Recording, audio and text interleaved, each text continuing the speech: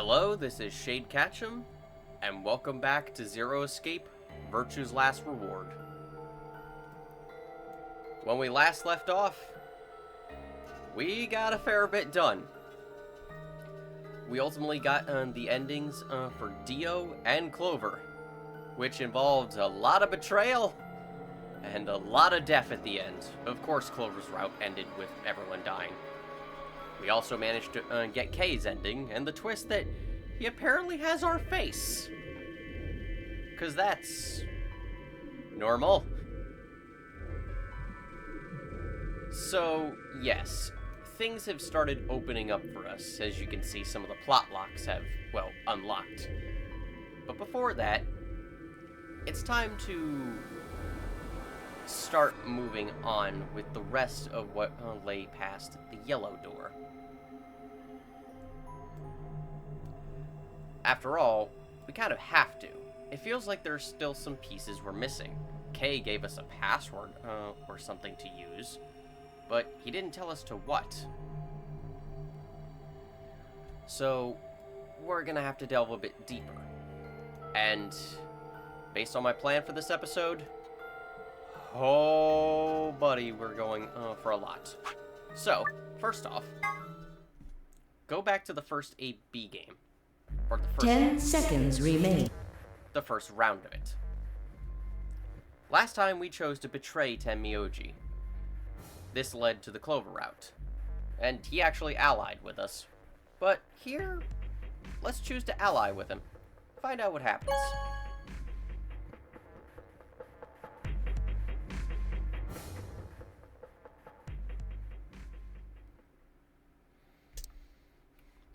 Let's see if we wind up in another Schrodinger's cat situation. As Fi and I stepped out of the AB room, I could see the others running toward the projection, shoving and pushing to get closer. Tenmyoji was left behind, his footsteps a slow, heavy plod. What happened to make him like that? So you chose ally, huh? You don't get to complain. I won, remember? Ah yes, our game of rock, paper, scissors. Not complaining. I just think you're being a little soft-hearted. You worry too much. I'm sure Tenmyoji chose ally too. See, that's what I'm talking about. You don't have any facts, just misguided optimism.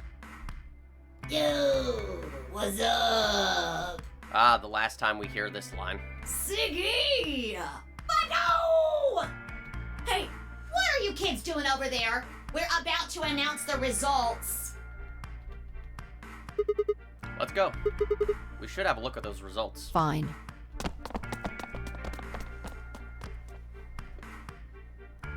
Good. Yes. Moving on. Let's just see what happened.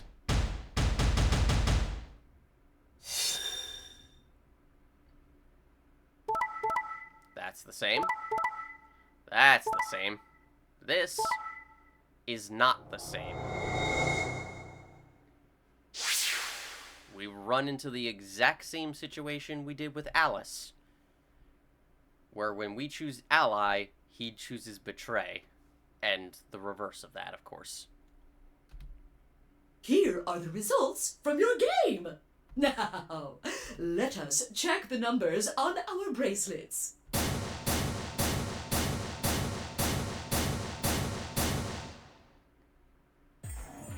Sigma.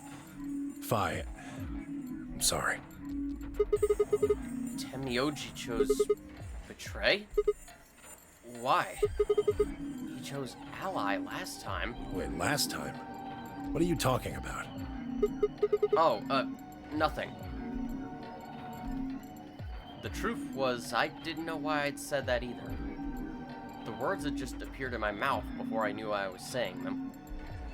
Right. Look, I'm sorry. Once again, there are so many little details in the dialogue, like depending on what order of events you go to. And so many that I quickly decided at the beginning of this that I can't possibly cover them all. It would take way too much time and separate playthroughs just to do that. But I encourage you to do things in a different order than I have if you want to see, like, any alternate dialogue for yourself. I swear. Okay, I believe you. See? I told you. A soft heart is the easiest to break.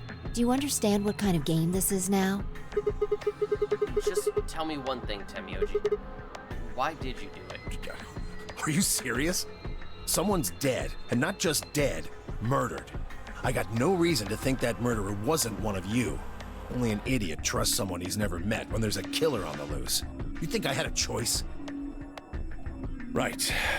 I think that's enough for me. I'm old, and I'm tired.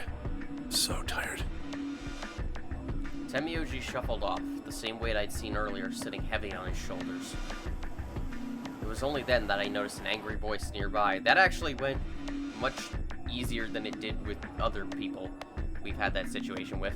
At the very least, it went easier than it did with Alice. Hey, Speaking of, what the hell is this?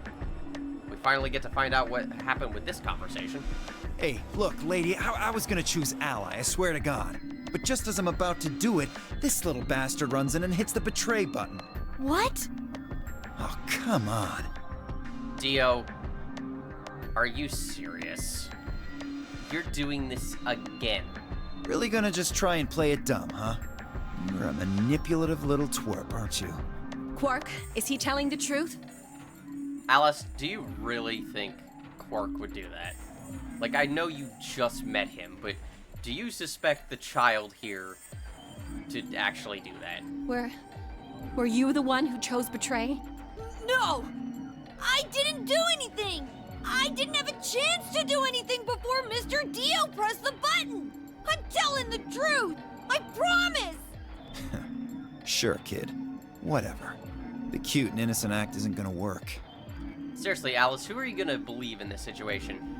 I know you've never met either of them, which, in a sense, makes them equal. But which of these two automatically seems more suspicious? No! Fine. You just wait.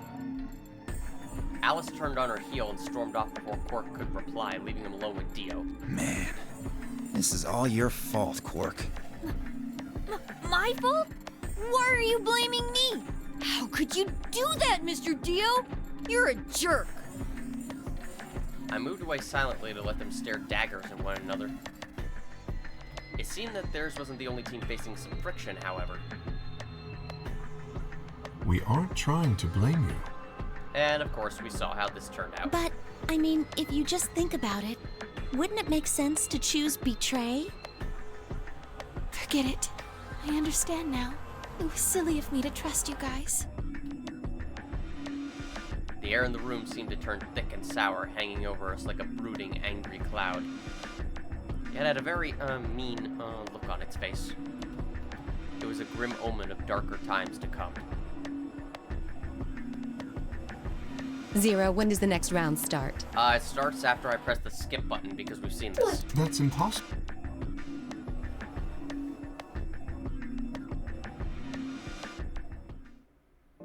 If I had to guess, I'd say it's going to be Alas or Siggy. Or Fido. Or maybe Mooney. Wow, 4 people this time.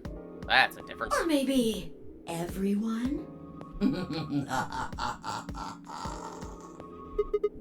What? Why?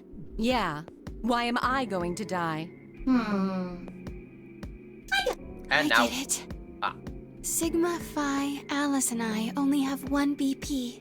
If any of us chose Ally and got betrayed, our BP would drop below 0. What? What the hell? Alright, Alice, you can scream your head off, don't worry. Yes, exposition dump for, what, the 6th time now?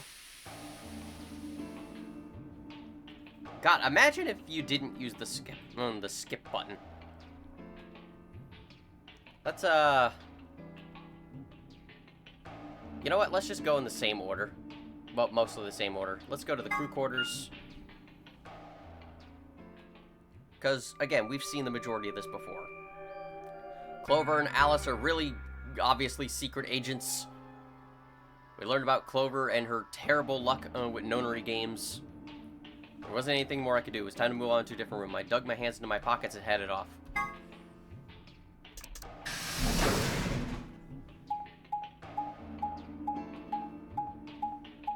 And then we learn about Dio's fetish for Saturn's rings for some reason.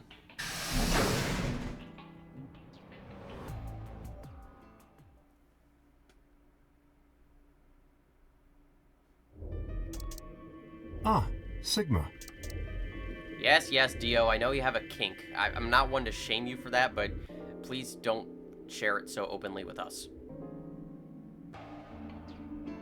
I know you get the planetary theme at the Love Hotel. There was only one other place I hadn't gone. The infirmary. At least the conversation with Tenmyoji should be slightly different.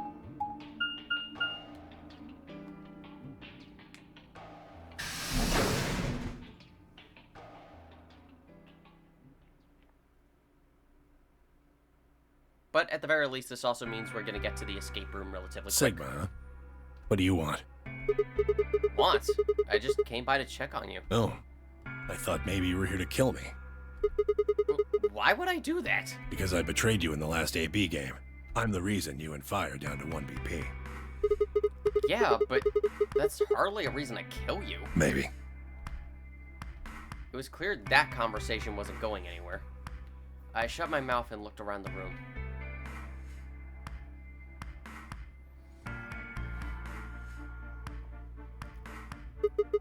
So, is it just you here? On this side of the divider, yeah. This side? Quark's over there, having a look around. And there's... You really gonna make me say it? Oh, the lady who was murdered, you mean? Yeah, you've been acting kind of weird ever since we found her. Why is that? Oh, what? Isn't that normal? We found a dead body. Who the hell doesn't get a little freaked out? What ain't normal is all of you just running around like nothing happened. Hell, some of you probably don't even remember she's in here. That's just because we've got a lot of other stuff to think about. Can you blame them for being a little single-minded? They're trying to escape from a game that just made it clear it has no problems killing them. Oh, just trying to survive, huh? Yeah. Then don't you think we ought to figure out who killed her first? What does that have to do with anything? You don't think much, do you? I'll bet you a pound of neodymium the bastard who grabbed us is the same bastard who killed her. Who else could it be? If Zero is one of us, then you're saying one of us murdered the old lady. You saw it too, right? The person in the gas mask? Yeah. Did you notice anything? Not really. The gas made pretty short work of me. Me and Quark. What?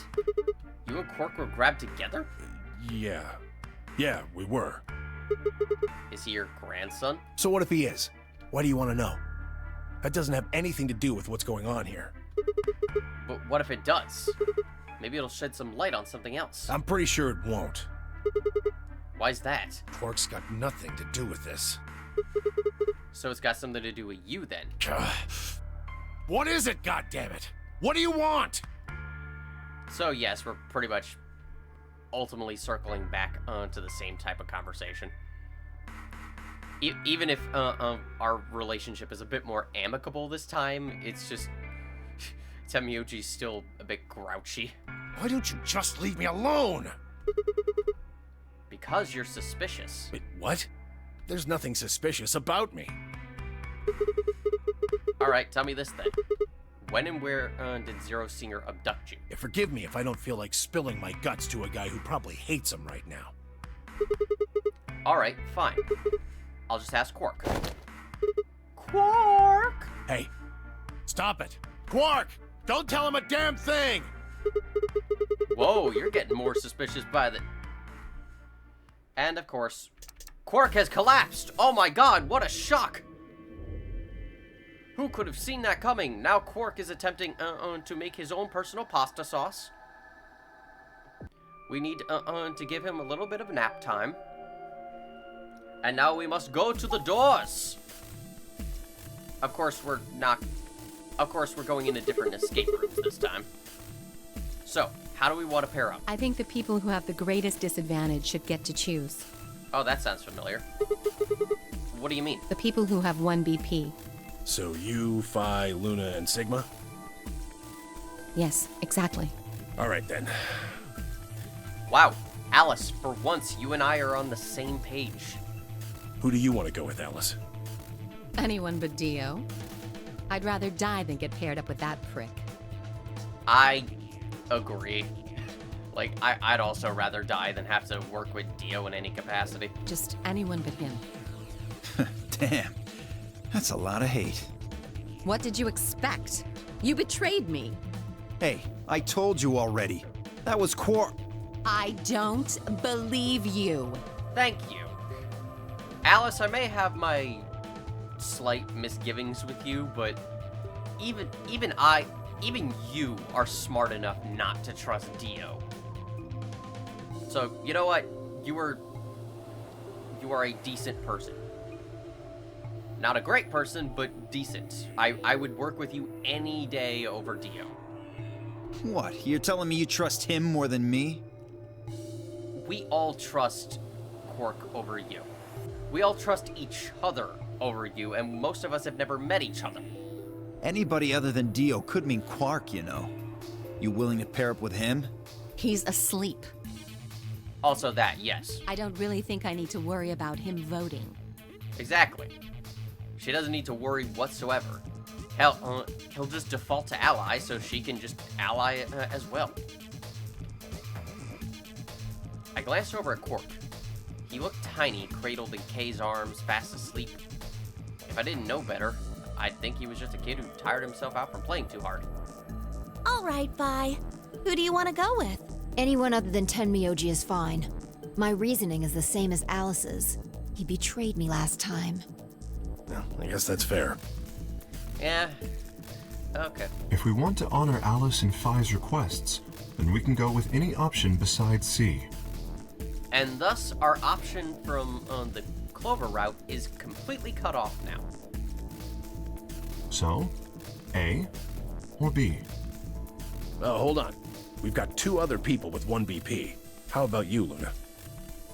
I don't really have a preference. Clover and Kay did betray me last time, but... They're both pairs now, though. And since you're a pair too, there's no way you'd end up going through the same door as them. Yeah.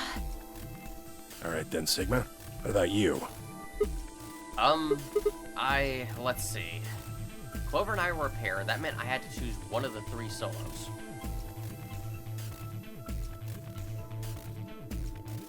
Well, the solution is clear. We gotta go through the green door with Quark. I want to take Quark and go through the green door. So option C, I guess. No. I don't think so. Were you even listening? I was thinking about pasta sauce, so no. I'm not gonna pair up with Tenmyoji. That means option C is out of the question. I agree. Option C is a no-go. You'll have to kill me before I'll go anywhere with Dio. I mean, Alice, you'll probably do that to yourself eventually, so...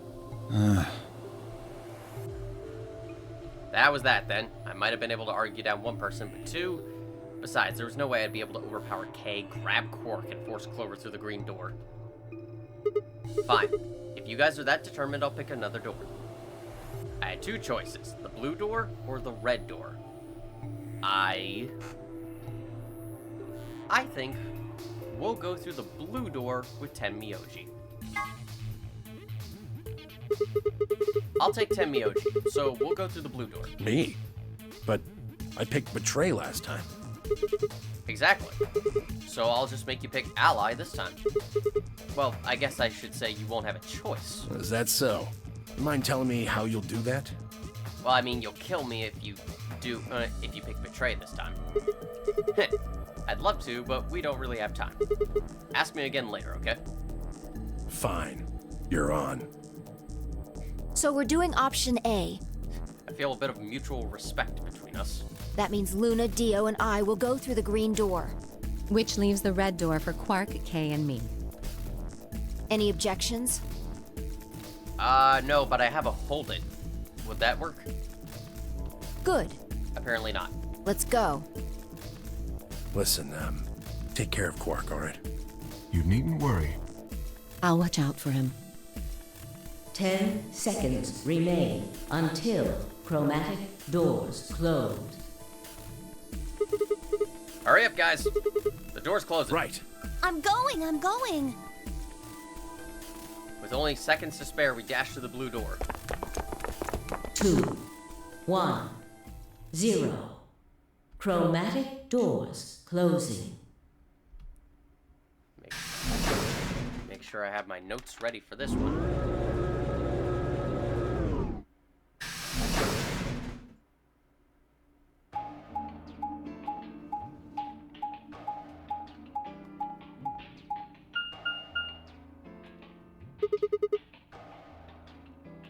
Oh god, right. I need some of these solutions were a bit odd. 3 doors. Which one should we take? That seems like kind of a silly question. I mean, they're all locked, aren't they? How can we go through any of them if they're locked? We open them. Oh, this thing here's got a lever on it. Maybe that does something. Why don't you pull it and find out? Right.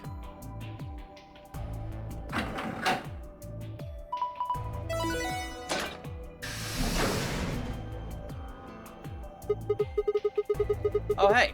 Looks like one of them opened. But only one. Why's that? They're probably telling us we should go that way. Might as well, then.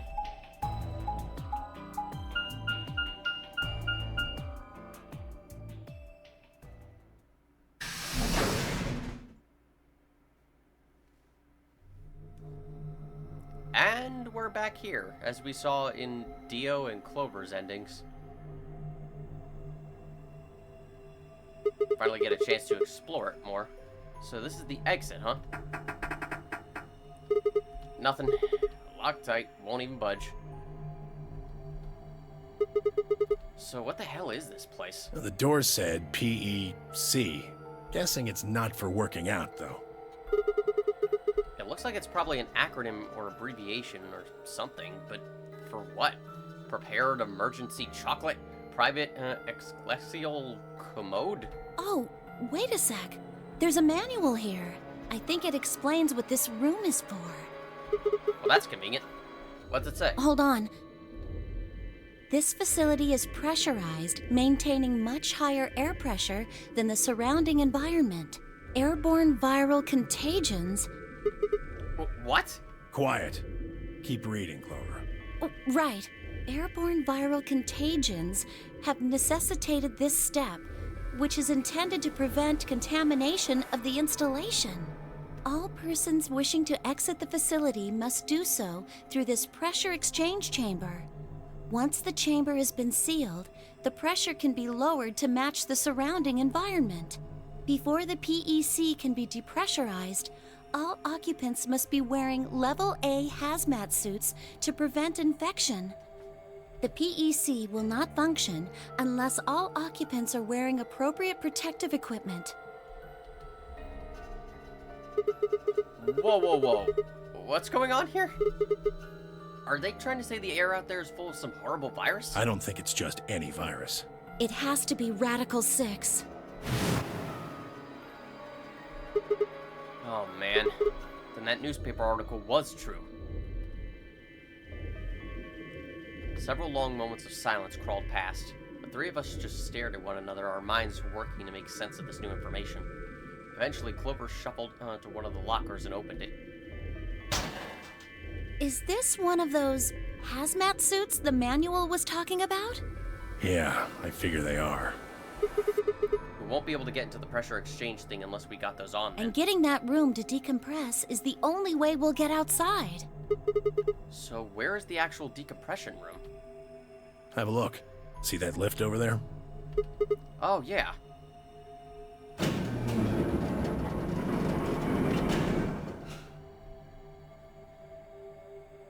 Oh boy. An escape room with an elevator. This room's divided into 2 floors, upper and lower. We're on the lower floor right now. Earlier, we were on the upper one. Clover, we went down. I think I know that. Then this is the actual pressure exchange chamber. No good. This one's locked too. Won't open, huh? Nope. Okay, it's probably pointless, but humor me on this. Let's go put on those suits, come back here, and try the door again. Maybe, just maybe, we can get out. Well, it does seem like that's how this thing is supposed to work. But do you really think it'll be that easy? It's hard to believe Zero Senior would make that big of a mistake. Well, let's have a look around anyway. Maybe we'll find something about that virus. Yeah, good idea. What are we standing around for then? Get to it. Seek a way out.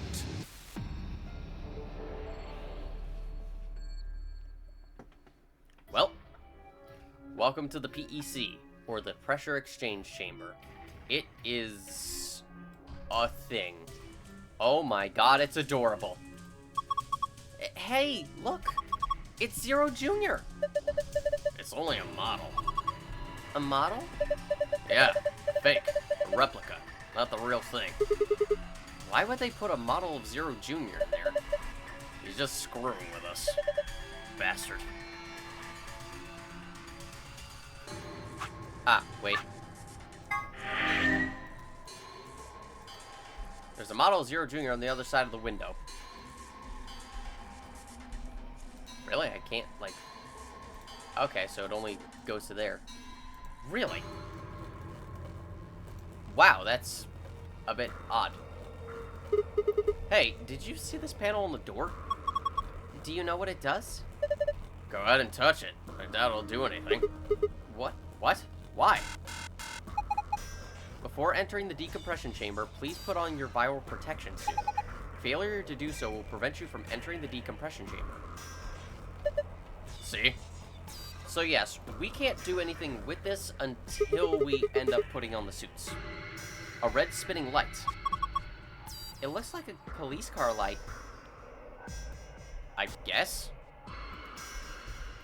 Wow, really? Nothing else to say about it? Oh my god. Why does it do that? Shit. It's locked up tight. What are you trying to do?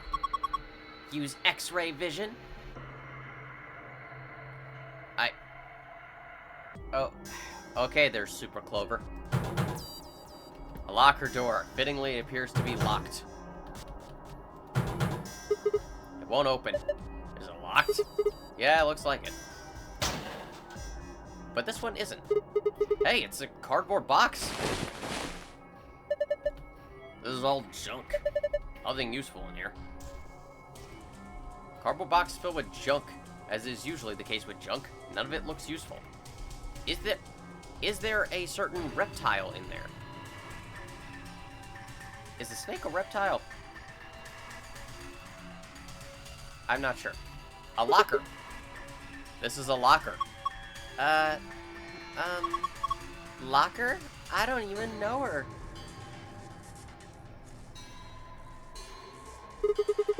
That's pretty bad, Clover. Clover, if you can't come up with something, don't even try. Oi. Oh, hi. Is that a barometer? The needle's in the middle. It says 1.5 atmospheres. That must be the normal pressure for this building. Remember? It said something in the manual about the pressure in here being higher than the pressure outside. A barometer. It says the pressure in here is 1.5 atmospheres. Fortunately, we can't look at the clocks. But there's basically not much we can do here. We just have to go up. Although, there is this up here. Huh? Is there something in there? Looks like a key.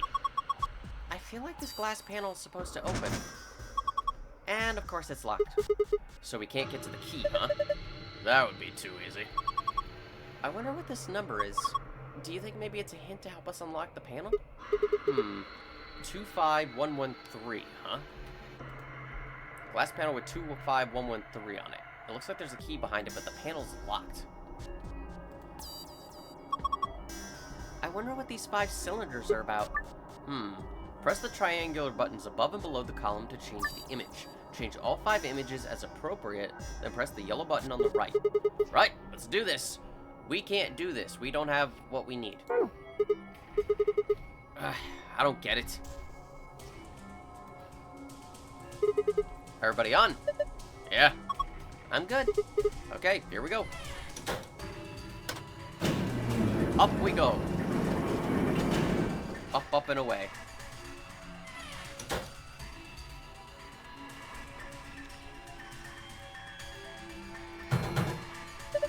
No good. It won't open. It's locked? Looks like it, but I don't see a keyhole. There's no keyhole.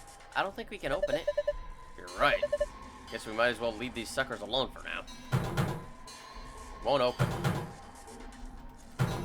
Maybe if I use Clover as a battering ram. What the? What are those protective suits? If we put these on, we should be able to get into the decompression chamber. Well, let's do it then. You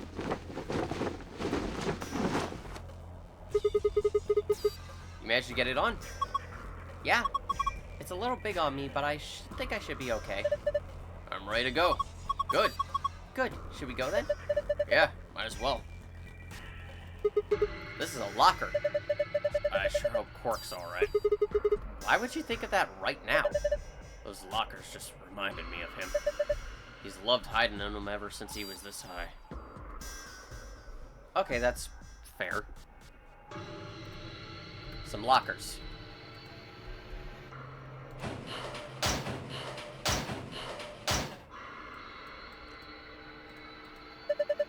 Where are you going? That's where we came in. There's nothing out there. All you're gonna find is a locked chromatic door. You know that, right? No point in going back out. Also, I'm not gonna put any voice filter on for these suits because that's just too much work. Pipes. Nothing suspicious here. Also, I just am not aware how to. Pipes. A pipe. Give me a pee. Give me an eye. What is wrong with you? That's a familiar joke. I wonder how Temioji knows it. Just an ordinary pipe. It's a protective suit. Keeps viruses and stuff out. Looks like there's a bunch of them. I still can't believe it. How can the whole outside world be infected with some virus? Yeah, it's too horrible. I hope it's not true. It can't be. I think Zero Senior just put these here to mess with us. I hope you're right. A set of protective clothing to prevent viral infection. Trying to guess what's going on with the rest of the world isn't going to do us any good. Once we get out of here, we can see for ourselves.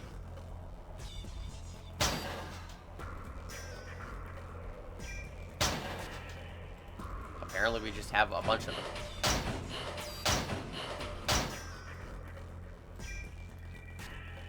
Just an ordinary pipe.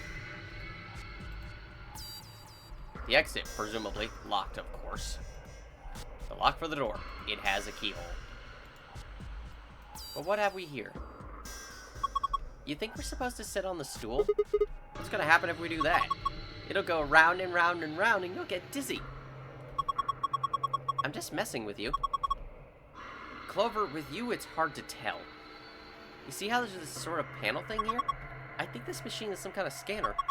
If I'm right, maybe it can tell you if there's anything wrong with your body or something. Really? I don't know. Just seemed like maybe that's what it was. That's a very specific guess. A stool. Nope, nothing happens if I sit on it. Not for me to sit on, apparently. Does that mean I'm supposed to put something else on it? Huh. I wonder what these are about. Do you think they mean something? There are 3 colors and 7 squares. The top and middle rows are green and purple. Red from the left, and the bottom row is cyan, green, and purple. Man, what is this?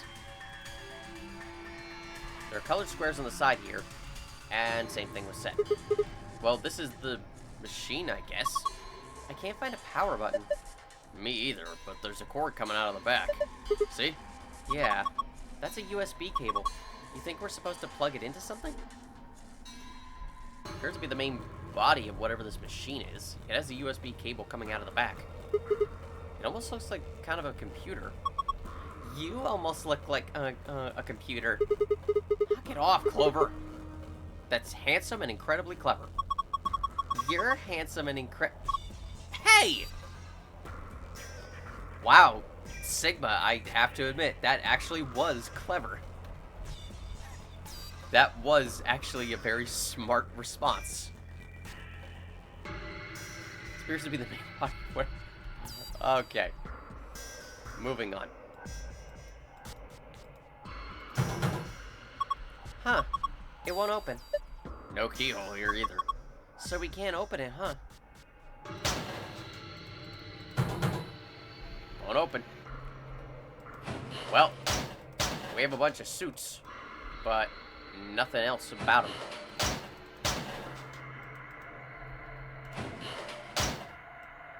However, we do have this odd table.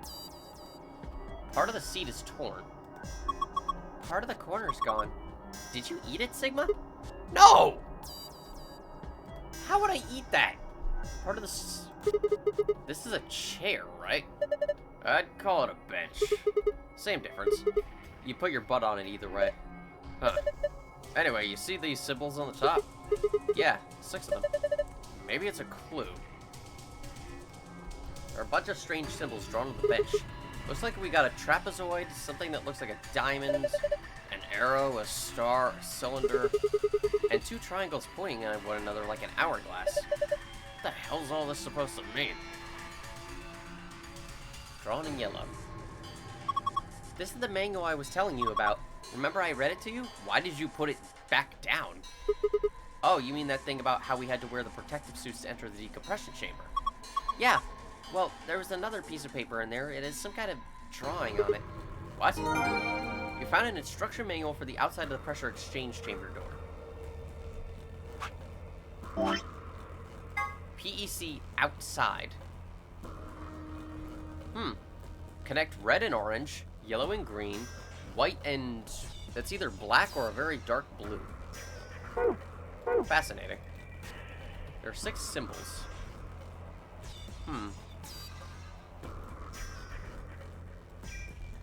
I thought he would say something about that. Okay. Well.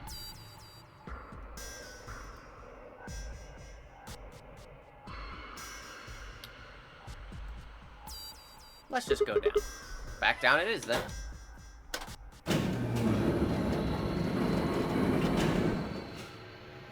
I can't remember if you're supposed to get another clue for that puzzle or not. But in the meantime, we need this. Now that we've got these things on, we could go inside, right? What the hell? The handle still won't move. Maybe that touchscreen on the door unlocks it. What? That's a pain. Why would they do that? Security, maybe? When you click the yellow guide ring, other rings will appear at other points that you can draw lines to. Click one of the other rings to draw a line connecting the 2. Repeat the process until you've connected all 3 pairs. Remember, however, that the lines should not overlap or cross one another. Right, let's do this. So, yes. What we have to do here is exactly what we saw on the image. We have to connect these specific colors together. The red and the orange, the yellow and the green, and the white and the, I assume, dark blue. But we have to do it in a way where the lines will not cross each other. You can't cross the streams. The way you can do this, for yellow, go here, start at yellow, go to the right, go down, go to the right again, go on down here, and then hit the green. Obviously, we don't need to worry about the purple and cyan. Now, for the dark blue, or black, whatever it is, click on it to start, go directly to its left, up, up again, go upwards to the left, and then just hit white. Hang on just 1 second.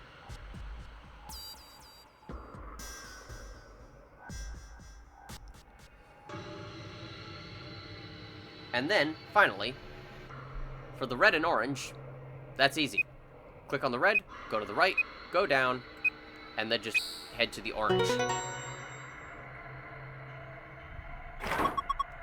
Good job! You did it! Nice work. We should be able to get out of this thing open now. God, I butchered that sentence.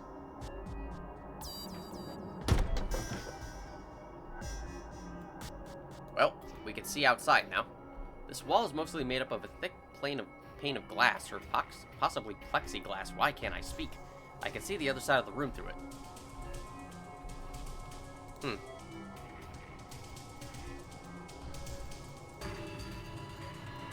Hi!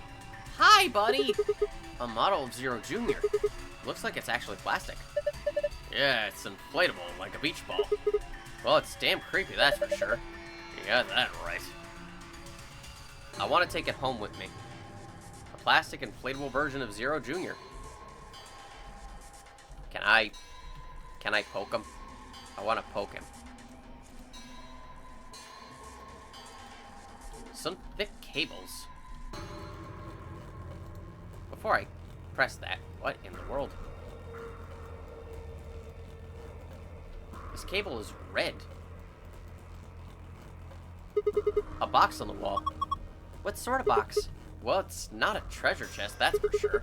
Maybe it's full of, like, electrical circuits and stuff. Forget about that box. Look at the door. You notice anything? Like, what? Temiyuji says there's something off about the door, though. Before that, there's some numbers on the bench. I wonder if they mean something. Numbers written on the bench. Ah, but we have a tablet. A tablet, huh? There's nothing on the screen. I don't think the power's on.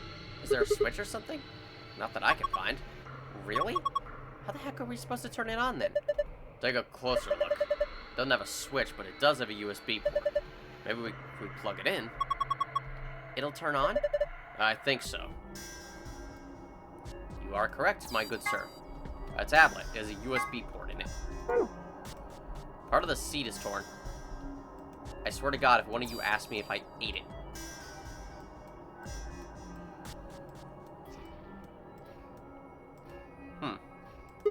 What do these buttons do? There's a key up here. Do you think maybe you're supposed to put it in a keyhole? What else would I do with a key? Hey, do you think that's a key for the lockers? Huh? Don't you remember? The lockers were, locked. Maybe that key opens them? A small key. Clover thinks it maybe opens the lockers, but... Looks like this is the decompression button. Want to try pressing it? No rush. We still haven't taken a good look around the room. We can always decompress it later. Aww. There's a blue button up panel. It looks like it decompresses the chamber. This button increases the pressure, right? So if I press this, it'll make me thinner? Won't work. Not while you're in that suit. Is that really the issue here? Increases the pressure. God, you people are weird. There's a machine on the side of the room with a couple of gauges and buttons on it. I'm guessing it controls the pressure of the room. Looks like a barometer. The needle's in the middle. Looks like it's at 1.5 atmospheres in here. I'm guessing that's the pressure for this whole facility. Remember what Clover read in that manual? Something about the pressure inside being higher than the pressure outside. Well, aside from that, all we can do is look at the door. Hey, this door is welded shut. Looks like it. How are you so nonchalant? That door and the one we came through that let us in here are the only ways out of this room. See? So even if we did decompress this room, we still couldn't go outside?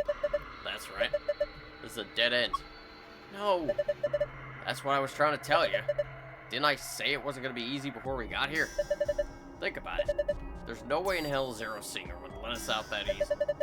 Otherwise, what's the point of all this? But... Damn it. And I was getting all hopeful. This sucks. Hey, Clover, where are you going? I'm going upstairs and taking this stupid thing off. It's not like I need it, right? It's hot and it's uncomfortable. I'm out of here. Well, surely this won't lead to anything bad happening. Well, there she goes. Uh-oh. What the hell was that noise? I don't know, but I got a bad feeling about this. I've got a bad feeling about that.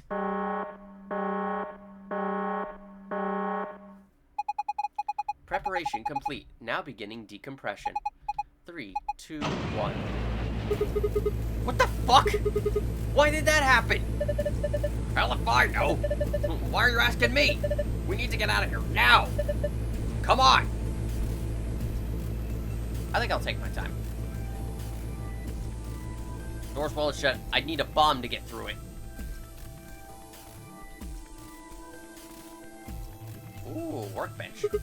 Hey, do you think we could break the window with that bench? Are you insane? That window's able to stand up to ridiculous pressure differences. We're not going to break it with a bench. I like to know what they mean, but I got more pressing concerns at the moment.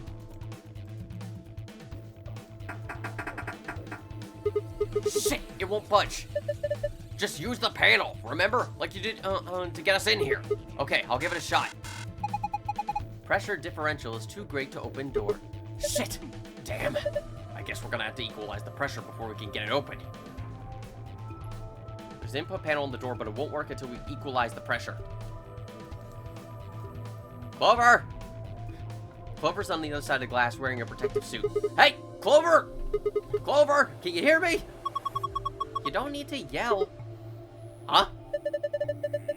These helmets must have a radio. We should have realized that earlier. How else would we have been able to talk to each other after we put them on? Oh, yeah. I guess that's the excitement of the moment and everything. It looks like you guys are locked in there. I tried to open the door, but it wouldn't budge. So, what should I do? Can you look around to see if there's anything useful? You mean over here? Yeah. You can direct Clover by clicking objects on the other side of the glass. So, in a way, we're playing as Clover. Technically. Clover, is there anything in that box? No, it's empty. There's nothing in the cardboard box. Clover, can you look inside that locker? Well, I would, but this one's locked. What about the one on the left? Sorry, I already took a look at it. There's nothing in there that can help us. I see. What's the gauge say? It hasn't changed. It's showing the pressure on this side, 1.5 atmospheres. Hey, Sigma. What? Doesn't it look like there's something under the machine? Huh? Hey, Clover. Look under the machine. Here? Yeah, do you see it? It looks like a binder. Yeah, I see it. Pick it up. Is there anything in it? Okay, hold on. This is... Hey! What is it? There's a piece of paper in here. A piece of paper? It looks just like the one I found in the manual. Oh, no, wait, it's a little different. The picture's similar, but I guess it's not the same. What's it of? How do I explain this? There are these color circles, and they're connected to other circles? You're not making any sense. Just bring it over here and shove it up against the glass. Right. We found an instruction manual for the inside of the PEC door. Ha! This is perfect. If we could just connect the dots like this. We're sitting in front of the elevator, hugging her knees. Clover, don't panic. But we might die. We might all die. We can't click at that. Oh my god! So how you doing? Gah! Get big! Must be the difference in pressure. You ever taken an unopened bag of chips to the top of a mountain or something and it gets all puffed up like it's gonna pop? Same sort of thing. I've never done that. I don't know why you would. I guess, but this is just... looks like it might be about to pop. Pop. I wonder if... Poke. Ow. It popped! Don't worry. I think that was the point. See? There was something inside. All that's left of Zero Jr. He gave his life for something. When he exploded, I think he bent his metal plate over here. Want to take a look? Pieces of Zero Jr. scattered all over the floor. Seems to have bent a metal plate on the wall. Is this a doll? Apparently it was inside the other Zero Jr. There was a Zero Jr. inside of Zero Jr.? Oh my god, it's a Matryoshka. This thing's pissing me off. Well, I don't like it either, but we don't really have a choice, do we? If it's here, then it's probably part of one of the puzzles.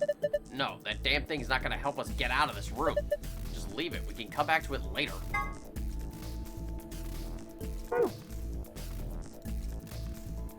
I wonder if I press a button.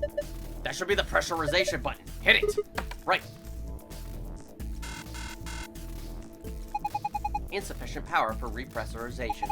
Please route additional power. Well, that's that, I guess. Damn it! Need to get the power on first. What the hell are you doing? That's the decompression button. It's not gonna do us any good now. Some thick cables.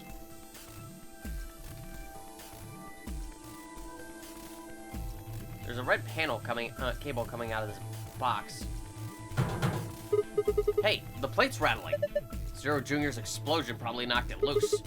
I think maybe we could get it off now. Give me a hand. Fine. And now we have a puzzle. Some thick cables. This one is red. But now we have a puzzle, and we need to connect certain parts together. There's something in here.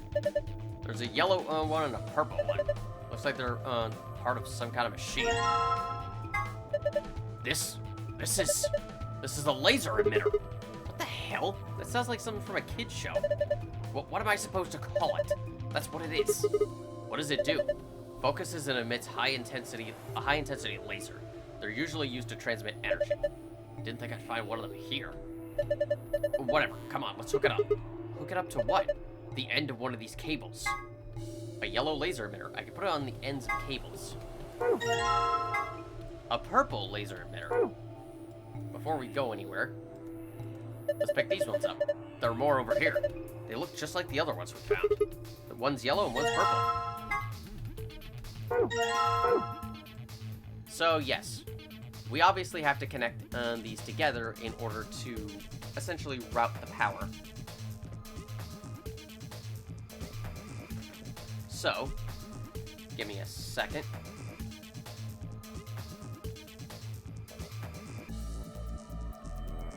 First off, hey, this won't fit. Take a close look at the color of the fitting. If the colors don't match, you can't connect it. At least that's my guess. So first off, we need a yellow one. Place a yellow on the middle and bottom of the left side.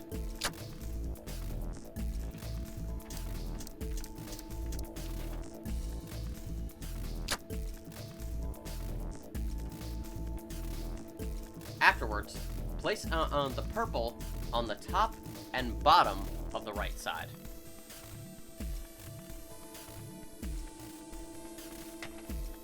A purple cable fitting. Come on, game. I press the button.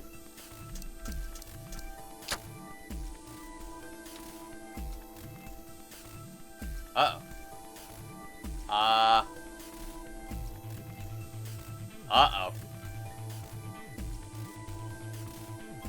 That's not good. My notes might be insufficient.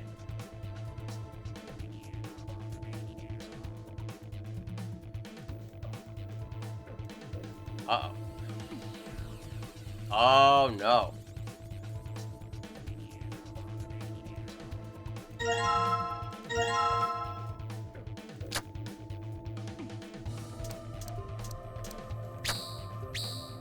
There we go. I briefly confused my notes when I wrote put it on the right side. I thought it meant the right side over here. No, it just means in one specific section. What was that? Maybe it's the pressurization system starting up. We should have enough power now. Good. Maybe now we can get out of here. I want to take it. Okay. But yes, you don't need to do anything with this side. You quite literally just need to connect the power of the red cable to everything else. And that'll give us the power needed. Let's press this button. Alright, press it. Press the damn pressurization button. On it.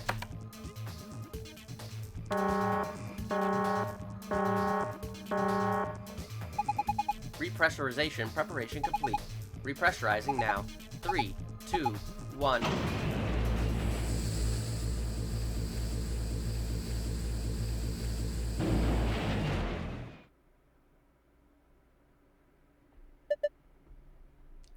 Look! The needle's back to normal. Thank goodness. Looks like we did it. What are you doing? There's no point to raise the pressure any higher. Let's get the hell out of here before something else happens. Hey! Don't touch that! That's the decompression button. We just got the air back. You want to let it all out again? Yes. Looks like the pressure's back to normal. Don't think we can get out until we unlock the door, though. Yeah, good point. Really? I can't? Oh, okay, I can. It's almost sad. What did it say? The bigger they are. Alright. But now we can finally get out of here. Alright, we've restored pressure. We should be able to use the door panel now. When you click the yellow guide ring, other rings will appear to other points that you can draw lines to. Click one of the other rings to draw a line connecting the two. Repeat this process until you've connected all 3 pairs. Remember, however, that the lines should not overlap or cross one another. Just like when we came in, right? Let's go. However, the solution is not the same. This is what Clover gave us. This time we have to connect the white to the purple, the yellow to the pink, it looks like, and the cyan to the green. In order to do this, let's start with purple. Go over to its left, then down, then down onto this left, and over to the white.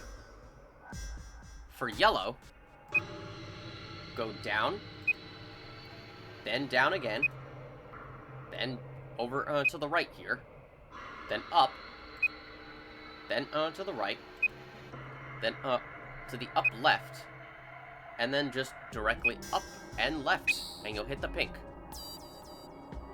Finally, for the cyan, go up to the right, then just pretty much up the circle. Up, up, directly to your right, over here to this corner, then go upwards, then go down, and right to the green. And you're good. It's not that bad. Good work. What's going on? Did you guys unlock it? Yeah, looks like it. Hold on, I'm opening it now. Okay.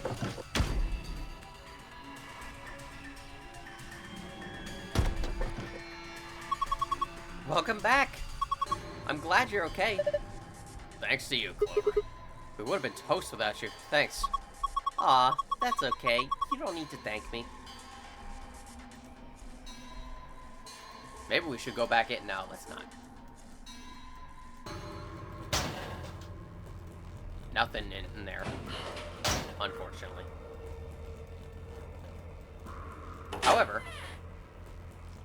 we now have what we need in order to solve this.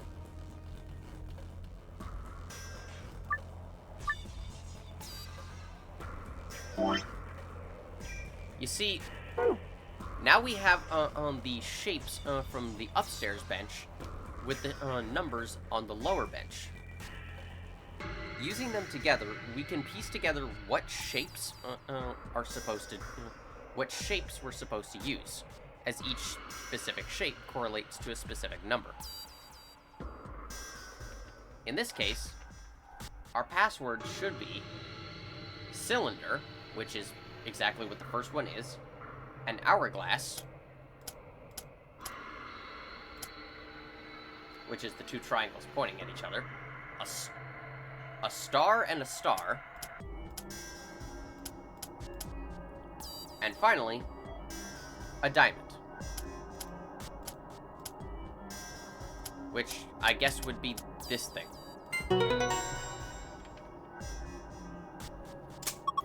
Good job! Looks like you were right. Hey, look!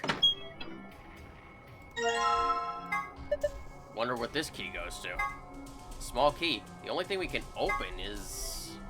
I've already unlocked the glass panel. I can leave it alone now. Well, I mean...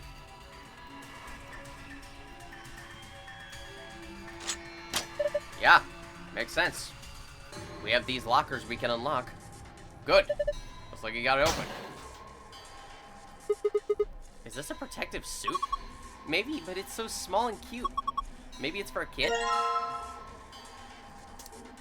Anything to say about this, Clover? Oh my god, it's so cute! How the hell is this cute? It's hideous! You really think so? Guys, did you look at the stomach? Creepy. What do you mean? Think it means? A Zero Junior doll. It has a colorful pattern on its stomach. You two have very different definitions. It's so small. I know! Isn't it cute? So, do you think this is just the right size? For you? No, of course not. I mean, I know I'm a tiny, delicate flower, but even I wouldn't fit into this. And who would it fit? That doll you found in the decompression chamber. Wouldn't that just be adorable? Clover thinks that maybe the doll I found in the decompression chamber might fit in it. I suppose. A locker door. Fittingly, it appears to be locked. Good. It opens. There's something in here. Huh. Is this a journal? Looks like it's blank. Not much. Wait. There's a slip of paper in here. This is... You found a sheet of paper with colorful shapes on it.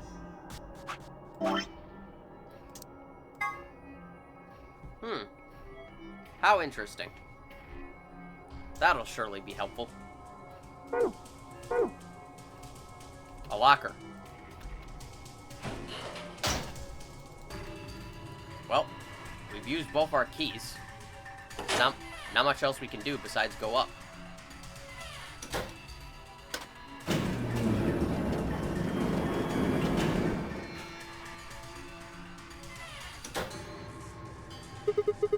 Can we take these off now? Yeah, I think so. I mean, we unlocked the door to the decompression chamber, right? Yeah, no point in keeping the damn things on now. Off they go. God, I was getting sick and tired of looking at that, like, filter on it. Ah, feels much better. Clover, you're drenched in sweat. Hey, you're not thinking creepy stuff, are you? Of course not. Just put them back in the locker. Okay. You better not, like, smell mine or something, Sigma. I'm offended that you would even suggest such a thing.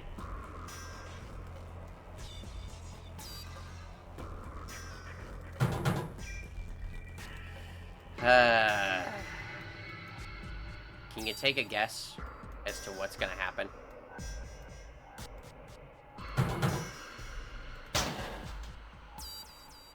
Set protective clothing.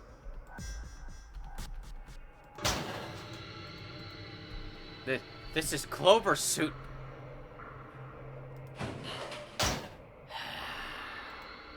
Maybe just once. Who would it hurt? Sigma, you... I'm not a big fan of you. Not really. No, you idiot! What are you thinking? This isn't the time for that. But Just a little.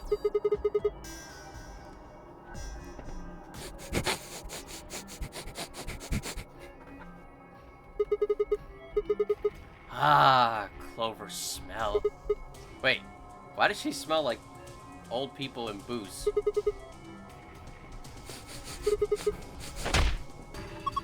Hey! What are you doing, you creep? Sigma, that's my suit. Oh my god. Well, there you go, Sigma. So this would be Clover's suit.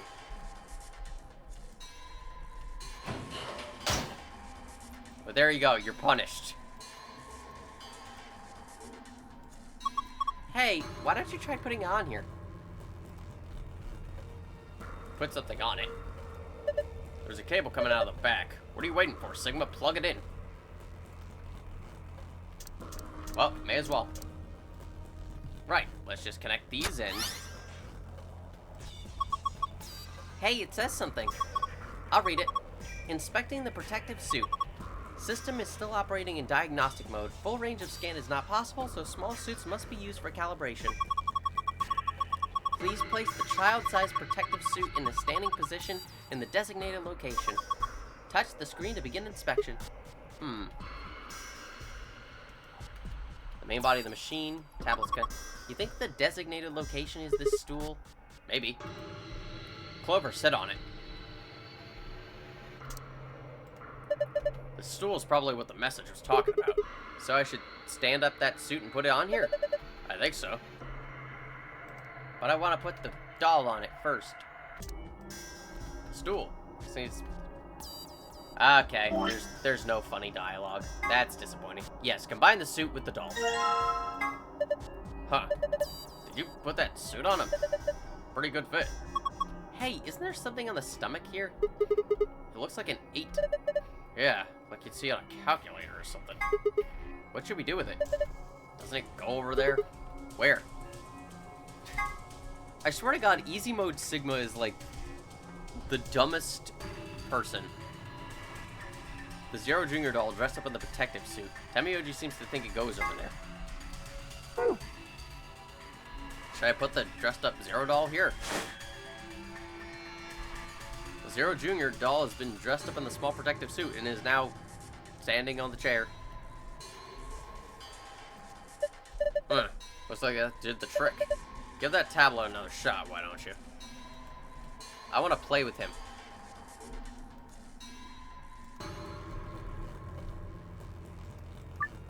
The pattern on the display is the same as the pattern on the stomach of the stuffed animal wearing the protective suit. Click it to scan the pattern so the device can read the colors in the pattern. Once you have that, enter 3 numbers on the right of the screen and press check. Okay, let's give this a shot. So, are you confused? I don't blame you. This puzzle is, not very well explained.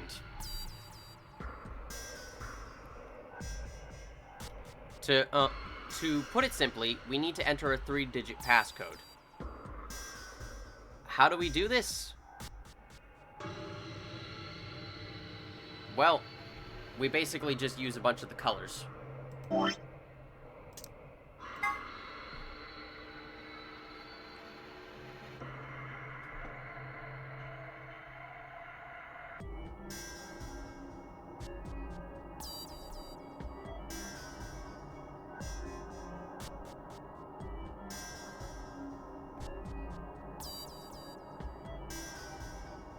So, yes, I'm going to be real with you here. I don't know how to explain this to you. You're basically supposed to use the colors in the 8.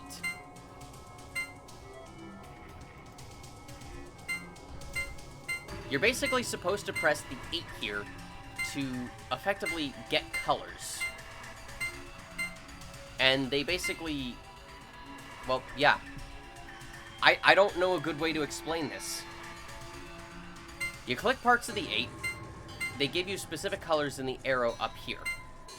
you're supposed to translate those to numbers.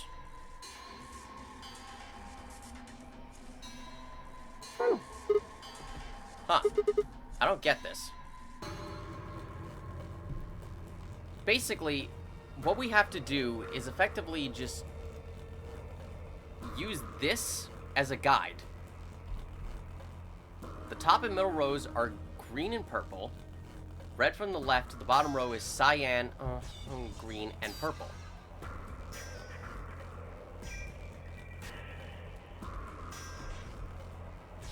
So, if we do that, let's find out what those are. Green and purple. That's purple. That's green. So, what happens if we put those together? Well, it looks like a 1. So, if we do that, we saw it twice in the pattern there. So, 2 1s. But we also saw one that included a cyan right before. So, if we trace that little pattern there, cyan, green, purple, it looks like a 7. And that's basically it. Huh? Did I solve it? Looks like it. I mean, the color changed and everything. This looks like on the passwords I found in the AB room in the infirmary. Yeah, this ought to open that safe. Unfortunately, we're not done. We obviously have this little piece of paper that is much more complicated. This is actually how we get out of here. Of course, the more complicated answer is for the escape password. But yes, you basically have to notice that as you're putting these colors in order, you have to notice that they're essentially tracing the shape of a number. So, if we go cyan, red, blue,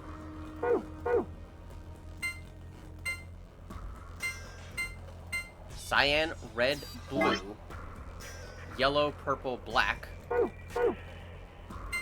yellow, purple, black. So going in that direction, it makes it look like a 6. Meanwhile,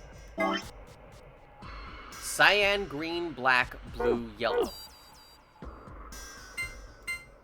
Cyan, green, black, blue, yellow. That resembles a 2. And finally, cyan, green, black, purple, yellow. Cyan, green, black. Cyan, green, black, purple, yellow. That makes it resemble a 3.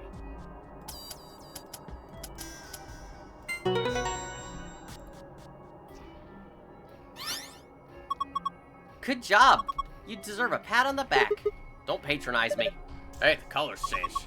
You're right. Huh? This one's different. You think it'll open the safe too? Well, no harm in remembering it. So yeah, that puzzle, it isn't necessarily difficult, but I would say it could use a bit of a better explanation. Really, all you have to... The only thing that's difficult about it is that you have to effectively train your mind to look at each part as... Basically, you have to train your mind to effectively trace a line within this 8. Other than that, it's not too bad. It just may take you a second to understand what they're asking you to do. This is the safe, right? Yeah. It's just like the ones I saw in the AB room in the infirmary. So we just type a password in here and it should open. Everything else looks the same. Moon, moon, sun. Let's get this up. Let's get the file first. Hooray! It opened! Good job. No!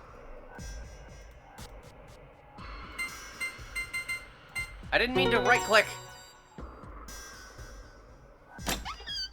I didn't mean to right-click. The problems of recording in a hurry. Sunset Star.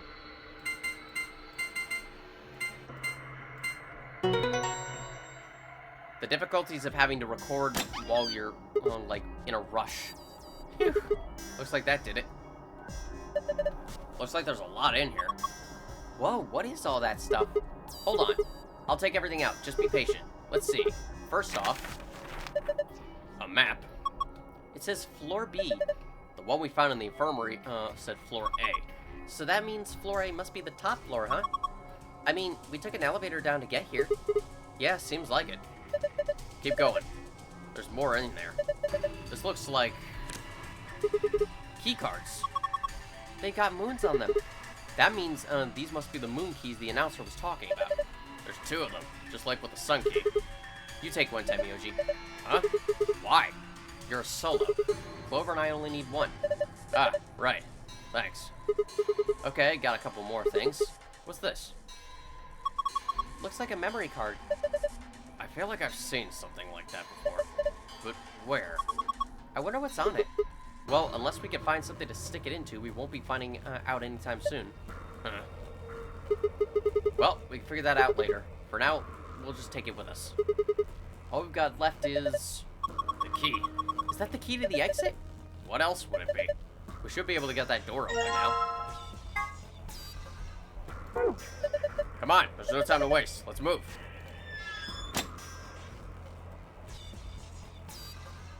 You know what? I'm curious. I know I shouldn't be wasting time, but what happens if I still try to leave?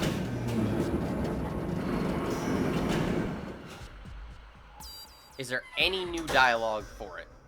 Like, did they expect any players to actually do this?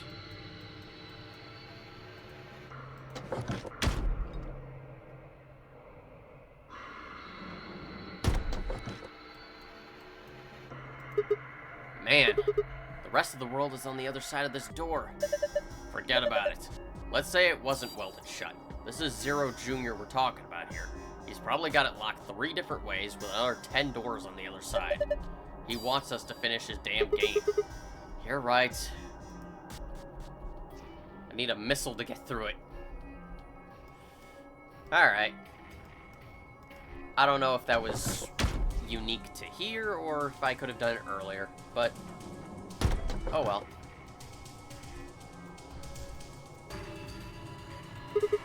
There are pieces of Zero Jr. everywhere. Aw, that's kind of sad. Sad? You trapped us in here. But Zero Jr. is just following orders, right? He's just a computer after all. Zero Sr. is the one who's really in charge. I see.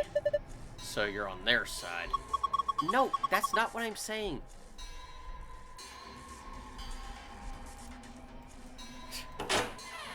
Ten, I hope you're not being serious.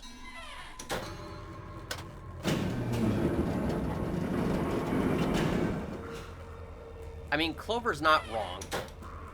Zero Jr. is just a computer program. They're only following orders. Hey, what are you doing? Hurry up and unlock it. What are you sitting around for? Whoa, that is a typo if I've ever seen it.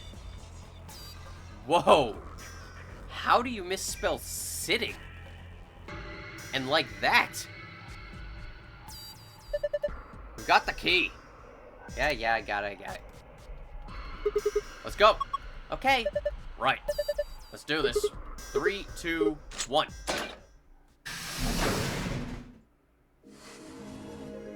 You found it. That took longer than I wanted it to. That's what happens when you get texted in the middle of recording and have to turn your eyes away for a second. Is this another warehouse? Looks just like the one on the last floor. There's even a big old door in the same spot where the number 9 door is in the other warehouse. True, but it's rusted over. I don't think it's opening anytime soon. No lever to open it anyway, that I can see. Then what's the point of it? Well, shoot. We couldn't possibly open that door with our bare hands. Duh.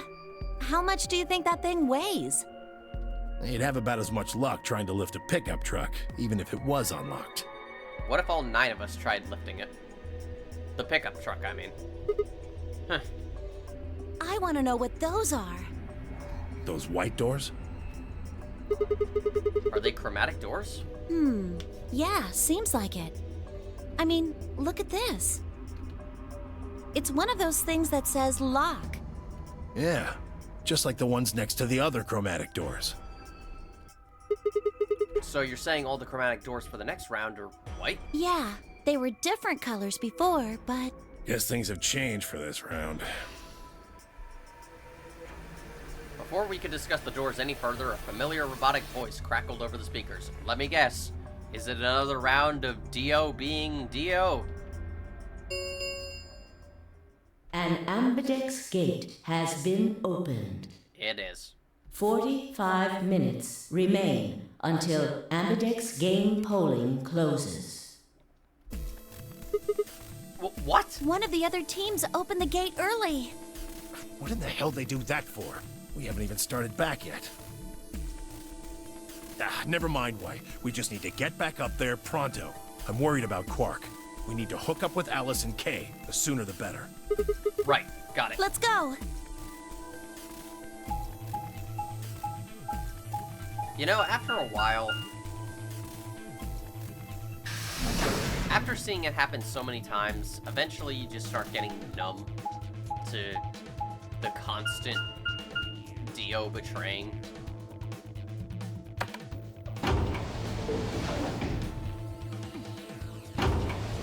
Like, what else is there to say after it's happened, what, the 12th time?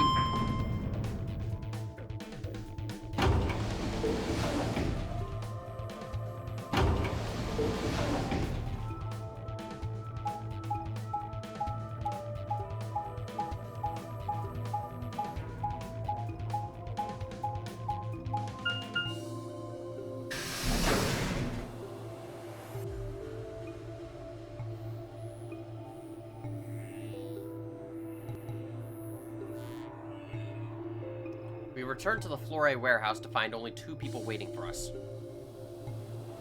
Kay, who'd gone through the red door, and Dio, who'd gone through the green door. Where's Quark? He's currently taking tap dancing lessons. We took him to the infirmary. At the moment, Alice, Phi, and Luna are looking after him. Is he all right? I don't know if I would describe him as all right, but apparently his condition has not worsened, if that's what you mean. He is still resting. However, we... Good. I'm going to the infirmary. Tenmyoji, please, wait! Tenmyoji ignored Kay and took off on a run through the yellow door. We were distracted as we watched him Naruto run through it for some reason. Oh dear. He's gone. There was something I needed to tell him. Well, it's not like it matters. I mean, you could go after him and still tell him. The girls will just tell him when he gets there. He ought to calm down once he's seen the kid. Clover and I looked at one another, eyebrows raised. What are they going to tell him? Well, you see...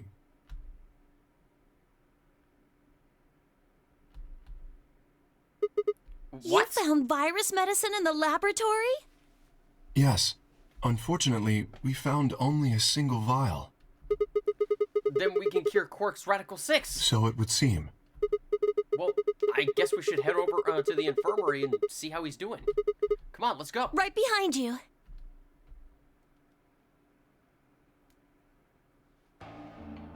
He should be fine now. It might take some time for him to recover fully, but the worst is over. Luna's voice was quiet as she stepped back from the Quark. She held an injection gun with an empty vial.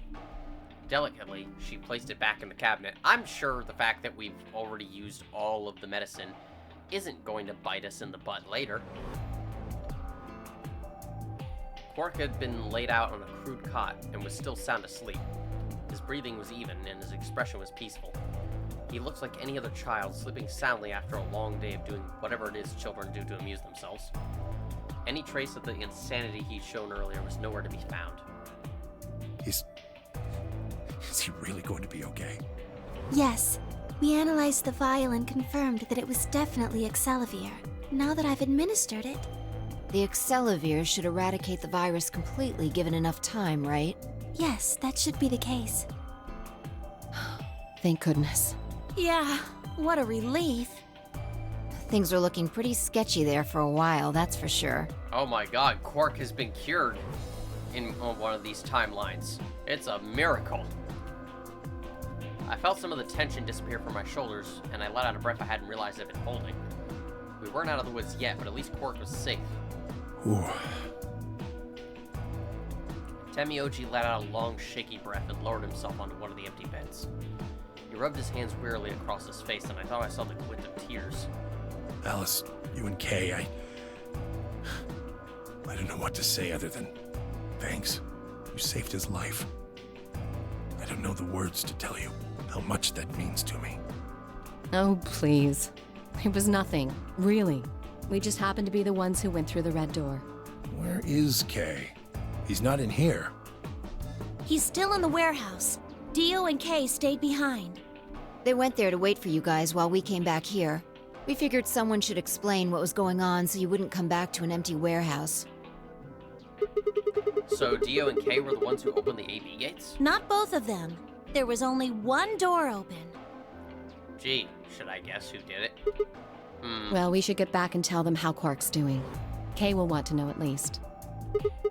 Yeah, you're right. I nodded and head back toward the other side of the room. I was nearly there when Temioji suddenly spoke. That's right. Huh? You know that memory card we found? This thing? Yeah. I think I know how we can take a look at what's on it. What, you don't remember? There was a memory card just like it that we used to solve the puzzles in here. Yeah. He's right. There's a slot next to the screen. It should work for this one, too. Now that I think about it, didn't one of the teams go through the PEC in one of the other timelines? Did they somehow not find the memory card? Oh yeah, there it is. Right, yeah. Well, let's give it a shot.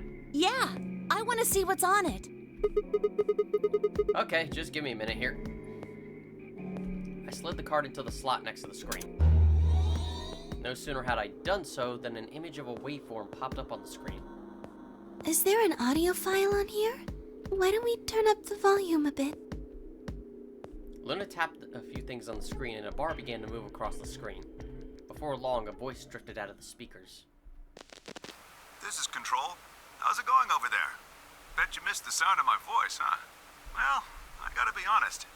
It's getting pretty lonely over here, too. Feeling kinda like howling at the moon, lone wolf style. Speaking of which, I'm looking at it right now. The old girl is beautiful. Never seen a moon this full. And that color. Whew. Tonight's that eclipse, remember? What a way to end 2028, huh? The moon's this amazing red. If it wasn't so beautiful, it'd be kind of ominous. Wish you guys could see it too, but... sorry, forgot. You're supposed to be on Mars, aren't you? So, how are Phobos and Deimos looking right now? Sure hope I'll get to look up at them someday too. Anyway, over. Hey, something wrong? Talk to me, guys. What? You gonna play hard to get because we haven't talked in so long? Enough jokes, all right? Knock it off. Where are you guys? Is there something wrong with the radio? You're saying everything's green? Well then, what the hell's going on here? Why aren't they responding?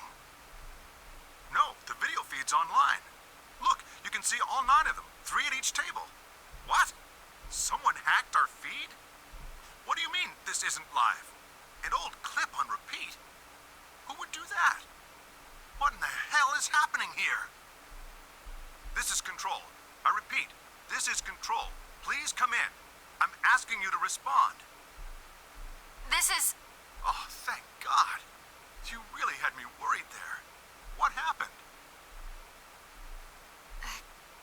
6 of us are... dead.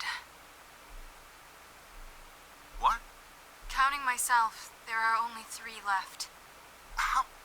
Why are... They were killed. What? I guess you could say I killed them. No, that's not quite right. Not just them. Not just these 6. All of them. All 6 billion. Soon, I will have killed 6 billion people. Are you there? Respond! Damn it. This is Control. I repeat, this is Control. We have an emergency situation. We have an unconfirmed report of 6 deceased test subjects. Deploy rescue and escort teams to the test site immediately. Shit. What the hell happened in there? Well, that was a lot to digest. Is that it? Yes. What on earth was that? Sounds like the plot of another game. Any ideas? I got only frowns and shaken heads in response. Only one person showed a reaction other than stunned confusion. Tenmyoji. Long after the audio ended, he stared at the screen, deep in thought. Do you know something, Tenmyoji? Yeah, I think I know what that was. Yeah, I'd say so. It's probably a transmission from the Mars mission test site. Mars? I'm sorry, what? You mean some kind of space travel? What kind of test site was it? Did you know that the government is developing spaceships with particle annihilation engines? These ships would be able to get humans to Mars a lot faster than old chemical rockets. But they don't want to just send a manned Mars mission off half-cocked. That was the idea behind this test. They built a whole complex on this old Air Force base in Nevada. The idea was that it would be a simulation of a manned mission to Mars with a crew of 9 men and women. They'd monitor the whole thing and use that data to plan the real mission. Of course, putting 9 people in one location in Nevada. Why wouldn't we? So what we just listened to was a transmission of that project. Yeah. Why is something like that here? Don't know why. We found it in the safe. No explanation. Dollars to donuts, it's got something to do with Zero's plan. You mean we were meant to hear what was on that card? Yeah. It's all very interesting, but how exactly do you know about all this? Oh, about the simulated Mars mission? Yes. I was involved with the project. Yep. Involved? Now, the intent was to create as accurate a simulation as possible. That meant we'd need to simulate the radio silence we'd experienced during conjunction. What's a conjunction? It means 2 things in space are close to each other.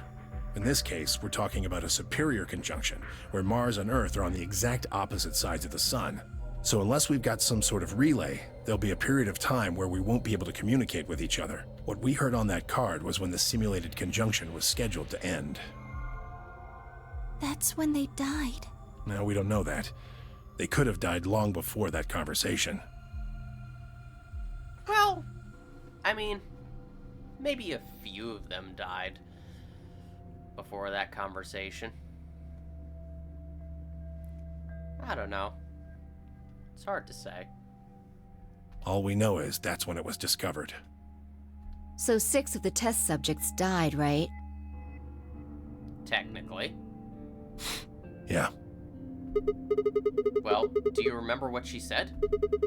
There was something about how she didn't just kill 6 people. She said 6 billion. What the heck did she mean by that? Just what the hell happened there? Tenmyoji frowned and looked down at the floor. We were all silent as he paced slowly back and forth across the room. At last he stopped, raised his head, and spoke. The truth is that there's a chance a virus escaped from the test site. A virus? Wait, you don't mean... Yeah. Radical 6. What? How can that be? I'm just telling you what I know, okay? Nobody's sure how Radical 6 got in there in the first place, but one of the subjects might have been infected when they entered. Or the virus itself might have been an intentional part of the simulation. Might have even been created in there. Maybe it got out by accident. Because someone just couldn't bring themselves to do something. Or because someone else was, you know, just a very evil person. Anyway. The test site deaths became the index case for a pandemic. Anyway, prevailing wisdom says it got out somehow. And once it was out, it spread pretty quick. All across the planet. And it killed 6 billion people? No, not directly. Best numbers put only a third or so of those deaths as directly caused by Radical 6. The other 4 billion died from the collapse caused by the deaths of that first third. The whole world just fell apart. Well, that's cheery. We've had some deaths on this game. And the idea of a virus that can potentially make you want to commit suicide is already dark, but way to raise the stakes. 6 billion people dead.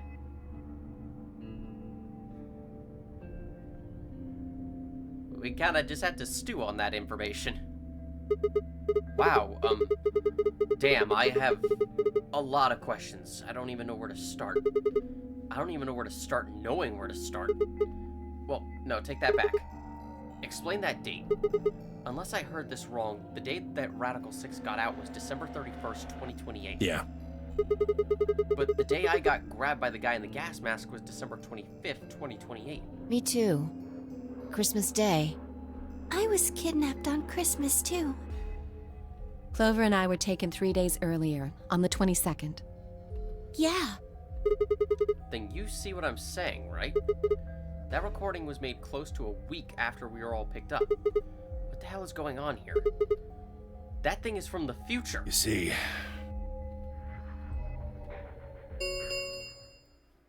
10 minutes remain until Ambidex game polling closes.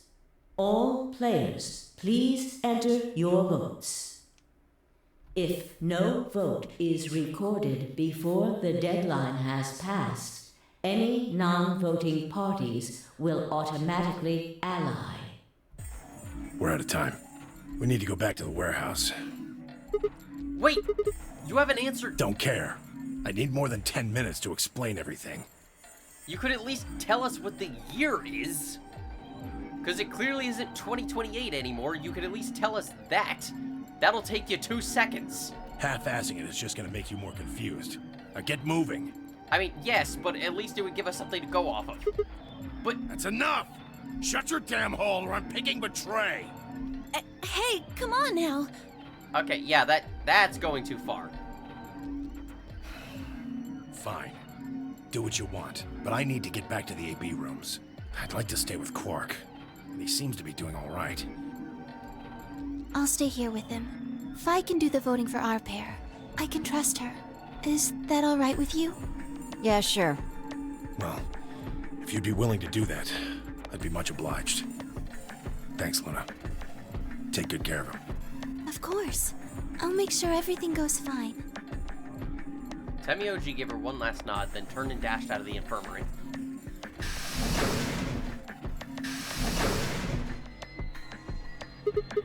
Well, that's that, I guess. We should probably be going too. Yes. We'll just have to wait to hear the rest of what he has to say later. I'd rather just get it all out in the open now, but there's not much we can do. Let's get going then. So what was that about Temioji being naturally suspicious?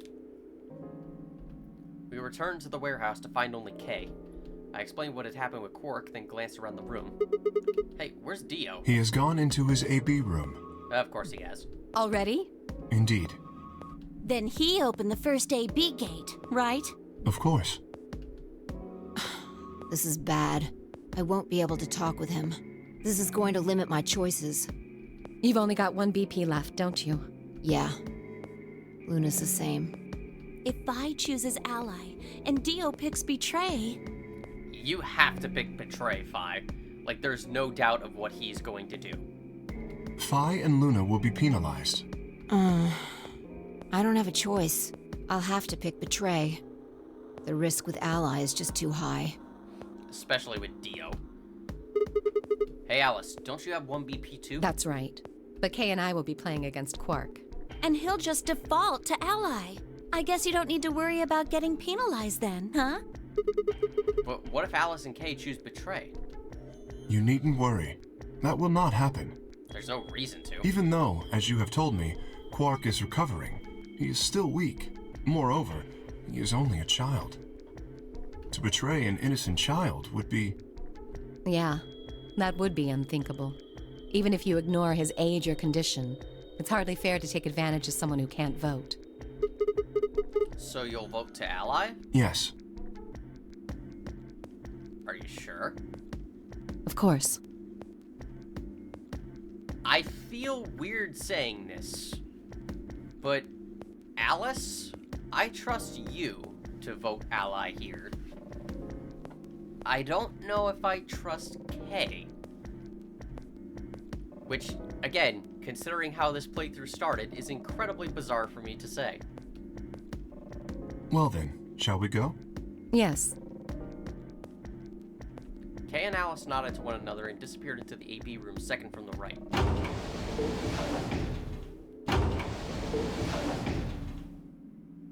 Without saying anything, Fi turned and walked into the room just left of theirs.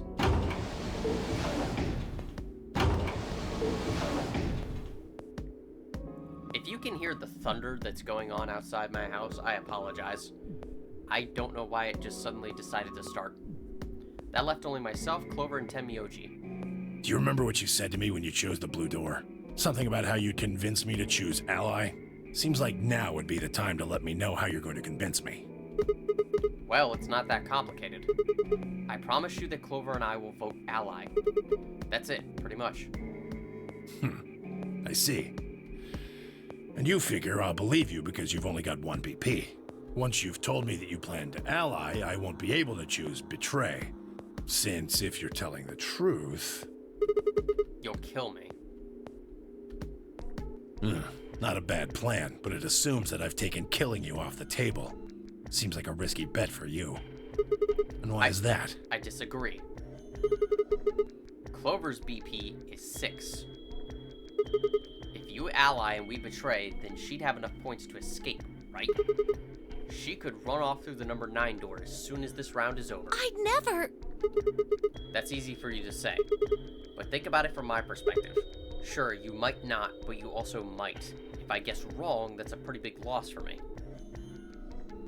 Well, what if Clover tries to seduce you to get what she wants? What? Huh? That's just an example. What I'm trying to say is that once you two are in that room, Clover might try and make some sort of bargain with you. I'm asking what you're going to do if that happens. Are you sure you'll still choose ally? Seduce me, huh? Hey! What are you staring at, you perv? There's no way on earth I'd do anything like that! Ugh! As if! In your dreams, creep.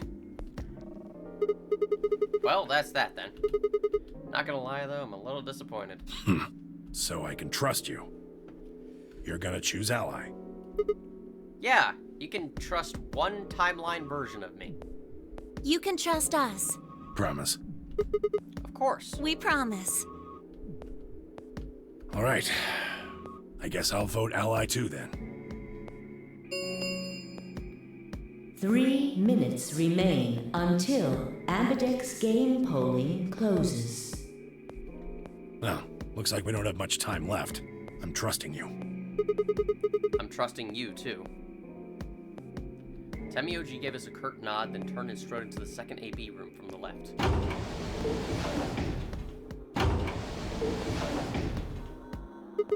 Right, well, let's get to it. Yeah.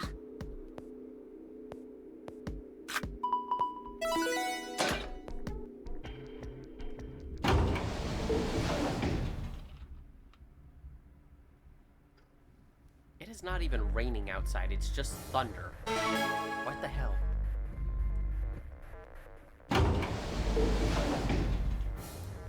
Hey, Sigma, I wanted to ask you something. Oh god. What's up? Could you pick Betray for me? What? I mean, I could try and, like, tackle you. But you're so big and strong, you'd probably just throw me on the ground and that'd be it. Yeah, well, So I thought I might as well just ask you really nicely. Oh, I mean, I'd be happy to, pay you back. If you just pick Betray for me, then I'll listen to anything you say. that is very specific wording. Anything? Yep, anything. So think carefully, okay? If you choose Ally, you're trusting him with your life.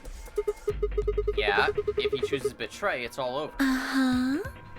Are you really, really sure you can trust that old fart? Hey now, that's not very nice. The only safe choice is to pick Betray. But if he chooses Ally and we don't... Then I'll have 9 BP. But you don't need to worry about that.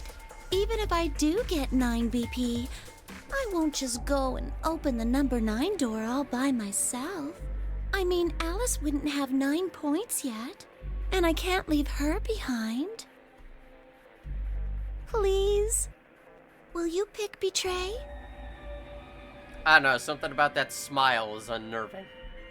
20 seconds remain until Ambidex game polling closes. The voting machine was in front of me. I didn't have much time left to think. Would I keep my promise to Tenmyoji and pick Ally? Or would I betray him for Clover and... If you just pick Betray for me, then I'll listen to anything you say. In the end, there was only one possible answer. 3, 2, 1. Ally. Really, Clover? Round 2 of the Ambidex game has been completed. Results will be displayed in the warehouse. Thank you for your participation. Ambidex gates now opening. Yeah, that's probably the easiest choice.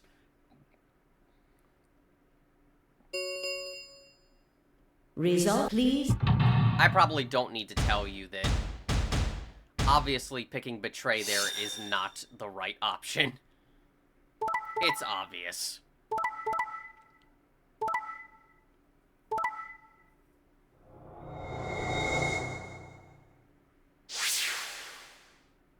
But seriously, Clover, how did you think that would work? Points have been assigned or subtracted accordingly. But damn, Clover, Tenmyoji, Quark, and Kay all have almost enough points to get out.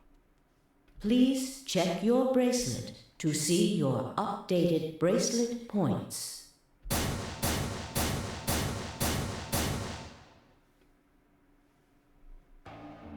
Looks like you managed to trust me. Well, it seems like I made the right choice. Only did what I said I would. You really helped me out.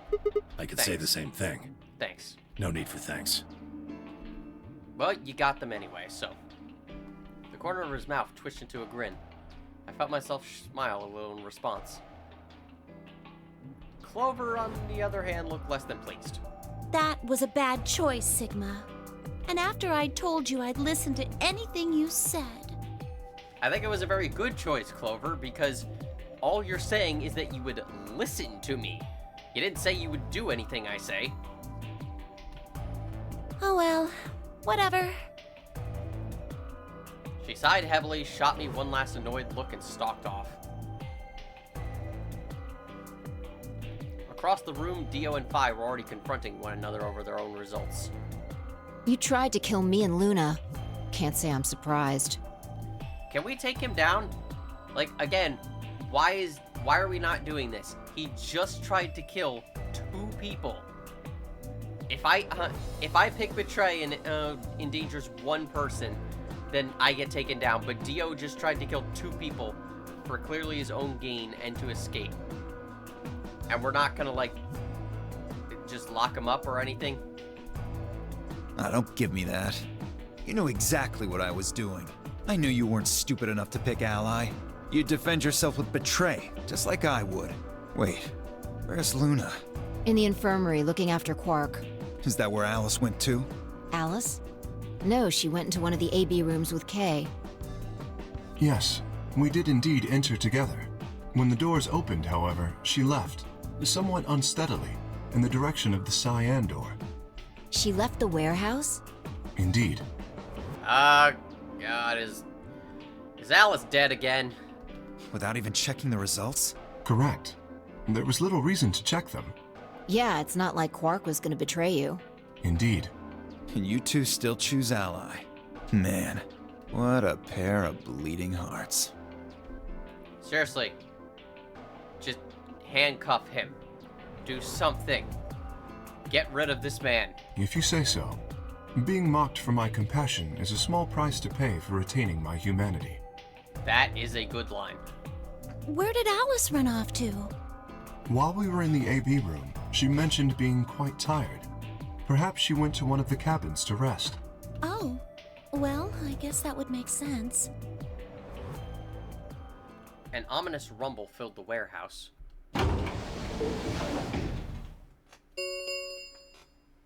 The Ambidex gates have closed. Round 3 of the Ambidex game will be the Star Round. Star keys are required to open the gates. There is no set limit on usage of the Star keys. The Ambidex gates can be opened as many times as the players wish to open them. We can open the gates as many times as we want? That means the star keys can be used to play the AB game any number of times. If I understood that announcement correctly, that is. Hey, didn't Zero Jr. say something about this? As soon as the gates close, your colors get all shuffled up automatically. The pair and solo assignments hop around a bit too. Yeah, he did. Can you guys all show me your bracelets? I want to see what all our colors and groups are this time. Within moments, a series of wrists were extended for me to examine.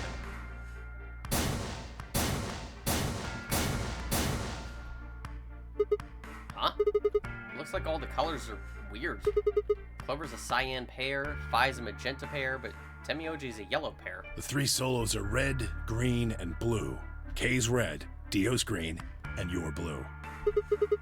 Then how are we supposed to group up for the chromatic doors? I think they're gonna be white this time. Ah, yes. Dio told me about them. Very interesting. Yeah, they're white, all of them. I had a good look while I was waiting for Sigma to show up down in the warehouse. You should have seen them then too, Phi. Yeah, I did. You're talking about the doors in the Floor B warehouse, right? Yeah, so lay it on us. How are the groups going to shake out this time? I like how Phi was the one to, like, grasp this concept the easiest, and so whenever we need an explanation, it's like, alright, Phi, you probably already know, just tell us. Phi nodded and began to explain. Option A, Temioji, yellow, and me, blue, would form one group. Phi, magenta, and Dio, green, would form another group. Clover, cyan, and Kay, red, would form the third. Huh? Wait, you mean there's only one option? Yeah. There's no other way we can group up to make white. Alice, Luna, and Quark aren't here to show us their bracelets, so we don't know for sure what their colors are. But it's pretty clear they'll all be pairs, since none of the pairs here have a partner. So there'll be yellow, magenta, and cyan, right? Right.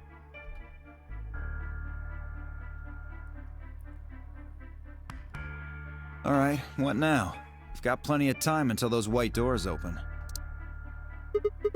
Yeah, about an hour, it looks like. I'm gonna go find Alice. Of course. I'll come with you then. Clover gave her a shrug, and the two of them headed out through the cyan door.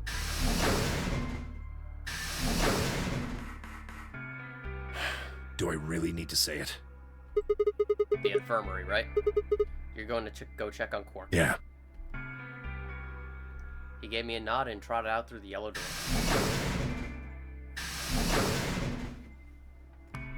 I left only 3 of us, Dio, Kay, and myself. What are you guys gonna do? Yeah, I think I'm gonna head over to the lounge and have a drink. You wanna tag along, Kay? Are you making fun of me? I find it rather hard to drink with this mask on. Ah, right, of course. My bad. You're just a dickhead, Dio. Well, I'm out. Later. With a lazy wave of his hand, Dio slouched off towards the magenta door. It took me a moment to realize Kay was following him. Hey, what is this? You following me? No, you must be mistaken. I hope to investigate Floor B further. There are still several rooms I haven't visited. Okay. You don't have to tell me your life story. See ya. Their conversation ended as they reached the door and stepped through it.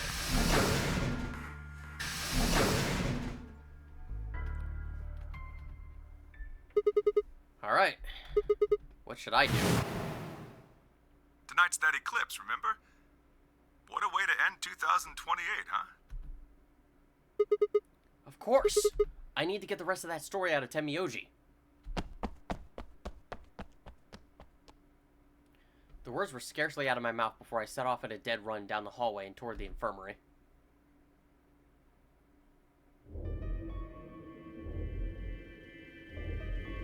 Huh. There's nobody here. The room was completely empty. I edged forward and peeked around the partition. There he was, Temioji. He was standing next to Quark, apparently oblivious to my presence, looking down at something in his hand. A picture? I must have made some small noise because he suddenly looked up, saw me, and hastily shoved the photo back into his pocket. What was that? It was a photo of something, right? Was it yours? Forget it. It's got nothing to do with you. But all the stuff we had with us when we got grabbed was taken away. Why were you hiding it? Why should I tell all of you about one measly photo? Because it's suspicious that you have it on you at all? Anyway, where's Luna? I asked her to leave. I wanted to be alone with Quark for a bit. So, why are you here? I wanted to hear the rest. The rest of what? What the hell are you talking about? I'm talking about that simulated manned mission to Mars. We heard that recording about it. I don't have any idea what you're talking about. I'm getting old. Memory's not what it used to be. Seem to be forgetting a lot of stuff lately. Dude, it's been like 20 minutes. I don't think you're gonna forget it in that time. Hey, nice try, pal, but you're not getting away with it this time. You remember something, all right. You remember so much you told me it'd take way more than 10 minutes to tell it all. You really sure you want to know? Huh? Maybe I'll tell you, and then you'll regret it. Maybe you'll wish you'd kept your fool mouth shut. Just think about all the hopes you've got for the future, and all the happy memories of your past. What if what I have to tell you makes everything you've ever believed ring hollow, and the whole world just crumbles around you? You sure you want that? Yeah, sure, why not? Hey, come on. You don't need to threaten me. This isn't a threat. I'm being honest here. Are you really, truly prepared? Well, of course. I never got the chance to say I am.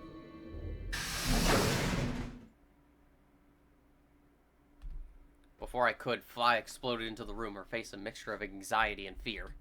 Good. There you are. Is Alice dead? Did something happen? Alice is... Yep. Look, just come with me, all right? Can you just not say the last word? She's in the number 2 cabin. Oh god. The death chamber, death chamber, death chamber. Without waiting for a response, Fi spun around and ran back out of the room. Temioji and I exchanged a quick, confused look, then leapt up and took off after her.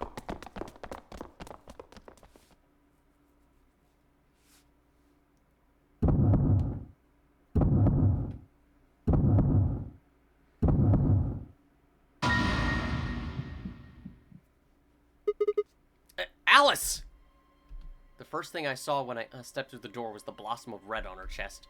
It felt as if I had walked straight into a brick wall. I stopped short, my body refusing to move. No. Why did this happen? I forced one shaking foot forward, then the next. My legs began to buckle as I put a hand against the wall to steady myself as my heart thundered in my chest. Calm down, calm down. This looks pretty bad, but you don't actually know anything yet. Yeah, that's right. Maybe it's not too late. Maybe we could still save her. Sigma, really? There's a blade sticking out of her chest. Then at last I pressed my fingers to her neck, and those hopes were dashed. No pulse. Clearly she wasn't breathing either.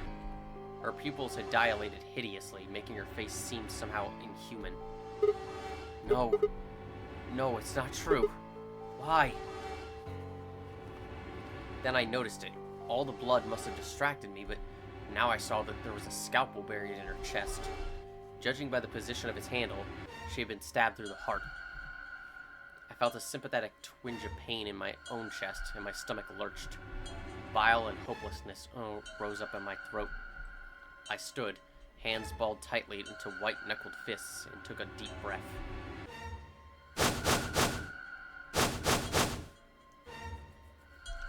All around the room were the rest of the Nonary Games participants, except, of course, for Quark.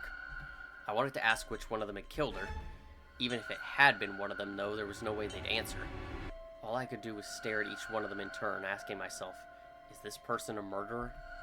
The looks they traded with one another suggested I wasn't the only person wondering if they were standing next to a killer. An unsettling silence filled the room. Clover was the first to speak. Who did this?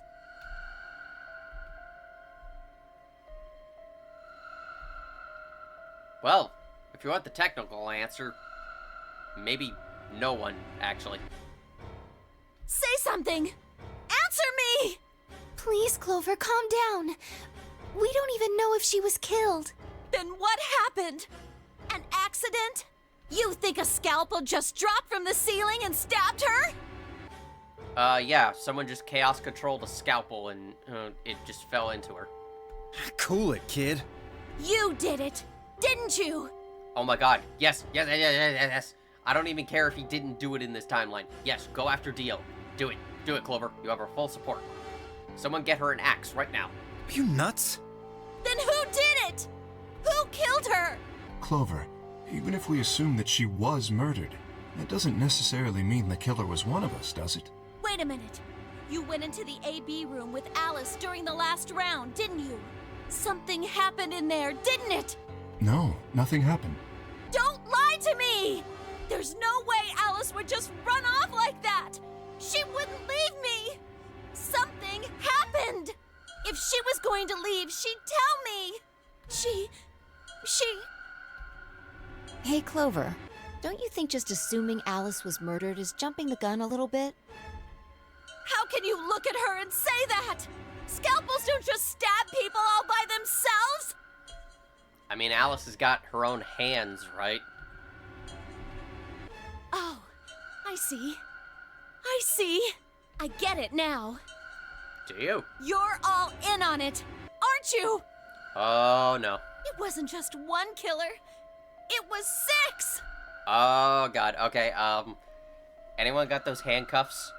We, this situation has turned from fun to immediately not fun. No wonder you're so anxious to say this wasn't a murder. Clover, please, just settle down.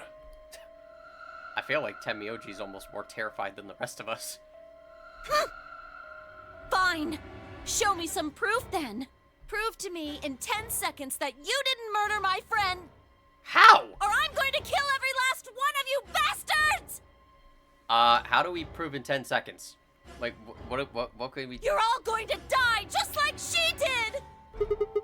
Hey, hold on a minute. Someone please get the scalpel so she can't grab it. 9, 8, 7... Clover! 6, 5, 4... Clover! 3, 2, 1... Happy birthday! To be continued. We have a bit of a plot lock here.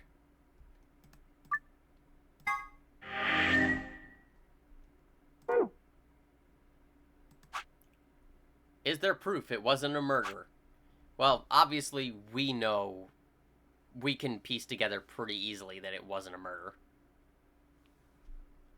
But,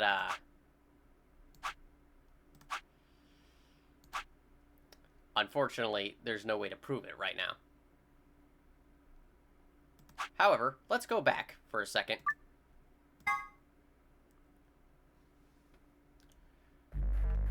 What happens if we choose Betray?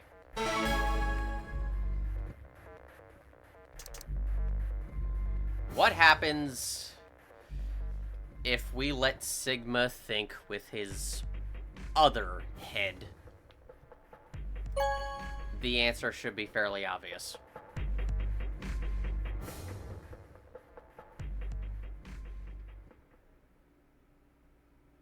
Results from round 2, please.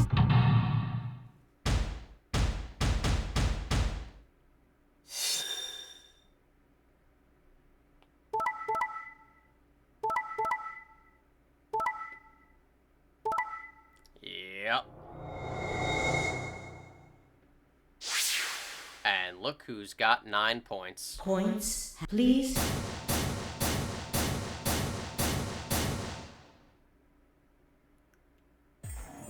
So, that's how it is, huh? Promises are made to be broken, I see. Sorry.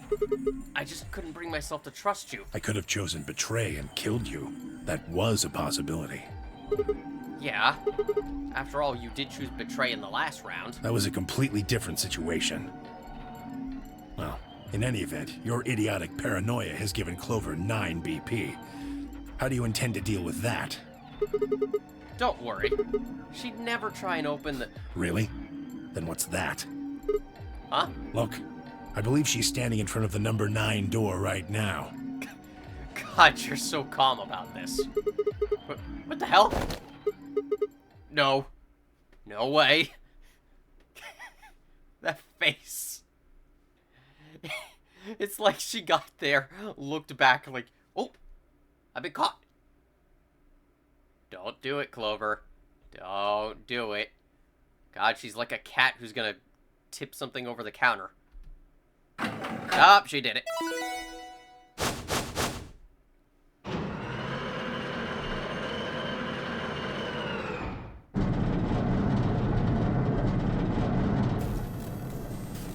Oh, the number 9 door. She opened it. Shit! Someone tackle her! Clover! What the hell are you doing? Sorry. Alice gave me an order, though. Clover, you have to get out of here and call for help. My BP's down to 1. I'll have to play the AV game at least 3 more times in order to get to 9. If someone beats me to it, then we'll be trapped here forever. That can't happen. I'm giving you an order as your commanding officer. Escape. What about the promise you made me? Promise? You said you'd listen to anything I said! So, I am, aren't I? I can sure hear you well enough. God, that smile is creepy. What was that? Every little word is reaching my ears, isn't it? You! What? Were you thinking of something gross? It's Sigma, of course he was. You're a perv. Hey, come on now! Why is no one trying to stop her? The number 9 door has been opened. It will remain open for 9 seconds. Anyway, I did what I promised, so I'll be heading off now. Clover! Clover! You fucking bitch! You're not getting out of here! Oh my god, Dio's being the voice of reason. Dio leapt towards Clover with a roar, but she danced quickly aside, dodging his punch with ease. Bye, guys. Why did Kay and Phi not try anything? With a last carefree grin, she left through the number 9 door.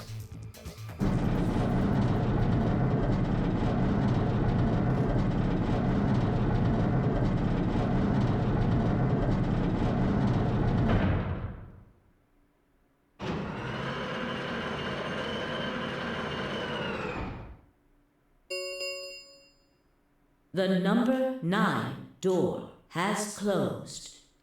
This ends the nonary game. Thank you for your participation. As the game is over, all doors other than the number 9 door have been unlocked. Escape is not possible. Please enjoy your stay. She's gone. Shit! All we can do now is wait for her to call for help. Help, huh? Let's hope there's still someone who can. What's that supposed to mean? Well, based on what he said in the other timeline, there may not be help coming for us at any point. Tenmyoji said nothing, just shuffled off through the yellow door and out of the room. A cold silence descended on the rest of us. It was a silence that promised to remain for a very, very long time.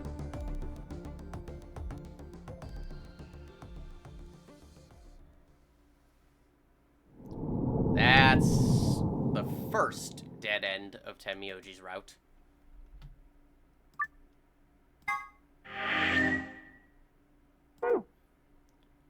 So, yeah.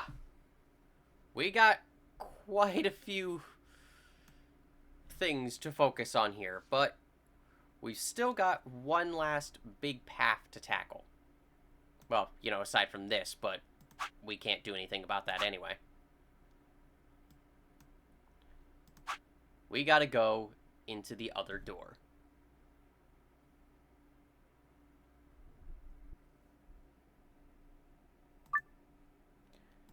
So, let's go.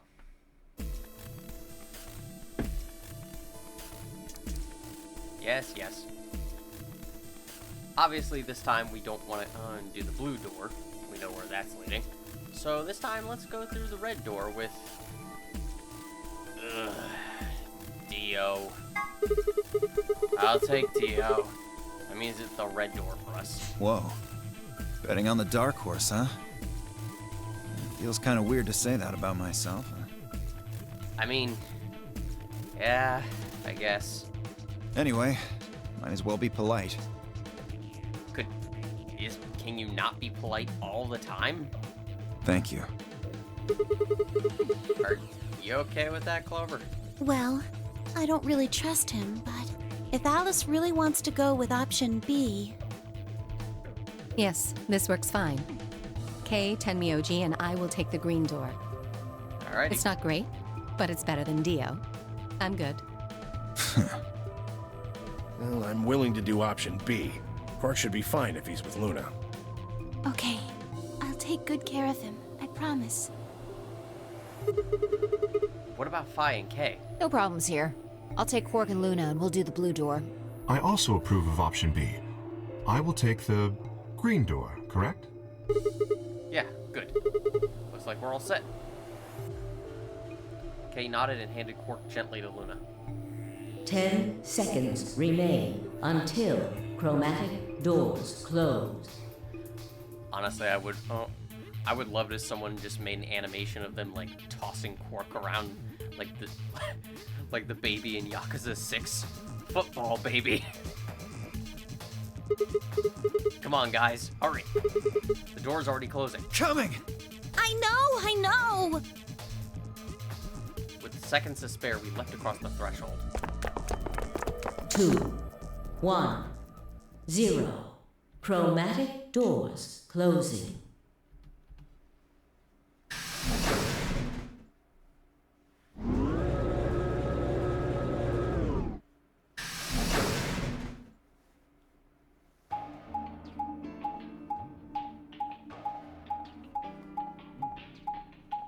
Well, this should be fun. We got the backstabber, and we got the devious airhead, I guess you could call her. What is this? There's 3 different doors. Which one do we take? Dunno, but it looks like they're all locked anyway. So this is a dead end? Great. No, hold on. What's this thing? Well, it's got a lever on it. Don't get too attached. It's probably a lever. Wow. Really, Clover? What is it with you, especially, making so many, like, dumb jokes? Like, even Dio doesn't find that funny. I can't believe I'm on the same page as him. Are you serious? Yeah, pretty good, huh? You know what? Don't quit your day job, or your secret job, or your second job. Am I great or what?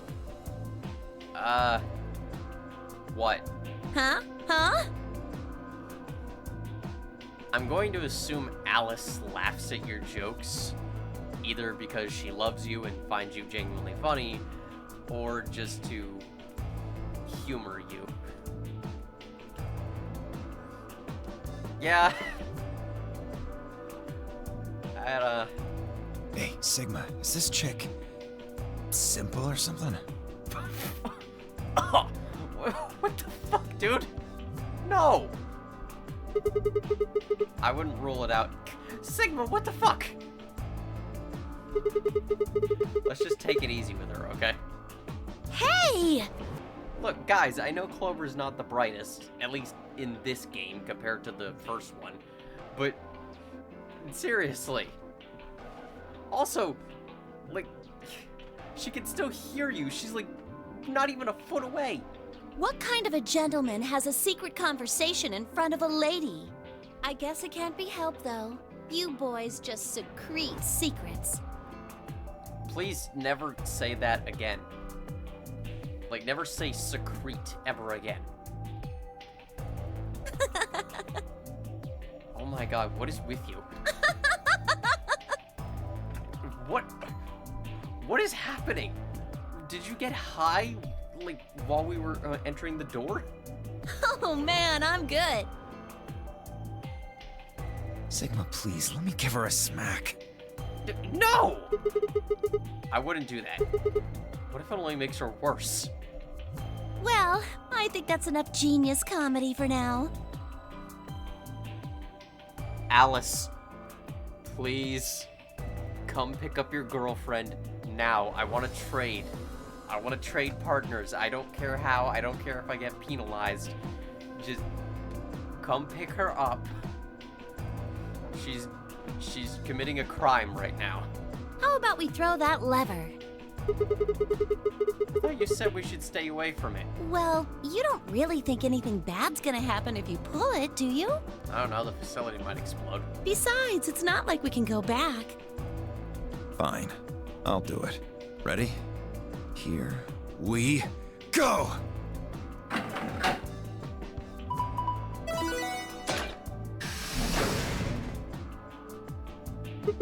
Huh. The center one opened. Looks like the others are still locked, though. Through the center one, then. Forward! Without waiting in response, Clover marched through the door. Dio and I shared a glance, shook our heads, and followed. It's a sad, sad day when I'm on the same page as Dio. Well, for the most part.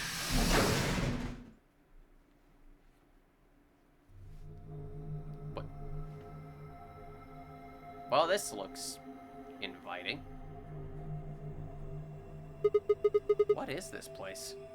Well, it said laboratory on the door, didn't it? I figure that means they're dissecting frogs or building mind rays or something. Mind rays? Like, I understand the first one. Where did you get the second one? A laboratory, huh? Do you think they might research stuff like viruses here? If they do... Good idea. We might be able to find some of that Accelavir. If we do, we can cure Quark. You really think it'll be that easy? Well, somebody's a positive thinker. Shut it. Just saying. This place hasn't exactly been set up for us to succeed so far. True, but also we can't rule out the possibility.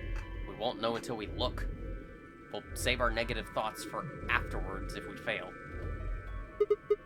Well, we won't know until we look. So let's get started. Seek a way out.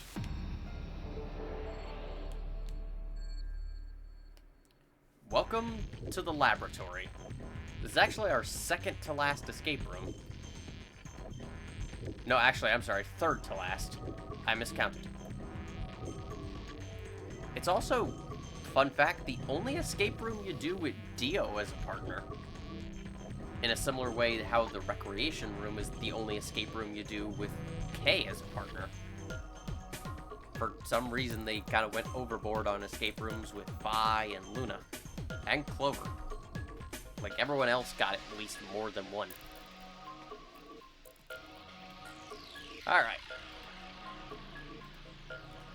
There's something on this tray. It looks like a ball. There isn't anything in it. Do you think we're supposed to stick this metal part into something?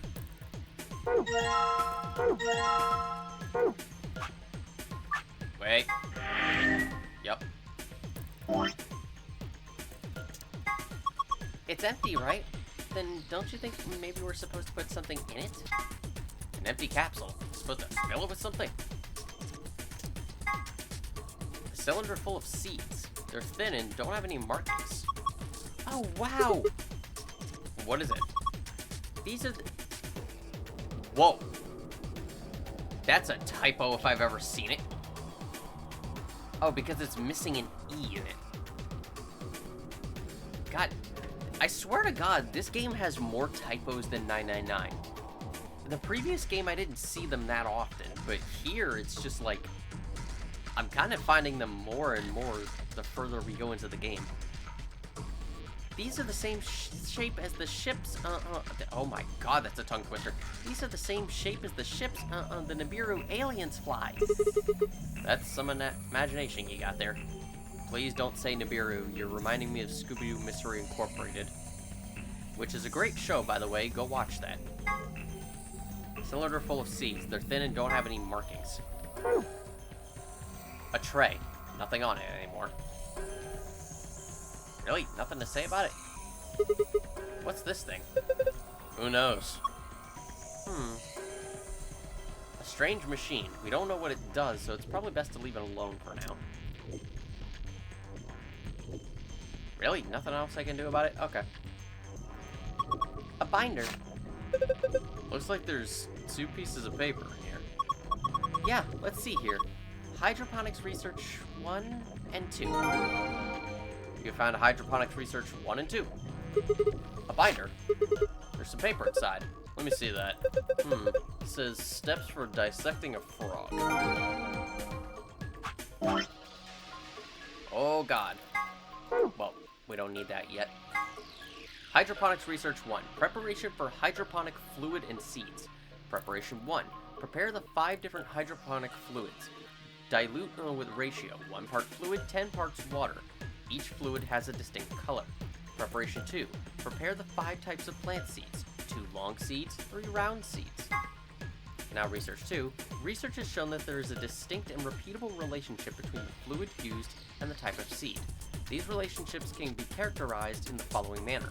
The long seeds failed to germinate in 3 of the fluids. Round seeds in fluid B, yellow, and fluid D, cyan, failed to germinate. None of the marked seeds germinated if put in fluid C, green. Non-marked seeds failed to germinate in fluid A, red, or fluid B, yellow. When the striped seeds were put into fluid D, cyan, and fluid E, blue, only one of them failed to germinate. You got all that? I sure hope so.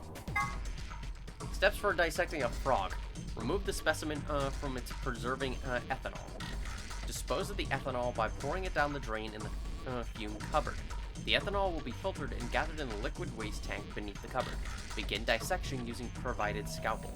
Be sure to conduct your dissection inside the fume cupboard. Okie dokie. Well, that was a thing. We're gonna be cutting open a frog. Yay! This is the exit. It's locked. So this is the lock for the door? Well, it does say lock on it. It looks just like the one in the infirmary. There's a keyhole and everything. There was one in the crew quarters too. Yeah, I saw one in the lounge. So to get out of here, we need to find a key that fits this lock, right? Looks that way. Oh look, a lion eating the sun. Pretty fancy tray. Is that a cat playing with a ball of yarn? Are you even looking at it? Oh god, Sigma's power is back. It's a lion. How are you not kidding that? What? Sorry. It's a sort of tick I picked up when I was a kid. Whenever I talk about cats, I kind of... Well, you heard it. That's pretty weird. Weird, but pointless. This tray, though. A tray with a lion engraved on it. Something sitting on top of it. A scalpel. It's a... What the... It's a scalper. What? Sorry. It's a scalpel. Clover, what is with you today? A scalpel. As anyone with a brain knows, it's a tool used for surgery and dissection.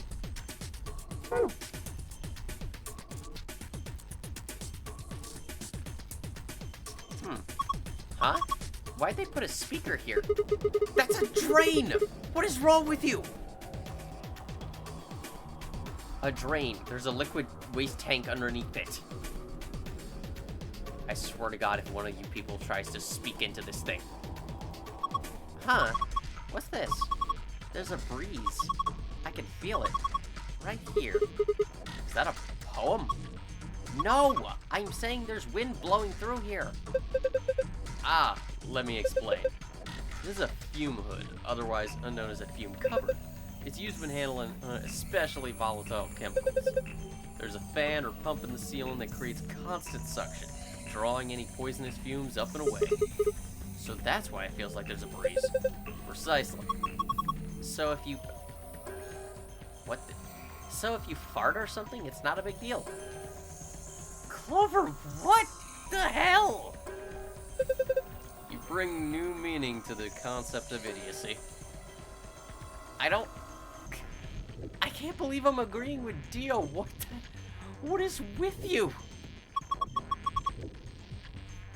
So what do we use for this fume thingy for anyway? Well, let me think. I suppose you might use it while dissecting something that had been preserved in ethanol. Oh, so we can cut stuff up. Hey, we could cut onions, couldn't we? Yes, you could. Cutting up an onion in a fume hood would keep your eyes from getting all watery and... My God, you really are that stupid, aren't you? A special workbench called a fume hood. It has a drain on the left side. I could use it to do something like, say, dissect a specimen that had been kept in ethanol. This must be some kind of waste tank. It looks like a thigh tank. Are you for real? A liquid waste tank. The drain empties into it. Well, a cylinder full of seeds. They're round and don't have any markings. Demons, be gone! Stop throwing them around like that! They're not roasted soybeans. Besides, today's not Setsuban. Well, probably not. You know about Japanese culture, huh? One of my friends at school is a Japanese exchange student, so I picked up a little bit. I'll be honest, I completely forgot what that actually is. They're round and don't have any markings.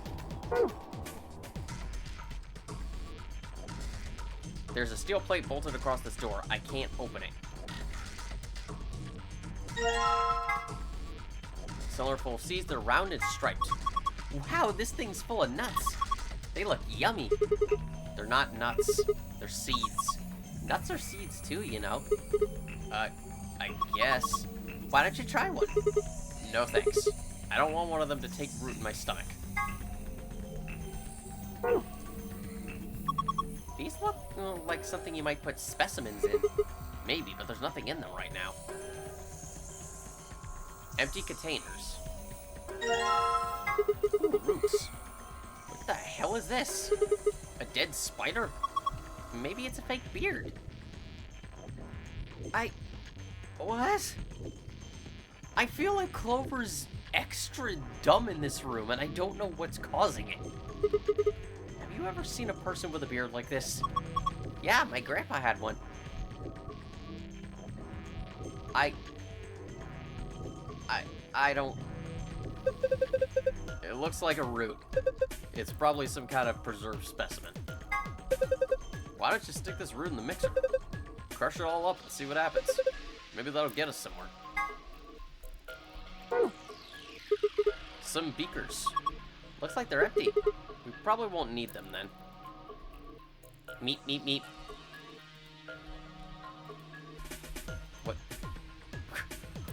What? Are you trying to copy Roadrunner or something? What are you doing? I think there's still a few things here we might be able to use. The devil is in the detail, you know. Some shelves. I guess there's still some useful stuff here.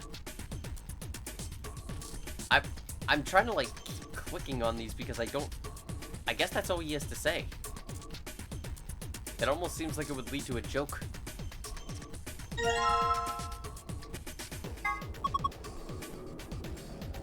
Clover. Why? This is saline solution. What the hell, Clover? What if that had been poison or something? You worry too much. I just pretended to drink it. Then how do you know it's saline solution? It says on the underside of the lid, silly. Saline solution. Maybe I'm supposed to pour it into something.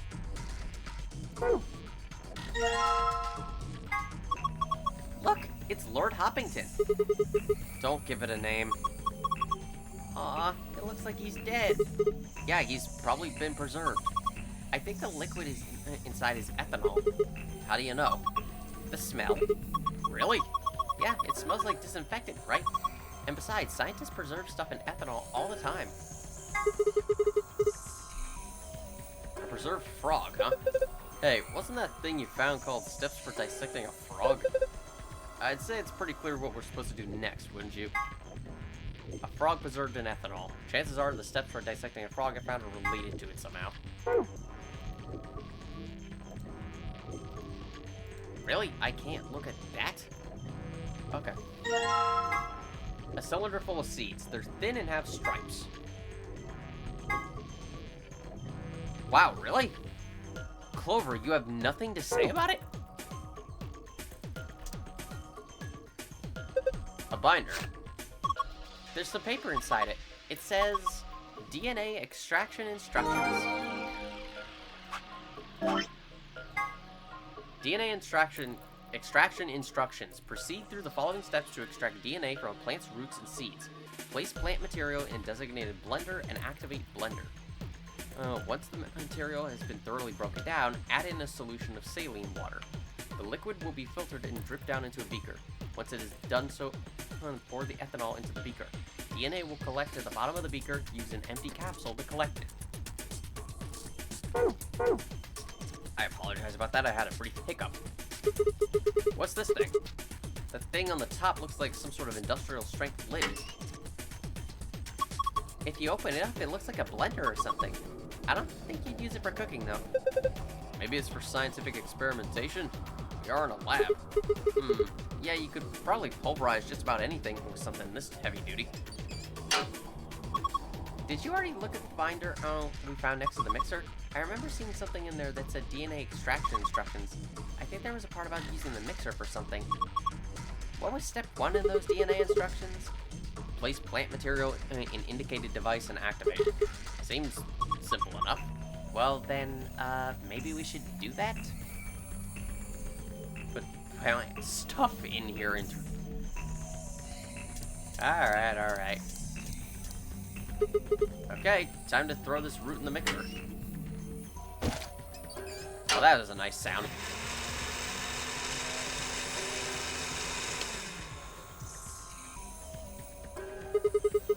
Alright, done. What do we need to do next? Is there anything in the DNA extraction instructions? Well, here's what it says for step 2. Once the material has been broken down, add in saline solution. Okay, let's do that then.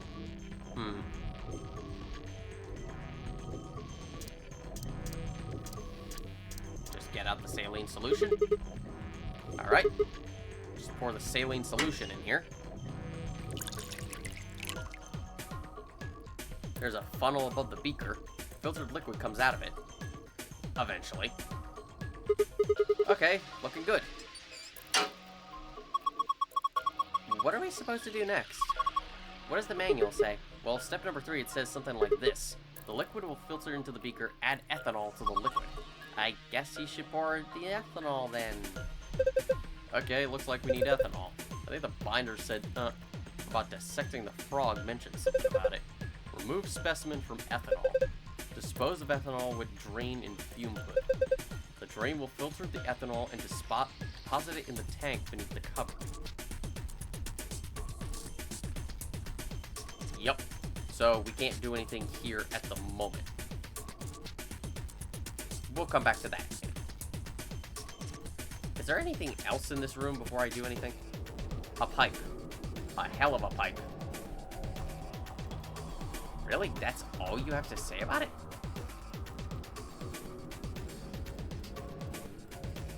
God, moving around this place is a nightmare.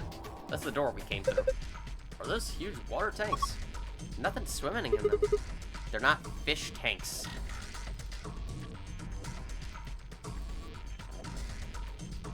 Wow, I can't look at them? Oh, look at that. A cylinder full of seeds. They're round. One half is colored and the other isn't. I wonder if these seeds have something to do with those colored liquids. Huh? You say something? Nope. Just talking to myself. Dio seems to think they might have something to do with the colored liquids. Is this a microscope? I tried looking into the eyepiece, but it's pitch black in there. Well, there's these 4 holes on top of it. Maybe we need to stick something in them? Machine that looks like a microscope of some sort. There are 4 circular holes on the top. I wonder if I'm supposed to put something in the holes. It's black. There's nothing going on here. Maybe it's connected to the machine next to it. Well, nothing we can do about that for the moment. Oh, God.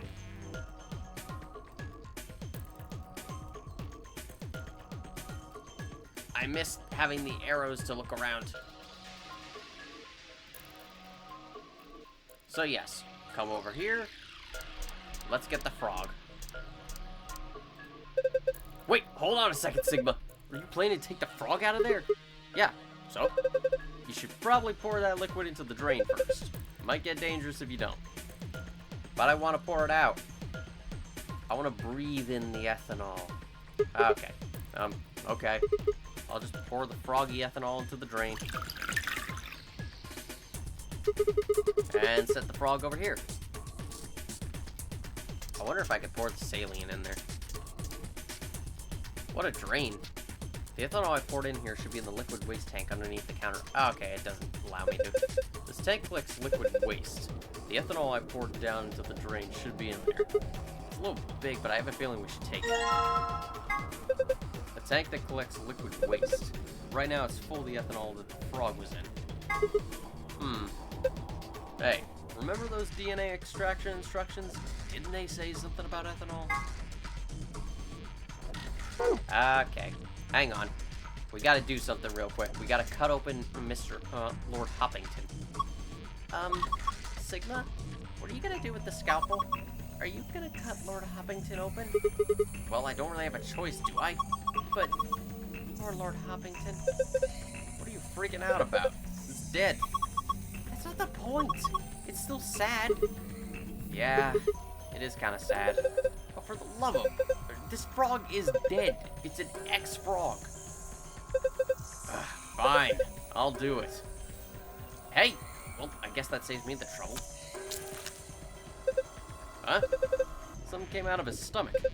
A blue capsule? Lord Hoppington, why? You left us too soon. Shut up! It's been cut open. I feel kind of bad for it. A small capsule. Half of it is blue. It is some sort of metal protrusion. This is what came out of Duke Hoppington's tummy? Yeah. Then, could his soul be in here? Oh, jeez. I didn't think of that. Duke Hoppington. You were taken too soon. Baron Hoppington! Oh, is there a regime change? What is with you two?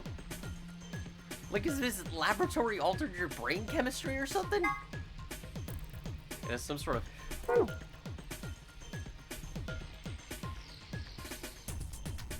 Okay. Moving on.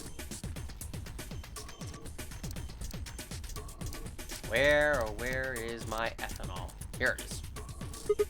Alright. Next I need to pour the ethanol into the beaker. Then... I guess that should do it. Do you think this gel here has the DNA in it that we're supposed to collect? Probably. So what do we do with it? Does the manual say anything? Oh yeah. I think there was a fourth step in there.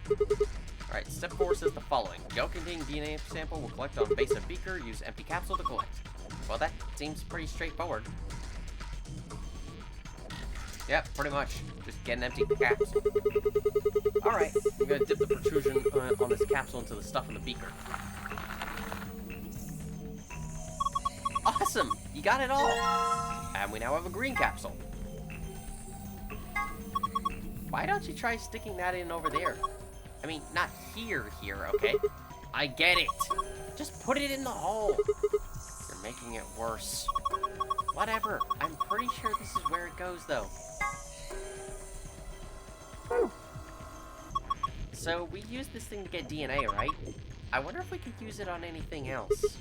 Well, we will if we have to, I guess. It's so vague. Why is every relationship always about what the guy wants, huh? I got needs too, you know? I mean, I'm the kind of girl who's totally devoted to her man, but that's a two-way street. What the hell are you talking about?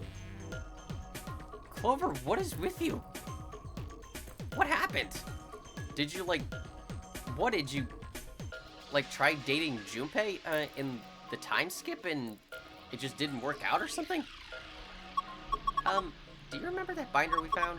The DNA instructions? Didn't it say something about using the mixer with roots and seeds? We put a root in there, so... You think I should put some seeds in? Yeah, why not?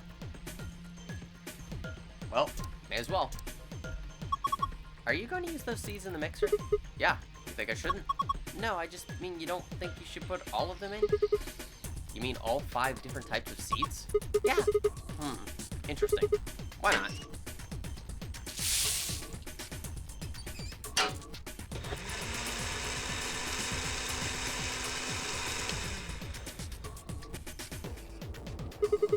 Alright, done. What was it I need to do again? Don't you remember? Maybe you should take a look at the manual. Oh yeah, I remember now. I need to put the saline solution in next. Ah, there's so many things in my inventory. Alright, just pour the solution in here.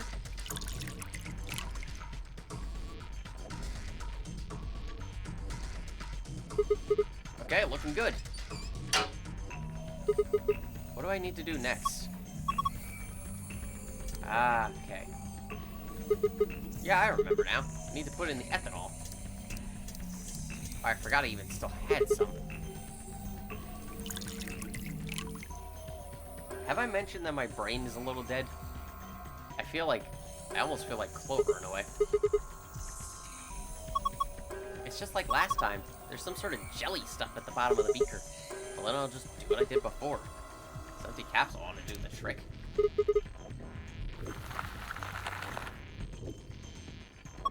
Awesome, you got it all! A small capsule. Half of it is yellow. Wow, really? Nothing? I'm all done here. Goodbye, Mixer. Really? I still have seeds. Okay. Man, look at all these pipes. I think they run down onto the beakers underneath. There are handles everywhere where the pipes meet. If you turn the handle right, the liquid goes right. And if you turn it left, the liquid goes left. So maybe if you put it in the middle, half goes to the left and half goes to the right. What is this liquid then? Probably water? What do the numbers mean? Are they supposed to indicate the amount of water that flows out of each pipe? There aren't any units, but it looks like 80-somethings of water come out of the center pipe. And then each pipe after the split gets 40. So we're supposed to regulate the flow of water with the handle so that each beaker gets the correct amount. Yeah. How do we get the water to come out in the first place, though? I think we probably just pull that lever over there on the right. Like this. After turning the correct levers, pull down the lever on the right to pour water into the beakers. Okay, let's give it a shot. Unfortunately, there's not much to say about this puzzle. It is quite literally just trial and error. You just have to see what works. However,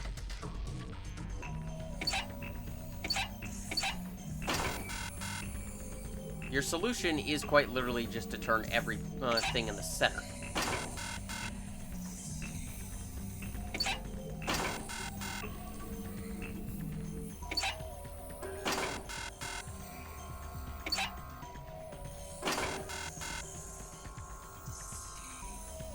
Uh-oh.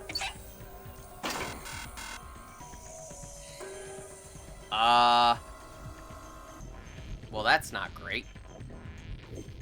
The instructions I had for solving this puzzle were so vague, they didn't actually provide a solution.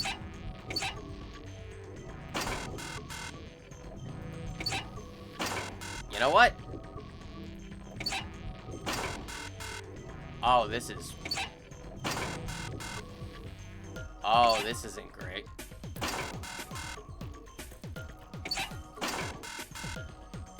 Oh, this really sucks.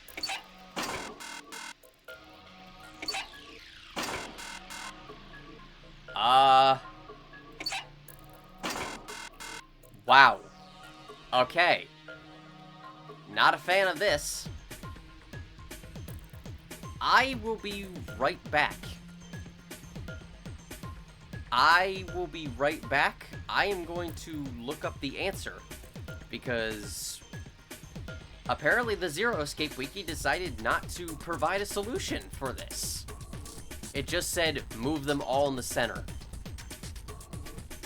Wait. Unless it literally just means this. Oh. Well, well, there you go. Literally just move everything down. Well, that's embarrassing, but eh. I also don't care enough to edit it out. We poured the water into the beakers and all the lights are green. You did it! I feel like Clover now. But again, I also don't really care enough to edit it out. The beakers contain a liquid culture. Each seed requires a particular kind of culture. Place each seed in the appropriate beaker. By dragging a seed on top of another seed, you can switch them. Press the check button after you put the seeds in the correct places. When each seed is in the correct culture, you will have completed this puzzle. I'm not sure what's going on, but here goes. Yeah. Unfortunately, this is another one which is just trial and error. There's really nothing important to say about it. Just figure out which one goes where.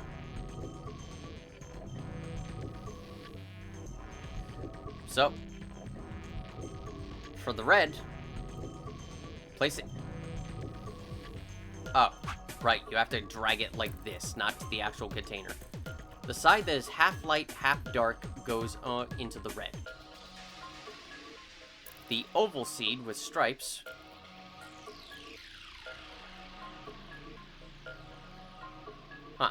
That's weird. Actually, the circle seed with stripes actually just stays on the right, directly above the regular blue one.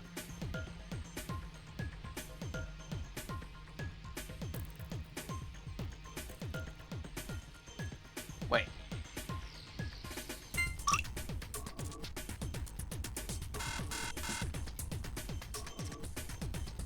Huh. God, these notes are not that great. Yes, your order is actually just... The first is the circle seed that is half light, half dark. Then the oval seed with stripes. Then the circle seed that is fully light. Then the... I don't even know what you would call that. Let's say an oval seed that's fully light. And then the circle seed that has stripes. You don't actually need to move them around, but honestly, there's nothing to say. I'm gonna admit, I'm not a fan of the puzzles here. Just because... And it's not because I kind of screwed up here. No, it's just because there's nothing interesting about them. It is quite literally just trial and error. Figure out which way the levers go for the correct water flow. Figure out which liquid the seeds go into. There's nothing special, it's just experiment and figure it out. It's kind of disappointing compared to all the other puzzles which required some logic. With this one, it's just guess. Just guess and hope you get it right. You did it, Sigma! You've sown your seeds! Don't say that. Huh? Why not? Just don't. Quiet, you two. Look at this. Oh! A red capsule. The beakers. I don't need to mess with them anymore. I think I can leave this alone now. There's a large lever embedded in the wall. Ah, but I wanted to touch it. There's a red capsule sitting in the hole. Hey, Sigma. How about putting that thing in there? Looks like these holes are just about the right size. A rectangular hole. It's empty now. And with that, we don't really have anything else we can do.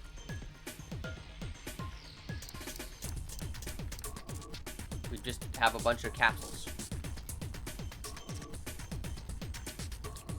So now we get to this thing. Yeah, I think these holes would be a good fit. Doesn't look like the size and shape. Doesn't it look like the size and shape are just right?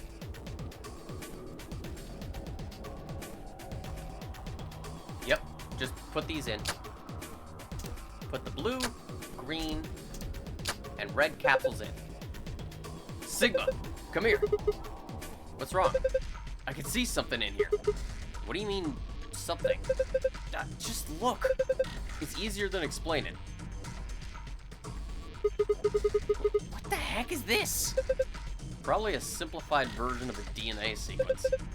A is adenine, G is guanine, C is cytosine, I'm sorry, T is thymine. I think we can manipulate it. Yeah, it looks like the puzzle has to do with pairing these bases. Bases? Yeah. DNA is made out of 4 bases. Adenine, guanine, cytosine, and thymine. I apologize if I'm butchering the pronunciation, but I've never even heard of those words outside of this game. However, you can only bind A and T, or G and C. Anything else just won't work. These are called complementary base pairings. You sure know a lot about this stuff. I guess so. Anyway, you should be able to solve the puzzle now. Give it a shot. Reposition each row so that A is connected to a T and each G is connected to a C. Move each row sideways until the letters match up. Oh boy. When it says move each row, it means that you can just move them sideways, but that's about it.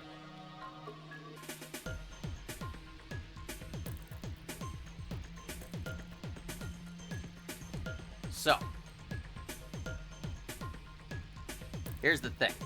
When you move one row, it's important to note that the other one, like, directly above or below it, will also move. And like it said, you need to connect certain letters together. So, what is our solution here? Like, what are we trying to do besides connecting those letters together? Well, that's the thing. You don't really have an answer to that. So you're sort of just, again, kind of experimenting. The solution to this is, first off, what makes this even worse is that it's not even that. This whole thing moves very erratically. This second row and third row move together, but they're in opposite directions. The first row and the fourth row move together. The fifth row moves on its own. But then the fourth row and the sixth row will move together. It's so weird.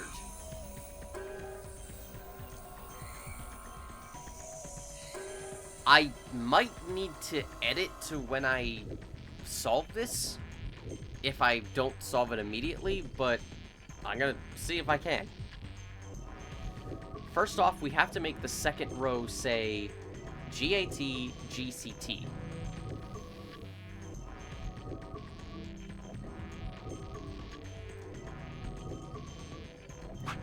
Which is this.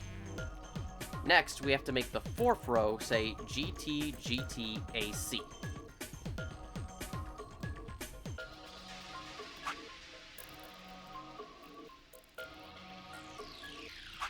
Right here. And finally, move the fifth row to match the sixth row.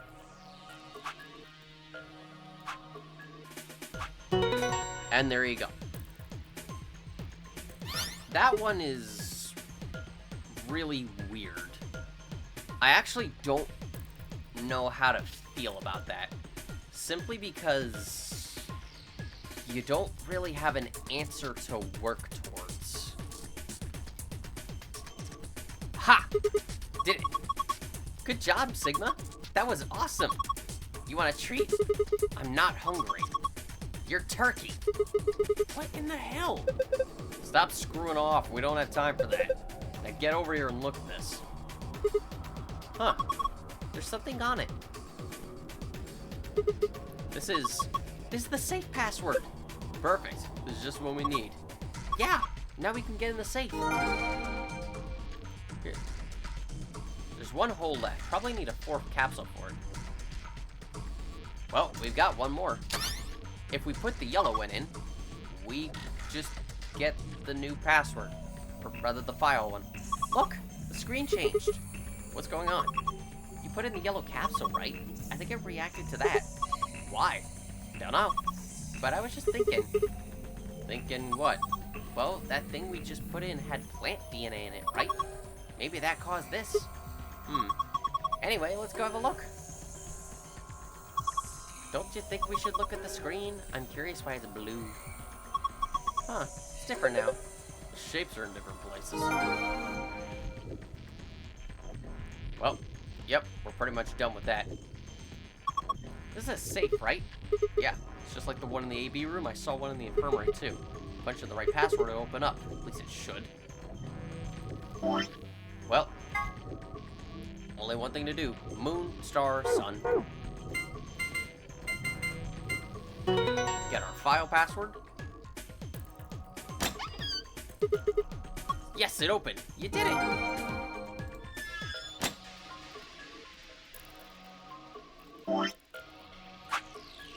And moon, sun, sun for our escape password.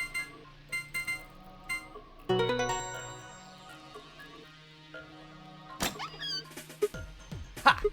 It opened. Awesome. The suspense was killing me. Okay, what have we got here? First is a map. It says floor B. The one I found in the infirmary says floor A. So did the one from the lounge. then that would make floor A the top floor, right? I mean, we rode the elevator down to get here. Yeah, I guess so. Alright, let's keep looking. There's a lot of stuff in here. These are... the key cards. Each one's got a picture of a moon on it. Then these have to be the cards the announcer was talking about. Looks like they give us 2, just like with the sun cards. I'm a solo, so I'll hang on to one. Cool. Sure, fine. Next up, we've got a notebook. How is that bottle the last thing you're noticing? Anything interesting? I can't read any of this. Are they even letters? What the heck is this? Isn't it a journal? It's got dates and stuff. Maybe, but I can't read any of this. What language is it? Who knows? Maybe it's Brazilian? They speak Portuguese in Brazil. Anyway. What else have we got here? Looks like 2 more things. Is that medicine? What's it say on the label? A-X-E-L-A-V-I-R.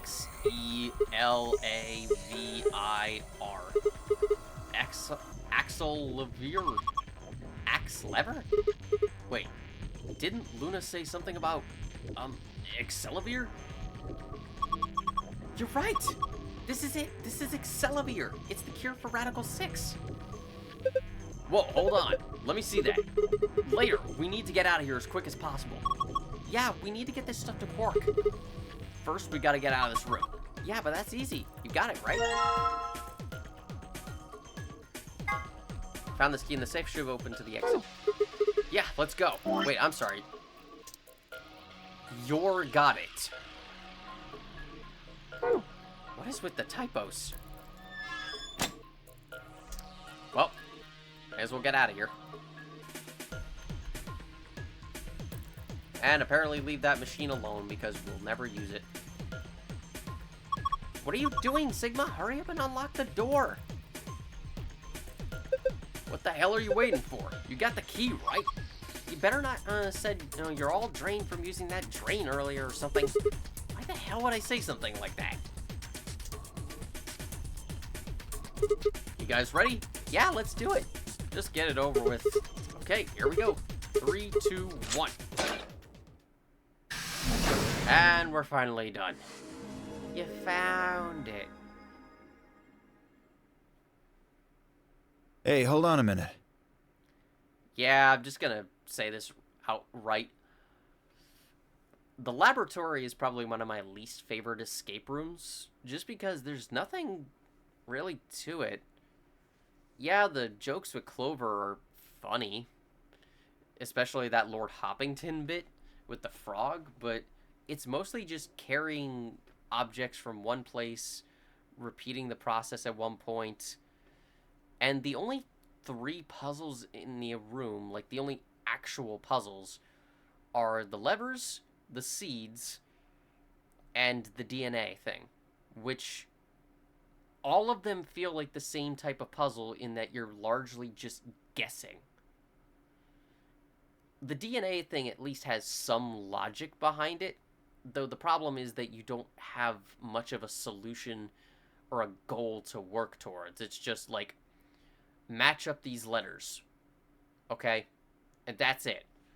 You don't really have any other context. Now, you can back out, obviously, to get more hints to it. It's just, you might not want to, especially since it's likely to be the last puzzle. Why would you back out?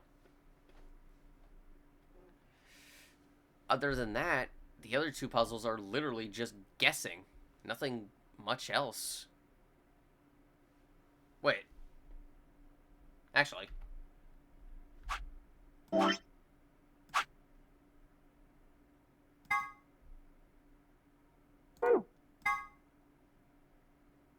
Ah, no, wait. There is a solution for the seeds. I completely forgot about this. It is quite literally just the archive here. That's your indication of how to solve the seeds. I'll be honest, I completely forgot this existed. And the game doesn't really point it out to you again. So, it's not really guessing, but honestly, a player's probably just gonna solve it through trial and error anyway. Like, I've usually seen Let's Players and streamers kind of just forget some of these exist sometimes and just brute force a puzzle. But none of them are really that clever. The DNA thing looks cool, but that's about it. Not to mention that moving around the room here is just kind of a pain. So yeah, it's kind of, unfortunately, one of the least favorite escape rooms in my opinion. Alright, Dio, what did you want? Are you upset that you didn't get to open the AB room early this time? There's something... Nah, I guess there's a couple of things I want to double check. Well, one of them's not really significant, I guess. Huh? First off, this machine. We didn't even end up using this thing, did we? Yeah, I mean, we also didn't end up using this thing, but it might be connected to it, so... I was just wondering what it was. Well, I'm not sure how I'm supposed to answer that. Look at the side here. There's a name or something. IG Replicator. Replicator makes it sound like it makes copies of stuff. So it's like a copy machine. Yeah, probably copies IG, whatever that is. Who knows? Any ideas? Ice cream by the gallon? Clover, what the hell? Of course! This machine must be here so that we can make all the ice cream we want. Are you nuts? You're one idiotic girl, you know that? In other words, an IG. Oh, good one. What is with you two? Hey, this isn't the time for stupid jokes. There's a helpless child back there in the infirmary who needs our help. You had to struggle not to laugh while saying that, didn't you, Dio? Like, I cannot take you seriously. He was right, of course. I hung my head in shame. At any rate, as long as we don't know what IG means, we can't do anything with this machine, right? Maybe it means... just idiotic goblins. That's right. Makes sense. On to the second issue. Sigma, you found a journal and some sort of vial in the safe, right? Yeah. The vial. Could you show it to me again? Why? I didn't really get a good look at it before. You guys were in there so close I could barely see it. Was it really Excelavir? Yeah, definitely. As I spoke, I pulled the vial out of my pocket. See, it's written right here on the label. Excelavir. You really are an idiot. Huh? Although I guess in this case the G in IG stands for guy. What? I don't... The words were barely out of my mouth when he moved. Before I could blink, the vial disappeared from my hand. Hey, what gives? What are you doing? Dio slipped the vial quickly into his coat. Oh, don't worry. I'll keep it safe. I'll even give it back to you later. No, not later. Give it back now. I don't think so. If you want it back, you're gonna have to listen to my request. Request? Or I could just beat the shit out of you right now. Yeah, that's what I said. If you want this back, in the next AB game, you have to choose ally. Ally? Wait, is that why you took the medicine? To blackmail me? That's horrible!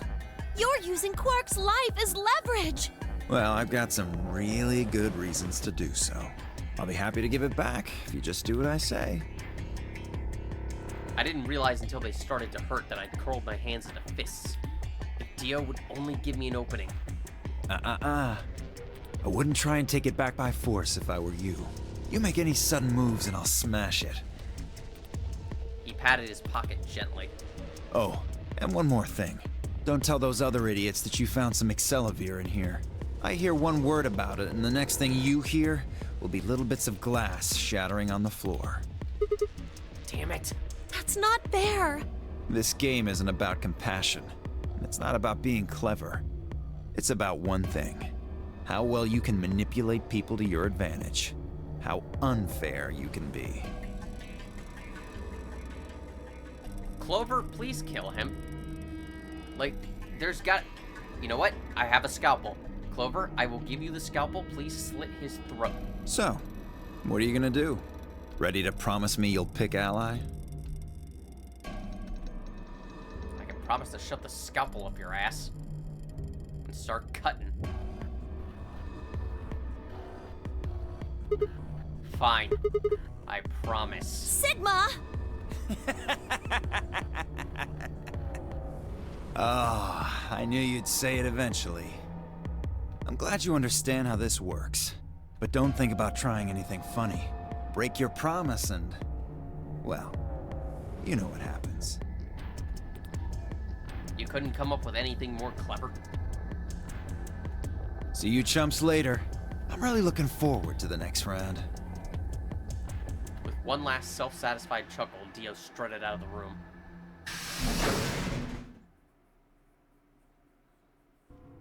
Are you really going to do what he says? Yeah. Sigma, you've only got one BP right now. If we choose ally, and he chooses betray... I know. I'll drop to -1, so that means I'll get penalized. But that means... Look, it's not like I want to, alright? If we don't do as he says, then he'll destroy the medicine. If he does that, then Quark will... So you're going to die to save his life? That's... Why would you do that? I mean, Sigma may be a creep, but he has a good heart. You know, for the most part. In all honesty, I was terrified. My choice was far from a foregone conclusion. Well, we should get back to the upper floor.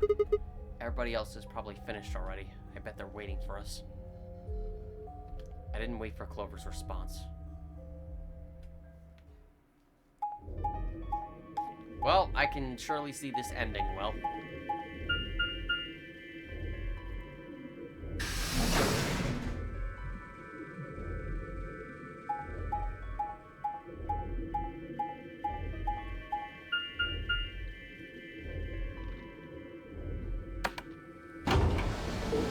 I sure do love map time.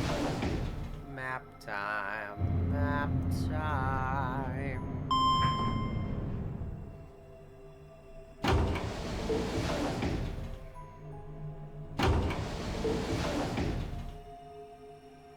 Like, this had to be an intentional decision, right?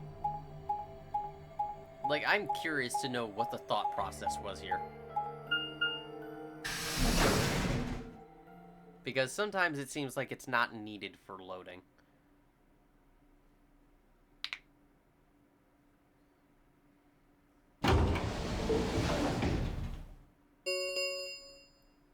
An ambidex gate has been opened. 45 minutes remain until ambidex game polling closes. Really, Dio? Sorry. I went ahead and cracked it open a bit early. Dio? In one of his hands was a moon key. He twirled it back around like a veteran gambler, grinned, and slid it back into his pocket. You don't mind, right? I figured you and Clover would get up here right away. Besides, I thought it'd be best to get this done soon before you lose your nerve. I don't know about you, I'm really looking forward to the next round. I glanced around the warehouse. Alice and Kay were back. As was Phi. And of course, Clover. Where's Tenmyoji and the rest of them? They're in the infirmary. We carried Quark to one of the beds. Tenmyoji and Luna are looking after him. I see. How's he doing? Well, it's hard to say. He seems to be sleeping soundly, but beyond that, there's really no way to know. No change then, huh? Right. So what was your room, Sigma? A laboratory. Is that so? Did it look like the kind of place where they'd be researching viruses and DNA and those kinds of things? Yeah, it did. Was there any of that Excelivir? Don't tell those other idiots that you found some Excelivir in here. I hear one word about it, and the next thing you hear will be little bits of glass shattering on the floor. Did we really need a flashback? We heard this like 2 minutes ago. My eyes flicked to Dio for a moment. No, nothing. alongside me, Clover bit her lip. I see. So, how did it go with you? Find anything interesting? Vi only shook her head. With a unison of movement that almost looked like choreographed, Alice and Kay shrugged.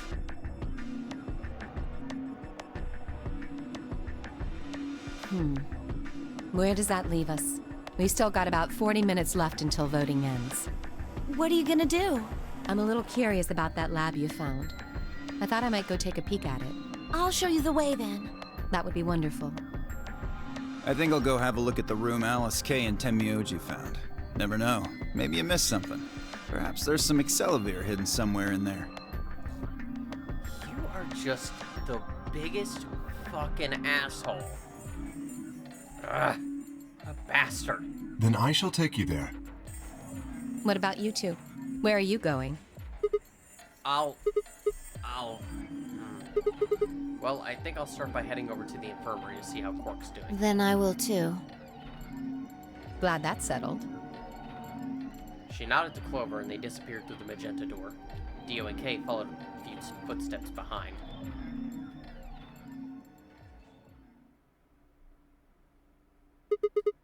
Okay then. Guess we should be going too. Hold on. Show me that journal first. Huh? Dio told me about it. He wouldn't tell me anything about the lab except that you found a journal with, his words, some sort of bullshit language. He said you had it, so I was hoping I could take a look. Yeah. One sec. I dug the journal out of my pocket and handed it to Vi. She began to flip through the pages, her eyes quickly scanning each one. This is Latin. Latin? You mean you can read it? Yeah, with time and a dictionary. So, in other words, no. Pardon me for not being able to translate a dead language on the fly. This looks like some kind of research log. I mean, that's a fair point. Even if you could, like, speak some of the language, or even read or speak it fluently, you still need some time. It's not gonna be some sort of, I took the dog for a walk today. It was nice kind of stuff. I can understand a little of it, mostly conjunctions and things like that. But most of these words I've never even seen before. Vi started to leaf through the book again as she spoke. Then suddenly she stopped. Wait. I can read this one. Page 216. This isn't research notes. It looks like a personal entry. 2 + 1 + 6 = 9. What's it say? Don't rush me. This is gonna take a minute.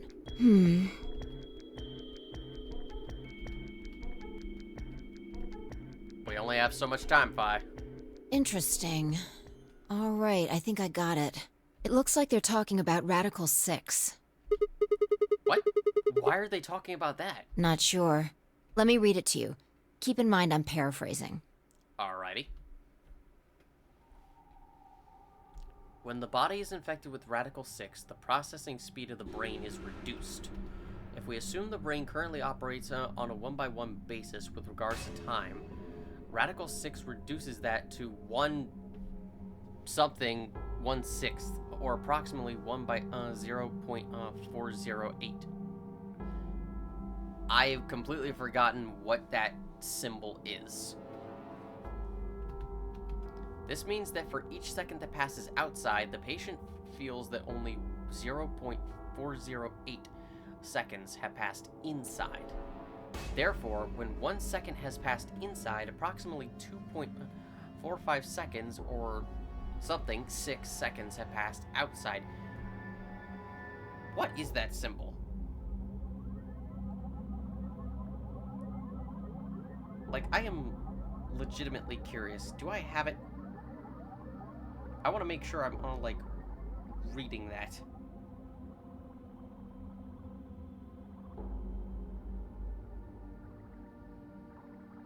Oh, that's great. There's no real way to, like, type that in.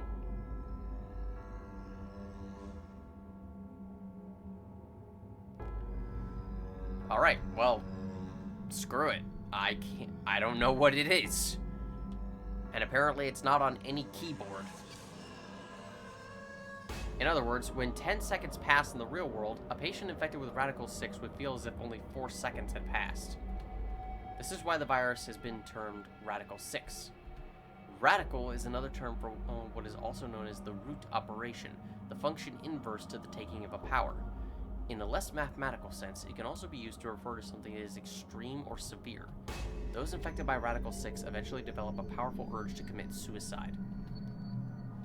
The exact cause of this is unclear, and although there is of yet no direct link between suicidal urges and the reduction in mental processing speed, many believe they are not unrelated. Those infected with Radical 6 perceive the world to be moving at a fever pitch, as if it were a video cassette being fast-forwarded. For instance, although the patient believes that only 10 seconds have passed, in fact, 24.5 seconds have passed. Given this increased speed of input, maintaining the ability to observe and reason would become a Herculean task.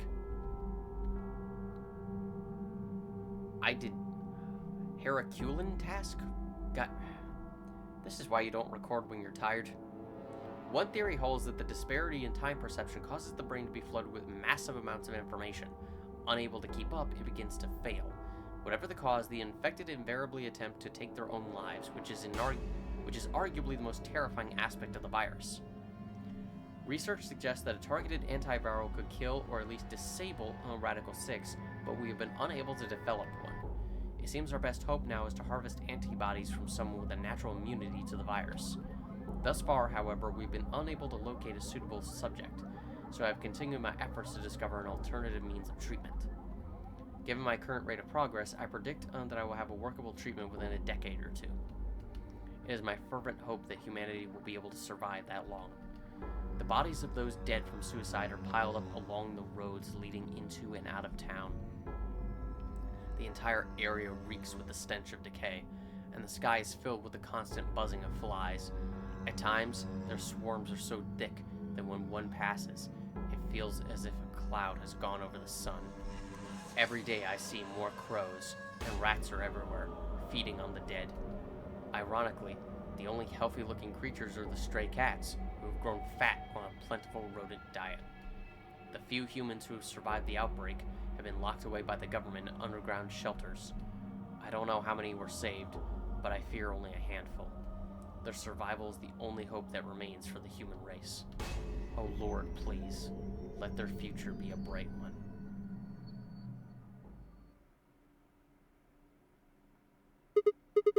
Whoa, that's a lot of information. That was cheery. Should I point out the fact that during development, the game was asked was mandated to be toned down a little from the blood and gore that was present in the previous game. And it clearly was. We don't see it as often. That doesn't mean they can't describe it, or at the very least, can't describe something even worse. 'Cause, good God, that's pure nightmare fuel. Now we know what the virus does to you, though. If you get infected, your brain slows down by the root of 1/6. That's, what, about 40%? Oh, so maybe that symbol means root. That isn't the important part.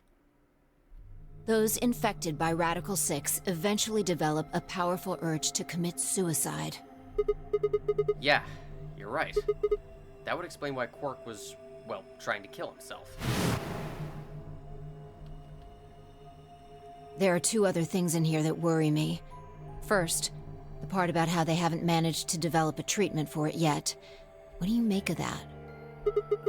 What am I supposed to make of it? Maybe they just hadn't found one when this journal was written. I mean, from what we know, there's a drug called Excalibur that cures it. Exactly. But in the journal it says it might take 20 years to make something like that. Hold on a second.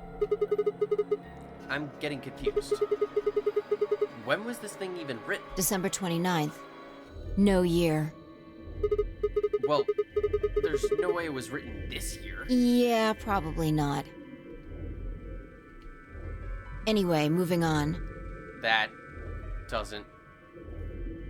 just ominous. The second concern I have is about the underground shelters it mentions.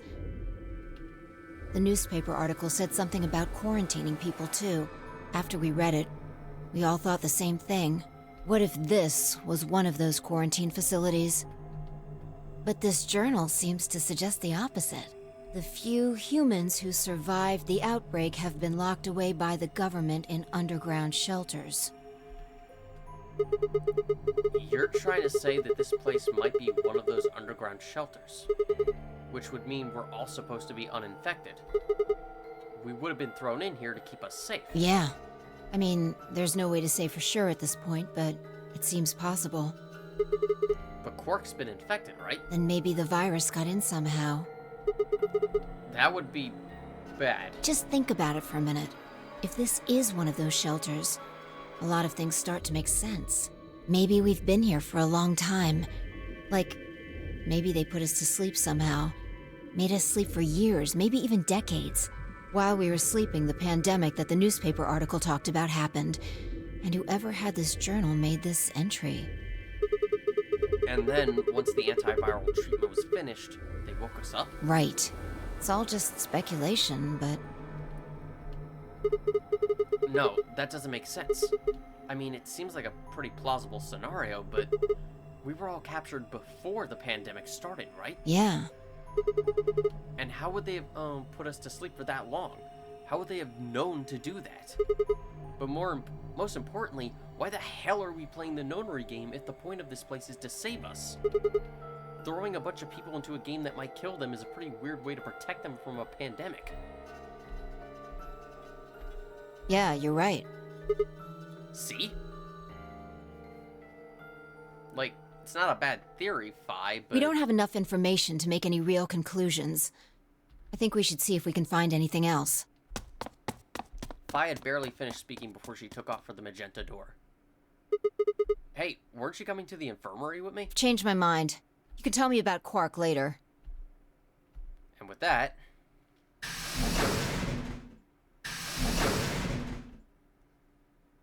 she was gone. Man.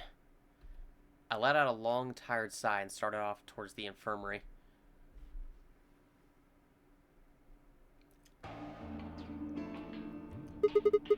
How's he doing? He seems to be stable, as far as I can tell.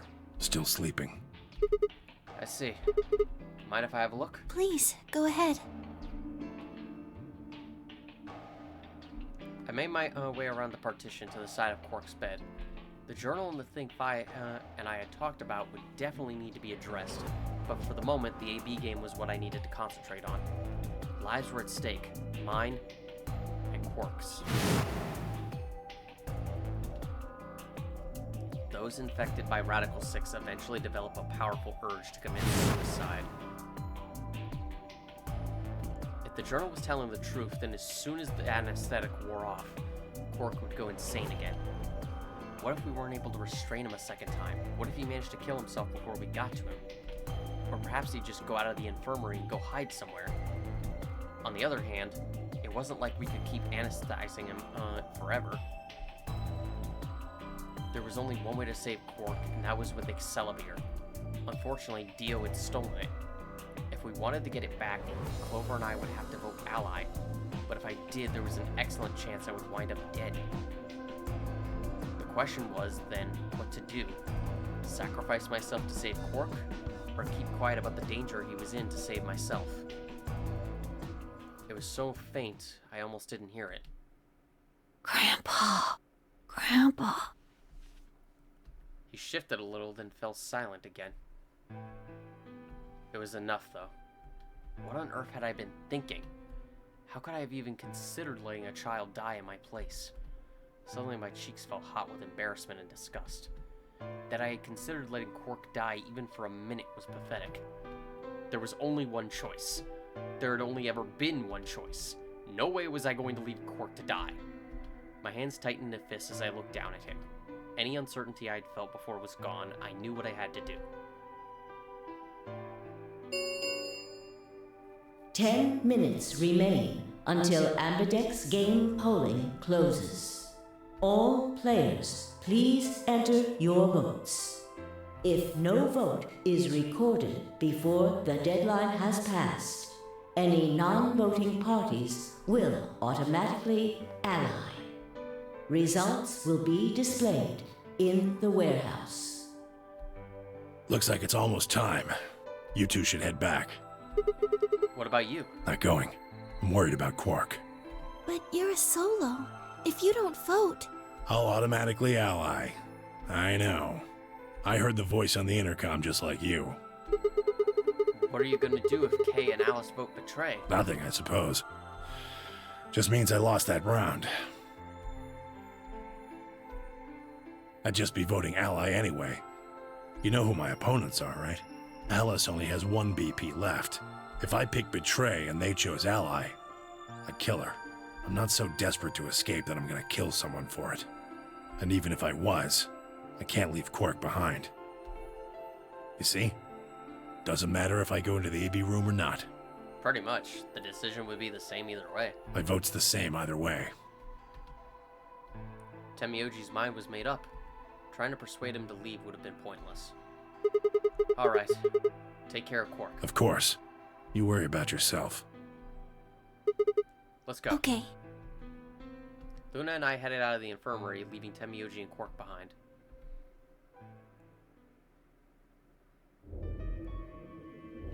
When we got to the warehouse, we found everyone else waiting for us.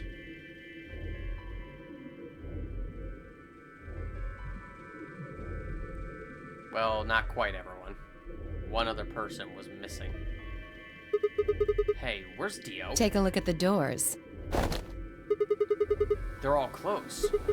When we came in here before, the one on the far right was open. And that would mean... That he went in, I guess. Exactly. That bastard.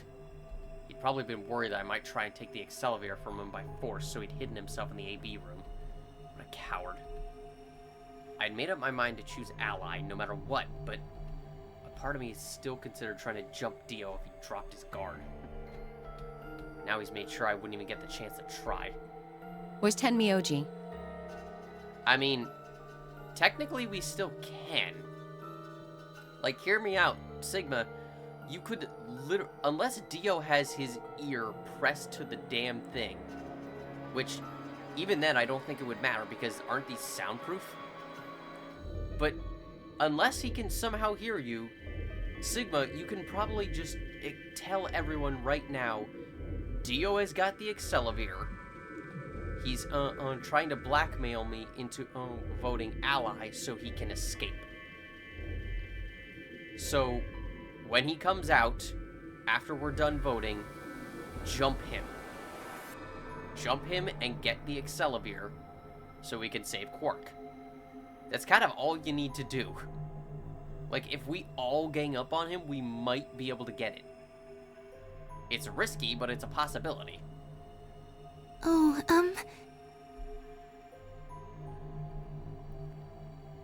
Luna explained Temioji's choice. I see. Well, I guess that means I don't have to worry about him picking betray. Right. What will you guys be choosing then? Ally, of course.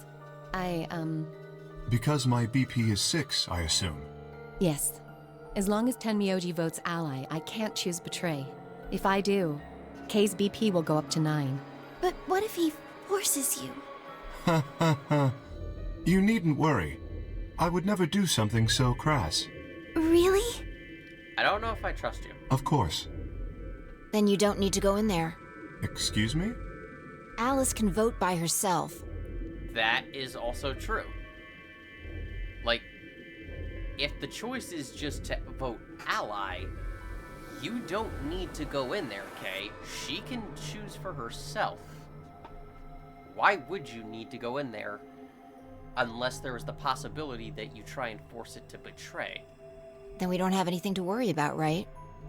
Well, Why are you worried? I apologize, but I'm afraid I can't agree to that. Why? Why not? I just can't. Shall we go, Alice? That doesn't answer the... Hey, hold on a minute there. Kay continued briskly toward the AB room as if he simply hadn't heard Phi. Alice scrambled to follow him, perhaps concerned that he would lock her out. Only seconds later, they disappeared into the third room from the left. I hope Alice is going to be okay. Well, there's nothing we can do now. If Kay told the truth, she'll be fine. 5 minutes remain until Ambidex game polling closes. Time's almost up. Okay, yeah, there would have been plenty of time, Sigma, for you to, like, just very briefly explain to the others that Dio has the Excalibur and that we need to jump him as soon as he gets out of the room. Come on, Luna. Right. They headed off at a trot towards the second room from the right, and were soon out of sight inside it. Alright, Clover, time for us to go. Oh, okay. Right behind you. I sighed to myself and headed towards the leftmost AB room.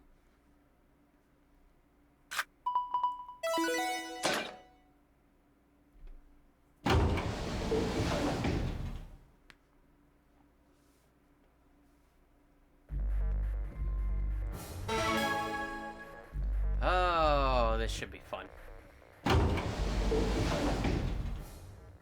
What are you gonna do? I don't really have a choice, do I?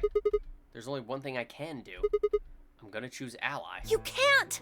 You'll die! Well, you never know. Just because Dio told us to Ally doesn't necessarily mean he's going to pick Betray. Do you really think a jerk like that is going to choose Ally if he doesn't have to? I don't think he actually ever chooses Ally once in this game. Like, at least not of his own free will. No. No way! He's got 6 BP right now. If he picks Betray, then he'll have 9 points!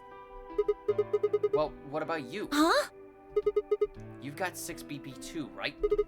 If Dio chose Ally, and we chose Betray, then you'd have 9 BP. What? No, that's not... I didn't even realize that until you brought it up. I'm just trying to tell you that Dio is going to pick Betray.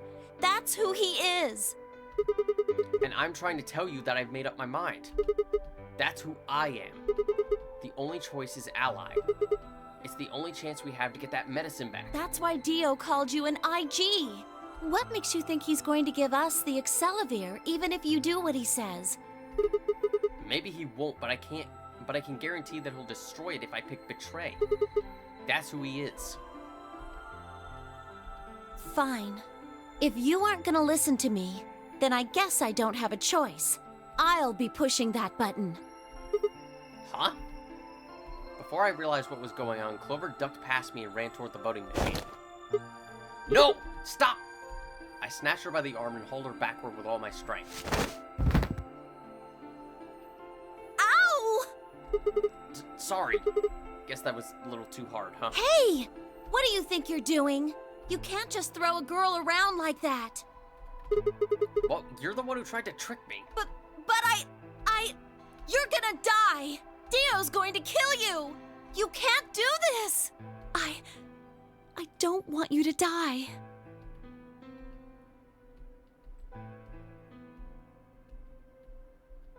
Ten seconds remain until Ambidex game polling closes. I don't have much of a choice. Thanks. It means a lot to hear you say that, Clover. I gave her my best reassuring nod and turned to face the polling machine. 3, 2, 1.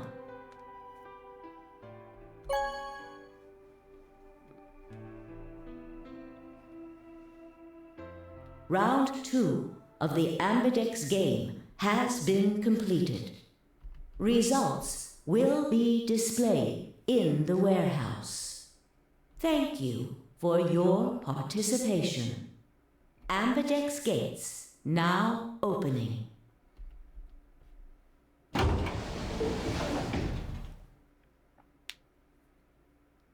He's gonna be right next to the door, isn't he? Clover and I stepped out of the AB room.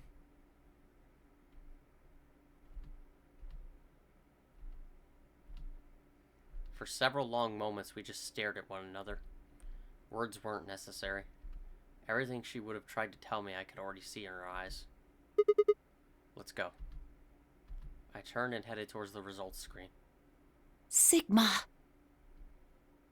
I heard her behind me, her voice barely louder than a whisper. The choice was already made. I stood up straight and kept walking.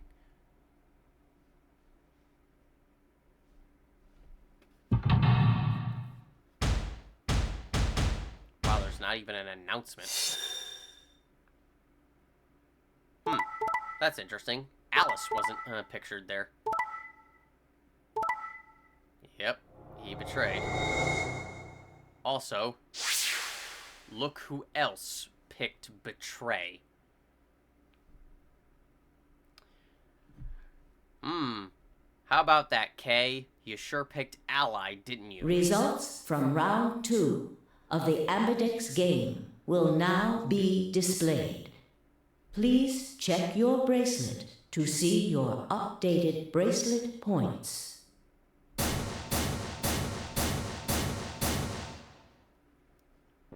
Crap. What? Sigma's BP is... Negative. Suddenly, all eyes were on me. I felt their weight but stood my ground. It was the result I expected. I took a deep breath and closed my eyes. I didn't have to wait long. There was a sharp, quick pain in my wrist, barely even noticeable. I couldn't feel anything flowing into my veins, but I knew it was there. First would be the anesthetic, Soperil. I blinked and my vision started to blur. When I tried to think, it felt like my mind had been stuffed with cotton. My legs began to wobble, then gave out entirely as I crumpled to the floor. Sigma! Sigma! Hang on! Hey! Sigma! Get up! Sigma! Oh no! Oh no, oh no, oh no! Trying to open my eyeballs was like trying to lift a sheet of lead. My eyes had lost the ability to focus, but I could make out a blur that had to be Dio in front of the number 9 door. Damn it. Keep your promise. God damn it. I groaned and with a Herculean effort lifted my head and then my sluggish body off the floor. Every step was a battle, and whenever I shifted my weight, my muscles threatened to give out again. But somehow I forced myself ahead, a single thought burning in my mind. I would reach Dio. Then at last... The smudge of color faded into a recognizable person.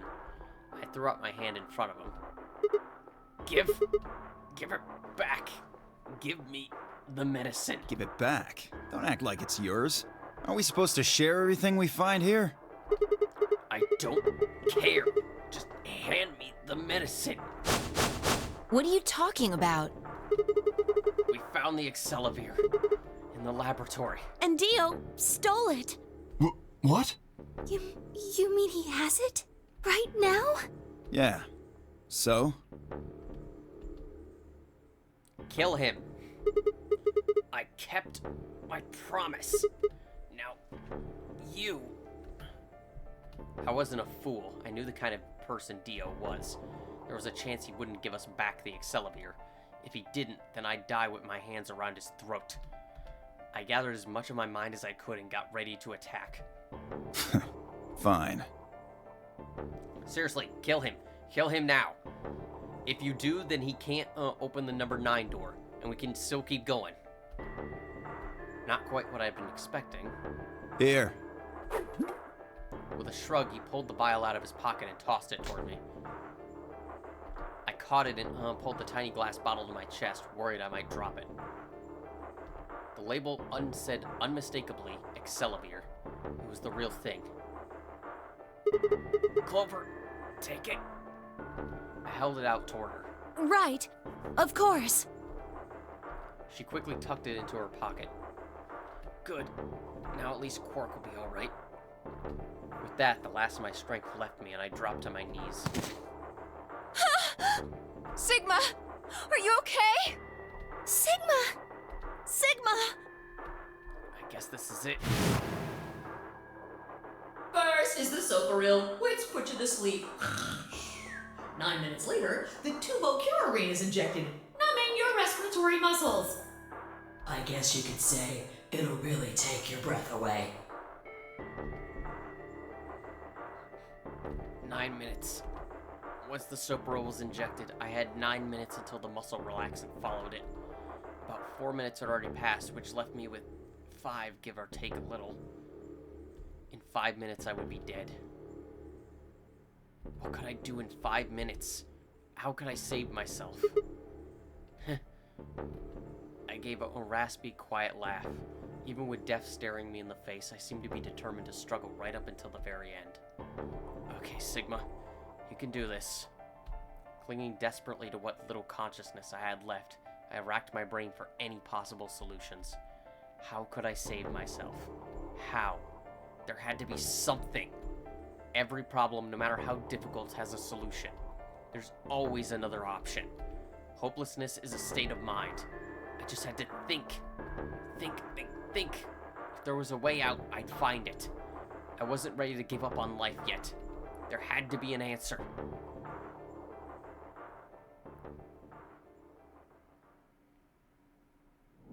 To be continued.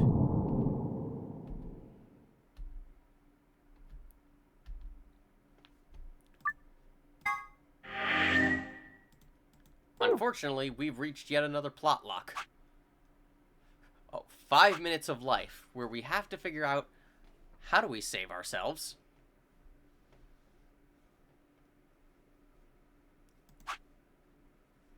However, we now have 2 spots where we've effectively, well, unlocked places to go.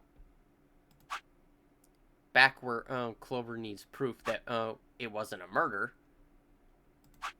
And over here, where there is apparently not enough antiviral medication to save both Alice and Quark in that timeline. Before that, of course.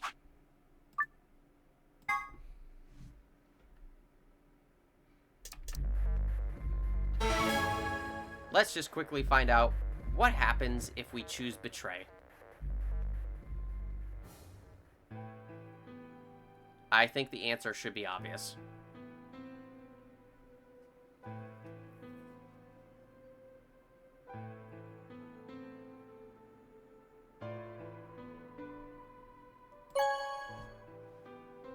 It should be intensely obvious what will happen.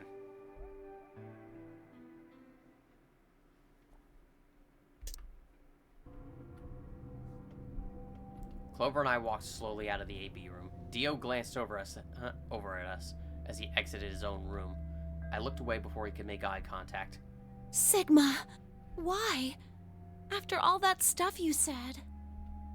I mean, it's not like I'm criticizing you. I think you made the right decision. Sorry. You don't need to apologize. I think I would have chosen Betray if I was in your position. We'll find another way, all right? We just have to keep an eye on Dio. As soon as he gives us an opening, we take it. And I'm sure Alice will help us too. Did you tell her? It's okay. We can trust Alice. There's no way she told him. Anyway, let's go check the results. Yeah.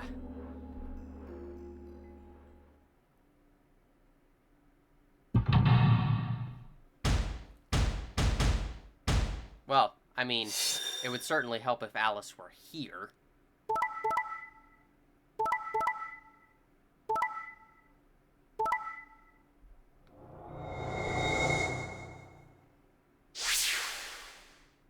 Of course, this now means that while Dio doesn't have 9 points... Results from please... There is still someone here who does. Hey, what the hell is this? Sorry, I decided to choose Betray. Oh, so you don't care what happens to Quark?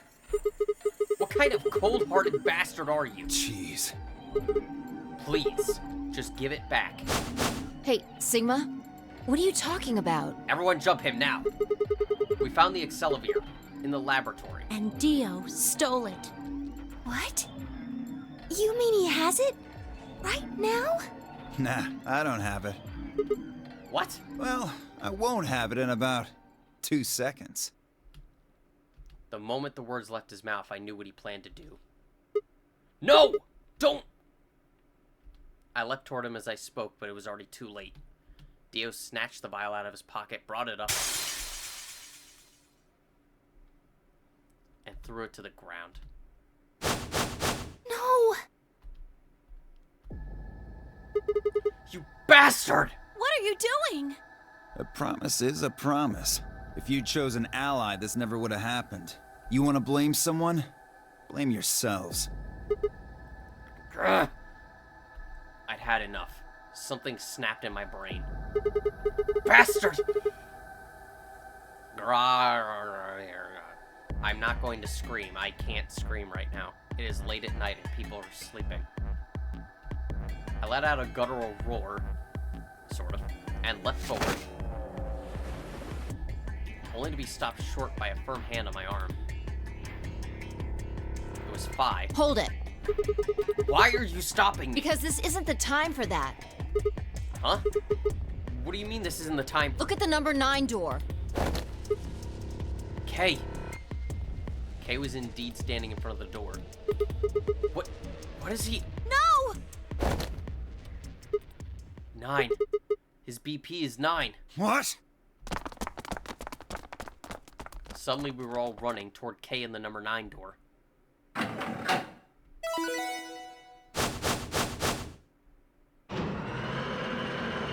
Wow, Kay.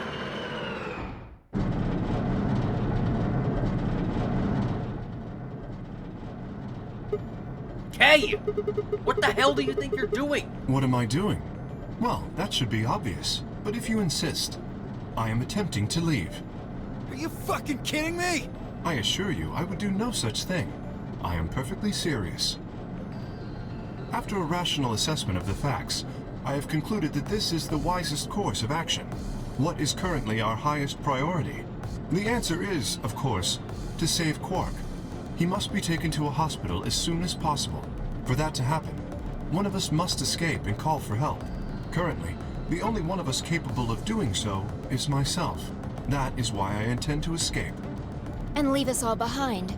Unavoidable, but as I said, I do intend to call for help.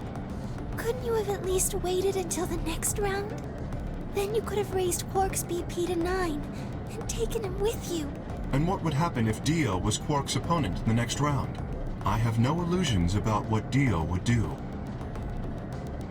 This is the most logical choice. Yeah, but it's not exactly the best choice.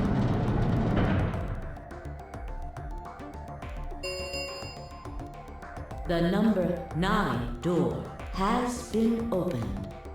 It will remain open for 9 seconds. Wait! Where's Alice? Ah, yes. Alice is in the AB room. She has collapsed, but you needn't be concerned. She is only sleeping. Oh no! What did you do to Alice? You will need to ask her yourself. I must take my leave. Hey! God damn it! Wait! Dio charged at Kay, but the larger man easily sidestepped him and tumbled nimbly through the door just before it closed.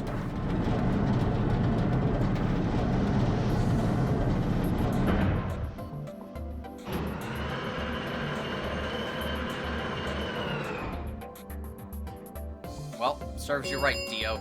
You're trapped in here with us. The number 9 door has closed.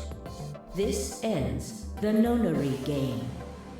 Thank you for your participation. As the game is over, all doors other than the number 9 door have been unlocked. Escape is not possible. Please enjoy your stay.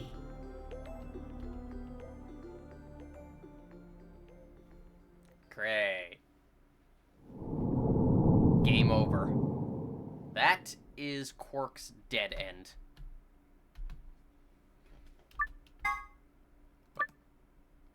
Why was no automatically the option? But, yep, there you go. That's Quark's dead end. We have almost every dead end in the game now. And Kay is just continuing to prove himself to be not the best person. But in terms of what we can decide to do next, let's go over to Alice's route. We now know where we can get some more Excalibur, so we may as well try and save her.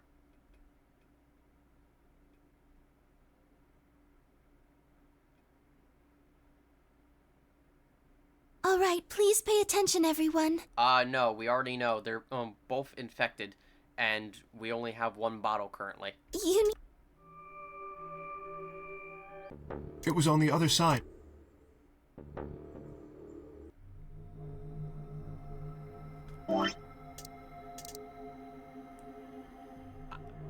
I needed to calm down, think there had to be some way to save both of them. It was there, I knew it. And suddenly, we get a flashback. IG equals immunoglobulin. Do you know what immunoglobulin is? Oh, immunoglobulin. Thank you for the pronunciation, Luna. It's another name for antibodies. Some people have antibodies that can fight off Radical 6. As we learned in the garden. IG replicator. Replicator makes it sound like it makes copies of stuff. So it's like a copy machine. Yeah. Probably copies IG, whatever that is. Who Any knows? ideas? Ice cream by the gallon?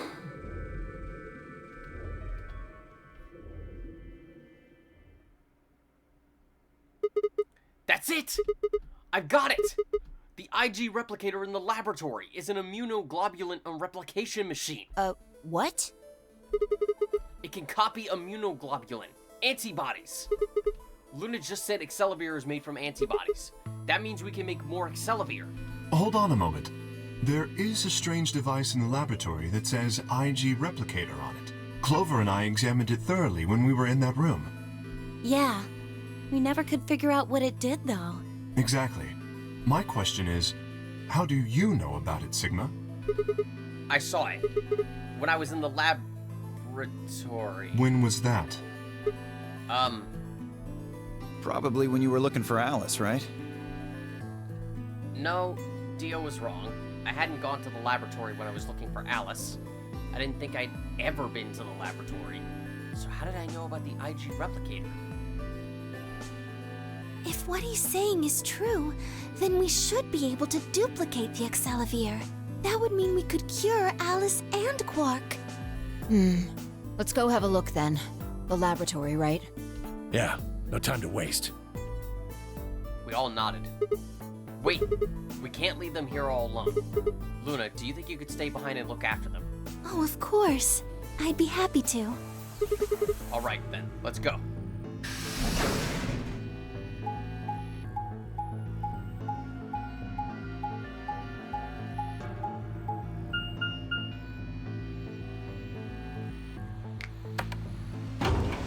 Gotta have one last map section. But I hope you're ready, because a good chunk of this video will be cleaning up some of the flowchart. Like, just cleaning up the majority of the flowchart. We still will have one more escape room to do today, but yeah, it's mostly gonna be endings in this video.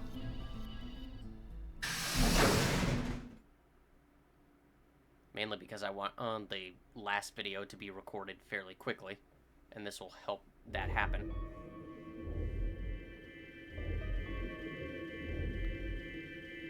So this is the lab, huh?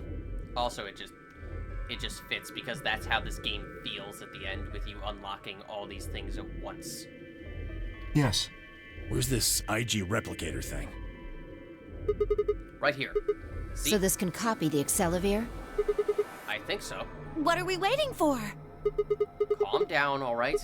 Don't rush me. I carefully lowered the small vial of Excalibur into the slot on the side of the machine. An empty vial already protruded from the other side. Presumably, that was where the duplicated Excalibur would go. Ready? When I push this button, it should... Skip it. Just press the damn thing. Right. And pressed.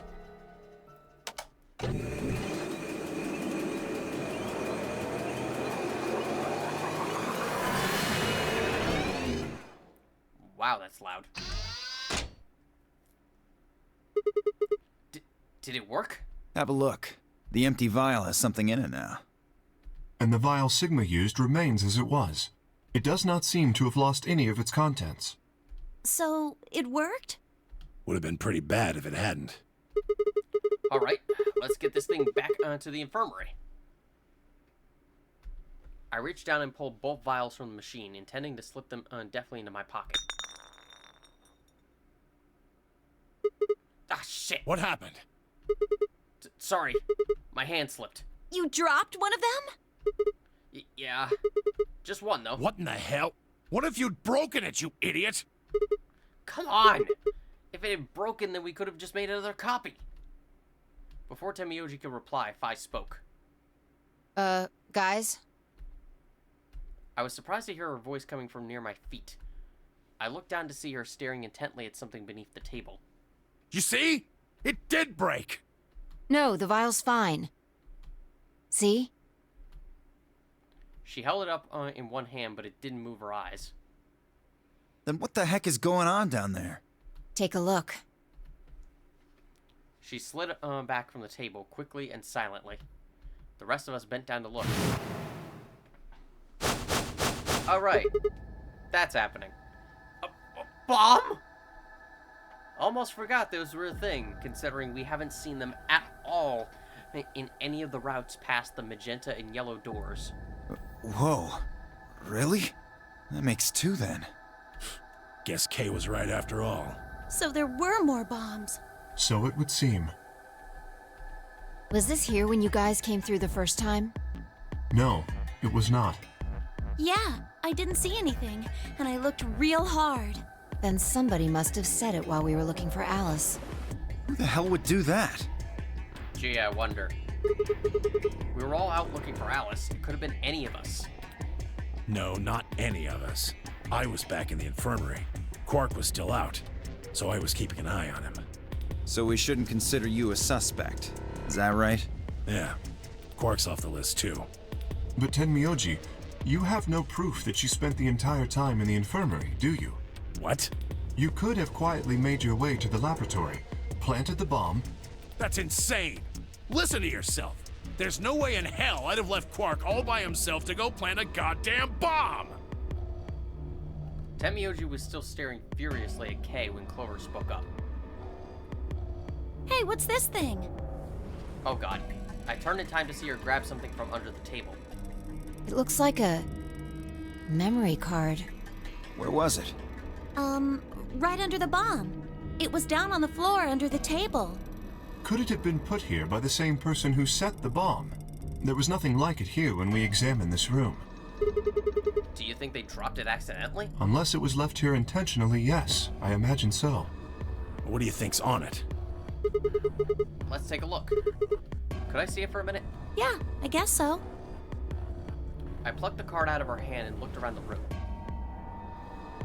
Nothing.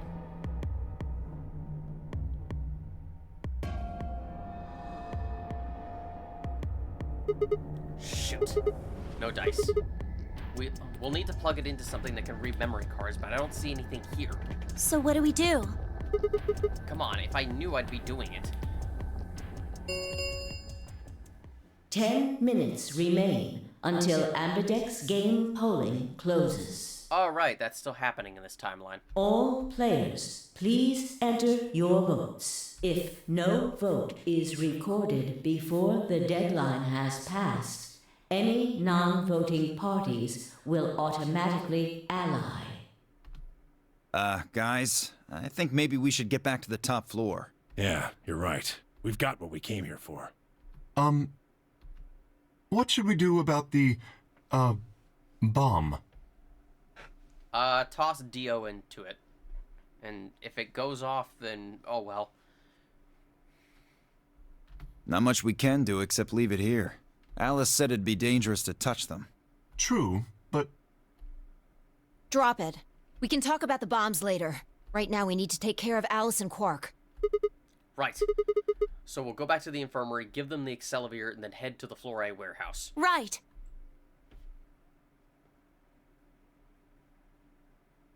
This ought to do it. It might take a little while, but they should recover. Her voice was quiet as she backed away from Alice and Quark. In her hand was the injection gun. She carefully removed the empty vial and placed it gently in the cabinet with the other one. While we were in the laboratory, Luna had moved Quark to a crude cot. They both looked peaceful as they slept. The madness I'd seen on their faces before was completely gone. Are they really going to be all right? Yes. The analysis I did on the vials confirmed that the duplicate was real Accelivir. The original was genuine too, of course. Now that they've been treated... It's only a matter of time before the virus is eliminated. I believe so, yes. Oh man, what a relief. Yeah. Sure would suck if the rest of us were infected or something, you know? Sure would suck if we just, didn't make more of that Accelivir just in case any of us were infected. Just saying. I was really worried. Clover grinned. Agreed. I gave her a reassuring pat on the back. 5 minutes remain until Ambidex game polling closes. God, it's only been 5 minutes? All right, everybody. We can be relieved later. Right now we need to get to the AB rooms and fast. Damn. Don't even have time to catch our breath. Come on, let's go. The Flore warehouse is waiting.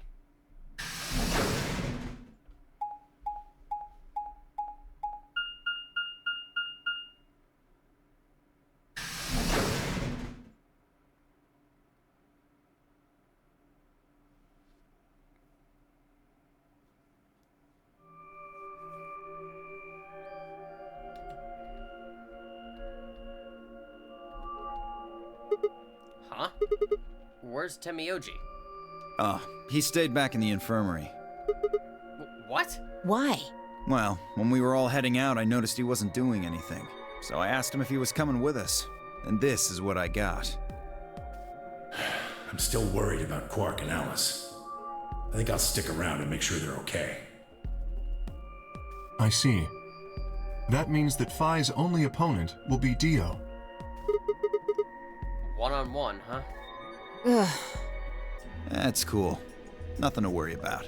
I plan to choose Ally. Phi, make sure you choose Betray. You know why? Because I've only got one BP. Exactly. Alright, Phi, choose Betray. You know what to do. If you chose Ally and I betrayed you, your BP would drop below 0 and... well, we know what happens then. I want to win, but I'm not that desperate. Yes, you are. You see what I'm saying, right? Tenmyoji and Dio are a pair. Tenmyoji only had one BP left. Since Dio said he's going to pick Ally, Phi can't really pick anything else. That's... well, no. Because if he picks Betray, and she does, no one loses anything. If she does, Tenmyoji will... Yeah, that's pretty much it. Kay and I are gonna be going one-on-one too, right? Since Quark's still sleeping. That is correct. How many BP do you guys have? I've got 6. As do I. This will be a tough one, then. If one of them can get the other to Ally, and then betray that person, the betrayer will have 9 points. Look, Kay, I know you don't really have any reason to trust me, but... I know. You would like us both to vote Ally, yes? Yeah. I agree. If we were to both betray, then we would gain no points. We would lose nothing either, but that's hardly relevant. If both of us cooperate, then we will both gain 2 points, which is much more beneficial. Right. Okay, good. You're really gonna do it, right? Yes. Promise? Promise. 1 minute remains until Ambidex game polling closes. For some reason, Kay just seems so much nicer on the routes past the Cyan door. I wonder if there could be a reason for that. Shit, this is bad.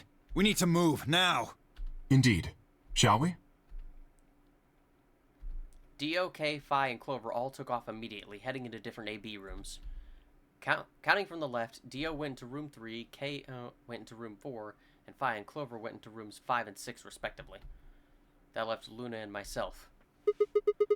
What do you think about taking the one on the far left? Sounds good. With that settled, we headed into the AB room number 1.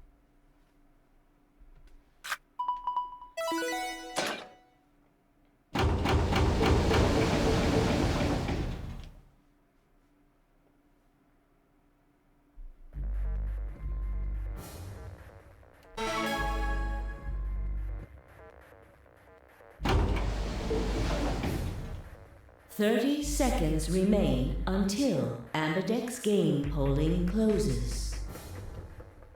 It's probably a little late to say this, but you know Alice is still in the infirmary, so... You're saying we should pick Ally, right? Since Alice is going to default to that anyway. Yes. I know. It's not really fair to betray somebody who isn't voting. Luna's face broke into a warm, happy smile. Not to be sappy, but it was like a ray of sunshine on a cloudy day. I grinned back at her before I knew what I was doing. For a minute, the nunnery game didn't seem so scary. 10 seconds remain until Ambidex game polling closes. Luna tends to have that effect on people. 9, 8, 7, 6, 5, 4, 3, 2, 1. Now, you may think the solution here is obvious.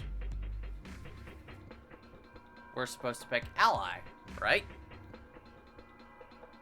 Well, here's the thing. If we do pick Ally...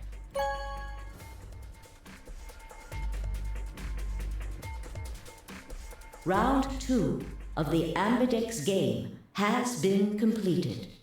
Results will be displayed in the warehouse. Thank you for your participation. Ambidex gates now opening.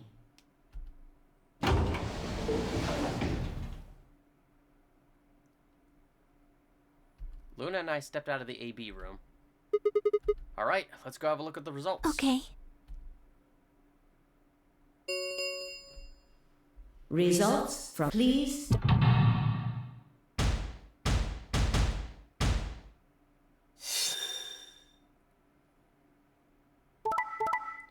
Wow. Wow. Look who woke up. First off, great to see all that trust between Kay and Clover. Guess it was all just talk. Second, good to see that Phi didn't fall for Dio's bullshit, but also, wow, Alice. You woke up just to kill us. You have, like, the biggest hate grudge for Sigma, don't you? Points have been assigned or subtracted accordingly. Please check your bracelet to see your updated bracelet points.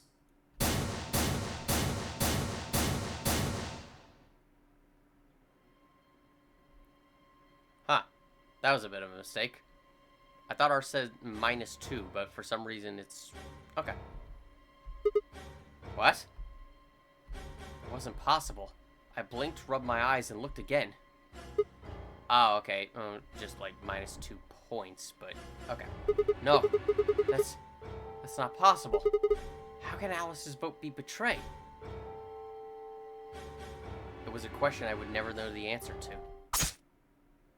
There was a sharp, quick pain in my wrist, barely even noticeable. I couldn't feel anything flowing into my veins, but I knew it was there. First would be the anesthetic Soparil. I blinked and my vision started to blur. When I started to think, it felt like my mind had been stuffed with cotton. My legs began to wobble and gave out entirely as I crumpled to the floor. Sigma! Sigma! Hang on!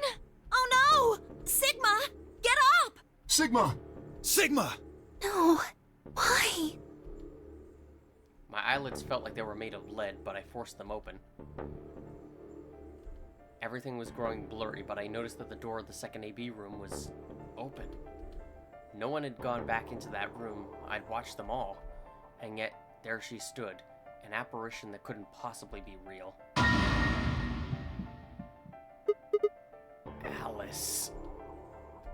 The world was gradually going black, and my mouth refused to form words. But my head echoed with questions. How? Why? What was she doing there? Had she run in at the last moment after Luna and I had entered our room?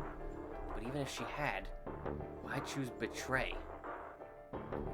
Then the darkness closed over my mind as well, and my questions were gone forever.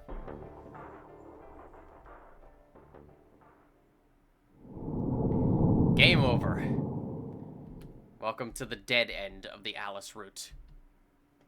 Yup. Alice literally just... She woke up and immediately, like, dashed into the AB room and just slammed on that betray button. That is...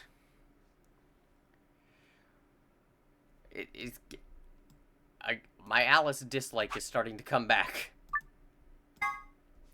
So yes.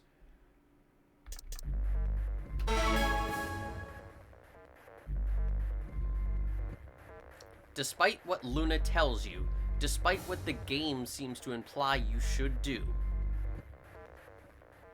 despite everything you may assume, and also despite the fact that you might have, like, gotten to like Alice more because of how much more amicable she was in the other routes, you are supposed to pick betray here.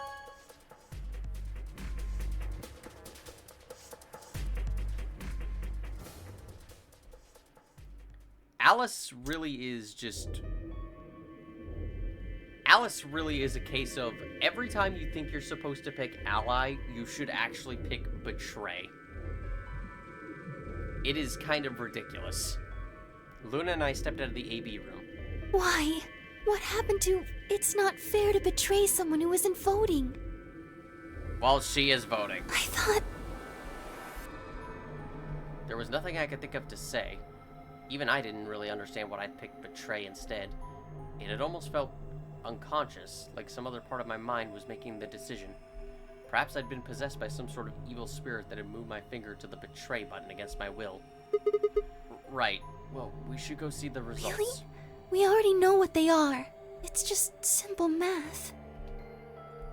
The look in her eyes was more painful than any punch I'd ever taken.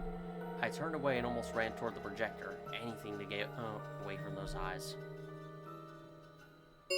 Well, Luna... Result, please. Luna, you will be happy to know that it is not as simple as you think it is.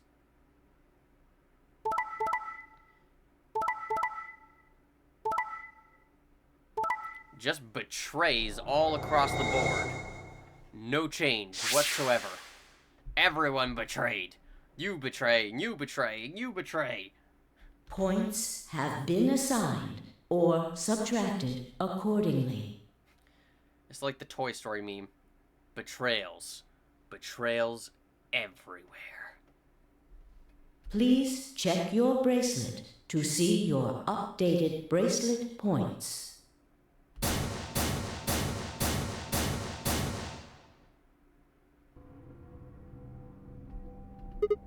What? It wasn't possible. I blinked, rubbed my eyes, and looked again. No. How can Alice's vote be betray? That's not possible. Alice. She's like a damn poltergeist. She will stalk you.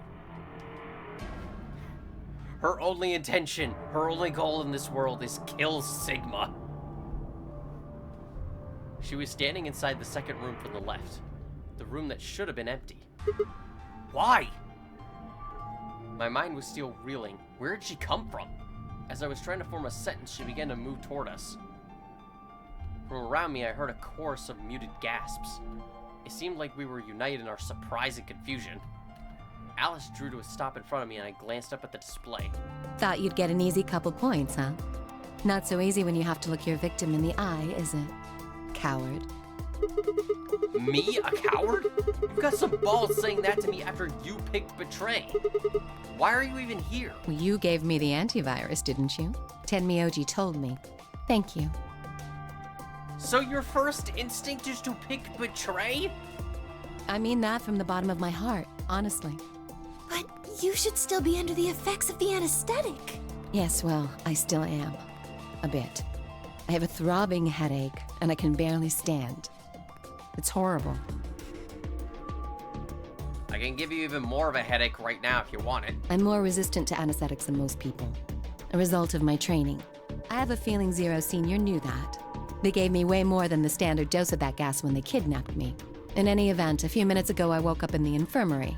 Tenmyoji explained what was going on, and I got here as fast as I could. So you showed up right after we'd gone into the AB room? Yes, right in the nick of time, too. About 10 seconds before the deadline, as I recall. What the hell? You did that just so you could betray us? You didn't even think about it. Right. What? Don't I get to do that? I mean, it turned out to be the right thing to do, didn't it? Yeah, except in the timeline where you fucking killed me. You two chose Betray. Like, I'm curious as to know what happens in that timeline. Like, do you feel any regret about killing me in that timeline? If I'd stayed back there, I'd have lost 2 points. So you're saying it was self-defense? Yes. You're full of shit! Self-defense my ass. You chose Betray because you wanted out.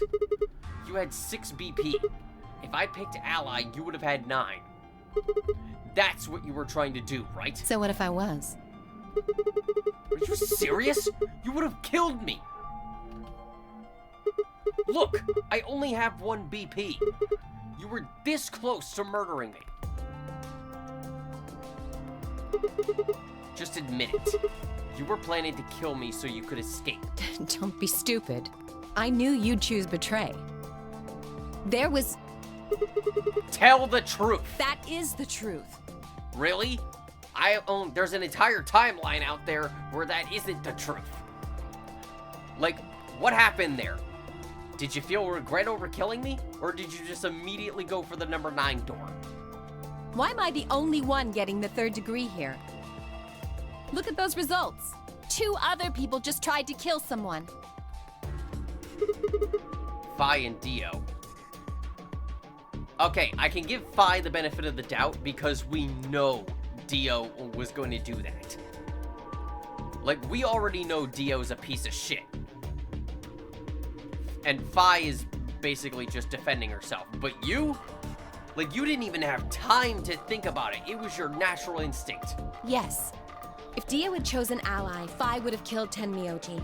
And if she'd chosen Ally, Dio would have killed her. Let's be serious. Dio would not have chosen Ally. I don't want to be rude, but it looks like Clover and Kay tried to trick one another. Not that it seems to have worked. If either one had chosen Ally, the other one would have 9 BP right now. Jeez, guys. I turned to look at the results again. Before, I'd only been looking at my own. I hadn't realized that there was only one word across all the roster. Betray. Whatever trust we'd managed to build up had fallen apart. Everyone was suspicious of everyone else. Had it been the bombs? Or had it been something else? Whatever the reason, if it kept up, we'd never manage to escape. We'd be trapped in a cycle of 0-point rounds for the rest of our lives. Something had to be done. I closed my eyes and took a deep breath. Alright guys, pay attention. We probably already figured this out, but we can't keep going like this. If we don't start being a little more trusting, we're never gonna get out of here. We need to work together. I might as well have been talking to a wall. My apologies, Sigma, but I need to think on something for a bit. I would appreciate being left alone. Kay? I'll be leaving too. Things are getting a little too intense here for my delicate constitution. Sorry. Dio! Well, in that case... Etufai? Yeah, sorry. Without another word, she turned and left the warehouse. Dio and Kay quickly followed suit. See? There's your answer. Would you shut up? In the end, everyone's just thinking about themselves. So I would appreciate it if you could not treat me like I'm the only villain here. Okay, you're not the villain.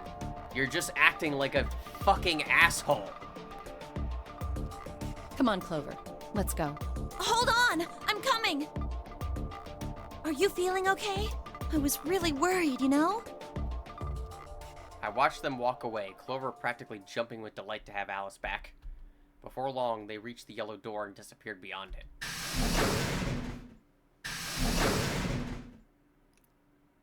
Clover, I'm gonna be honest, I really don't know what you see in her. Like, I admit she is incredibly attractive, but her personality leaves much to be desired. Everyone's gone.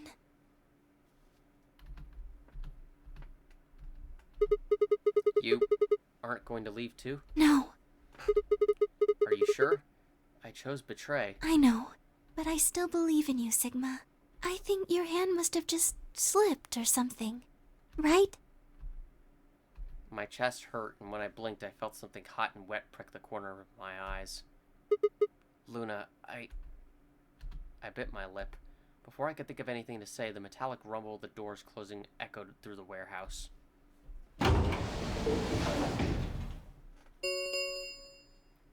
The Ambidex gates have Yes. round star. There is the Yep, star round. As many times as we want, huh? Yes, as long as we have the star keys. That means we can keep playing the AB game over and over, too. Sigma? Could you show me your bracelet?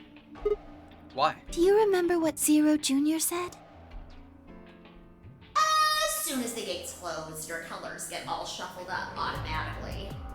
The pair and solo assignments hop around a bit, too. Yeah, I remember. Let's see here. I'm a cyan pair. What about you? I'm a magenta pair. I wonder what the others are. They could be anything, I suppose. We won't know until we have a look. We've got about 80 minutes until the next set of chromatic doors open. So what should we do now? Everyone else has gone off on their own. Yeah, physically and emotionally. I really don't like how this is going. It won't matter how many times we repeat the AB game if nobody trusts anybody else. We'll never be able to get out of here. Maybe it would help if we all had a common goal. Something to unite our hearts and minds. We could beat the shit out of Dio. Yeah, but we've already got something like that. We all want to get out of here.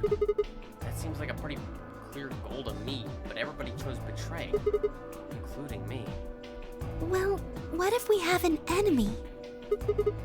An enemy? Yes, a common foe. Like the person who set the bombs, for instance. After coming back from the lab, I told her about the bomb while she gave Alice and Quark the Accelavir. Yeah, that might work. If we can figure out which one of us planted those bombs, then everybody else would work together against them. Right. But how do we figure out who it is? Well, do you have any clues? Clues, huh? That's right! The memory card! I pulled it out of my pocket and held it toward her. What's this? I told you, a memory card. It was under the bomb we found in the lab. I think whoever set the bomb dropped it. Really? Yeah.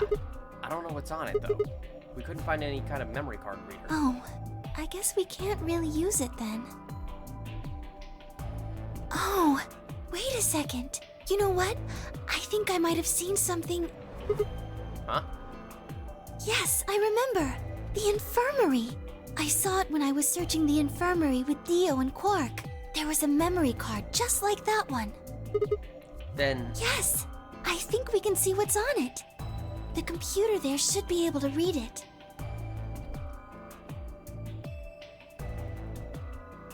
Finally got something else to stick in there.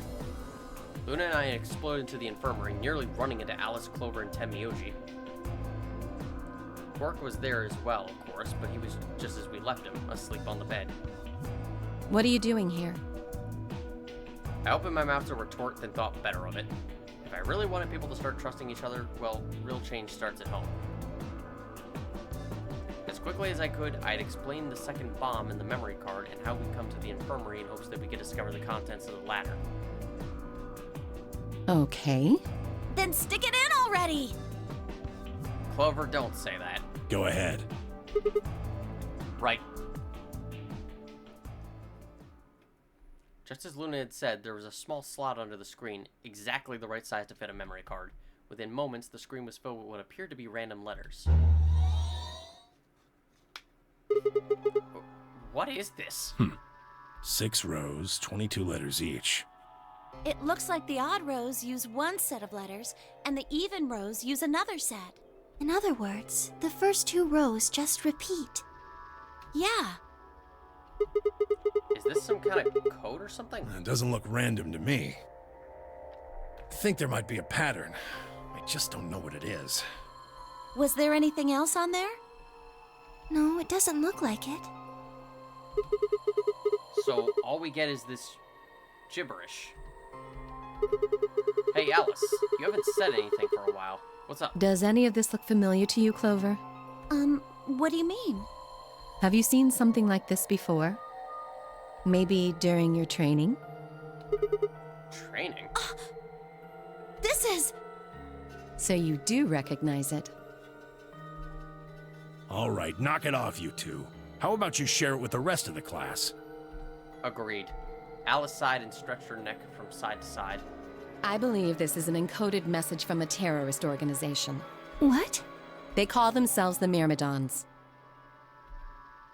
Myrmidons. For some reason, I felt like I'd heard that name before. What are the Myrmidons? Put simply, they're a bunch of thugs who are trying to destroy or dismantle most of human civilization. So this thing we're looking at, you think it's theirs? Well, they have a number of different codes, but I do think this is one of them. Then the bomb? It was set by one of the Myrmidons, wasn't it? Yes. Well, I can't say for sure, of course, but it seems likely. Damn, I have got a ton of questions for you. But let me start with this one. What the heck does this thing say? I don't know. What? How am I supposed to decode it? I don't have the key. Without a key, it would take literally hundreds of years to decode. What about you, Clover? Well, if Alice doesn't know how, I sure don't. See. Not much we can do then. We can come back to this code stuff later. I've got another question. Alice, Clover, who the hell are you? Why do you know about this code? That's... You told me your job was to eliminate enemies of the state or something like that. Just what the hell kind of a job is that? I think it's time you told us what you do. Like, you want us to trust you? Then trust us and tell us what the hell you're doing. Sorry, but I can't. Really? Why not? Because you might be one of them. You might be the person who set the bomb. And? Like, what would that matter here? I already suspect something is up. And if I was, what would be the harm in telling me about this bomb? About an organization that I might be a part of?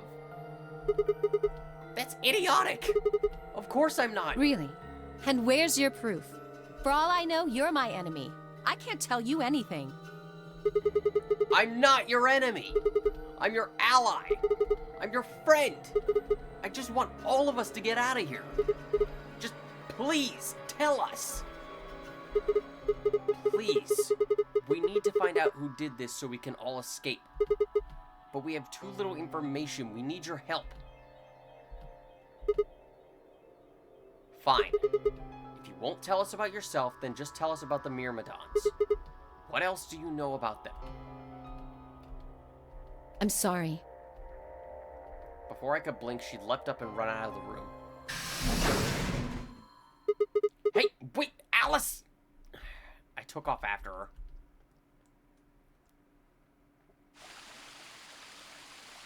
How long are you going to keep following me? Until you tell me what you know. Then why don't you just ask Clover? Clover? You already know she works with me. Well, yeah. Then why don't you... I wanted to hear it from you. Why? That's a good question. Remember the crew quarters, or this garden? We got paired up for 2 separate rounds. That means I spent more time with you than anybody else here. Maybe that's it. I guess I'm just curious about you. What are you talking about? She spun around to hide it, but I caught a blush of red on her cheeks. We walked down the path to where it ended next to the pond.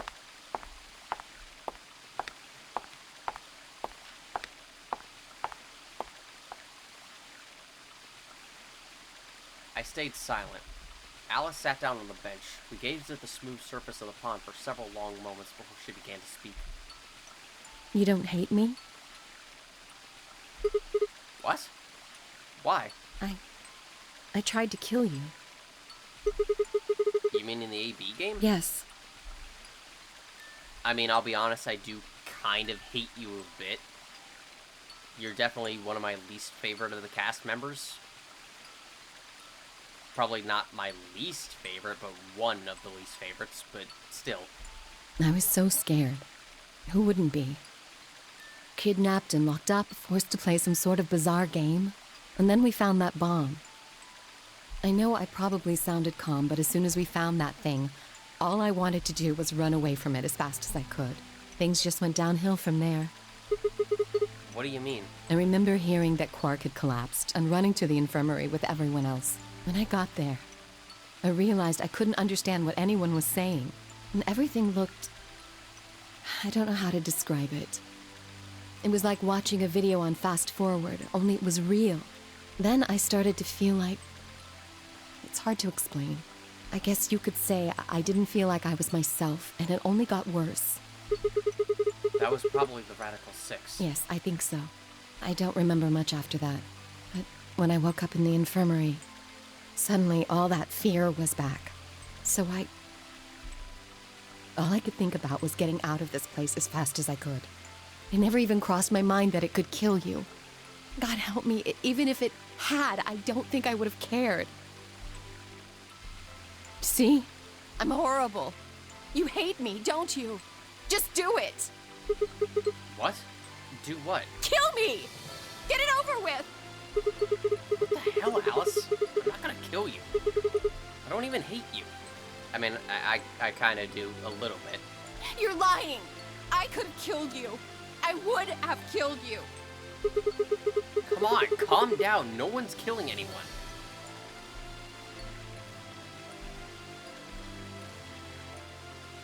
A single tear rolled down Alice's cheek. Then another and another, leaving shining lines across her face. When I reached out, I saw her tense just slightly. Slowly, I brushed my thumb across her cheek and off, taking her tears with it. Why are you doing this? You know, you kind of remind me of my father. Don't say that. That's who you were after, right? The people who killed your dad? Yes. Did they have anything to do with the Myrmidons? Will you promise not to tell Clover that I cried? Come on. If you keep your mouth shut, I'll tell you what you want to know. I will tell her immediately. About myself. And about the Myrmidons. Deal? Sure. Just don't mind me as I cross my fingers behind my back. My lips are sealed. Really? What crying? I don't remember any crying. Good. All right, then. Alice took a deep breath and began.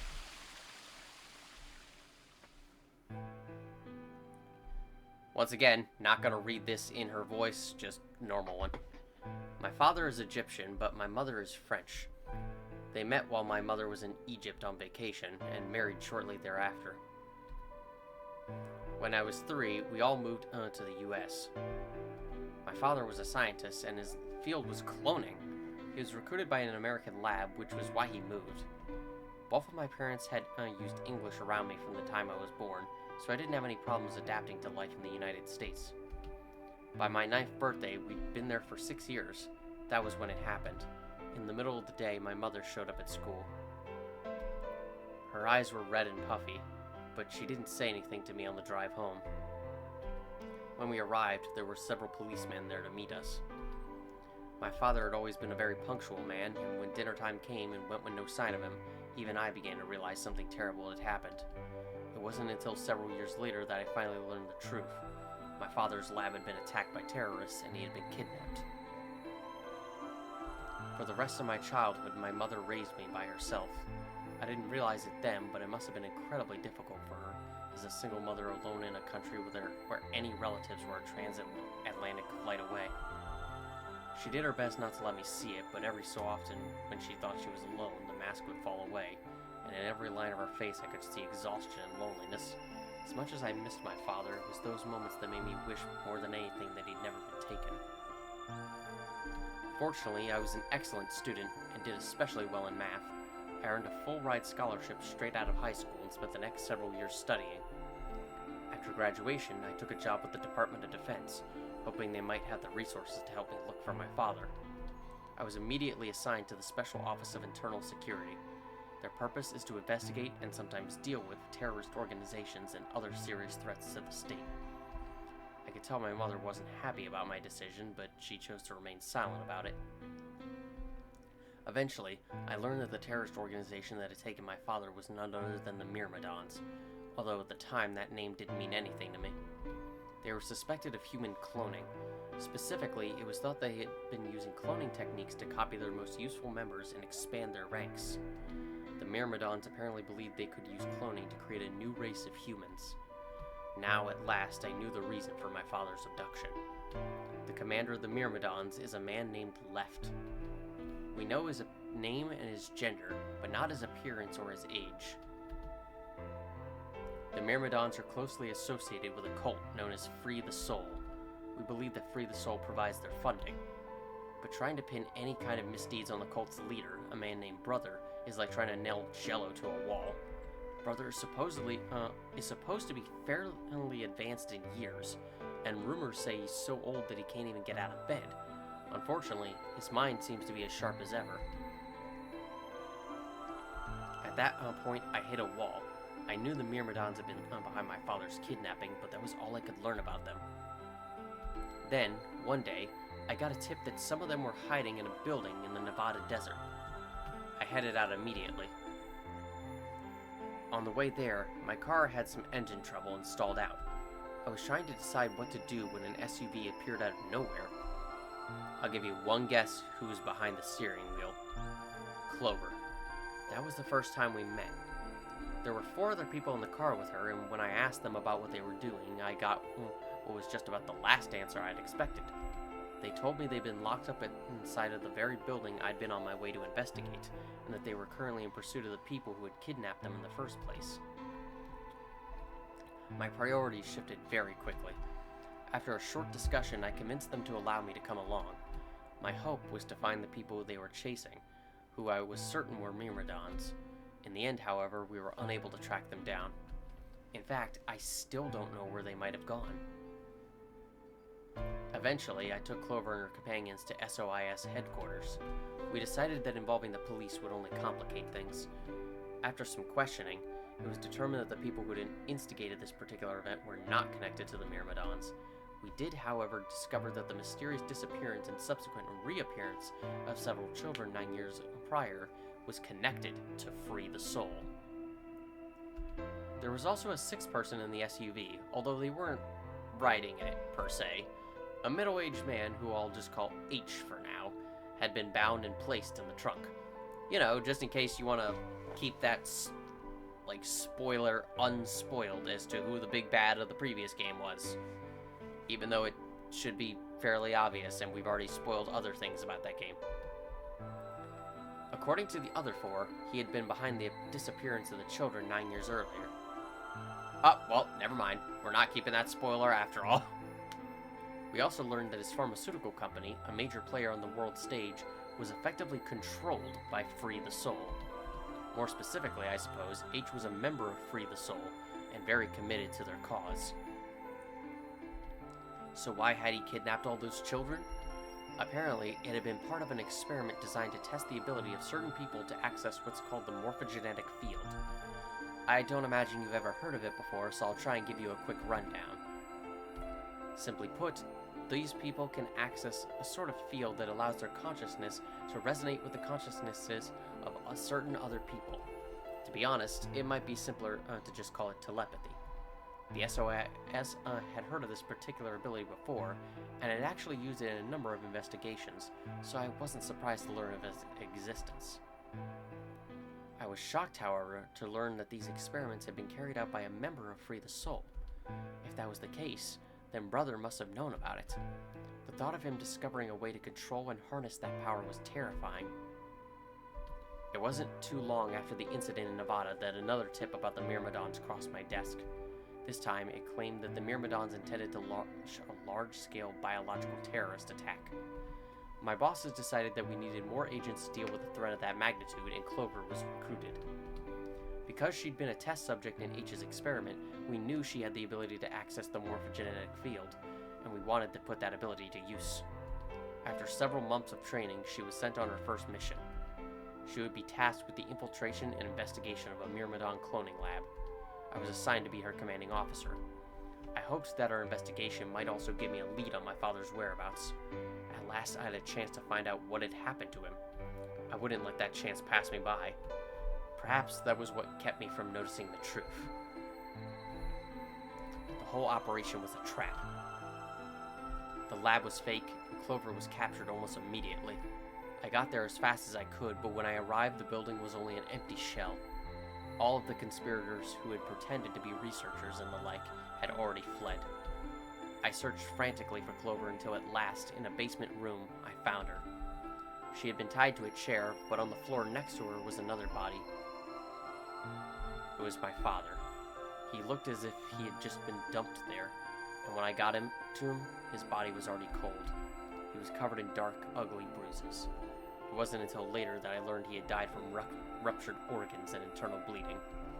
They had beaten him to death.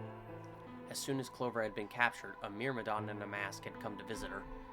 He'd said that unless she wanted to end up like my father, she would leave them alone and tell her masters at the SOIS to do likewise. In retrospect, they must have known who I was and who my father was. That was why they'd killed him. Perhaps they thought they were sending a message to me. Or that once he was gone, I'd lose my reasoning for chasing them. They were very, very wrong.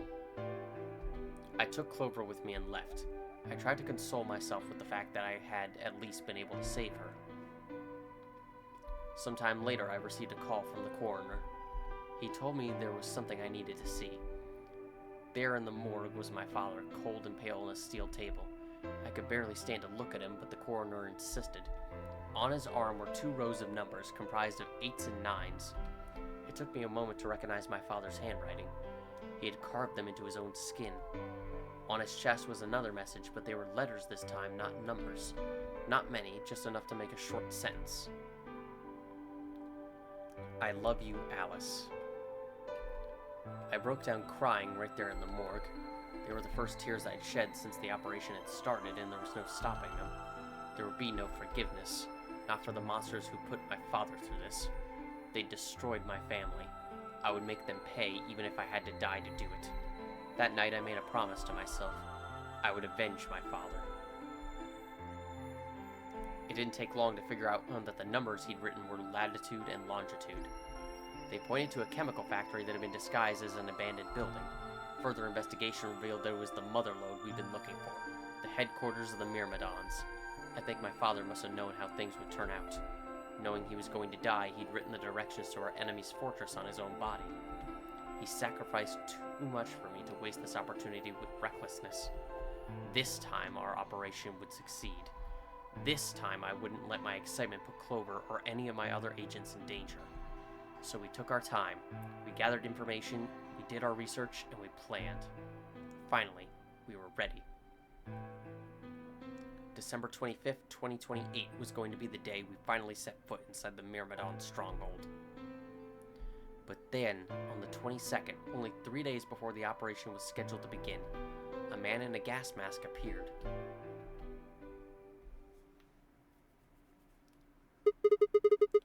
God, I am lightheaded from reading all of that. So you inhaled that gas, passed out, and woke up here in the AB room? Yes. Well, there it is. Everything that's happened with the Myrmidons and me. I left a few of the details out, of course, but you get the idea. What the hell did you leave out? Yeah, thanks. She gave me a sad sort of smile and stood up.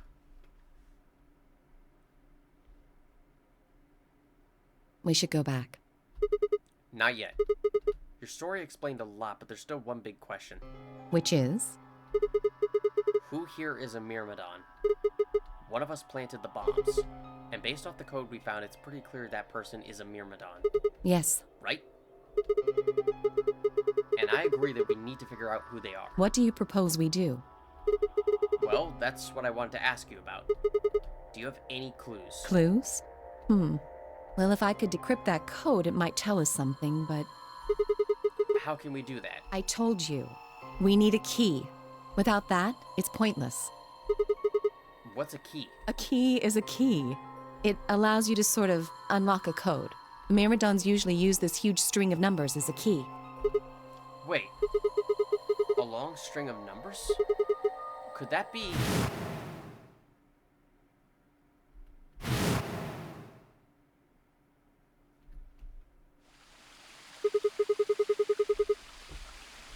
Seven 8153 61098 83809 42419 90551.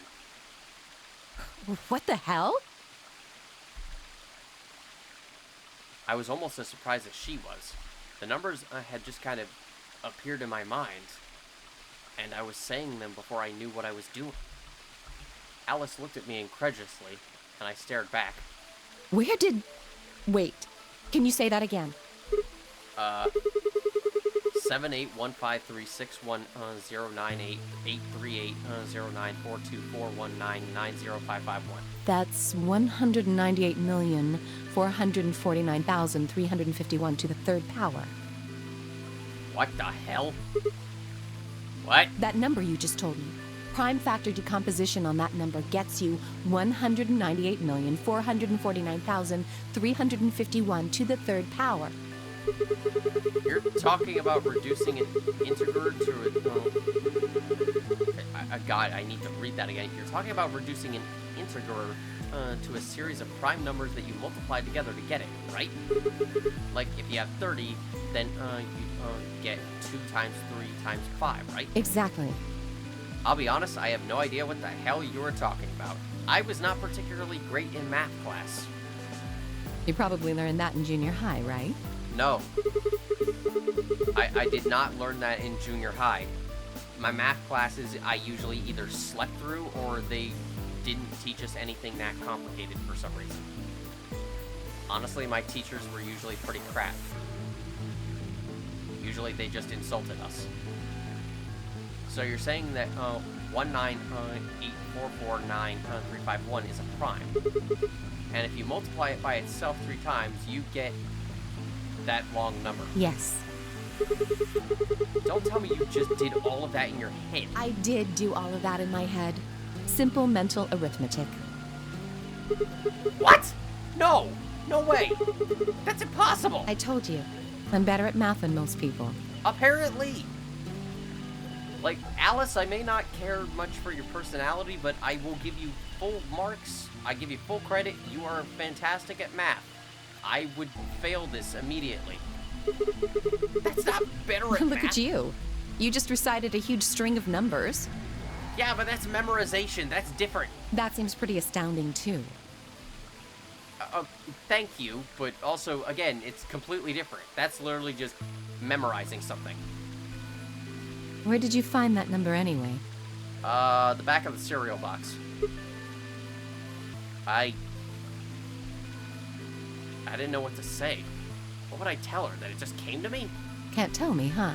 Fine. I'm pretty sure that's the key to the code, though.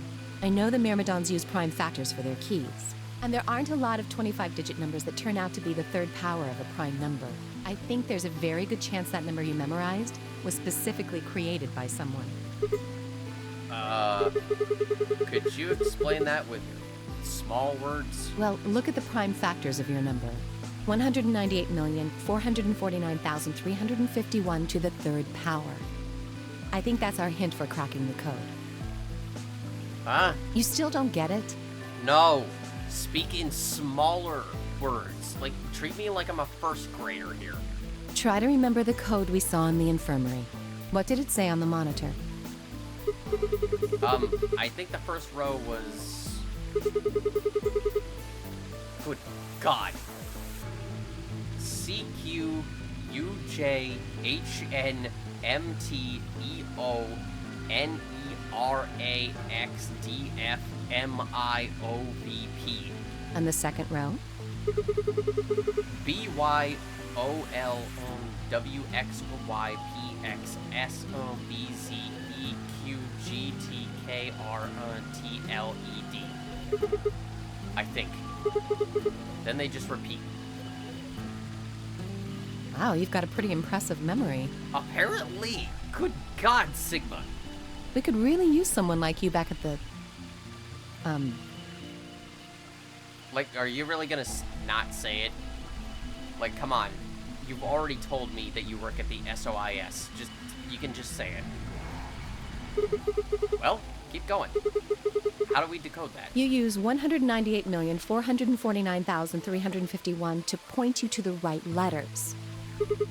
How do we do that? Well, the first number is 1, so take the first letter. The next number is 9, so go 9 letters over from the first one. Then 8 from that one. What? Just keep going until you get something. Make sense? I ran over what she'd said in my head. The prime number Alice had given me was yes. So what would we get if we picked out all the letters like she'd explained? The first letter would be C from the top left. Then you'd move 9 to the right, which would give you O. Then 8 more to the right, eventually we'd get a word. And that word was decode the password using 198449351. You will have 6 chances to succeed. Fail and the game is over. Now I'm going to tell you right now, the game, you do not have the ability to look at this unless you fail. Like, you don't have the ability to look at this string of numbers again unless you fail. So write it down or take a picture if you don't, like, want to waste a chance. Like, do that if you want to solve it, because then it's just, yeah, it even says it right here. The code sheet won't be displayed when you input your answer, so it would be wise to solve it now. Remember, the key is this. Close it in this window will take you to the input screen. I really don't see why it can't just, like, why you can't look at it. It seems kind of dumb and like a bit of forced difficulty, but again, you can just write it down if you want to. However, what happens if we fail?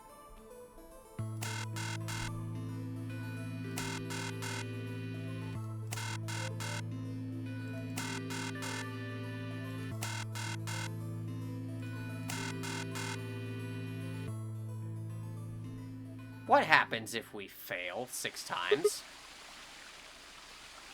I can't figure it out. You what? Are you serious? Hey, get off my back! If I don't know, I don't know. What? Ugh, just forget it. I'll figure it out on my own. She stalked off. Wait! I went to follow her, but... Stay where you are! I don't have any use for another brain-dead man. Her voice was unexpectedly furious, and it stopped me cold. She fixed me with an icy glare, then turned and stalked off. I stayed frozen where I was and watched her go.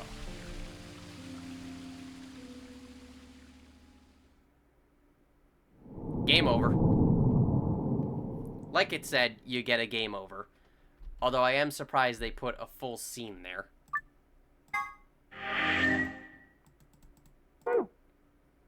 It is surprising, though, that, again, they put a full scene there to account for that. Slight note. You would need to complete Dio's ending in order to progress here. Otherwise, you would reach another plot lock.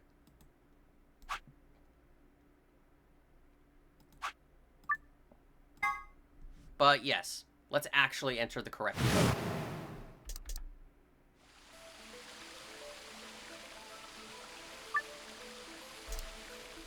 So, if you want, take a brief look at this string of letters. Obviously, you only need to... Well, you could look at the full message if you want to.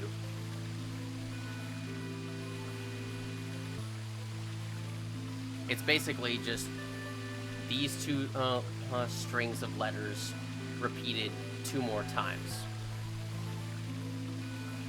So, taking that into account, and basically going in the order Sigma described, it should be fairly obvious what the word we're spelling is.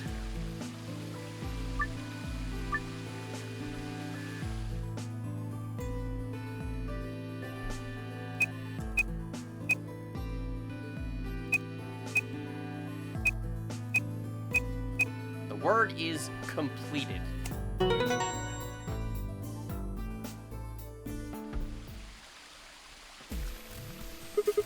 I did it! Completed! That's it! That's the answer! Completed? Are you sure? Yeah! I did exactly what you told me to do, and the word I got is completed. Well, actually, it's completed, completed, completed. The code and the letters repeat every 2 lines. It just repeats. Well, I can't remember the code like you can, but if you're certain, I believe you. I'm definitely certain. All right, then. I wonder what completed is supposed to mean, though. What? Aside from the obvious, you mean?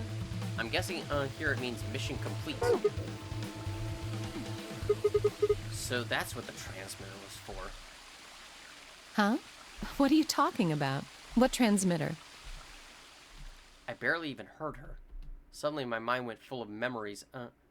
Suddenly my mind was full of memories that hadn't been there a moment before. It was like a wave had washed away the sand, revealing a bed of precious gems underneath.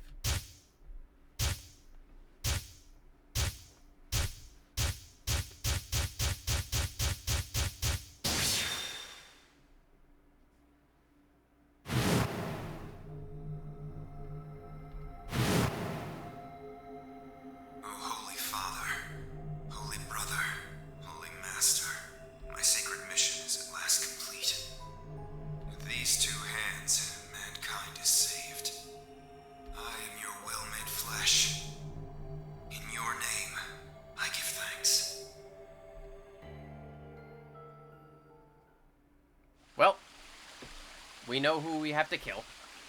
Damn it! Why hadn't I realized it before? I could remember a series of numbers, but not this. At least I remembered it now. Dio was a member of the Myrmidons. And not just any member, he was their leader. That meant he had to be the one who had planted the bombs. Hey, are you listening to me? No. Yeah. Then answer my question. What the hell was that? What's this about a transmitter? I didn't trust myself to try and explain it to her. More than likely, she'd just think I was insane. Even I could barely make sense of the sudden influx of new information. Wait. Don't tell me you're one of the Myrmidons. If I was, do you really think I would have helped you solve that? Yeah, if I was, do you really think I'd reveal myself like this? Point. Out of nowhere, Clover appeared.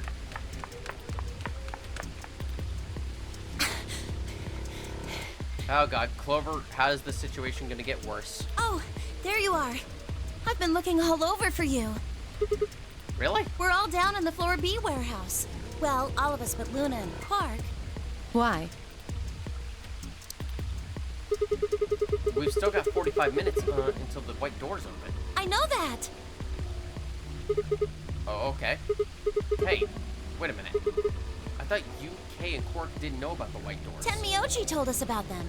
He said he'd show us where they were, so we all followed him down to the floor B warehouse. I'm assuming you left Quark with Luna? Yeah. Anyway, when we showed up, Phi and Kay were already there. So? Well, all of a sudden, Phi, Tenmyoji, and Dio all started yelling at each other. What? Why? Did something happen? According to Clover, the last AB game had been the cause of their fight. Even though Tenmyoji only had one BP, Phi had chosen Betray. They started to fight, and since Dio had pressed Betray on behalf of his team, eventually he got dragged in too. That seems odd. Phi only had one BP too. Her choice seems like a perfectly valid defensive move. Ugh! Just come with me! Especially since Dio was on the other end. Kay's trying to calm them down, but there's only one of him. Okay, okay. Come on, Alice, let's go. Coming!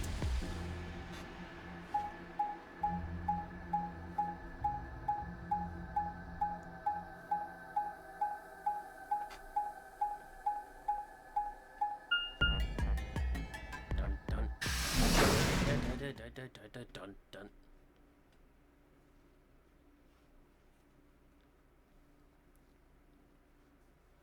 All four of them were still there when we arrived. They seemed to have calmed down a bit, but the tension in the air was almost visible. I felt like I'd stepped into a room full of flammable gas. Even the smallest spark could turn the whole place into a raging inferno.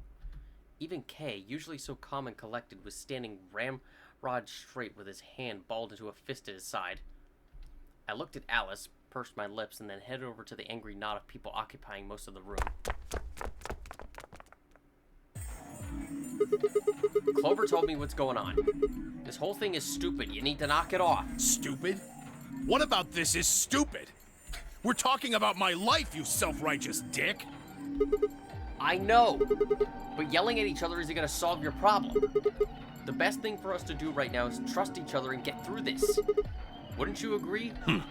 Hard to trust someone who tried to kill me. Same to you.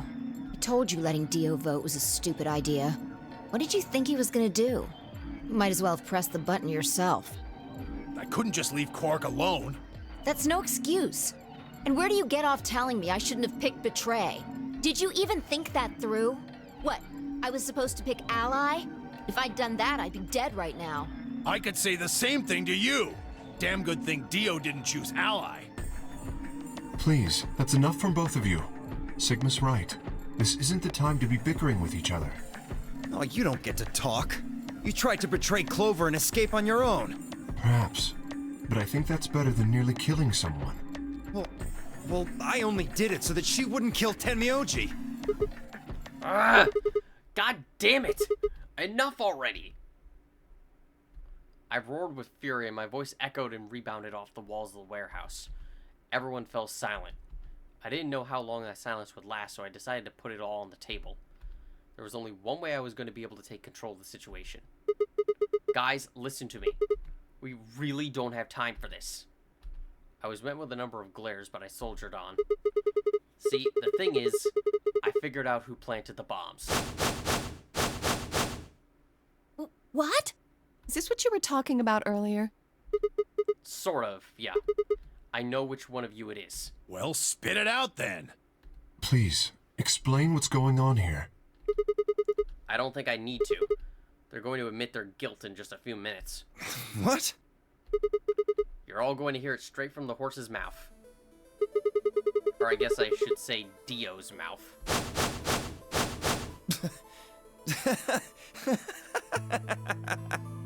What are you on? You think I set those bombs? Yes. Yes, I do. Hey, if you're gonna accuse me, you better have some pretty damn good evidence, pal. I'm not accusing you. I'm just stating a fact. Oh yeah? Where the hell did you get that fact? fun as it was, I knew taunting alone wouldn't be enough to make Dio confess. He just played dumb. He was good at it, and I'd get nothing. That meant I was going to have to trick him. Well, you see, I'm actually from Free the Soul. Free the Soul? What's that? Some kind of hippie shoe company? Of all things. Oh, because soul. What the hell, man? Don't play dumb, Dio. Or should I call you left? Brother ordered me to come here, to keep an eye on you. It was quick, but for just a moment I saw his eyes twitch. I leapt on that moment of weakness like a hungry dog on a steak. Fine. Skepticism is understandable, admirable even, but perhaps this will convince you. I pressed forward, pulling out every fact I could remember. I told Dio about Brother's background and how his younger brother Left had been murdered. I mentioned casually that the Myrmidons were all clones of a single person. So, still not convinced?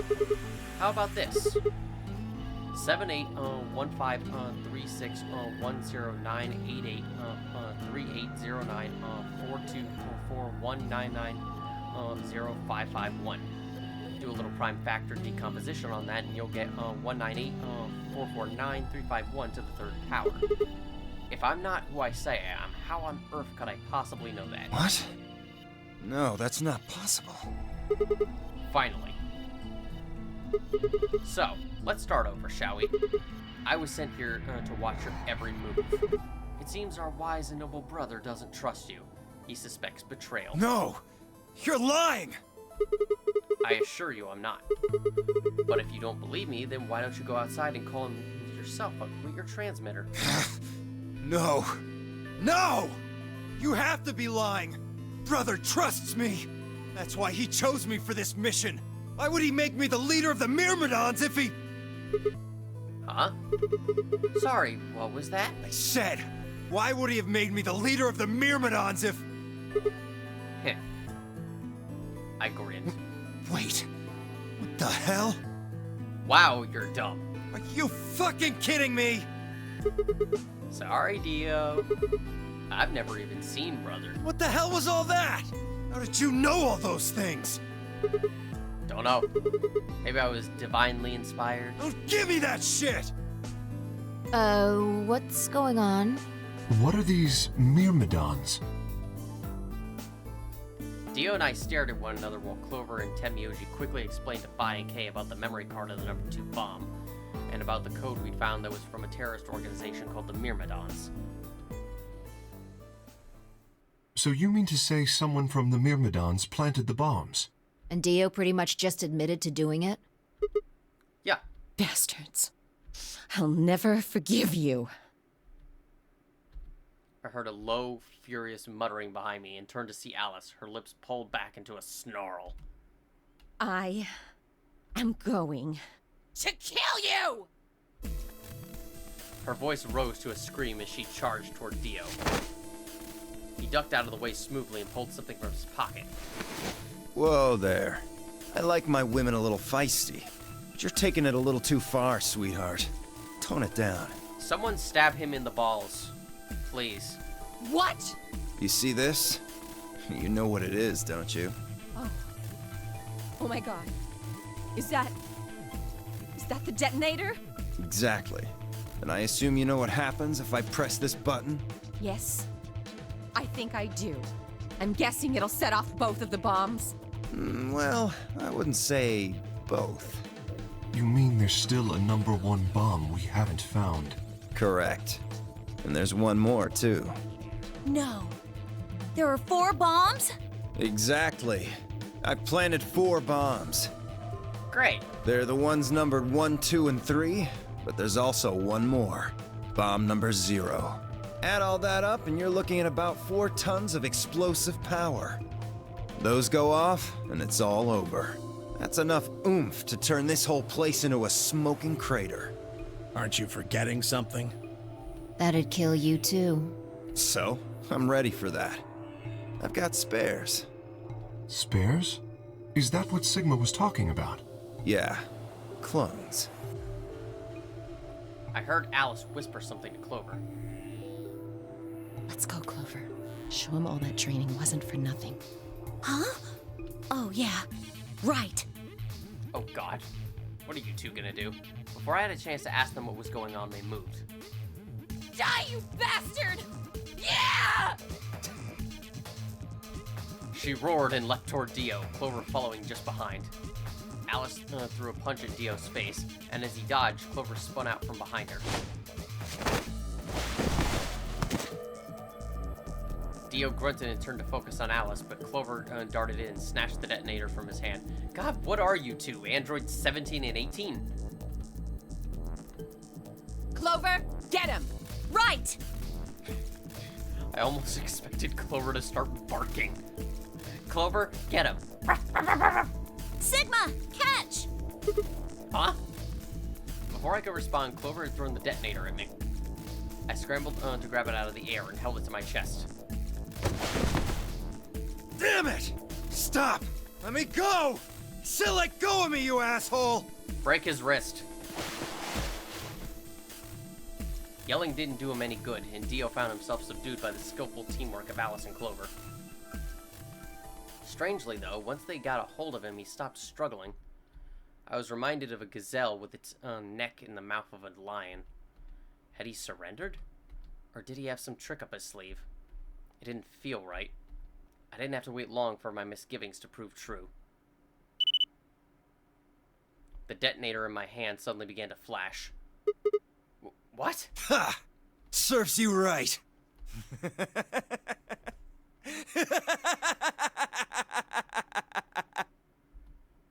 What are you laughing at? You! Her! All of you! God, you're stupid. What? Why? See that detonator you threw to Sigma? You activated it. If it gets more than a meter away from me, it sets itself off. We figured someone might try to take it away, so we put in a little safeguard. Since you two were kind enough to take it away from me, the bombs have gone from remote control to countdown timer. Go ahead and destroy the detonator if you want. Won't make any difference now. Well, shit. The bombs are gonna go off no matter what. How long do we have? About 30 minutes. 30 minutes. Oh no. Well, I hope everyone is gonna enjoy their last 30 minutes of life. My condolences. What can we do to stop them? I told you that already. First, we need the device that allows us to input information. Then we plug it into each bomb and enter the codes. Hey Alice, who the hell are you? How do you know all this? None of your damn business. Just tell me where the input device is. Well, that's none of your damn business. Fuck! Stop! You're gonna break it! Keep going. Do it. Break it. Of course. That's the plan. Thank you. Please, stop! Just tell me what I want to know.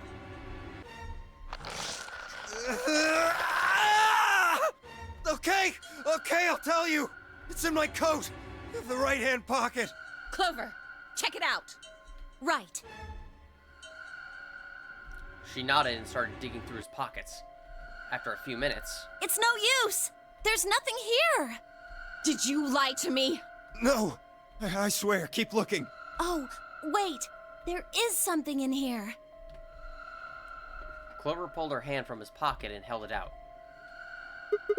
Is that a pill? Like for medicine? Hey, what is this? Huh? I can't see it. Bring it over here. Clover frowned and moved closer to Dio, holding the pill out toward him. Suddenly he moved, his right hand snaking out to grab the pill from Clover's hand. Before anyone could react, he shoved it into his mouth. I heard a tiny crack as he bit down on it. Almost immediately, he grimaced in pain. God, you people are stupid. Shit! What? What was that? Poison, I guess. What? Damn! How could I be so stupid?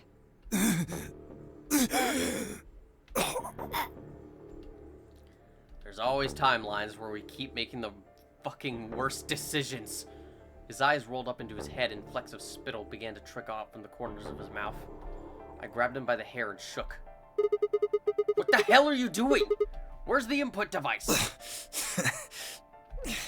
Lost it. In my couch. Back home. Don't screw with me!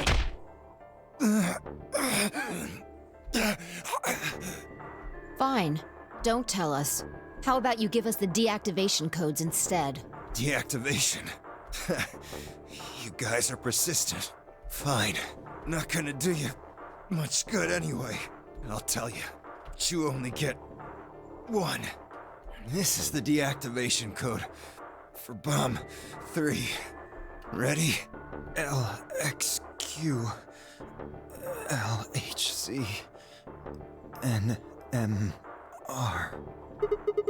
What about the other 3? Tell us the other 3! He didn't even seem to hear me. My body will be a part of the foundation of a bright future. His voice was weak and more foam was dribbling out of his mouth. Such a beautiful world. May brother live in everlasting glory. Those were the last words Dio spoke. He died with a strange, happy smile.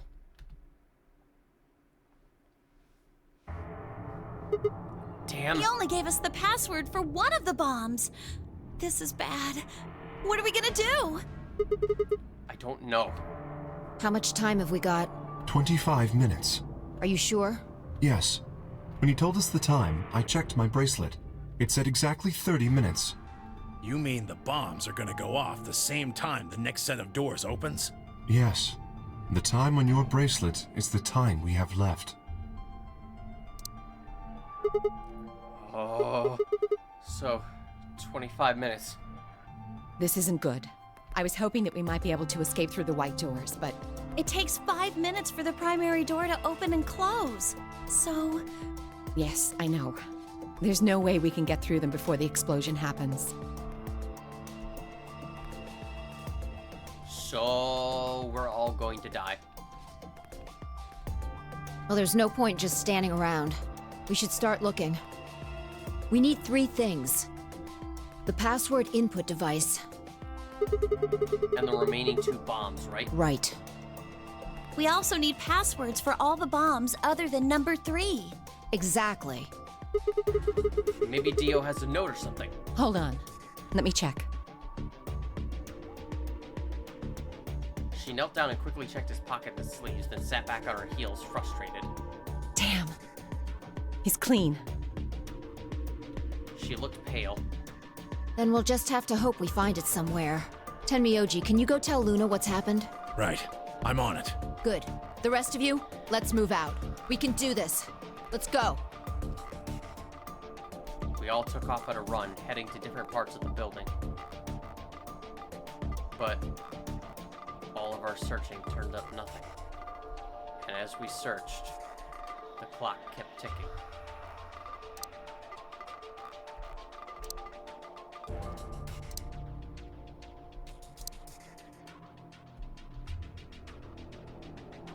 Then at last, the chromatic doors opened.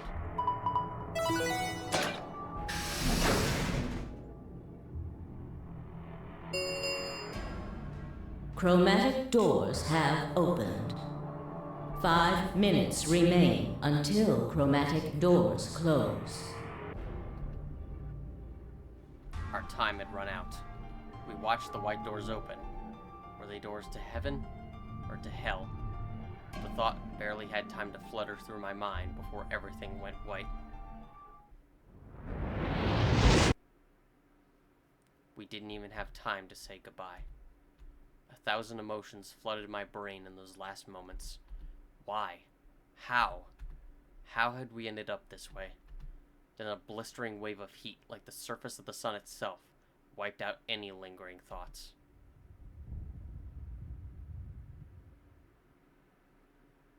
My consciousness slipped away into a bottomless pool of darkness. Neither heaven nor hell, only the void.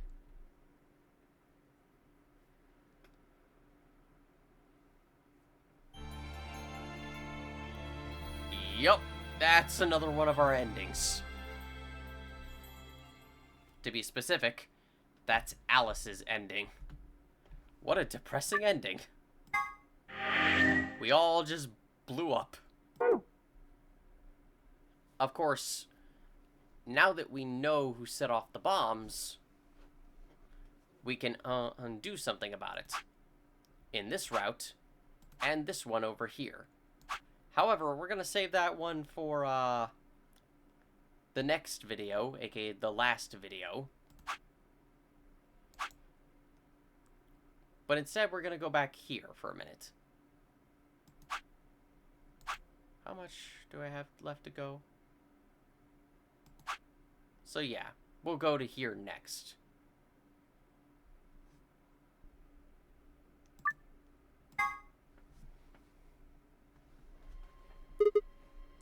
Wait. Huh? You only need to search one person. What? Why? Because I figured out who did it. I know who did it. The words were out of my mouth before I even realized I was saying them. How can you... There's no way. Yeah. I met Phi's gaze and nodded, then turned away. I know who set the bombs. That person.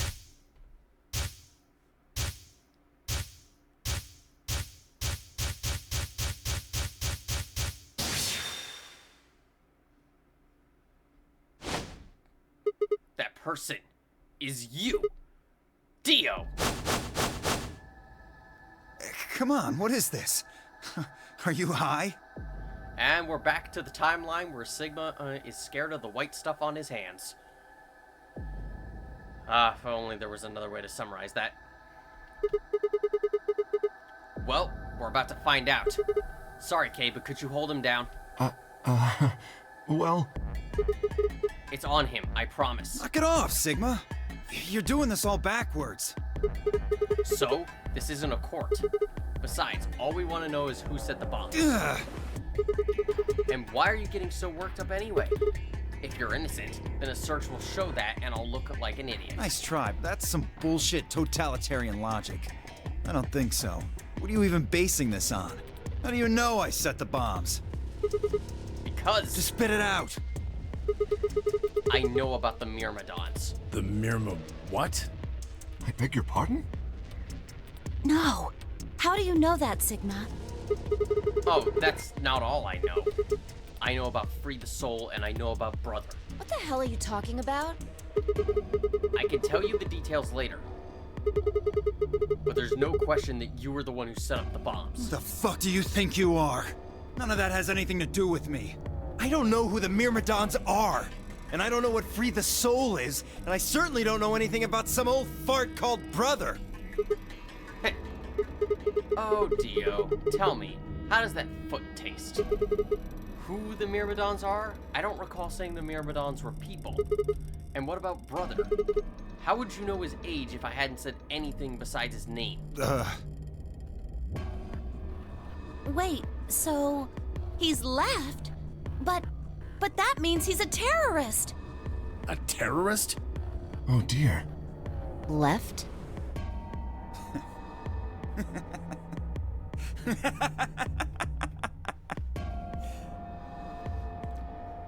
Well, looks like I won't be able to talk my way out of this one.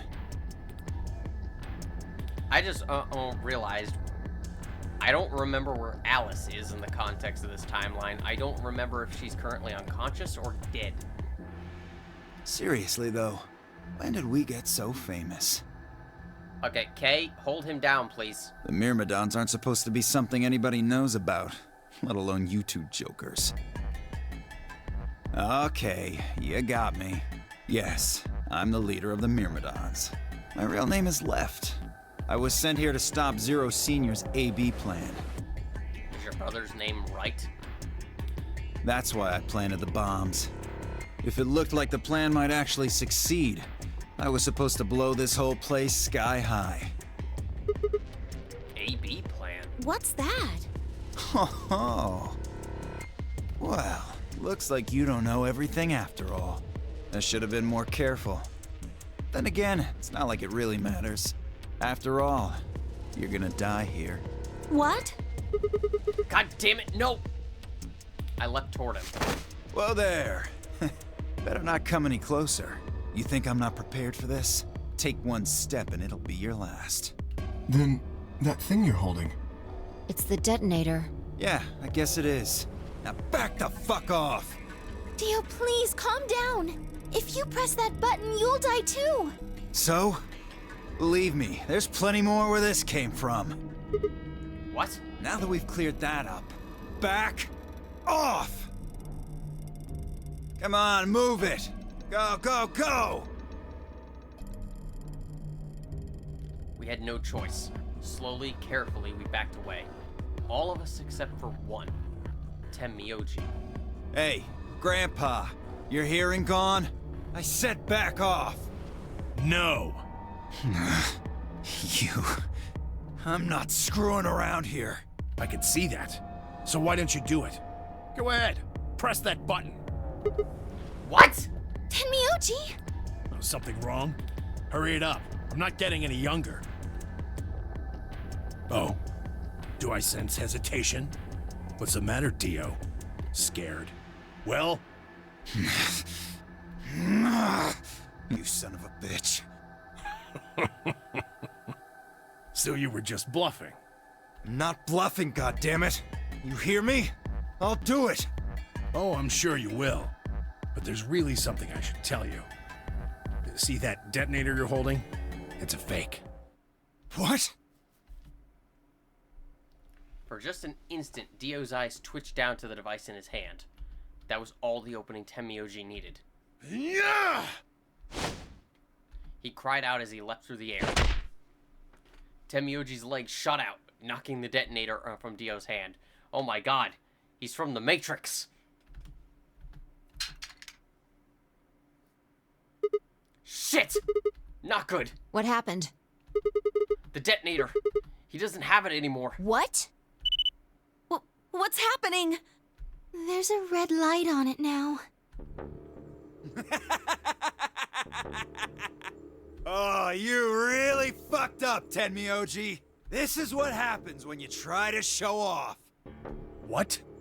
Tenmyoji, I appreciate it, and that was really badass and all, but... yeah, unfortunately not the best move. I'm sorry. This is my fault. I didn't have time to tell you how it worked. What are you saying? The detonator isn't supposed to be separated from Dio. If it is, then the timer on the bombs automatically activates. Damn, how much do you know? Fine, whatever. Well, he's right. If that thing ever gets more than a meter away from me, it activates. When it does, it starts the timers on all the bombs. So thanks to this old fart, you get to try and defuse a bunch of activated bombs on a countdown.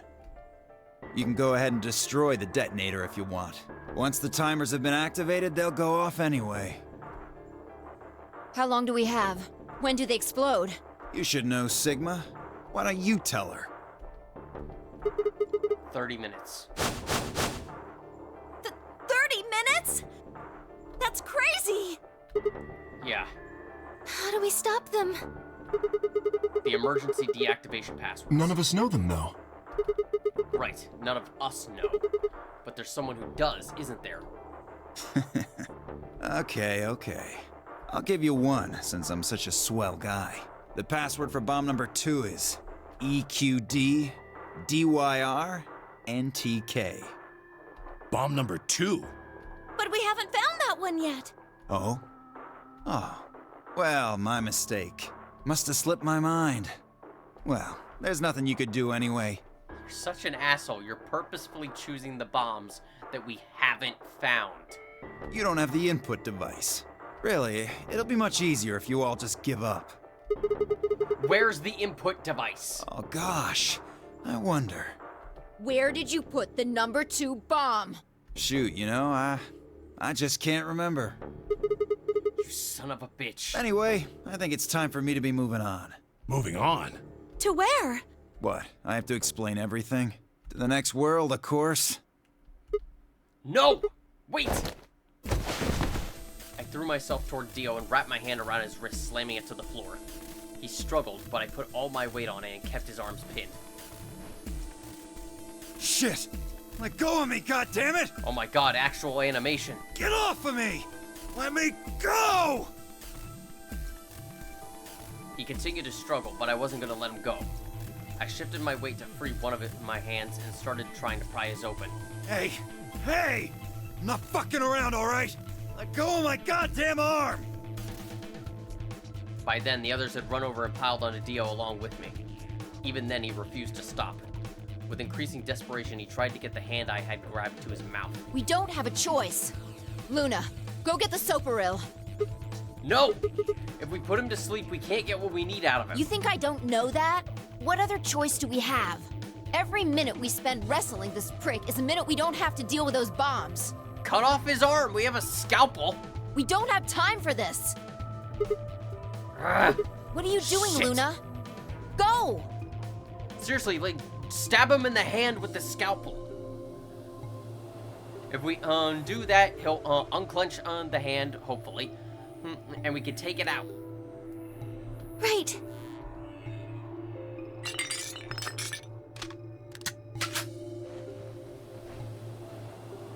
Okay, I've got it. I'm ready when you are.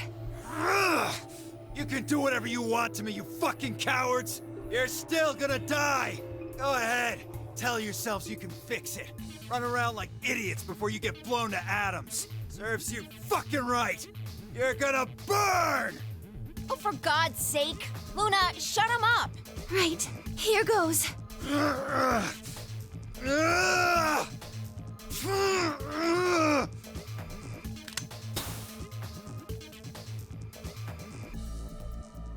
Well, at least that's a blessing. We don't have to hear him anymore.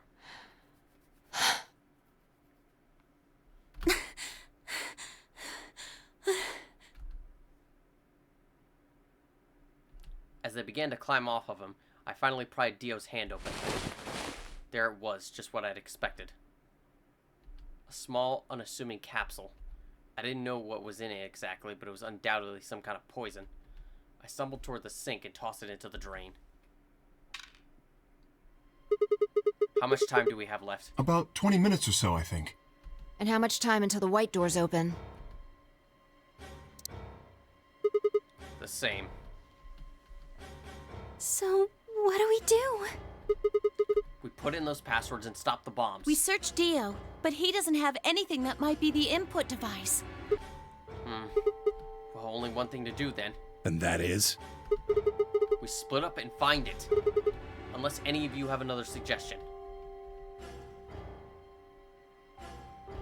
A dismal silence filled the room.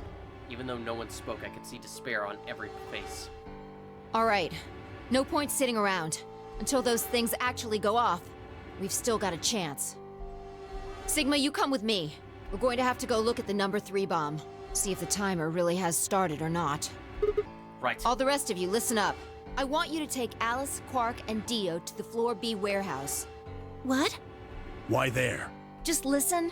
Worst case scenario. We'll open the white doors and go through them to wherever they go. Maybe we'll get lucky. Understood. We will take them to the Floor B warehouse. Once we've done so, we will begin to search for the input device in the number 2 bomb. Good. Thanks. Okay, we don't have much time left. Now get moving. Sigma, you're with me. Phi turned without waiting and headed for the door. Before I could blink, she was gone. I gave everyone else in the infirmary a quick thumbs up and a shaky smile, then hurried after her. I think you can see how this is going to turn out. Without the input device, and without the passwords for all the bombs, we're kind of up shit's creek without a paddle.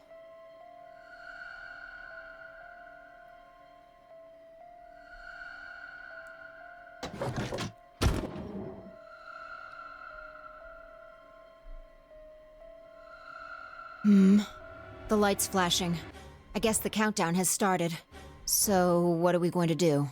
Without a way to enter the passwords, we're screwed. Right. We'll just have to split up and look for it. I'll look around here, you go check somewhere else.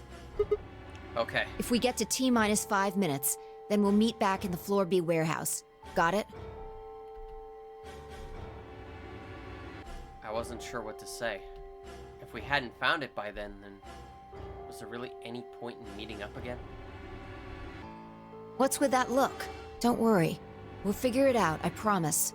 You know what they say. Swimsuits never quit. What? No, that's not a thing!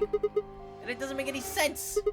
Besides, why the hell are you cracking jokes now? I'm just, trying to show you that life is still worth living. After all, if you quit now, there goes any possibility of you ever seeing me in a swimsuit. Oh, I see. Phi, please never make that joke to Sigma ever again. Please, I beg of you. You have no idea how much that just scars my mind. That's horrifying to think about. Well, I admit I am a bit curious. No, Sigma, no. All right. Looks like we're on the same page. No, we're not. We're really not, believe me. Hey, get moving. We don't have time to stand around. Fine. Be careful, alright? I checked the time on my bracelet as I headed out of the crew quarters and into the hallway. It wasn't good news. Damn, only 15 minutes. I need to hurry. I broke into a run.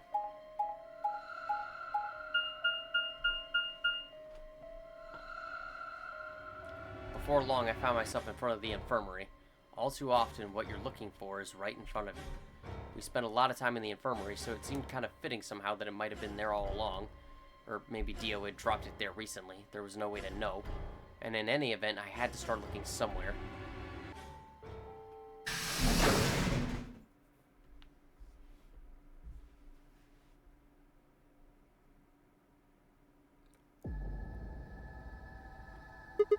Luna, you're still here? Yes. The others are taking the people who are asleep to the white doors. I chose to stay here. I thought you might come back.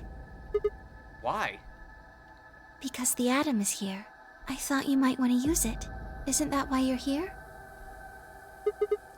What? I mean, yeah, I want to know what's going on with me. It's driving me nuts. Hell, I feel sick. But this isn't the time for that. Being a robot isn't gonna mean a lot if I die anyway. Oh, why did you come here then? Isn't that obvious? I'm trying to find that input thing so we can turn off the bomb. Really? Yes. Why would I lie? I see. I seem to have made a mistake. I knew you couldn't use the atom without me, so I stayed behind because I thought I might be able to help. I guess I shouldn't have done that. I'm sorry. Goodbye. She turned and headed toward the exit. Wait. I couldn't just let her leave like that. I sighed. How long would it take? Not more than 5 minutes or so. Are you sure? Only 5 minutes? Yes. Okay. Let's do it. Analyze my body.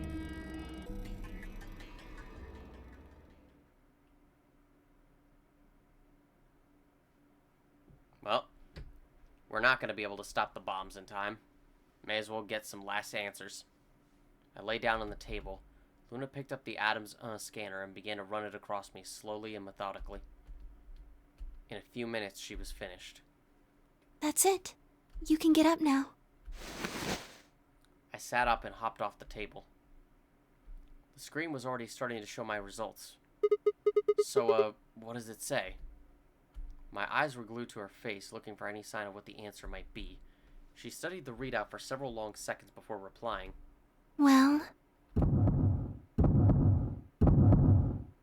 it says you're not a robot. You're human. I let out a breath I hadn't realized I'd been holding. My relief didn't last long. But your body isn't entirely human. What? You're part machine. Wait, what are you saying? Look here. The structure of the bones in your arms isn't anything close to human.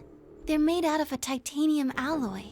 On top of that skeleton is artificial biological tissue. It's also called ABT. Your arms are cybernetic. What? What does that mean? Cybernetic? It means a mechanical system that interfaces with a biological one. You see all these root-like things around the titanium bones? Those are artificial nerves. They're probably connected to your own nerves, which is how you can move your arms. I imagine they allow you to feel things through your arms too. What? No, this is ridiculous.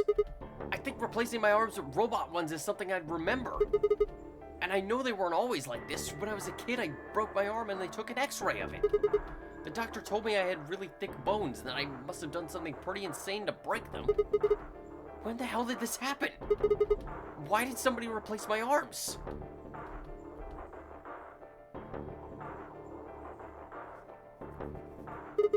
Wait. Okay, let's say you're right and my arms are cybernetic. Wouldn't that mean I don't have to worry about the bracelet going off? No. Unfortunately, you probably do still have to worry about that. Why? The cybernetic arms are made to function just like real arms, which means they interface with the rest of your body, which means that anything injected into them is spread to the rest of your body. That sucks. How do you know that? I just do. That's not an answer! Yes, you're right. But not everything has an answer. There are some things you just can't explain. What? Don't you know how that feels? How did you know about the garden? How did you know that Dio planted the bombs? That's... I'm sorry, Sigma. I wish we could talk some more, but our time is up. Time?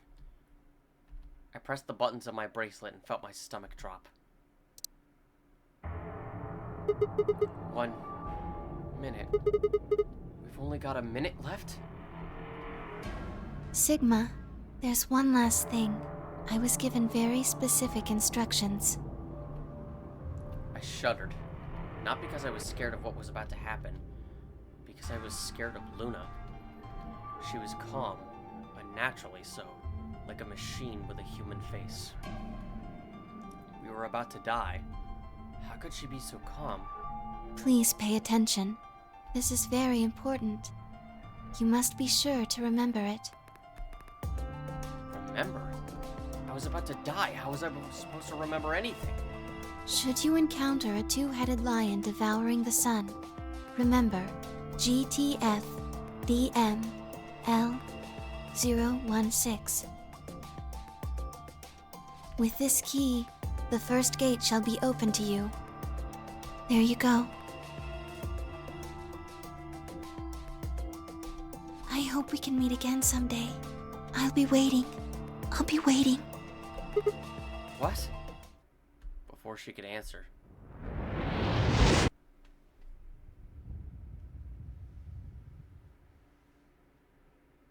The world exploded into noise and light, and I disappeared along with it. When I came to, I was floating in a field of nothingness.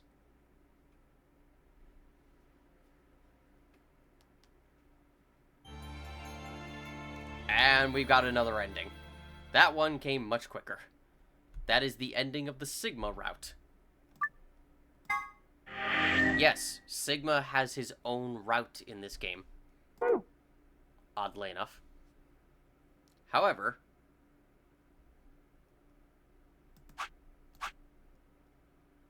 now we have unlocked the plot lock that was stopping us in Quark's route.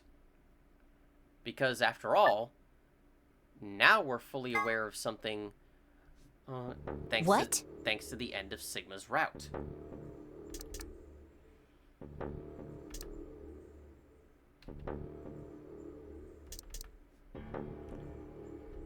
Coming back here... Sigma! Sig! We only have 5 minutes left of life. I guess. What can we do?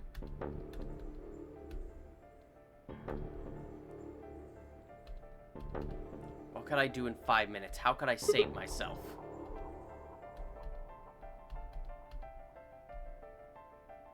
Clinging desperately to what little consciousness I had left, I racked my brain for any possible solutions.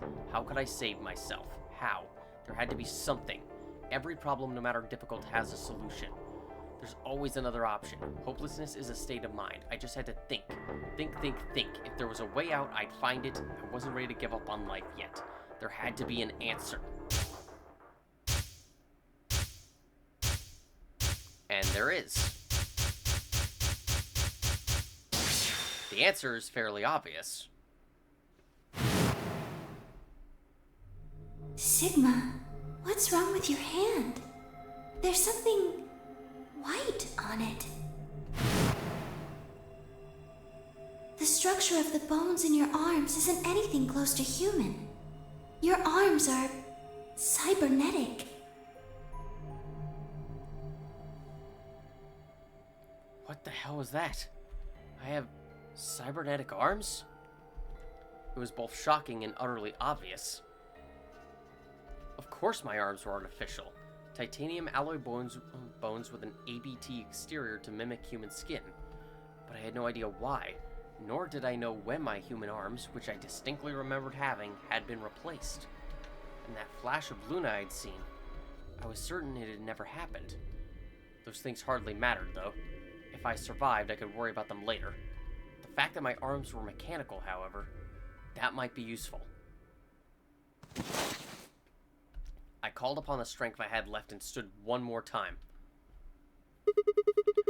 What are you waiting for? Why don't you open it already? What? Did I stutter?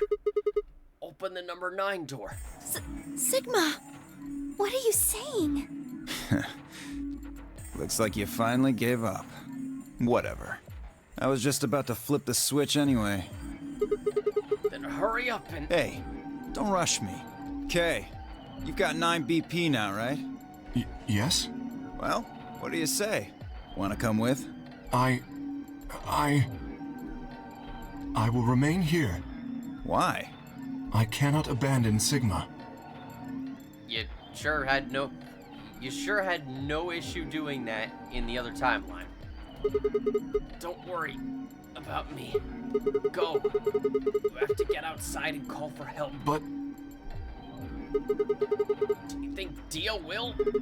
If he's the only one who gets out of here, there's no hope for the rest of us. You're the only one we can count on. I understand. Great. Glad we got that settled. Shall we go? No! Stop! I began to move, but it was already too late. Dio grabbed the lever and threw it down.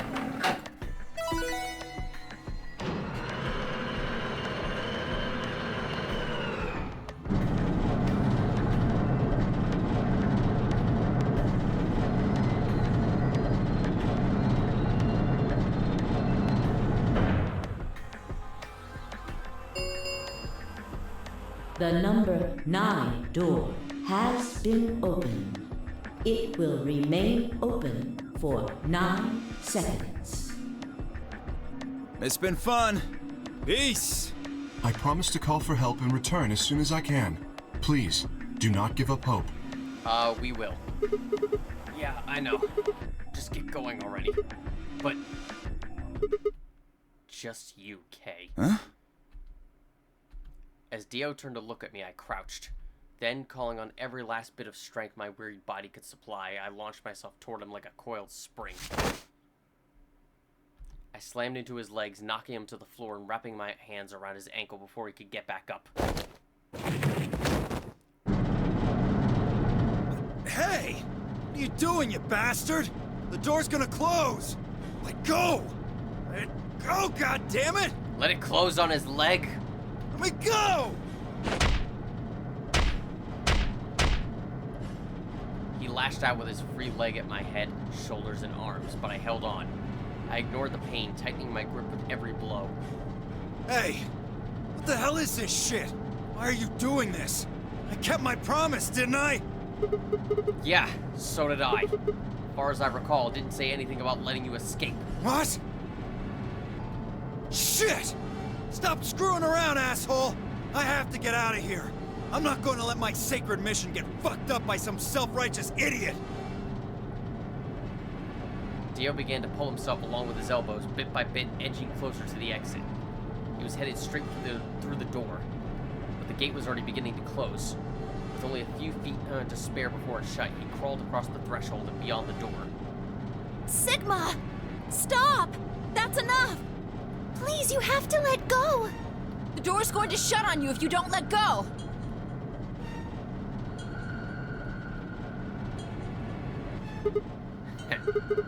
Alright. See you later, Dio.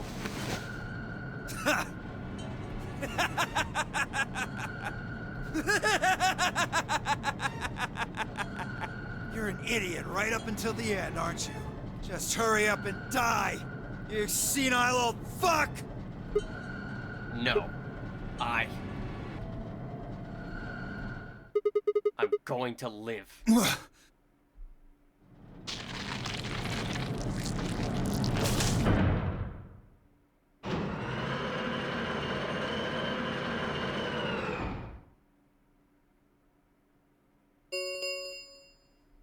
The number 9 door has closed. This ends the nonary game. Thank you for your participation. As the game is over, all doors other than the number 9 door have been unlocked. Escape is not possible. Please enjoy your stay. The announcer's voice grated at the inside of my skull. I felt tired. So very, very tired. I felt my eyes flutter closed. And then nothing. Believe me, I know the feeling, Sigma. I still have quite a bit more to record. I am very sleepy. I still think this plan would have been even better if you had kept Dio there, just so his legs could get crushed. Sigma! Sigma! Finally awake, huh? Where am I? I rubbed my eyes and slid my legs off the bed to stand up. Well, to be honest, it was an examination table, not a bed. Which meant... the infirmary, huh? I guess they carried you out here after you passed out. You guess. Well, I wasn't there to see it. I was out, just like you. But I was in the AB room. Why? That bastard Kay. He punched me in the stomach. I can't believe him. He didn't want me voting, so... Whoa. And after that, he knocked you out. And after he knocked you out, he voted betray, which brought his BP up to 9. Yes. So, where is he now? On the other side of the number 9 door. With Dio. You told him to go, remember? Oh. Yeah. Is your arm okay? Arm? I heard what happened. Cybernetic arms, huh? Can't say I'm surprised. I was starting to get a feeling something was up with you. I looked down at my left hand. Or rather, I looked down at where my left hand should have been. Instead, there was a stub wrapped in white gauze. I told myself I'd do anything to get the cure, even if it meant letting Dio betray me, but I had a feeling I might come to miss my hand. Well, if you're right-handed, it's not gonna be too bad. Oh yeah, how's Quark? I'm right here. Quark! Oh my god, it feels like it's been forever since I've actually seen you. Man, I'm glad you're alright. Feeling better? Yep. Thanks to you. You got the medicine from that jerk Dio, right? Luna gave it to me and now I'm better. Thanks. You're the best, Mr. Sigma. You saved my life. It seemed they shared stories while I was asleep. Everyone knew now how I'd made a deal with Dio and about the journal we'd found with the Latin in it. Clover and Phi seemed to have done most of the talking. It was completely the opposite of what we guessed. We're not infected. The rest of the world is. Oh, that's fun. That means this place isn't a quarantine facility. It's more like a shelter. Well, we don't know anything for sure yet.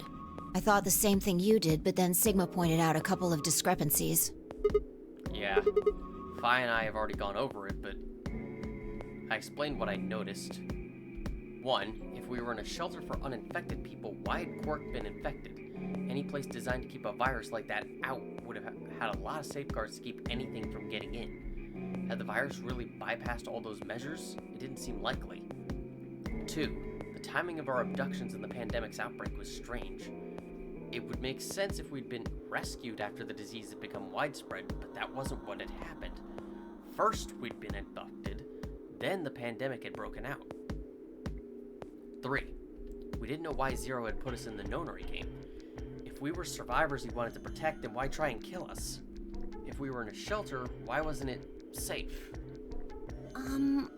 Well, what about this? Maybe someone anticipated the pandemic. I don't know who. Probably Zero. Anyway, they grabbed us before the pandemic really started. Then they put us in the shelter. But then, after a while, he got bored, so he decided to have us play this game to kill time. Who on earth would make people he rescued play a game where they could die just because he was bored? Well, we don't actually know if there is poison in this bracelet. What? You're the only one who's gotten injected so far. And when you did, it was only Soparil. What are you saying? That what I did at the number 9 door was all pointless? No, that's not what I mean. That can't be it. I mean, I understand your line of thinking, Clover, to some extent. We clearly were abducted before the pandemic hit. And I understand why you would think that, oh, maybe there isn't actually poison in there, because that's what happened in the previous nonary game. There wasn't actually bombs or detonators in our bracelets. Well, at least for most of us. But I can assure you, as per the other timelines, no, absolutely, there is poison in here. I'm sure there's tubocurarine in the bracelets. There is. The Atom's analysis confirmed it. But what if the Atom is lying? If you're going to do that, then we don't have anything to base any speculations on. You could say that the newspaper article was fake, or that the Latin journal wasn't real. Or the journal was real, but my translation was a lie. You made it up? No, my translation was accurate. I'm just making the point that once you start talking about this stuff being fabricated, it doesn't stop. I don't think Zero is doing this just to take the piss out of a lime. I've never heard that expression. What? I was just trying to stress that I don't think Zero would do this to pass the time. How do you make that mistake? However, I do think Clover has half a point. Meaning? That someone did anticipate this pandemic. That part seems reasonable. Well, if the virus was spread on purpose, then I could see how that might make sense. Yeah. It's not like Noah put all the animals on his ark after the flood happened. I mean, that's fair. He went around before the rain started falling to gather them all up, right?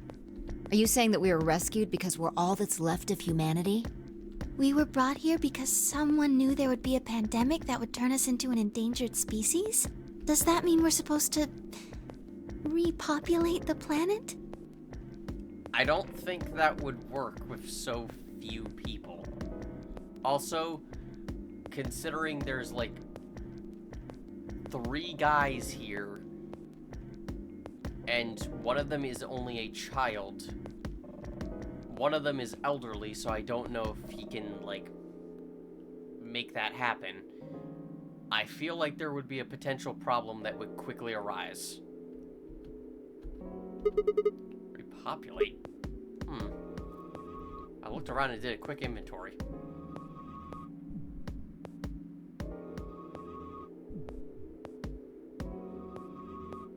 Four women, an old man, and a kid. That meant I was the only young, fertile male. Repopulation, huh? That didn't sound so bad. Sigma, there are reasons why 2 of those women would not be viable options for you. Yeah, I'm just gonna say that now. There are very good reasons why not. If that was the case, maybe there wasn't any reason to escape. If the newspaper and the journal were right, then the world outside was crawling with a deadly virus. Why would we go expose ourselves to that? This would be the safest, happiest place on Earth. I wouldn't say that. The game's over. There's no point to any of this now. No, that's not true. The game might be over, but we've still got a lot of unanswered questions. In fact, we've got even more questions. So? Are those answers going to open the number 9 door again? I mean, you could look around and try and find some way to escape. It's better than just sitting here and doing nothing. It's all over. Why we're stuck here doesn't mean shit. The 8 of us aren't leaving, ever. That's all that matters. 8? You're including the old woman? Yeah.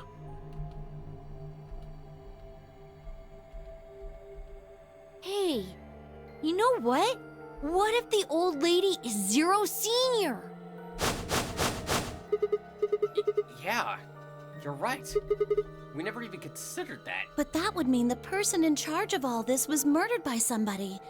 That doesn't make sense. Maybe she wasn't murdered. Huh?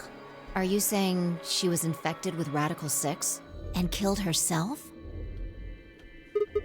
But we didn't find a knife or any kind of weapon in the AB room with her. Maybe she was killed somewhere else. And then someone carried her in there. What? That's ridiculous. Well, maybe we should go take a look at her one more time. Maybe we missed something. Sure, okay. We looked down at the body of the old woman. Fi was the first to move. Quietly and methodically, she began to examine the woman in her clothes. I just stood there. Even if she was dead, no, especially because she was dead, I just didn't feel right touching her. After a few silent minutes, Fi suddenly stopped. She pulled something out from one of the old woman's sleeves and held it out toward me. A card? There's a name that players of the previous game should be familiar with. Looks like an ID card for this place. Since it's got her picture on it, I'd say it's a safe bet the card is hers. Huh. Looks like her name is Kurashiki. Kurashiki. Ever heard of it before? Nope. You? No. Anything on the back? Huh. There's something written here. It says, Jumpy Doll. Well, actually it says pass equals Jumpy Doll. So I'm guessing Jumpy Doll is a password of some sort. What the hell does that mean? Beats me. Gee, I wonder who this old woman could possibly be. Looks handwritten. She must have put it on herself so she wouldn't forget it. Yeah. We were still looking at the card over when I heard a commotion from the other part of the room. Alice! What's wrong? Alice! Oh no! What are you planning to do with that? Fi and I turned around and gasped. Damn it! We ran to the other end of the room and skidded around the partition.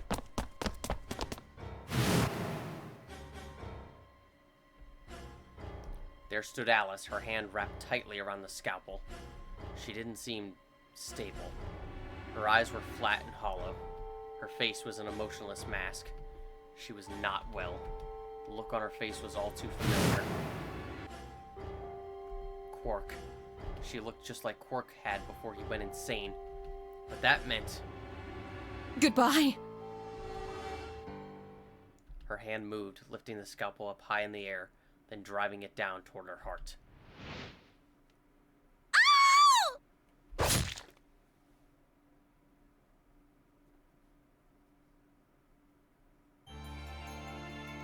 The end. And that's the ending to Quark's route. Like I said, we're getting a bunch of endings all in this one part. And good God, what an abrupt ending that is. So yes, the old woman is Akane from the previous game, as should be obvious. And we managed to save Quark, and Sigma survived, but, I mean, Alice is still infected with Radical 6 and basically just killed herself. And it probably won't be long before Sigma, Clover, Phi, Tenmyoji, and Luna, do the same. Well, Sigma, Phi, Tenmyoji, and Clover, at least. Which will ultimately leave Quark alone. So, you know, that's a happy ending. However, we now have two little things that we can use. Luna gave us something to use when we come across a two-headed lion. Additionally, Kay gave us something very similar in his ending. So why don't we go use those now to solve the mystery of the two-headed lion in the director's office?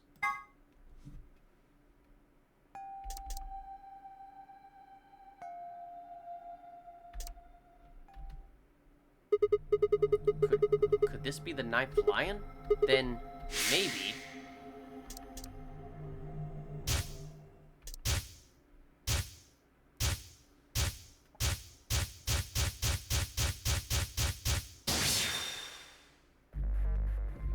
we need an ID and a password. Luna gave us the ID. It was GTF -DML. Is there a dash in here? There is not. GML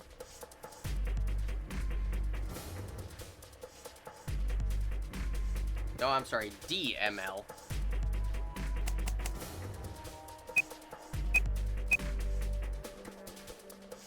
016.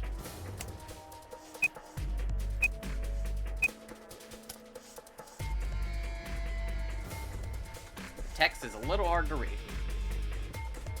As for the password, this was given to us by K. M ILK EVO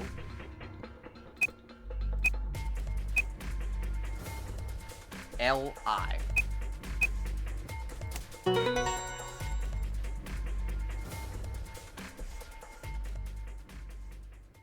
As a small note,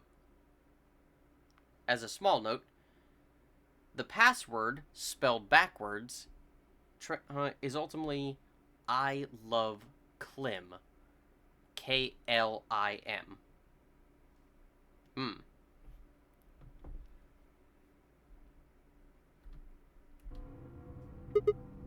Phi, come over here. What's wrong? I got in. What? How did you figure out the login? I don't know. I just knew it. What the hell do you mean you just knew it? I just knew it means I just knew it. You gave me the same line when I asked you how you knew my name. Why are you bringing that up? It doesn't have anything to do with this. It's the exact same explanation. You sure? It might. What? I don't... Like, does that even matter right now, Phi? Everyone is dead. Everyone is dead, really. Do you really need an explanation? Look, just forget about that. Come take a look at this. Like, seriously, we're in one of the worst timelines right now. Sure. Fine. Just let me get right on that. Are you out of your damn mind? Tell me what the hell is going on here. Tell you later. Why do you know how to log into this computer? Are you even listening to me? We continued to yell at one another for several more minutes. But no matter what Fi asked me, I could never come up with an answer that satisfied her. Eventually, she seemed to give up. Fine. You still don't make any sense, but I don't think you're lying. Damn right I'm not. And the AB game deadline isn't getting any further away. All right. Let's see what this thing has for us. Where are we supposed to start? Looks like there's tons of stuff in here. Oh, can you tell me the ID that you put in? I can try searching for that. Maybe we'll get a hit. I gave her what she asked for. GTF DML016. Her search returned several files, and after examining them for a moment, Fi opened one. Golem unit details. Are these product specifications for a golem? Looks like it. So was GTF DML016 a golem's ID? Don't ask me. You seem to know more about all this than I do. Fine, whatever. Just read the file. Maybe it'll make more sense. Let's see here. Yep. Luna. Yeah. Why is there a picture of Luna in this file? There's something written underneath it. It says, appearance after application of ABT. ABT. ABT. There's this special artificial biological tissue, what's called ABT. When a golem's all new and shiny, they've got a nice suit of ABT over that metal skeleton. Makes us look right human, it does. Even feels like real skin, with pores, a little bit of hair, and a few pimples, scars and the like. Truth to tell, I doubt you'd be able to tell the real from the fake, even if it was right in front of you. See, right in the middle. I see. Luna was a golem. That explains a lot. And DML016 was her product ID. That must have been what Golem was trying to tell us when he was stopped.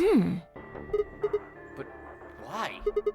Why would Luna be in the game? I don't know how autonomous she really is, but I find it hard to believe she would have come here of her own free will. So you're saying she was sent here by Zero Senior? Probably. Look. At the bottom of the screen, it shows her current status. Currently operational. Executing special mission. You think her special mission is to participate in the game? Probably. So why did Zero Senior want a robot as a participant? You think maybe it was to supervise the rest of us? Maybe if something unexpected happened, she was supposed to correct it or something? What if it was some kind of Voight-Kampff test? A what? It's from an old book. A test to see how human she was. Whether or not 8 people would be able to figure out she was a robot.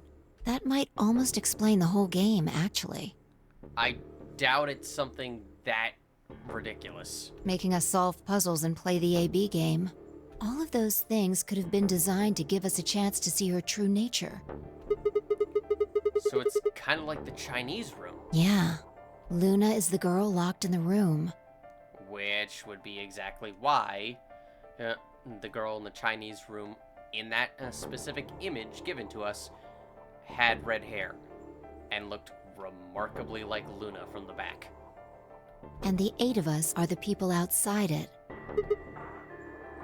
Well, like I always say...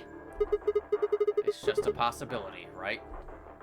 All what matters is if the person next to you does what a human ought. Looks like a person, acts like a person, and talks like a person, then it's probably a person. When did you figure it out? That she was a golem, I mean. Right now. I didn't know until I saw this stuff. You're lying. When I told you about what happened with Golem in the pantry, you said something about how this game might be sort of like the Chinese room. I don't know why I said that.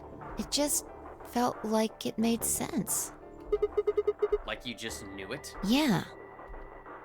Look, forget about that. See Luna's status? Yeah, it says the same thing it did a minute ago. Currently operational. Executing special mission. Whoa! Wait, what the hell? Luna's You think robots die? She was only injected with muscle relaxant. Yeah. 10 minutes remain until Ambidex game polling closes. Alright, that's happening. All players, please enter your votes. If no vote is recorded before the deadline has passed, any non-voting parties will automatically ally. Of course! Luna's the one who opened the AB gates. That might not be the only thing she did. Look, What do you mean? what are the last 3 digits of her product ID? 016. And where have we seen that before? No. No, I don't believe it. Are you saying it was Luna who handcuffed Clover and Tenmyoji? We should go check her body. You remember where it is? The crew quarters, of course I remember.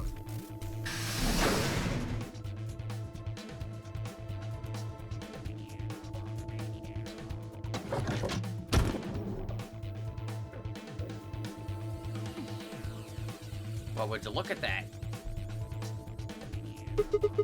We were right. Yeah. Why? Why would Luna... And I trust him.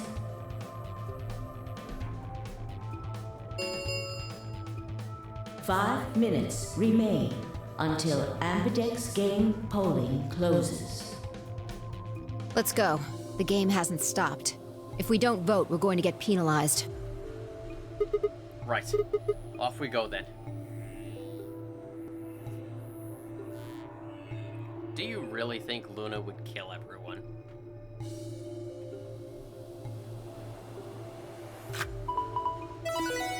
Or at least kill Clover and Tenmyoji? For no reason?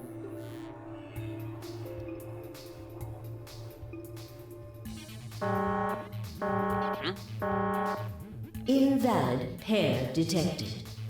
Please retry with valid partner. Oh yeah. Forgot about this thing. Right. Luna's bracelet. Yeah, with her bracelet, there's 3 in this room. I stepped outside and set Luna's bracelet down, then headed back into the AB room. 2 minutes remain until polling closes. Alright, I'll go ahead and hit the start button. You ready? Yeah, go ahead.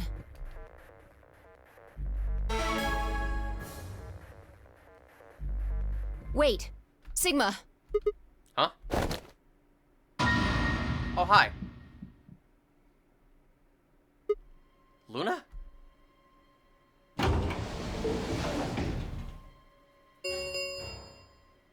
One minute remains until Ambidex game polling closes. Wait. What the hell is going on? Why is Luna here? She's probably planning on participating in the game. You mean she's gonna take the bracelet and go into one of the other rooms? Yeah. How's she gonna vote? Betray. I'm sure of it. Why else would she have come here? If she wanted to vote ally, she could have just waited for the deadline to pass. She's got 7 BP, right? Yeah. Why are you asking, though? Her BP doesn't matter right now. What? Have you totally lost it? She doesn't have her bracelet on. And besides, she's a golem. She isn't trying to get out. Whether she has 9 BP or not doesn't mean anything to her. Then why is she doing this? Isn't that obvious? She wants to keep our BP below 9. Say she defaulted to ally. We could choose whatever we wanted, and we'd still get 9 BP. She's here to make sure that doesn't happen. 10 seconds remain until Ambidex game polling closes. I think you're doubting her too much. 9, 8, 7, 6, 5, 4. And I trust him. 2, 1. And I trust Luna. Ally. Round 3 of the Ambidex game has been completed. Results will be displayed in the warehouse. Thank you for your participation. Ambidex gates now opening.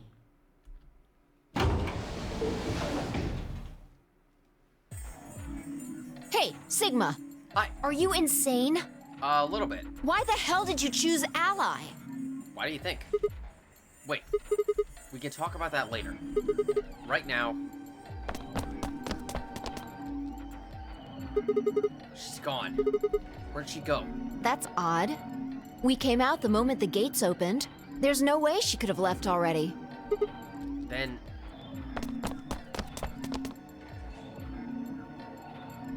there it was. I thought so. She didn't pick it up. Was that the bracelet she couldn't have voted? Then she let the system vote Ally for her? Results from round 3 of the Ambidex game will now be displayed. Please direct your attention to the results screen. Right, the results. Yeah. Let's go have a look.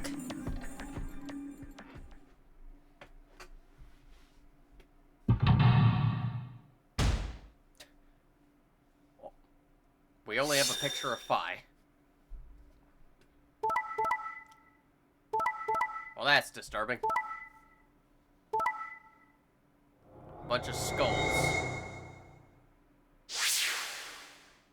But there we go. She just let it vote Ally. And now all of us have 9 BP. Points have been assigned or subtracted accordingly. Please check your bracelet to see your updated bracelet points.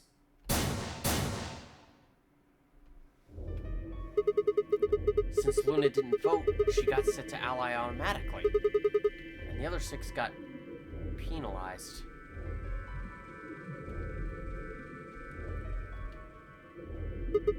Then again, 5 of them are already dead. We don't know where Quark is, but his bracelet's already off. Yeah. That means all those penalties are meaningless. Why did Luna show up then? I mean, we've got our 9 BP now, but...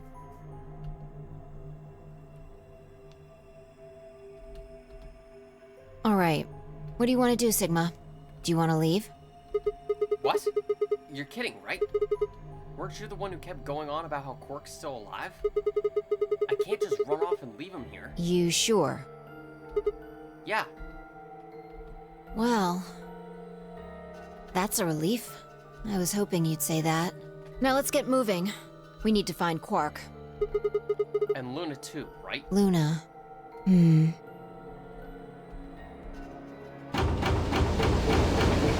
mean, come on. She clearly did not betray us. The Ambidex gates have closed. She's clearly on our side. We can look for her too. That way all 4 of us can leave. Round 4 of the Ambidex game will be the Star Round. Star keys are required to open the gates.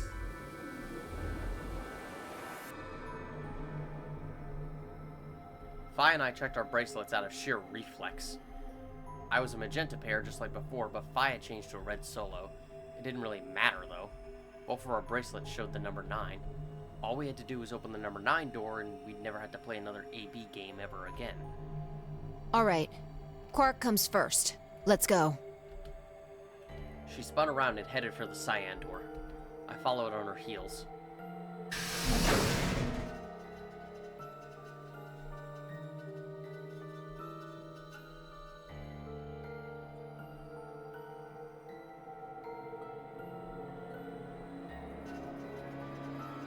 Gee, oh gee, I wonder where he could be. Oh god. Dead bodies everywhere.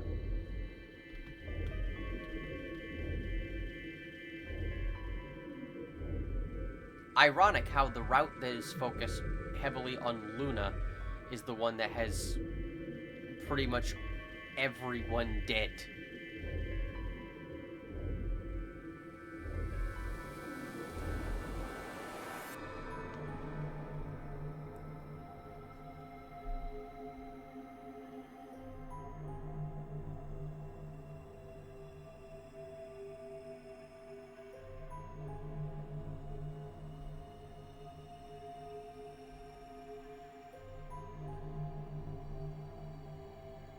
Hey, Gollum. How you doing, buddy?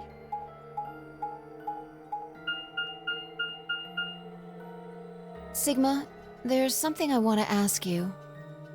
No, I did not eat the Cheetos on the way here. What is it? There are 3 doors here. You, Alice, and Luna went through the one on the right. That took you to the Golem Bay, correct? Yeah. According to the map, that's the door on the bottom. There's a lever on that thing in the middle, right? We pulled on it, but it only opened one of the doors. What about it? Take a look. See the lock? Open? Yeah. Then who the hell opened it? And how? There's only one person who could have opened it. Luna. All right. Let's head in. Okay.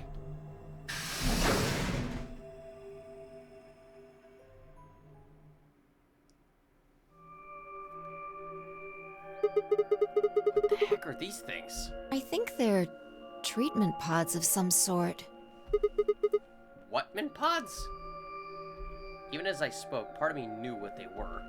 I didn't know how or why, but I felt a strong sense of deja vu when I looked at them, and suddenly realized I knew exactly how to operate the pods.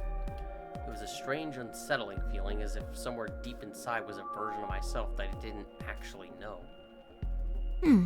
One of them is lit up. The one on the left. Is it being used? The glass is all fogged up. I can't really see inside. Let's crack it open then. Yeah.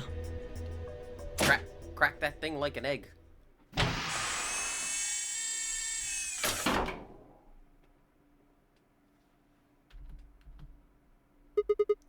Quark! Oh my god, it's a free quark. Get one with every nonary game.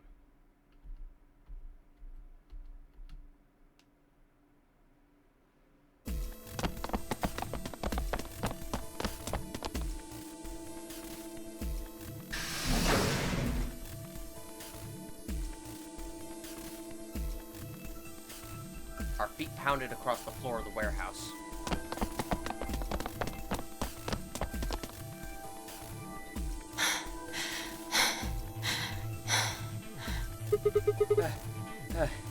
This is it. Quark's body bounced in my arms as I ran. His pulse and breathing were normal. He was limp and unconscious, but he was alive. The pause display had given us a little information on his condition. As far as we could tell, he'd been given an anesthetic which had put him to sleep. Ready? What's wrong? You're supposed to say, yeah, sure. I mean, we still haven't found Luna. Is it really okay for us to just leave? What the hell is this? You want to stay here? What if Luna kills you too? What? Think about it. Alice, Clover, Tenmyoji, the old woman, even Dio and Kay. There's a good chance Luna killed all of them. But why? Why doesn't matter. Remember what we saw on Clover's thigh? 016. And what's that the same number as?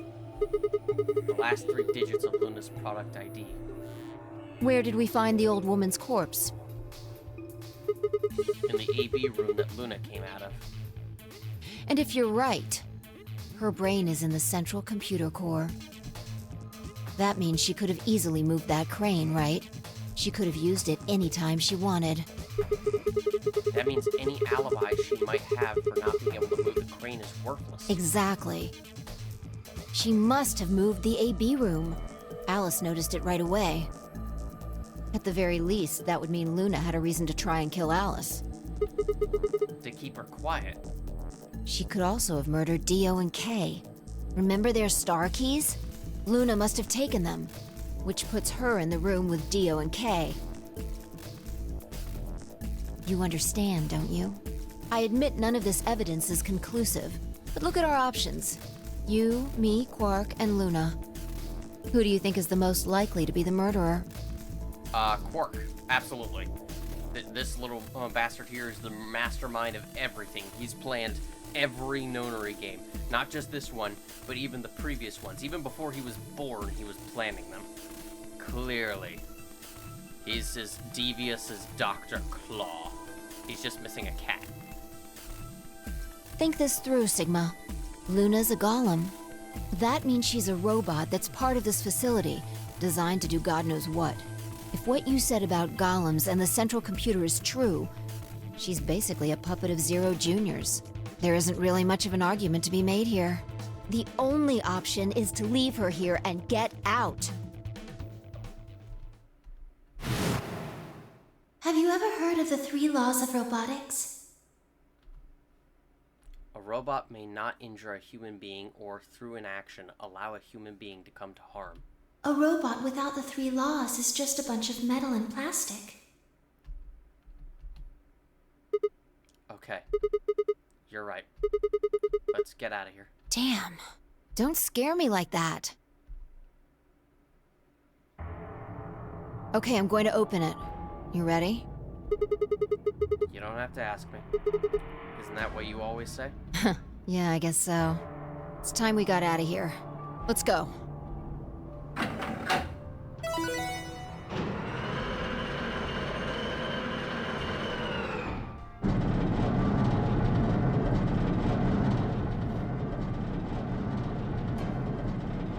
With a heavy, labored groan, the number 9 door began to open. As soon as the gap was wide enough to admit her body, Vi slipped through it. I followed her through, Quark still cradled in my arms. Inside was a massive lift platform, like the kind used to move industrial cargo.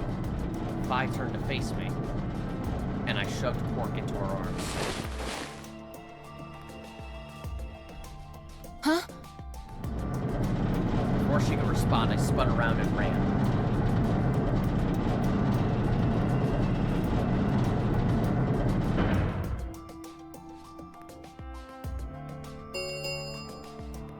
The number 9 it will Yes, read. we know. Sigma! What the hell are you thinking? Get back here! Sorry, Vi. There's something I have to do. Take care of Quark. No! You don't mean you're going to go find Luna? God damn it, Sigma! Think about what you're doing! Sigma! Listen to me! You can't do this!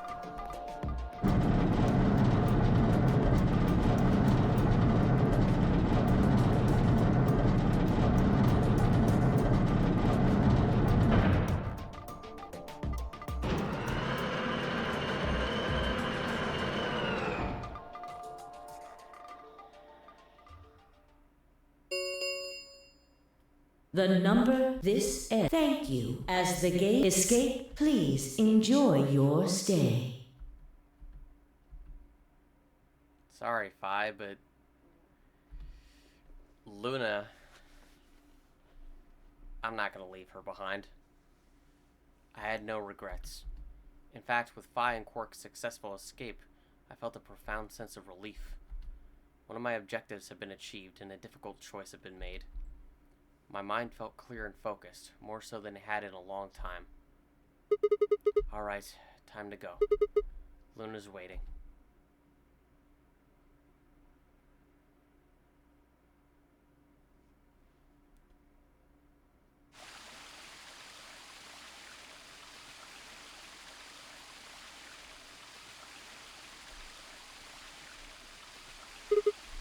Luna, I knew you'd be here. You knew?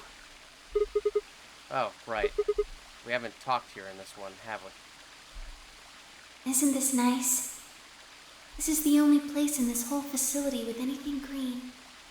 I kind of feel silly saying it, but it makes me think of the great outdoors. I think it's the perfect place for a serious conversation. Being surrounded by nature makes me feel happy. I'm not sure what you meant just now, but are you talking about something that happened in another history? What? I know what you can do. Someone told me about it once. They said that you have the ability to transport your consciousness through time. Who told you that? Luna looked down at the music box around her neck. Carefully and delicately, she twisted the dial on the bottom.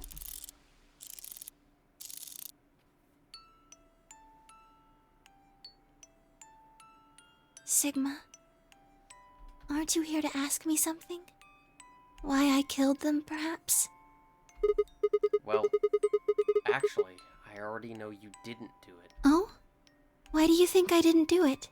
I'd like to know your reasoning. Alright. I nodded and took a moment to compose my thoughts.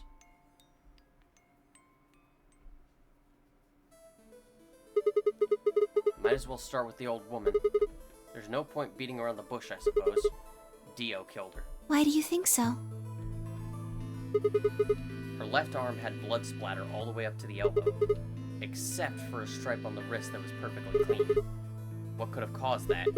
My guess is a bracelet. It got covered with blood and kept her wrist clean. Obviously, none of our bracelets had blood spatter on them, but Dio's bracelet reacted to the luminol.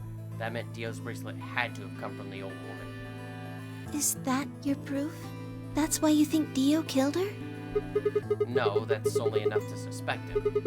After all, he could have just taken the bracelet after someone else killed him. Then why are you so sure? Because he confessed. What? After his bracelet reacted to the luminol, I confronted him. Alright, fine. You caught me, I did it. I killed the old bitch and took her bracelet.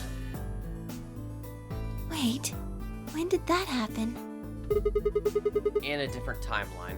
Isn't that against the rules? A little bit. Like, I'm getting my proof from a completely different world. Does that apply? How would that apply in a legal sense? Can you apply history from an alternate timeline? What rules? I hope you're not gonna try and bring up Nox's 10 Commandments. Does it really matter if it's against the rules or fair? The truth is the truth. Let's say that Incident P happens, and after that, the timeline splits into Timeline A and Timeline B. I don't think it's unfair to base a theory in Timeline A on information I found on Timeline B. After all, A and B both came from the same place, P. If you trace the history of both timelines, you'd end up back at Incident P.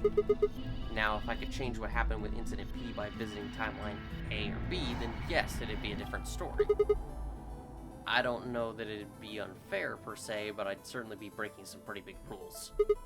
Like, you know, the principles of causality. I'm sure that Dio killed the old woman. By extension, that means you couldn't have killed her. I'm assuming Dio wasn't originally intended to be part of the nonary game. Somehow he got in and took the old woman's place. That's how he ended up as Quark's partner. This is just an educated guess, but I have a feeling his plan was to replace one of us. I doubt it mattered which one. I have no idea why he would want to do something like that, and I don't know how he did it either. But the fact remains that he did. He hid in one of the warehouses on floor A and waited for someone to come out of one of the AV rooms. That someone turned out to be the old woman. She left Quark asleep in the AV room and came out on her own. Somehow he managed to get close enough to stab her. He did it near the wall with the graffiti on it. I'm guessing he stabbed her from behind so that he wouldn't get any blood on himself. As soon as she was dead, he wrapped the knife up in the handkerchief. No, wait, actually. He probably took the bracelet off first. Then he would have needed to wipe the blood off, so he used the handkerchief for that too. Anyway, the point is he got the bracelet and put it on. Then he wrapped the knife up and hid it between the rightmost AV room and its neighbor. He probably didn't expect that they'd move, or he would have put it somewhere else. After that, he headed back into the AV room that the woman had left. Quark would have still been fast asleep, so as far as he knew, Dio was there the whole time.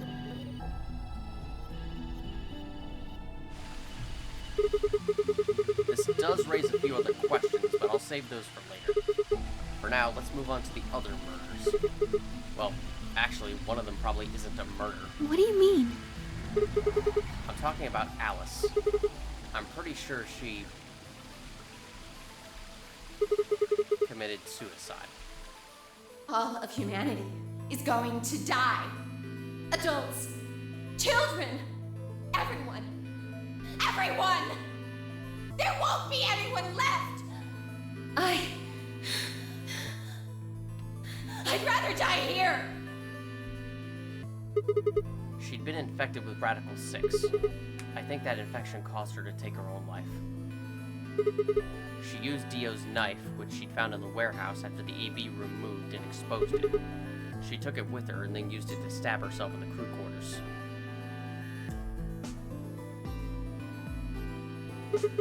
Next are Clover and Tenmyoji. The first question is, who put the handcuffs on them? The clue is the message Clover left, 016. If you think about it, though, it doesn't make sense. Clover's left hand was in the handcuffs. That means she would have had to write with her right hand on her right thigh. I feel like it would be really hard to do that, you know? Why not just use your left thigh? The thing is, I think she did. When she died, her legs slumped together and the message got transferred to the right thigh. We just never saw the original because we didn't bother to check the other leg. In other words, she wasn't trying to write 016. She was trying to write Dio. With her dying breath, she was trying to tell us the name of her killer. Now, about Kay and Dio. I think there's a pretty good chance Dio killed Kay. Here's how I imagine it happened. Kay probably sprayed Dio's bracelet with the luminol. We found the bottle in Kay's robe. He wouldn't have seen the reaction immediately, but Dio wouldn't have known what was coming. As soon as Kay turned the lights off, it would be clear that Dio had taken the old woman's bracelet. My guess is he decided to take preemptive action. When we found their bodies, the lights in the rec room were on.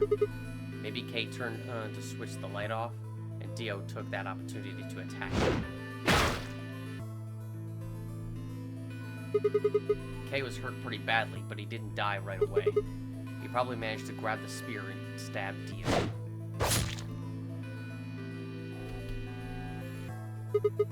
Then he died. So that accounts for all 6 bodies. None of them are your fault.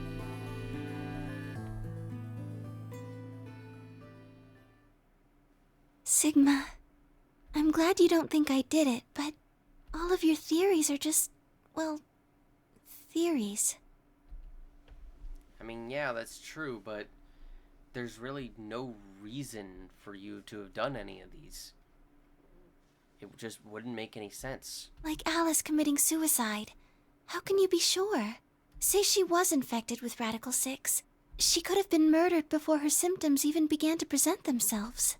I am fairly sure, considering how often it happens in the other timelines. As for Clover and Tenmyoji, I could easily have killed them. You don't have any proof that Clover's message was mirrored, like you say, or even that it was supposed to refer to Dio. I mean, we could go check right now if you want. Even if it did, that's not conclusive evidence of his guilt. The same goes for Kay and Dio. I could have killed them both. Why do you trust me so much? I'm a machine. I'm part of this place. How can you trust a machine? Why not? That's why I trust you. What? I trust you because you're a robot. Your robotness is just one more reason you can't be the killer. Well, 3 more reasons. Have you ever heard of the 3 laws of robotics? Rule 1. A robot may not injure a human being or, through inaction, allow a human being to come to harm. A robot without the 3 laws is just a bunch of metal and plastic. Sigma. Luna, I have to ask you. Can you tell me, well, everything you know. Your mind is in the central server. You should know everything that's happened here. There was a long pause. Luna stood up and walked deeper into the garden. I followed her in silence.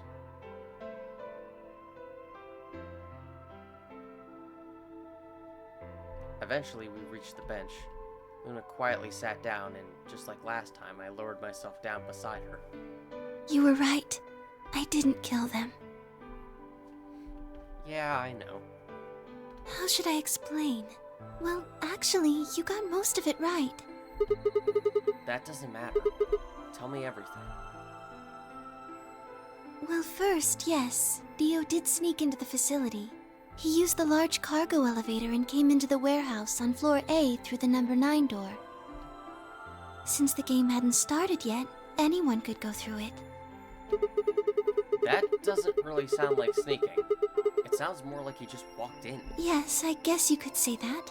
He did get in pretty easily, but that's because Zero Jr. lured him here. What do you mean? Dio wasn't a surprise. Both Zeros knew that he was going to come. So they brought him here? In a way. But why? Because his presence was an important part of Zero's project. What project? I can't go into that right now. We'd be here forever. Right now, let's just focus on the murders, okay? I mean, to be fair, we've got all the time in the world. Anyway, Dio found his way in. They made sure he didn't know that he was actually being let in. So why did he come here? To make sure Zero's project failed. His first step was to pretend to be one of the players. As for how he did that, you had it pretty much right. The old woman was the first one out, and he killed her under the graffiti.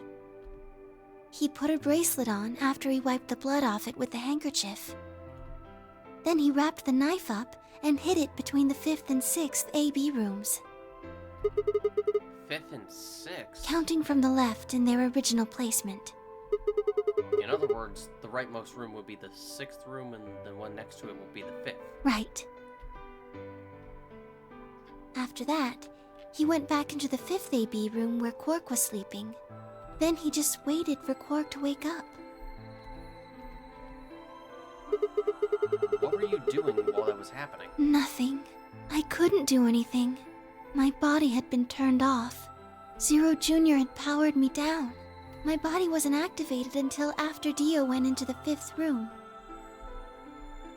I couldn't help her. All I could do was watch while she was murdered. Everything in this place is controlled by Zero Jr. I couldn't try and prevent Dio from getting in either. Wait, if Zero Jr. controls everything, then he was the one who moved the 6th room with the crane? Yes, that's right. Zero Jr. moved the room, not me. Then, who moved the old woman? Me. It took me 10 minutes to get out of my AB room once I was turned back on. I ran over to check on her as soon as I did. Then I carried her back to the room I'd been in. Why did you do that? Because I was ordered to. What?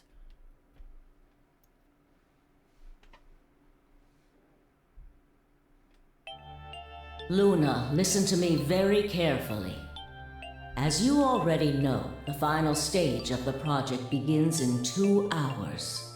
This will be the culmination of many years of hard work. We cannot afford failure. Yes. This track should sound familiar. Good old morphogenetic sorrow. I understand. Then let's make sure.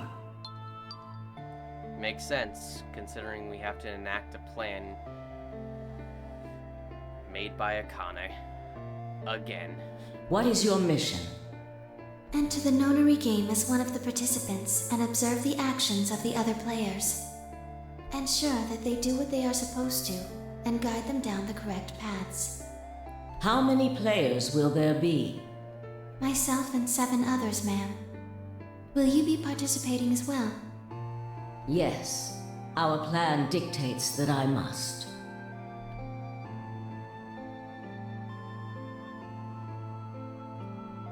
An individual by the name of Dio will be entering this facility presently.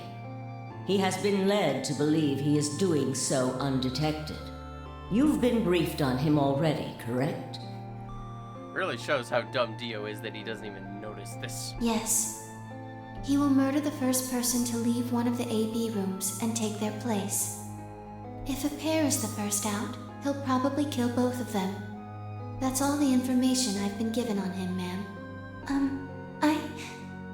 Is there a problem? With all due respect, ma'am, I would like to state that I don't feel right about this. We know someone is going to be killed, and we're just going to let it happen? I also have doubts about the use of Radical 6. Are you sure? Infecting all these people with such a horrible disease. That is none of your concern. Your only concern is to follow your orders. But... Luna, I am giving you an order. I am in command, and you do as I say. You are programmed to do as I say. You know this. Jeez, take it down, Akane. Like, I know how important this is, but you don't have to be so rude. Don't hurt Luna's feelings. She's done nothing wrong. Yes. Good. Now, I have one final order. Another order, ma'am? Yes. When you leave the AB room, the person Dio has killed will still be there. I would like you to move them. Where? To the room you are about to enter, the 6th AB room. But why? Not your concern. As a participant in the game, you must have as little knowledge of it as possible. That is why I have made sure you are unable to access any classified data. There are things you must not know. In order for this project to succeed, we need you to be as close to a clean slate as possible. There are some things you already know, which ideally you would not. Unfortunately, this is unavoidable, so you must refrain from divulging anything you know about the project to the other participants. You must never tell anyone what you know about Dio, or the body, or that you carried it to the 6th AB room. You will have to pretend you know nothing more than the rest of the participants. Is that an order? Yes. Do I make myself clear? Yes.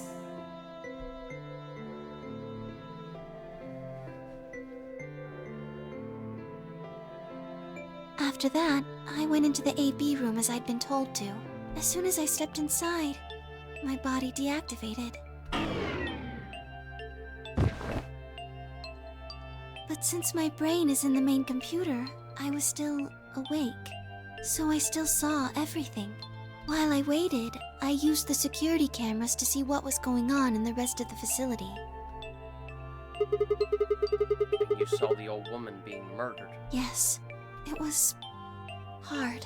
What I was seeing made no sense. Several of my higher level processes nearly failed. To think that she would be the first person to come out. I think she knew that Dio was going to kill her. When she'd said she had one final order for me, I didn't understand what she meant. Like a fool, I told her I didn't approve, when I had no idea what she was prepared to do. When she died, whatever I have that passes for a heart felt like it snapped in two. I mean, that's very much an Akane thing to do. She will give her life however many times it takes to achieve the best results.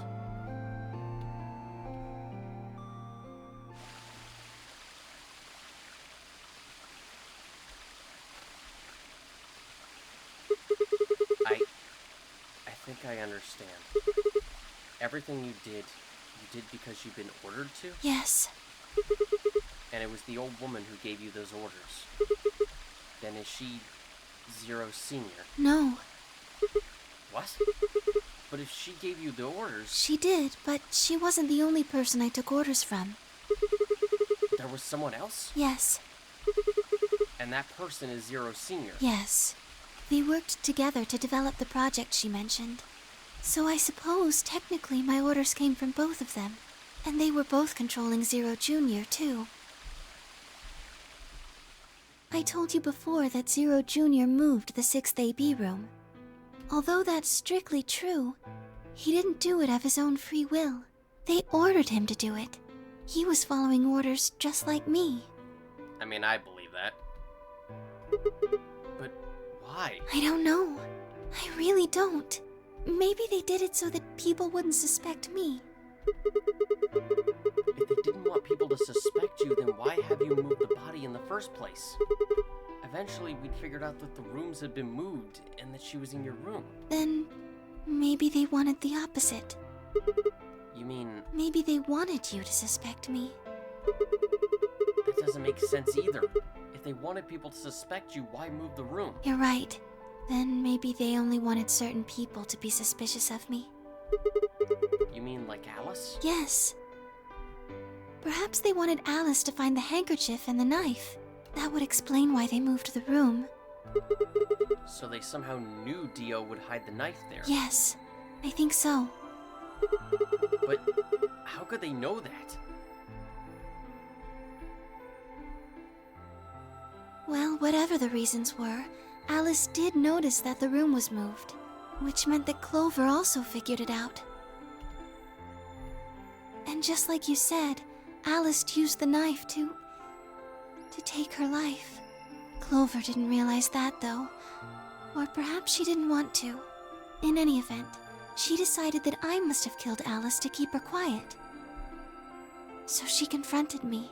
It was right after the second round of the AB game. Using Phi's timetable, that would be 0 hours, 0 minutes. Ah, so you were listening in on our conversation there. Wait, you were listening to us in the security office? Yes, that wasn't all I was listening to, though. I know everything that happened in the facility after my body collapsed. You were watching through the security cameras? Yes, I was. I could see and hear everything. I will admit that's a little bit creepy, but I assume you were at least doing it with good intentions, so I'm fine with it. Anyway, we're at 0 hours, 0 minutes. I was in the hallway on floor A when Clover found me and took me to room 2 in the crew quarters. We entered at about 0 hours, 1 minute. She was very forceful. I mean, that's Clover for you. I know you killed Alice. Tell me the truth and I'll let you live. Now fess up! I'm only gonna give you one chance. If you lie or try to play dumb or something, I'll kill you right in front of her! I told her the truth, of course. I explained that I hadn't killed Alice, that she'd been infected with Radical 6, and it had caused her to kill herself. Clover was never going to believe that, though. We argued about it for nearly 9 minutes. It wasn't just Alice she asked me about. She asked me about the murder of the old woman, and about the AB room being moved. She wasn't very nice about it, but I couldn't answer any of her questions. Yeah, Clover is not the most sensible person when she's angry. Because of your orders? Yes. Then, at about 0 hours, 10 minutes, she must have run out of patience. She stuck her hand in her pocket and started moving toward me. She backed me up against the wall and pulled her hand out of her pocket. She was holding the injection gun. I tried to take it away from her. I even screamed for help. She refused to let go, of course, while we were fighting over it.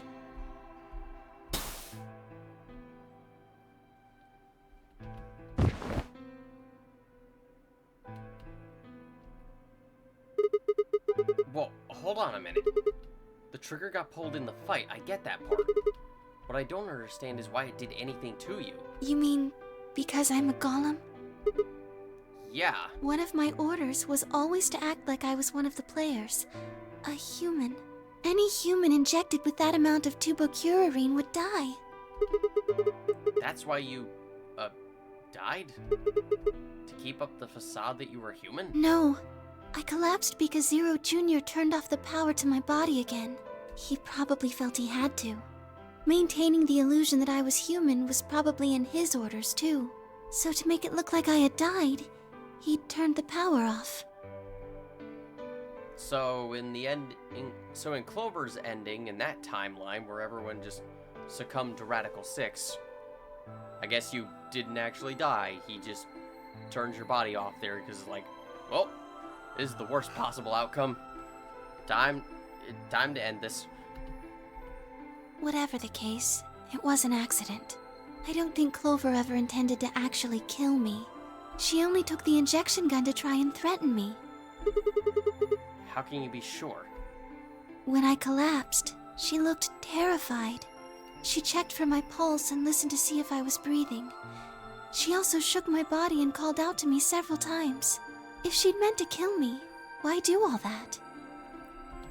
Yeah. After a few moments, she ran off to the infirmary to get the AED. You mean the defibrillator? Yes. That uses an electrical shock to restart the heart, right? Correct. So that was why she left. Yes.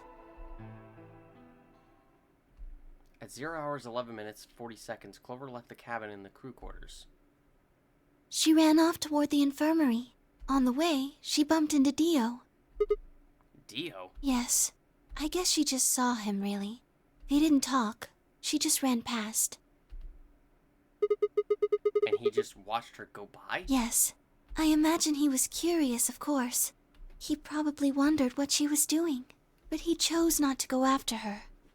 He had something else to do.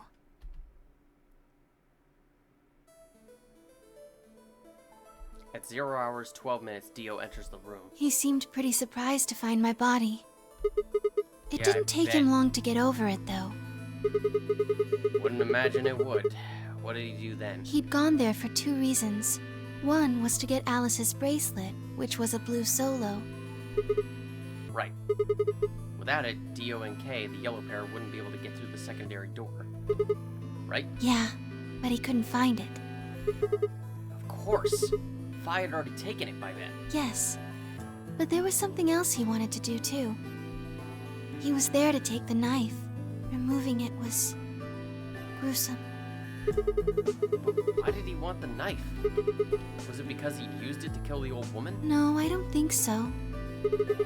Then what do you think? I think he didn't want anyone to see the engraving on the knife's blade. That's why he hid it so well after he killed the old woman. Why wouldn't he want anyone to see that? Do you remember what it said? There was a word engraved on the blade. Myrmidons? Yes. What does Myrmidons mean? It's the name of the organization he belongs to. What is it, like a club or something? I don't think so. Well, what is it then? I don't really know. No idea? I'm afraid not. Wait, wasn't he here to try and stop whatever Zero was doing? Yes. Then, wouldn't that mean he's on our side? I don't know about that. He's killed 4 people. I'm not really sure he's on anyone's side. Yeah, can't really call someone like that a good person, or like on our side at all. He's ready to kill us at like the drop of a hat. You got a point. Damn it, this is ridiculous. I guess this enemy of my enemy isn't my friend, huh? May I continue? Yeah, keep going. After he took the knife, Dio rifled through what few belongings Alice had.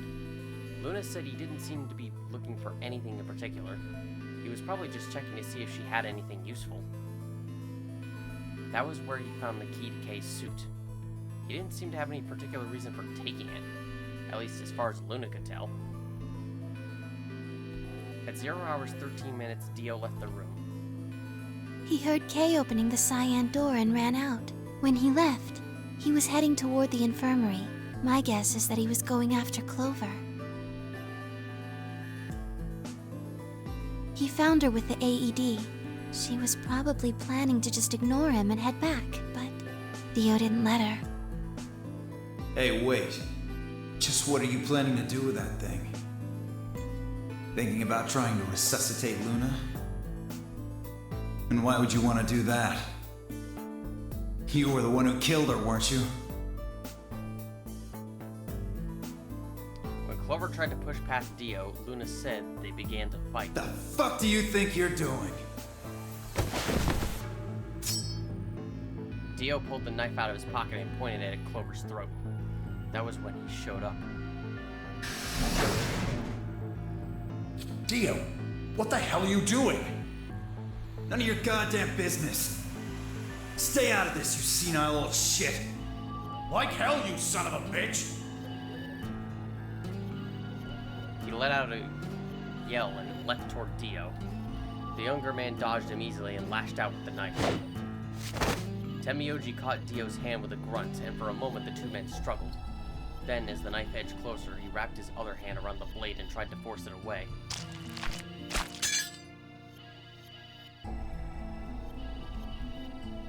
But Dio was a much younger and stronger man, and the wound Temioji gave himself with the knife didn't do him any favors. He put up a valiant fight. With a roar, Dio threw him off, and Temioji collapsed to the floor.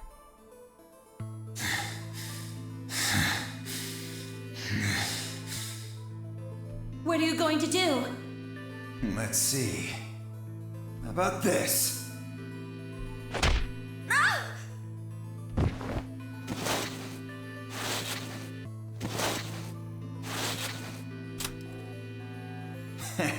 How cute.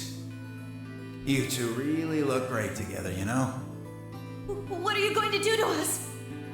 Isn't it obvious? I'm gonna handcuff you to a sink. Actually, I already have. Dio, you're just the biggest piece of shit. Are you gonna beat us to death or something? Ugh, no.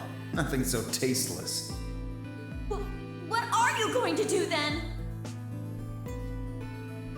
How'd you like to make a bet? A bet? You've got, 20-some minutes until the primary white doors open. So I'd say you've got 25 minutes until they close. Give or take. If somebody happens to come by here before the doors close, you might live. But if nobody finds you, well... We'll be penalized. Exactly. So, I suggest you start screaming for help now. Unfortunately for you, just about all the rooms in this place are behind at least 2 nice thick doors. So unless they're pretty close, nobody's gonna hear you scream. Well, I'm off to the Floor B warehouse, okay? Enjoy your last 25 minutes. Later. I am very happy that you died a horrible death in this timeline. 25 minutes passed and no one came. Of course, by then there were only 3 other people who could have come, apart from Dio. You mean me, Phi, and Kay, right? Yes. You were in the crew quarters at this point.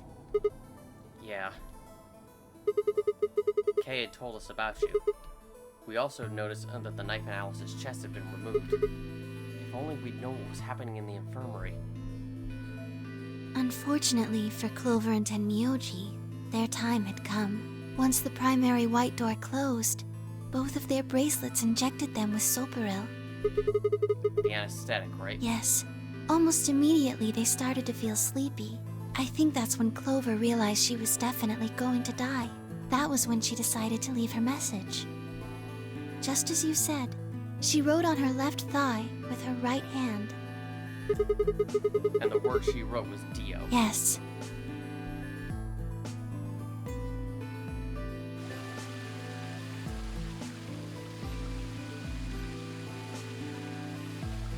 As for what happened in the rec room, well, I guess I don't really need to tell you. Your theory was essentially correct. Basically, there's nothing really else to say about it. What you said was what happened.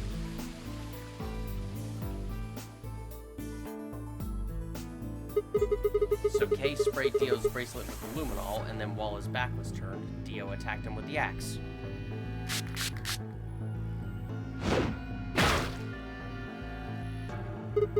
Dio mortally wounded him, but didn't kill him, so Kay turned around and stabbed Dio with a spear.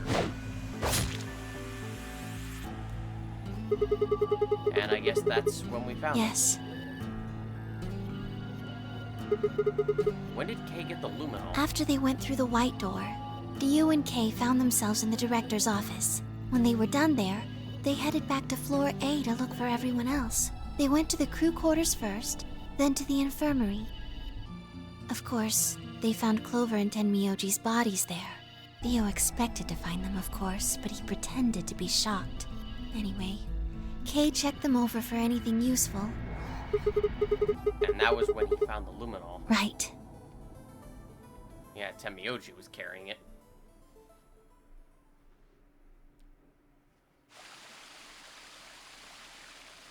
Maybe he came to the same conclusion when he looked at Clover. That's everything that happened. Maybe he managed to figure it out better than we did. Do you have any questions?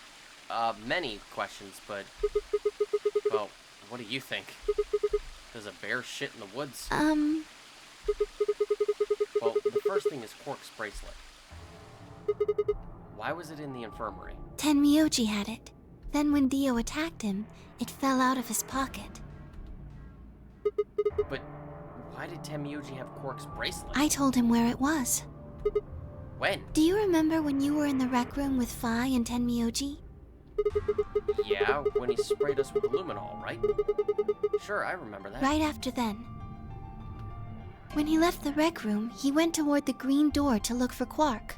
I ran into him at the end of the hallway, where the 3 doors and the switch are. That was when I told him. Look, Tenmyoji. The center door is unlocked. He took off through it without another word. That was the treatment room, right? Yes. Where Quark was sleeping? Right. It only took him a moment. As soon as he saw Quark, he ran to his pod and started crying. Out of relief, right? Yes. The display on the pod showed Quark's vital signs. It was obvious he was alive the moment you looked at it. Next to the pod was Quark's bracelet. That was how Tenmyoji got it. Why was Quark's bracelet off? I took it off. How? Aluminum foil. What? You mean the stuff from the crew quarters? Oh, you found it? Did you know that aluminum foil has electromagnetic shielding properties? What? Here's an exciting fact. Your heart creates a bunch of faint electrical impulses. Anyway, the point is that you can detect the electricity that your heart makes by pumping blood. Your fancy little bracelets pick up on that. They're always watching. Wait, so you're telling me the aluminum foil can block the electromagnetic waves your heart sends out? Yes. All you have to do is wrap it around your bracelet. And the bracelet thinks your heart is stopped? Yes. Holy shit. It was that easy all along. Yep. Just go to the crew quarters, get the aluminum foil, wrap it around her wrist, done. Anyway, I used some aluminum foil to get Quark's bracelet off. Then I put it next to the pod. Wait, why was Quark on the pod to begin with? Oh, that's easy. I put him there. When did you do that? Remember when we were first looking for Quark? I found him unconscious near the entrance to the Golem Bay. So you carried him to the treatment pod? Yes. Were you the one who unlocked the treatment center too? No, I was not. I do not have the authority to operate any of this facility's machinery. So it was Zero Jr. That's right. He reactivated your body too, right? Man, I don't get any of this. Why the hell did he do that? I guess it wasn't really him that did it, huh? He was just doing what Zero Sr. and the old lady told him to do. Everything leads back to them, huh? Of course it does.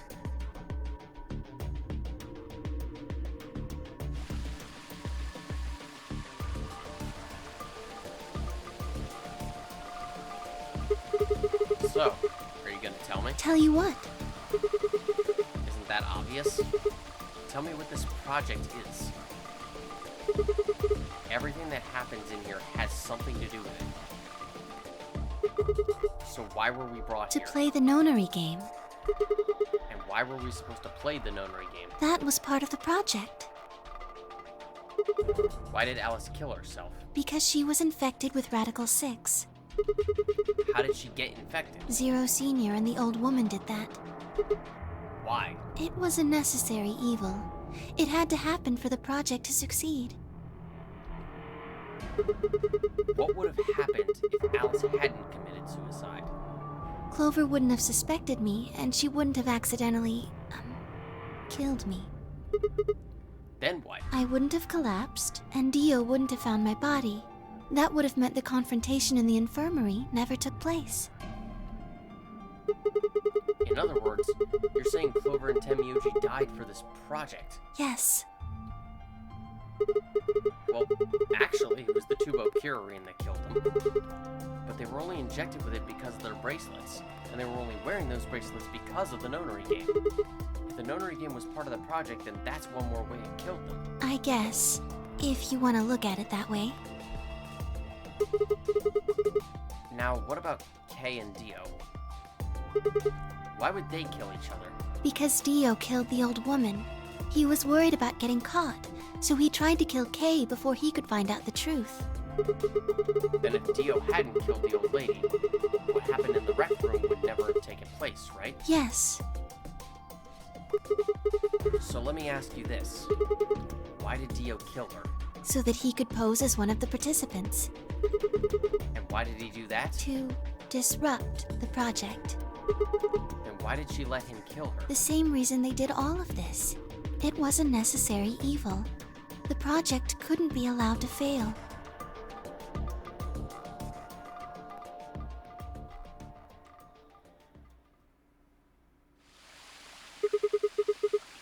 God, Luna's ending takes a while, but it also gives you probably the most amount of information of any of the endings, you know, aside from the best ending. 6 people died here. 4 of them were murdered, one way or another, by Dio. At first, that makes it look like Dio's the reason they all died, but that's not true, is it? All of them, all 6 of them, they all died for this project. That means that the murderer, or I guess I should say murderers, were the old lady and Zero Senior, right?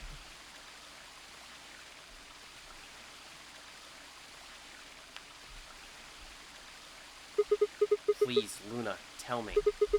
What is this project about? Who is the old woman? Who is Zero?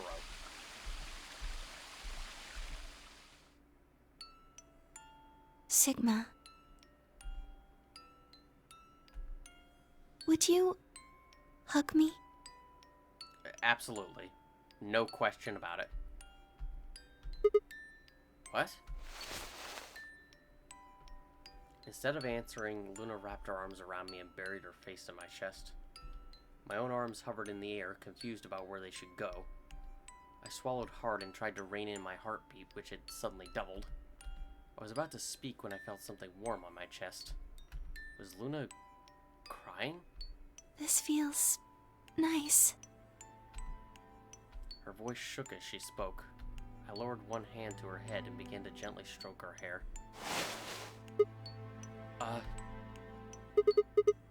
Hey, Luna. What the hell is going on? I'm sorry. My ABT is usually held in place by muscle fiber, but after Clover gave me the tubocurarine... Okay, I get it. Does it scare you? This is what I really look like. I'm a golem. Just a machine. A jumble of metal and plastic that pretends to be real.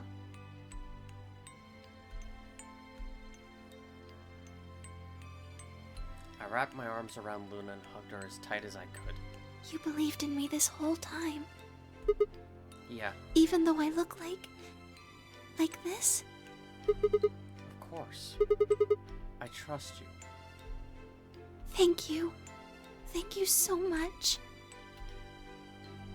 I wish I could stay here forever. You feel so nice. But I think my time is up. What? I've done things I really shouldn't have. Do you remember what you asked me earlier? About if Zero Jr. had reactivated my body? Remember? The truth is, he didn't. I did. I went to the part of the core that controls Zero Jr., and I hacked it. What? Yes, that was the first thing. The second. Do you know what the second one was? If I had really wanted to, I could have saved Clover and Tenmyoji. Then Kei and Dio probably wouldn't have killed each other. That's not all. I could have stopped Alice from killing herself, and I could have even saved the old woman at the very beginning. In other words, I had the ability to disobey my orders. But I didn't. That's the second thing. I broke the first law. I was scared. I was afraid to die.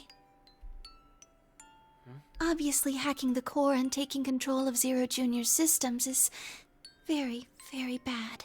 Golems who don't follow orders can become dangerous, so we're terminated if we disobey. You lose access to your body, of course, but everything that's stored in the core, your memories, your consciousness, is deleted. What? Wait, are you saying... Yes. Very soon now I'll be gone. Zero Jr. is probably recovering himself right now. Once he's done, I doubt I'll be around much longer. What? Why? I watched 6 people die and did nothing. I deserved this. No. No, you don't. Even if you had done something, you would have been killed anyway. You can't blame yourself. You did what you could. You're not wrong. This game is what's wrong. Forcing you to watch your friends die is what's wrong. Oh, Sigma.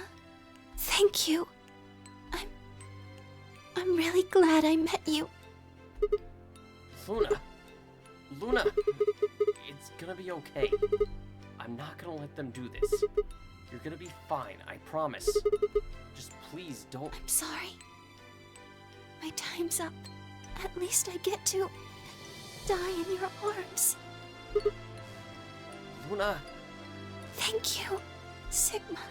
And goodbye, Doctor. Doctor?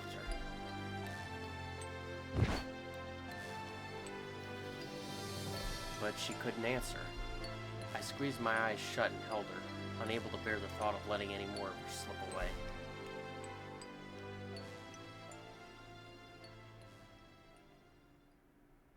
With one last quiet chime, the music box wound down.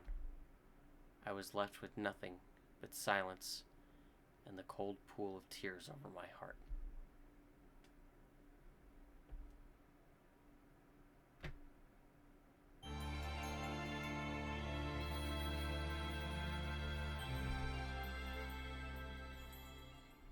And that is the end of the lunar route. Probably considered the one of the best endings in the game, just for how utterly heartbreaking it is. Also, the fact that it just explains so much of the game. And Luna is just such a fantastic character. But what happens if we go with Phi's instinct and choose Betray? As you can imagine, it's just going to lead to a dead end.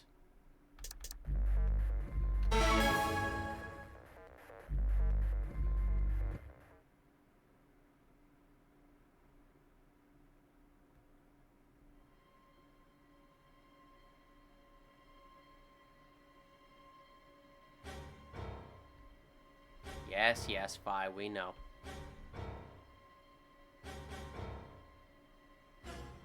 Kind of weird how this skip function doesn't, like, go any faster. So if we go with Fi's instinct and choose Betray, what happens is decidedly not as fulfilling. Though I wouldn't necessarily call the other ending fulfilling either, since Luna dies and Sigma is left all alone in the facility. Luna! Where's Luna? I leapt out of the door and ran toward the AB room I thought she'd entered, but she's gone. Where'd she go? That's odd. We came out the moment the gates opened. There's no way she could have left already. Then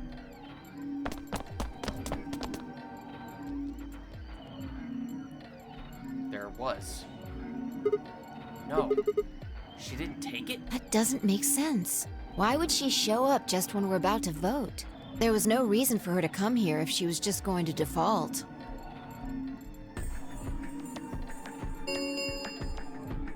Result, please. Yes, yes. Right, the results. Yeah, let's go have a look.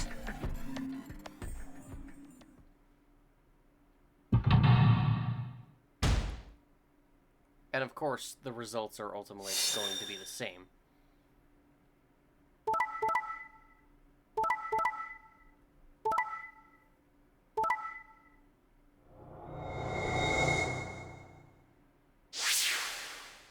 Aside from us Points have, please. Aside from us now having 10 BP and her only having 5. Since Luna didn't vote, she got set to ally automatically, and the other 6 got penalized. 5 of them are dead already, and Quark's bracelet is off. That means all those penalties are meaningless. Yeah. We still don't know why Luna showed up, though. There's no reason to come here just to abstain. I can only guess at her reasons, but I'm sure it was part of some plan. A plan for what? Who knows? So what do we do now? Whatever Luna's scheming, we still managed to get 9 BP. Do you want to leave? No, we can't. We still don't know if Quark is safe. No way am I leaving before we find him. I agree. I hoped you'd say that. So, are you going to stay? Of course. Let's get moving. She spun around and headed for the cyan door. I followed on her heels.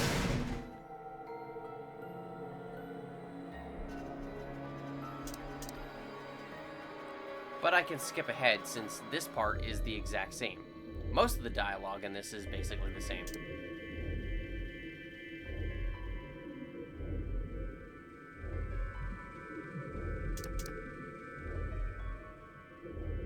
Until...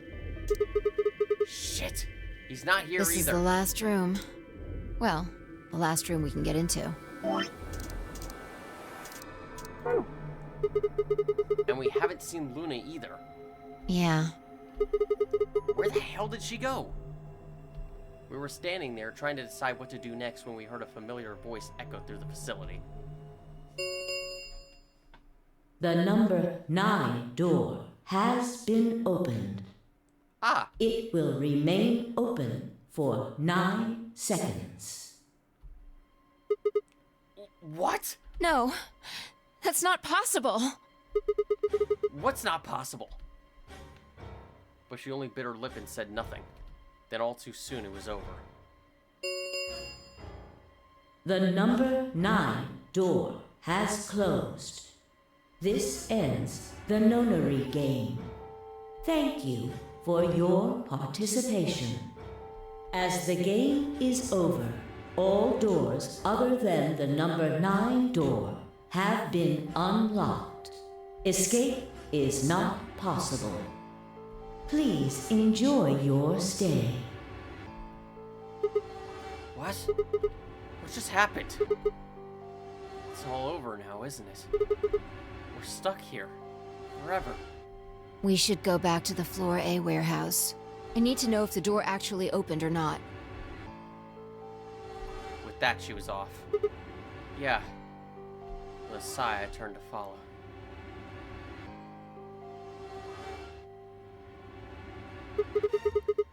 We can't just look at the door and tell it was opened or not. True, but the projection should tell us.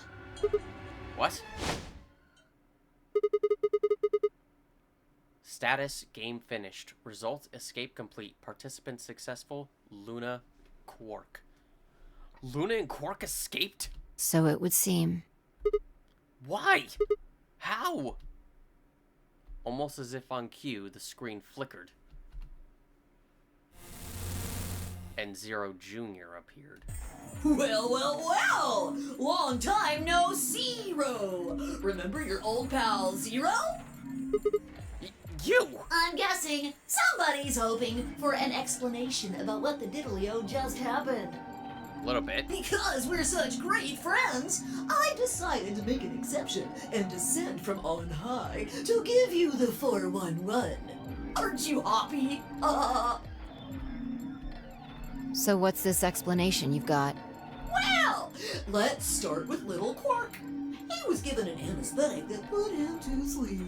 While he was out, Luna carried him through to the other side of the number 9 door. But how did she open the door? With Quark's bracelet, you silly bunny. It was still in the infirmary. Remember? Luna just hopped over there and picked it up.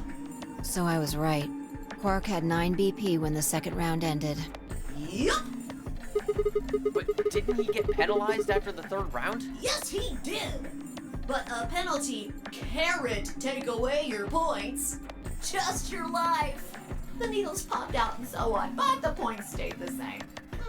So Luna took Quark to the door. And since her bracelet was already off, she wouldn't have suffered the penalty. No, but it wouldn't have mattered anyway. Oh, right. She's a golem. All right, I think my tale is through. Okay, well, I've got some questions for you, buddy. Not you. Well, good thing you guys don't have questions for V. That guy's a jerk. This isn't the alphabet. You must be feeling pretty good if you're able to joke around like that. I mean, 6 people just died here. It's not really a big deal. That's just how you humans are, after all. So, as long as you make it, nothing else matters. Am I right? No, you're wrong. Don't screw with us. It's cool. It's cool. I know you gotta act tough. I mean, you chose betray. That means you don't trust Luna, right? Figures? She's a golem. She might even be a murderer. That's why you were planning to leave her here and bone out, wasn't it? I'm sensing a little animosity from you. You see? It's all about you. Haven't you thought about how sad you've made Luna? What? Well, looks like my time here's just about all used up. I mean, I guess technically she would be considered Zero Jr.'s sibling in a way, so yeah, I can understand them having a bit of animosity. Wait! I still have questions for— No, I won't wait. I don't like waiting. I waited once, and some half-witted reptile got the better of me because of it. What? After that, I learned to make sure to value my time. The tortoise and the hare. Alrighty then. I'll see you when I see ya. Have a nice trader.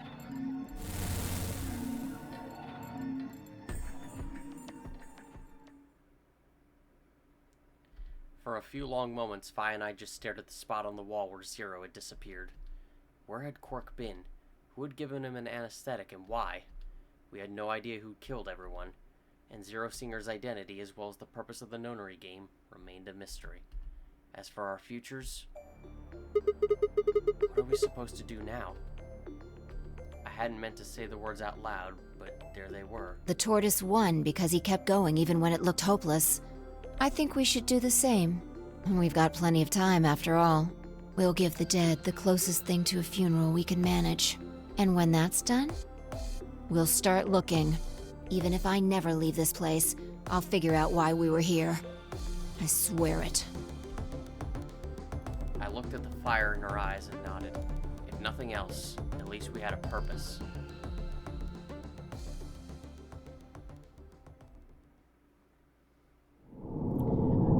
Game over. So, that's Luna's dead end. At least she got out. And so did Quark.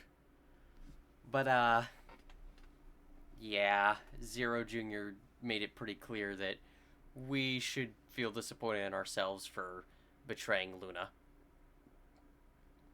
Granted, it's hard to say which is the worst outcome. Sigma's stuck in the facility regardless of the ending. And also regardless, Quark gets out. The only difference is that in the dead end, Luna gets out and Phi is trapped inside. But in Luna's regular ending, Phi gets out with Quark, but Luna gets stuck inside and dies.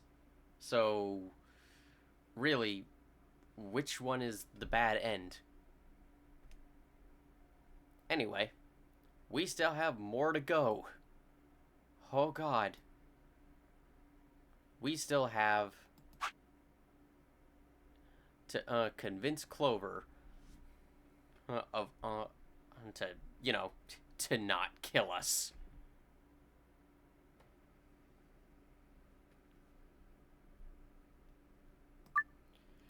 Alright. Let's see if we can make this work. Yes, yes.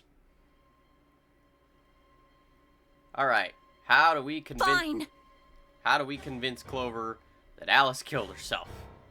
Show me some proof that prove to me, or I'm going to kill. You're all going to die, just like she did! Hold on a minute. 9, 8, 7, Clover, 6, 5, 4, Clover! 3, 2, 1. Real question, is there a reason we can't just, like, tackle her to the ground before she kills us?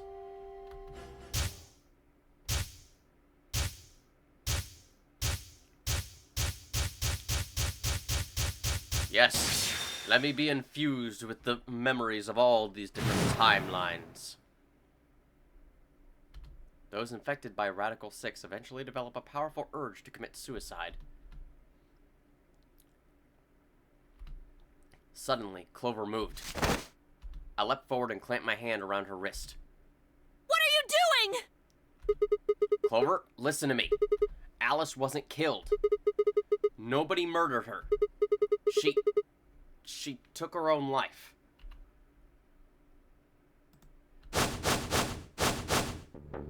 What? No. No, there's no way she'd do that. It's true. She stabbed herself in the heart with the scalpel. All right. Where'd she get the scalpel then? The infirmary? Well... I did hear someone come into the infirmary right after the AB game ended. Was that before I showed up? Yes. I got up to see who it was, but they were already gone. She definitely succumbed to it much faster in this timeline compared to the Quark route timeline for some reason. It could have been Alice. So she could have taken the scalpel then. Yes, I think so. You're lying! This is all a lie! It has to be! It's not. It's the truth. Then why did she do it? Why would Alice kill herself? She probably didn't have a reason. What? She'd been infected with Radical 6. That's what killed her. But you just said she killed herself! Just tell me the truth! I am! Then prove it! Your 10 seconds ran out a long time ago. So if you don't have any proof... I do! I have proof. There was a journal in the lab, wasn't there, Kay? Show it to me. Journal? It would have been in the safe. Ah, well, Alice would have it then. Phi, can you...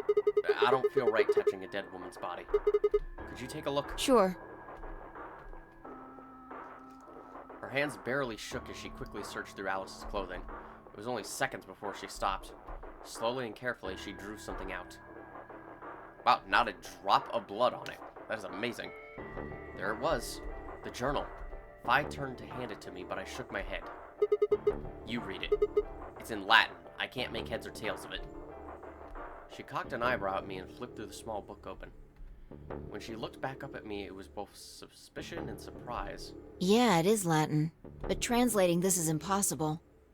It's full of words I've never heard before. I can barely understand any of this. Page 216. Huh? Turn to page 216. You should be able to read that one. Vi's frown deepened, but she did as I had suggested. I watched her eyes quickly scan the page before looking up at me with renewed suspicion. Yeah, I can read this page. How did you know? No, wait. How did you even know there was a journal in the lab? Lucky guess? I just knew. You just knew? Come on. Look, just read it, okay? Clover wants to hear what it has to say, right? Yeah. Right. Give me a moment to look it over. After a few moments of whispering to herself in Latin, Vi began to translate, paraphrasing the contents of the journal. Radical 6 reduces the processing speed of the brain by a factor of the root of 1/6. One of the symptoms of Radical 6 infection is an overwhelming urge to commit suicide. Research has shown that it would probably respond to the right sort of antiviral medication, but no one has been able to develop one yet. Nearby towns are filled with the corpses of people who took their own lives. The uninfected have only barely managed to survive and have been sent into underground shelters supervised by the government. Oh Lord, please, let their future be a bright one. I can assure you it is not a bright one. It is quite dark.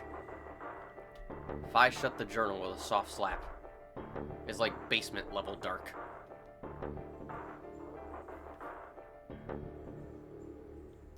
A sickly silence drifted through the room. The newspaper article, the recording, the conversation with Tenmyoji, and now this journal entry. There was no more hiding from the truth. The pandemic had already happened.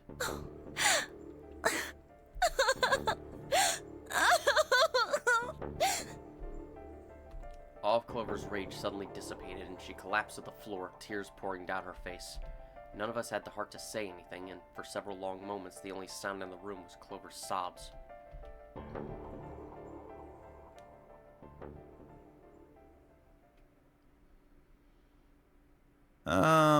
We've got a problem. It's almost time for the primary doors to open. Ah, great. Yeah, only 10 minutes left. Sorry, but I'll be taking Alice's bracelet. Vi and I won't be able to open the secondary door without it. So she was a magenta pear, just like me. Just now noticed that, did ya? Well, there's been a lot going on here, man. As he spoke, Dio grabbed the bracelet off the floor and dropped it into his pocket. What color is your bracelet, Luna? I'm a cyan pear. So you're going with Kay. You are part of Clover's pair, then. That means the two of you will need to come with me. I guess so. Come on now, Clover. We need to go. Now, Clover, don't hurt Luna. Please. Alice would want you to survive, wouldn't she? She's gone through enough trauma in these timelines. I know you have too, but don't take it out on her. You'll never be able to figure out why all this happened if you stay here. Please. You're right. Alice, I promise I'll find out what happened to you. I'll figure out who Zero really is. I mean, if you'd never been locked up in here, you never would have... This never would have happened. So it's like Zero killed you. I promise. I'll avenge you. That's right, Clover is now part of the new Avengers. I mean, all they can do is punch and shoot people. Give Clover an axe and she basically fits right in. Clover stood up and rubbed her hands roughly over her eyes, smearing tears across her cheeks. Then with a determined frown, she strode out of the room. All right, we're out of time. Move, people. You guys head on down to the Floor B warehouse. We'll catch up with you later. Oh, right. Quark's got the yellow bracelet, which makes him your partner, right? Yeah. Can't exactly leave him behind. Without him, we'd end up stuck in the AB room. Uh-huh. Okay, let's go. We'll see the rest of you once we picked up Quark. Very well. Until we meet again. No one succumbed to Radical 6 on the way.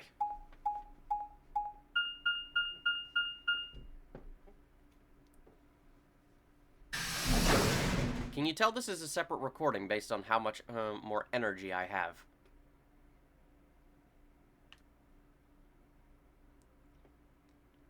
Quark! You're awake! Yeah, I just woke up. Yeah, you missed a lot. Like, a hell of a lot. Hey, where's everybody else? Should we tell them? Alright, it's time to tell you, Quark. Listen, there's no easy way to say this. They all turned into fruit. Some of them became apples, some of them became bananas, but they're now coming after us. Oh, we have very little chance. They might try and kill us. We need to run. But we might put you at the front of the line. You're going to be our first line of defense, alright? Good. We appreciate your sacrifice. Oh, God. Quark. Temioji's entire body shook with emotion as he drew closer to him. He cautiously laid a trembling hand on the boy's shoulder, almost as if he were afraid Quark would disappear in a puff of smoke the moment he was touched. When Quark proved to indeed be corporeal, Temioji let out a cry and threw his arms around him. What's wrong? Are you okay, Grandpa? It's nothing. Nothing's wrong. I'm fine. But...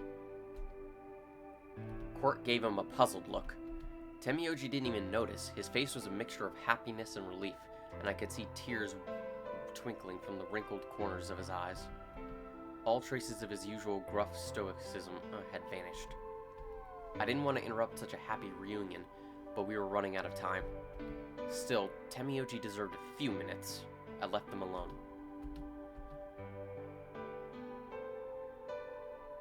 At last, Temioji seemed to recover and shifted from an embrace to a protective arm around the shoulder. So, how are you feeling? Feeling?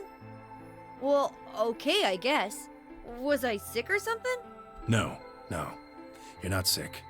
If you feel fine, then you're fine. Huh? I'm sorry. I should never have gotten you involved in all this. What are you apologizing for? Sorry. You're doing it again. Are you sure you're okay?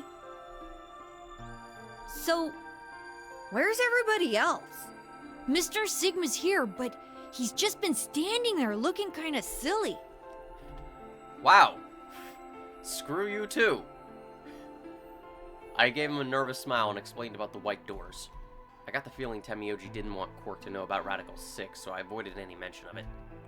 Alice's death was something I also left for later. Okay, that makes sense. That means I'm on a team with you guys, right? Right.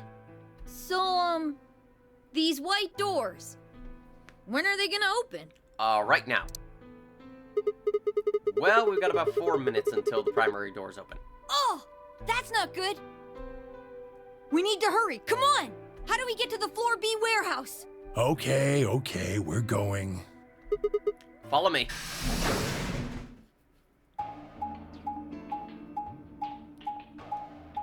Wow, we finally got a room with these two. Or rather, we finally get a room with Quark where he's not knocked out. We've only been with him in the treatment center, and he didn't contribute much aside from sleeping.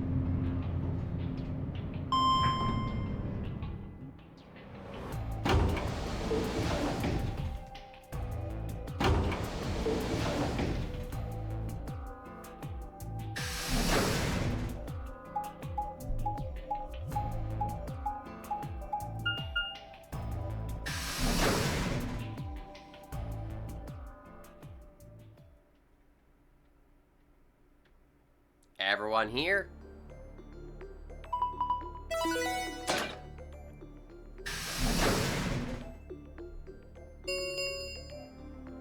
Chromatic doors have opened. 5 minutes remain until chromatic doors close. Also, side note, if you hadn't pieced it together by now, the voice that's been the announcer this whole time is clearly Akane's voice, aka the old woman. You're late. Where the hell have you been? Quark? You're awake! And fully recovered, apparently. And he's armed with missile launchers on his head. Look out! He's clearly the most dangerous one here. I am also relieved to see you well again. Me too. Wait a minute. What are you talking about? I looked out at the others from behind Quark and held a warning finger to my lips. There were a few momentarily raised eyebrows and some nervous coughing as everyone suddenly fell silent. Huh? From Quark's perspective, it must have seemed especially odd. Anyway, there isn't any time left. We need to hurry. But there are 3 doors. Which team goes in which door? All of the doors are identical for this round. I believe it doesn't matter which team uses which door. Yeah, you just pick. Then we're taking the one in the middle. Why that one? You want a kill shot, you aim for the center. You're more likely to just miss the extremities. That logic is flawed and more than slightly disturbing. Yeah, pretty much. Unfortunately, I don't really have a counter-argument, so center door it is.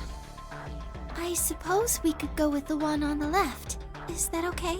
I mean, we could go with the other one if you want. Kay and Clover only nodded. Well, there's only one left. The door on the right. Any objections? All right, let's move. 30 seconds remain until chromatic doors close. Hurry it up, Phi. This thing's gonna close. I know. It's time we were going as well. Right. Sure. Come on, guys. There's no time to waste. Right behind you. Let's go. 2, 1, 0. Chromatic doors closing.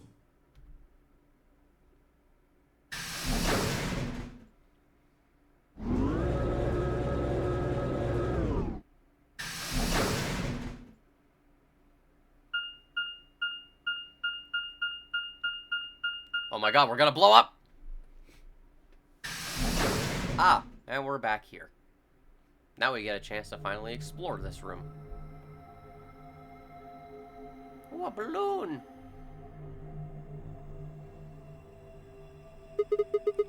What's this place? Probably the office of whoever it is that's running this place.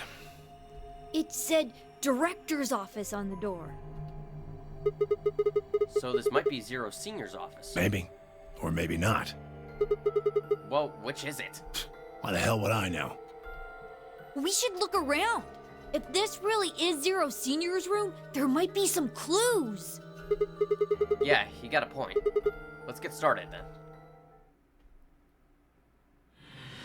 Seek a way out.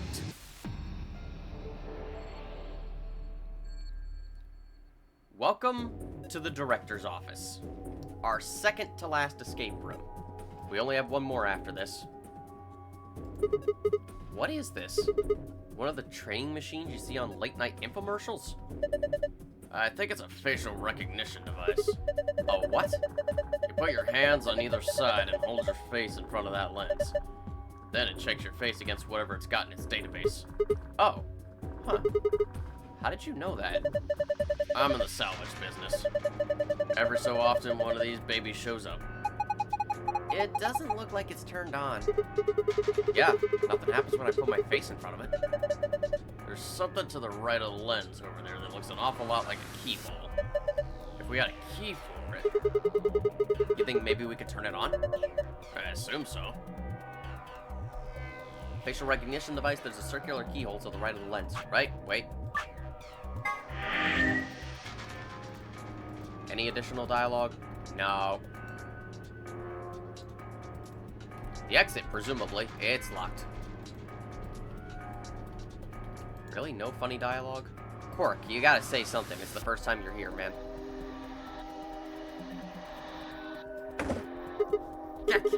It's not opening. Is it locked? Yeah, it looks like it.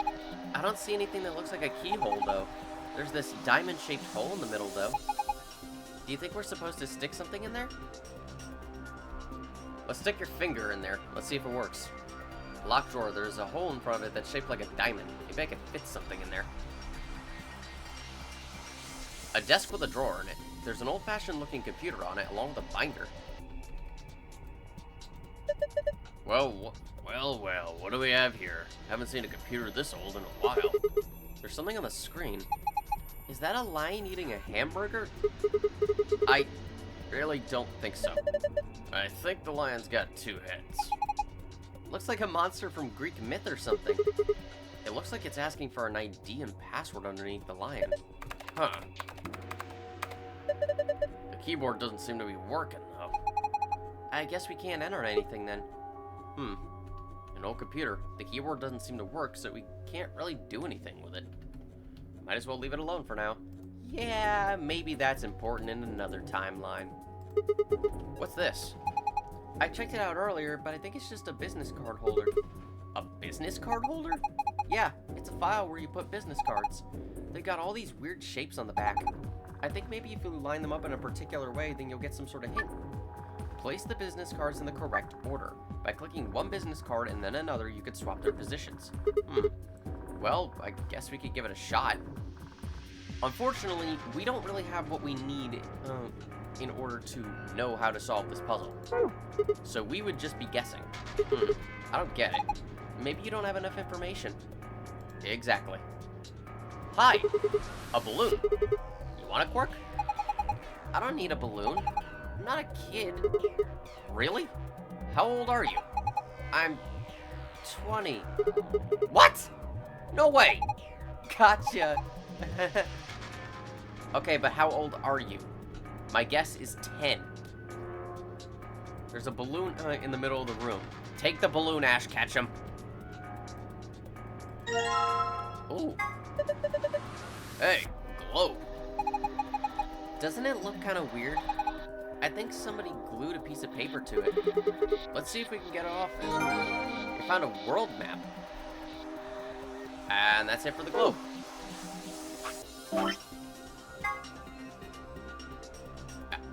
Huh. This looks familiar. Connecting these colored dots with lines. The left section has a laser shining across it. Looks like a green coaster. The stain on it, there makes it look like something was sitting here earlier. Looks like it used to have something circular on it.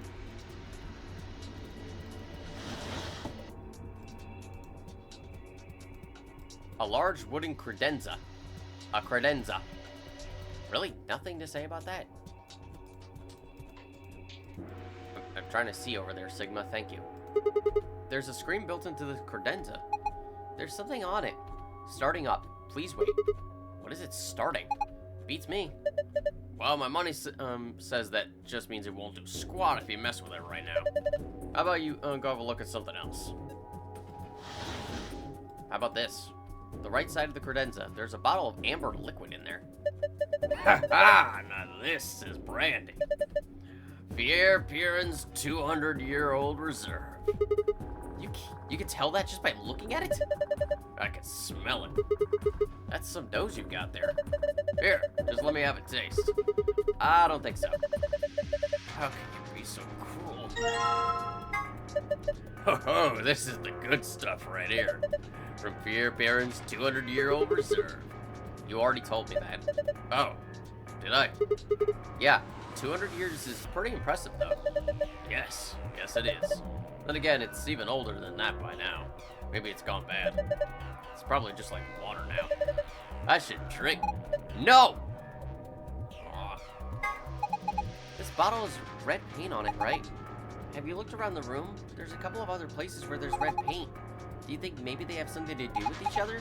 Like, maybe if we put the bottle in the right place, this red paint will line up with some other red paint? Wow. Quark, way to spell out the answer immediately. Like, kid, you figured that out fast. Where are you going, Sigma? That's the door we came in through. No point going back out through it. Even if you go all the way back, all you'll find is a closed chromatic door. You do know that, right? I know, but I want to go back. Ooh. A suit of armor. Well, it's not really a full suit of armor, is it? I mean, it's missing the helmet. So, what would we call it? I'm not sure. Okay, well, I'm just gonna go ahead and call it a suit of armor, okay? Suit yourself. Oy. Anyway, it's got some red paint on the neck and shoulder area. Are you sure it's paint? Could be blood. Hey, don't say stuff like that. Being in a room with a headless suit of armor is creepy enough. What's wrong, Quark? You afraid of the Headless Horseman? A headless suit of armor. I think it's got something in each of its hands. So he's got a spear instead of a sword? This is a really short spear, though. If you look at the tip head on, it kind of looks like a diamond. A diamond, huh? Hey, Sigma, why don't you see if the spear will fit in there? I think it just might. And we also have a slingshot. A slingshot? Not the most impressive weapon, but it's simple as hell and won't jam like a gun. True, but it's also not nearly as powerful. A slingshot. It's a... Whoa!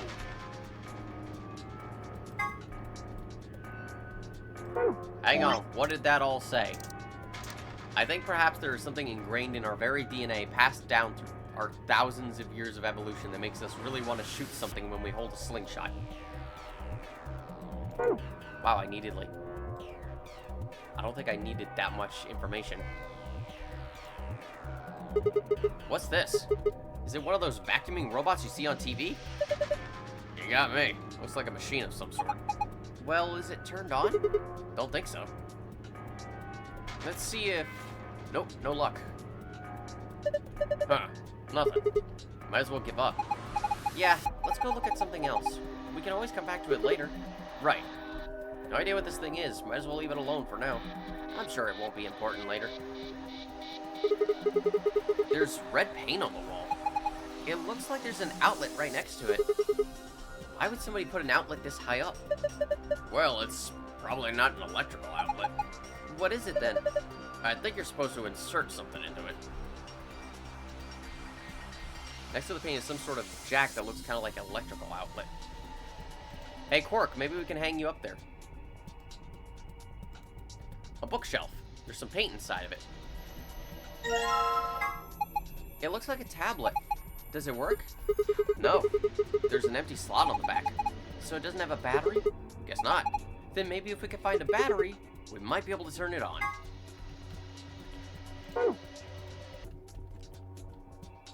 Ooh. Huh. This is cheap brandy. Alcohol this bad shouldn't even exist. So I think it's best if I dispose of it safely with my... I'll be taking that.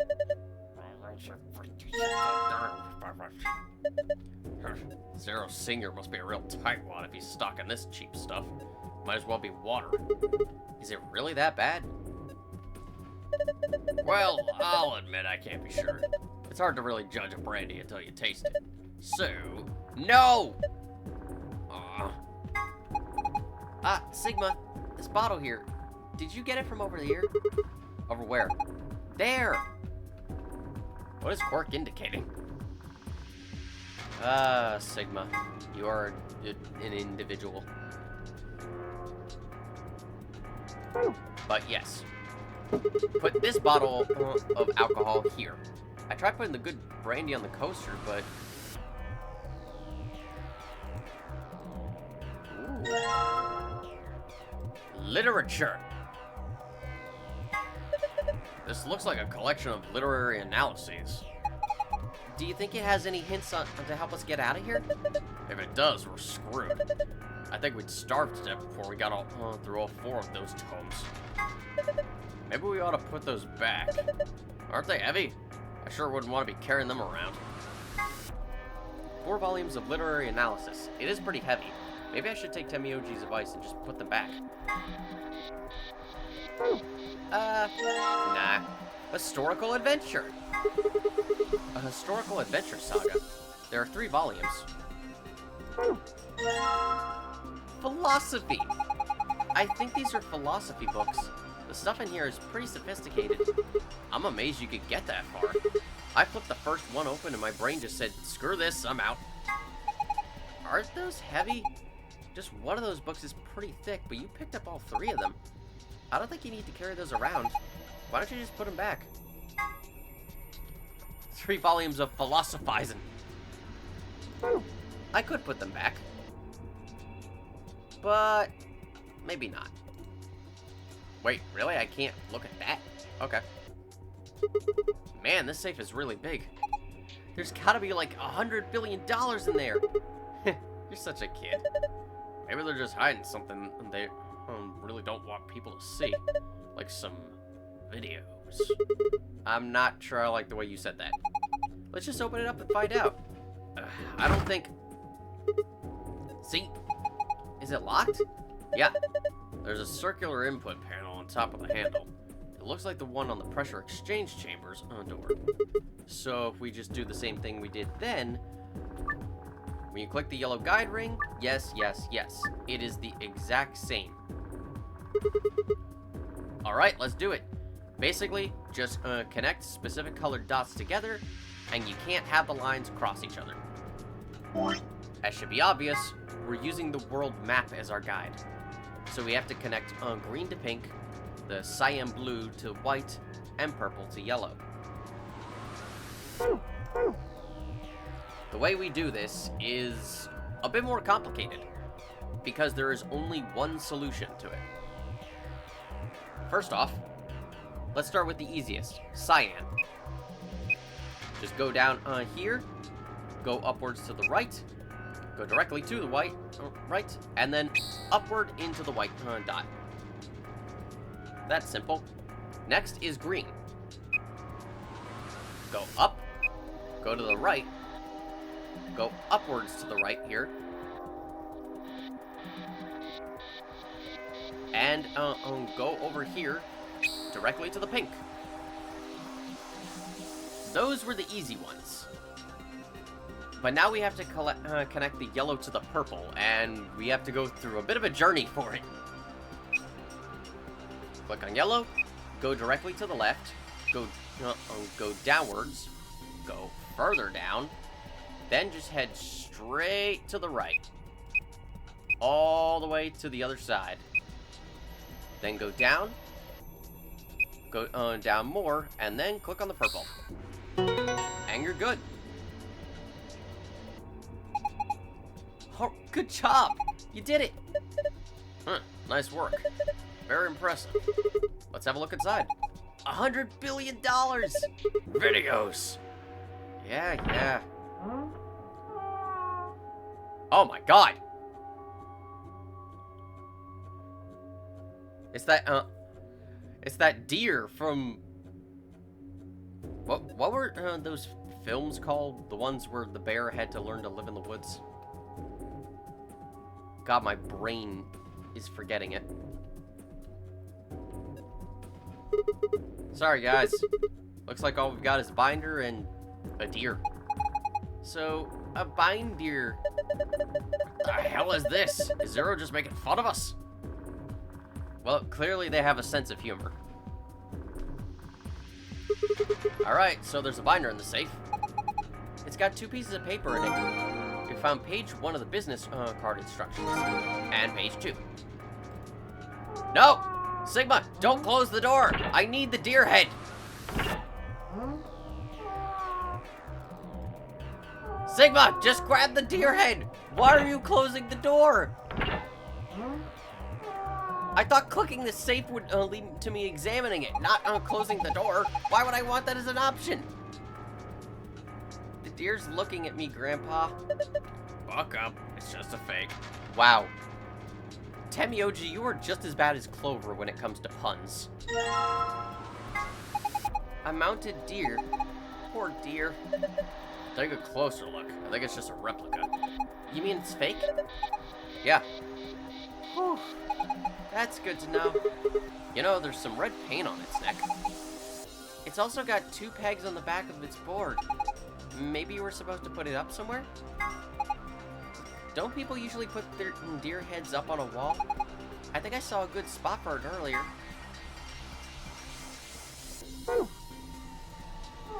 Now we're done with the safe. But speaking of, here's the place where we could put the deer head. That works. Well, looks like you were right. It's a mounted deer. The paint on the deer and the wall behind it looks like it fits together. Hard to tell what it is from here, though. Maybe if we look at it from another angle.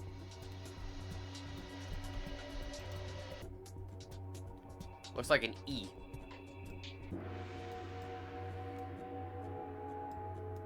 But meanwhile, actually, not meanwhile. First, let's go over here. God, navigating this is a little annoying at times. We have one more bottle that we can put down. Look! The laser beam's bending all around inside the bottle. Yeah, it's made a parallelogram. The laser beam is making a parallelogram on the brandy bottle.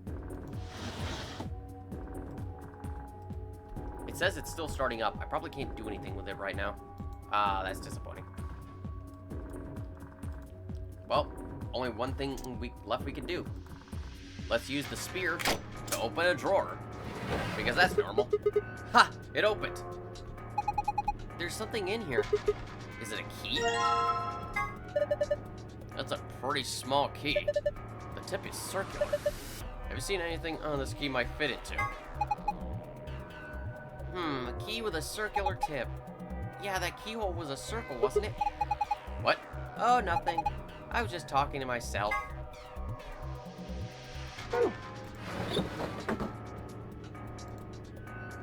Well, only one thing to do with it. Put it into the face recognition device. Whoa, the light on the top turned on. Looks like it managed to turn it on. Yes, I just said that. Alright, it's on. Now what? Well, why don't we give it a face to look at? One of ours? Yeah. Damn, none of our faces work. Face not recognized. Gender mismatch. What does it mean by gender mismatch? Maybe it's saying that he needs a girl. But there's only 3 of us, and none of us are women. Well, maybe if we dress Quark up like a girl. No! No way! Why don't you dress up then? No. Just thinking about that is making me want to puke. Besides, do you see a wig or makeup or anything around here? How would any of us dress up like a woman anyways? Dude, you totally want to do it. No, I don't.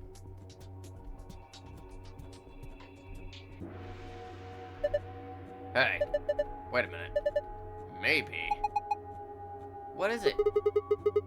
Did you have an idea? Quark, you could totally pass for a girl if you just take your hat off, honestly. I would have a hard time telling. Well, it can't hurt to try. Yeah, definitely worth a shot. Then again, appearance probably isn't enough for the facial recognition ID. How long has he had that in his pocket? It looks like a piece of paper. No, it's a picture.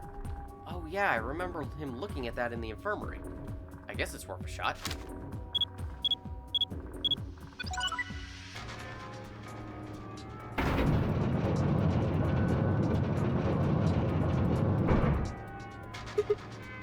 Whoa! Oh my gosh! It's like we're in a villain's secret lair! Huh. Didn't think that would happen. I guess the recognition worked. Yeah. Gee, I wonder who could be on the picture. That we'll find out later.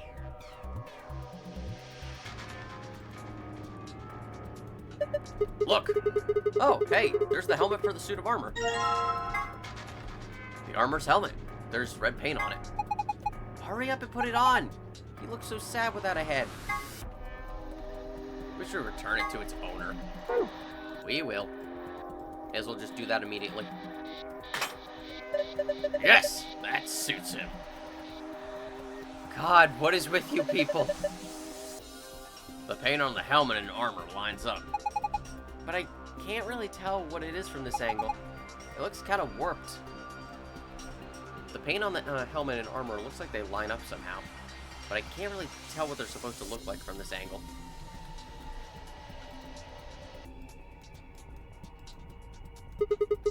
You must be feeling pretty tired, Temioji. All the excitement can't be easy for someone of your age. Why don't you sit down for a bit? I'm not so old I need the likes of you worrying about me. That's so? Well, I think I'll just have a seat then.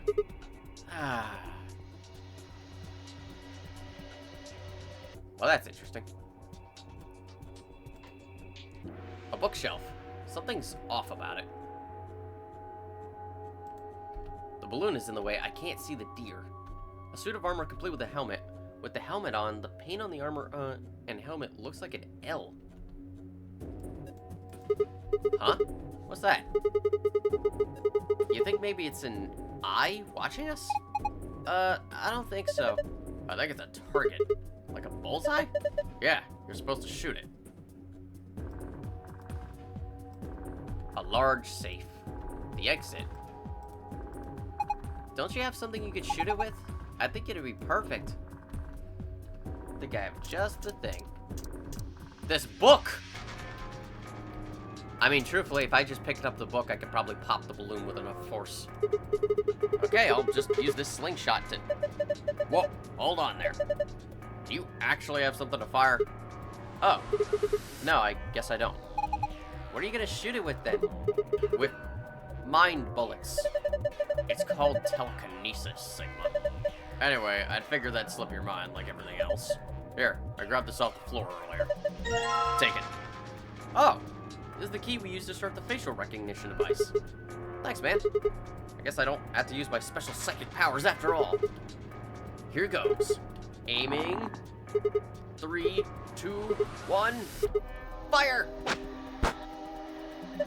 Funny, because he does have psychic powers that allow him to traverse time. Does that count as psychic? Wow, nice aim. You got it right in the center. A mounted deer. The paint on the deer and the paint on the wall fit together to make what looks like an E. But yes, there's clearly something off over here.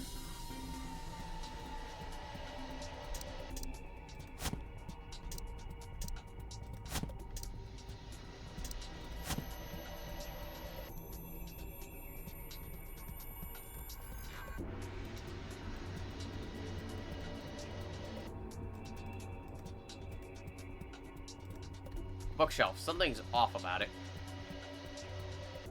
I actually don't remember what you're supposed to do with that one. If anything.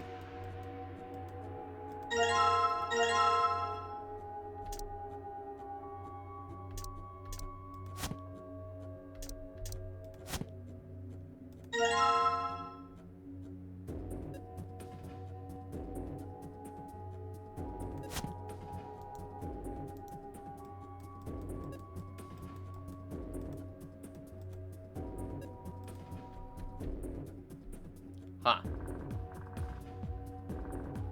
Okay, whatever.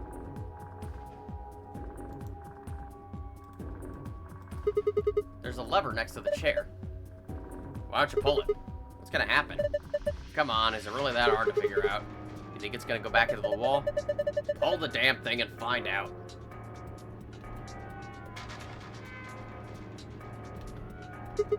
Alright, I guess I should start by hitting the chair. Then I pull the lever. Here I go.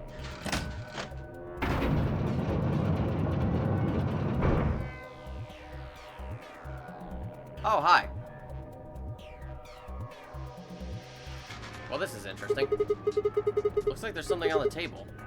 Is that a battery? I don't need to be looking at this right now. I can take care of it when I get back to the other room.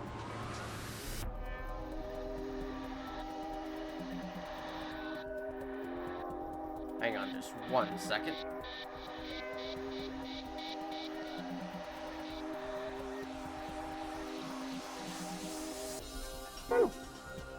A circular table. There's nothing else on here.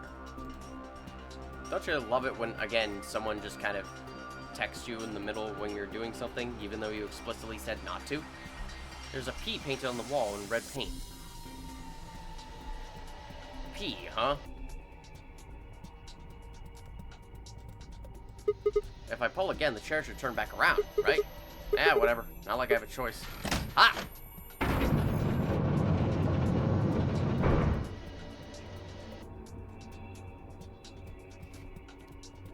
Alright. You know what? I neglected to do this, because...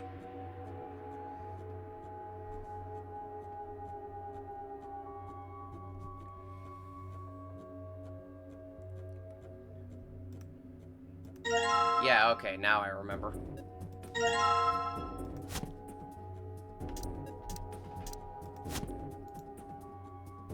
Right. For some reason, I didn't take notes about that point. And I guess, Quark and Temioji just telling me to put them back, just threw me off. Oh well. There's always room for screw-ups. A bookshelf. Something's off about it. What do you mean, something... What? Wait, why is that the one thing you're not, like, talking about, Sigma? That's the one letter you're not saying. But yes, H-E-L-P. Help. Do you know what that is, Sigma? Of course. I mean, it says right there. It's a battery, right? Just a really thin one. Maybe we're supposed to put it in some kind of thin electronic device?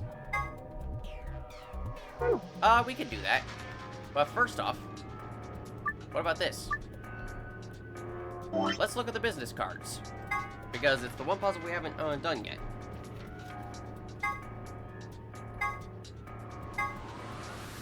So, we have a bunch of names here. But the second file says the women are requesting the following positions. Carol likes being on the left. Anne prefers to be near Bob. Ellen would like to be above Anne. Sophie likes to be on the very right. Kate likes to be next to Michael. So, combining this along with all of these names, you're supposed to figure out where to place those specific names. Now, at the very least, you have all the male names lined up. You don't need to move them. Or at least, you don't need to move them from these specific positions. You just have to figure out where the female names go. You're still gonna have to move them around, though. So, the order. Also, these are on the back.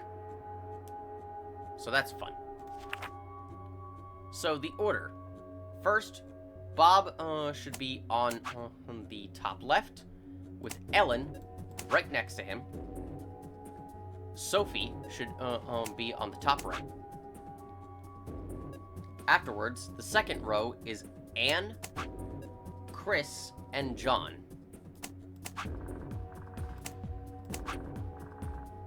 The third row is Tony, Lola, who's already there, and Ian.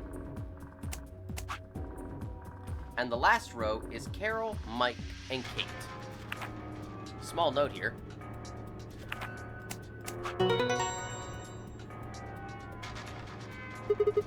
I think this is right. Then let's look at the other side. Maybe the shapes look like something now. Okay, let's have a look at the back of the business cards. Yup. It basically just tells you what order to put the books in. Books 3 3 4. It says book 334. What does it mean? Well, a book is a bunch of pieces of paper that are bound together with I know what a book is. So in case you just like don't want to trial and error that like I did, you can do that. Combine the battery with the tablet. Looks like you got the tablet to turn on. Look! Something showed up on the screen. Enter a 4-digit password, then press the enter key on the right. As it should be probably obvious. Our 4-digit password is... help. You did it! Good work, Sigma. Take a look at the screen. Huh, what's this? Looks like the password for the safe. Awesome! Now we can open it. You found a safe password. Of course, you're probably wondering, wait, where do we get on the password for the other thing? And that is a bit of a thing. Nothing.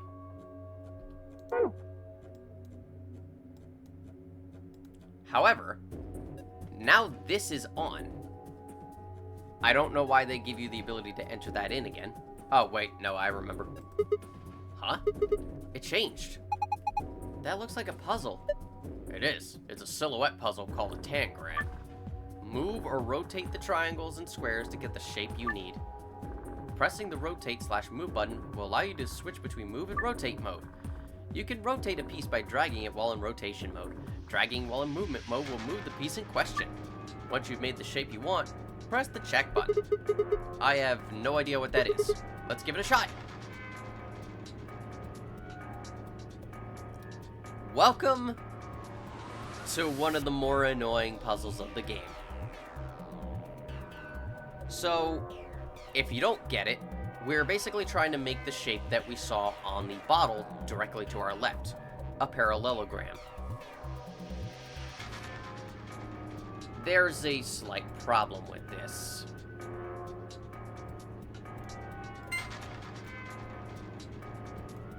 This thing is finicky.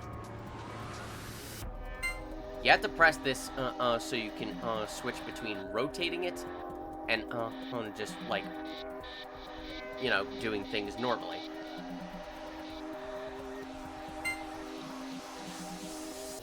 This is easier said than done.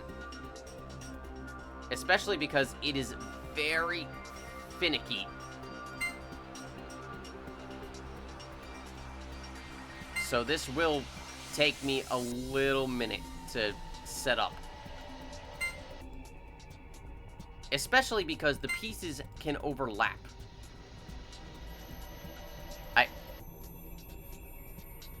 Are you kidding me?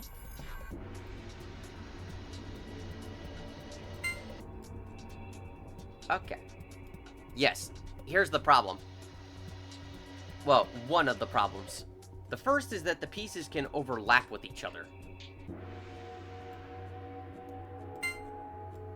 So they have no problem, like, going over each other. This is obviously useful for moving them, but when it comes to, like, trying to get them to connect, it can be more difficult than it's worth.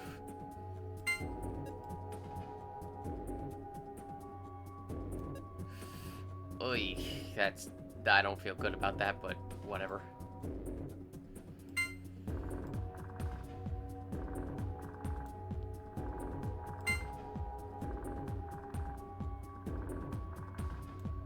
Like, I'm leaving all of this in to show you just how ridiculous this is.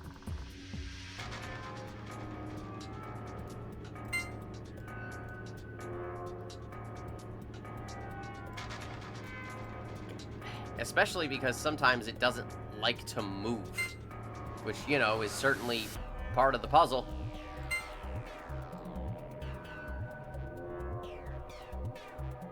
And sometimes it doesn't know when to stop moving.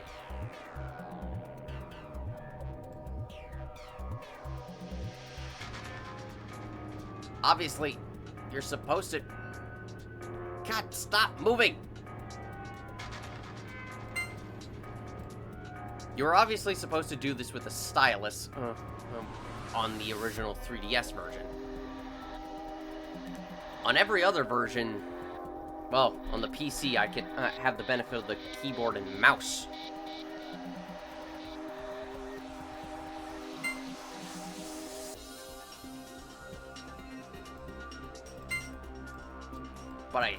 But I shudder to think about any other version.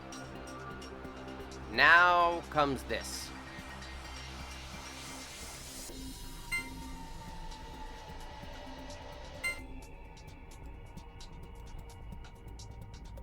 Also, it just seems like sometimes it doesn't register your clicks. And yes, I am using a picture for this because I would be a madman not to.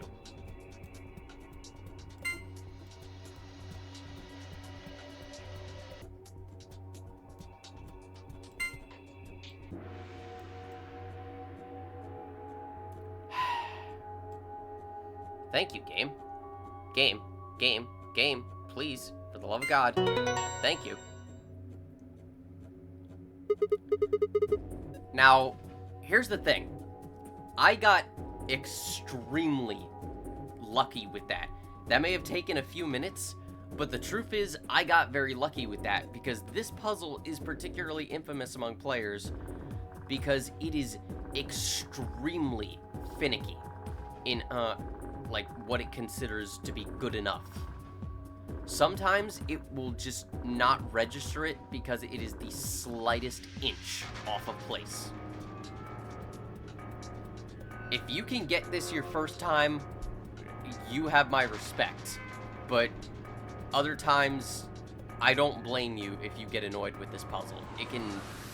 Sometimes it can take some people not that long, other times it can take them forever. It's not the greatest idea for a puzzle. Or at the very least, it should have been... How do I put it? It very much should have been, like, play tested a bit more. Because... Actually, I have the perfect example.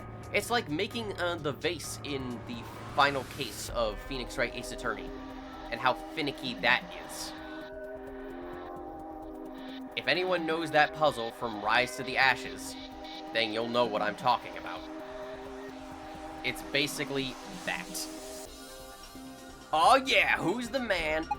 That was amazing! How'd you do it? That puzzle was really hard. Well done, Sigma. That was pretty impressive. So, what do we get? Look, there's something on the screen. LLIP? What does that mean? Screen says LLIP. Well, only one thing to do. LLIP.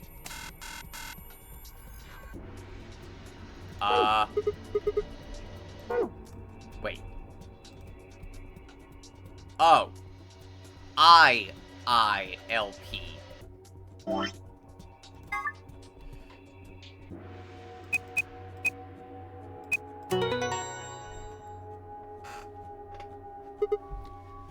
Seriously, why do...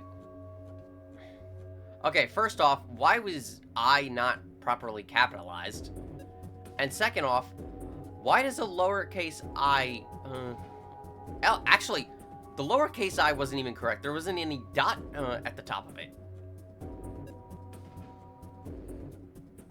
Huh. Seriously, why do a lowercase I and L look so similar on a keyboard? Who decided that was a good idea? Phew. Looks like it worked. Good job. That was awesome. The screen changed. Hey, it looks different than before. The symbols are different and they're in different places. Well, I don't need that anymore. Do you want the bottle on Temioji? Apparently not. Oh, here's the safe. The safe, just like before. There's gotta be a way to open it. Should we just punch in the password? Why don't you just try it and find out? Well, for the director's office, star, star, star. Let's get that file. Good job! It opened! Good work.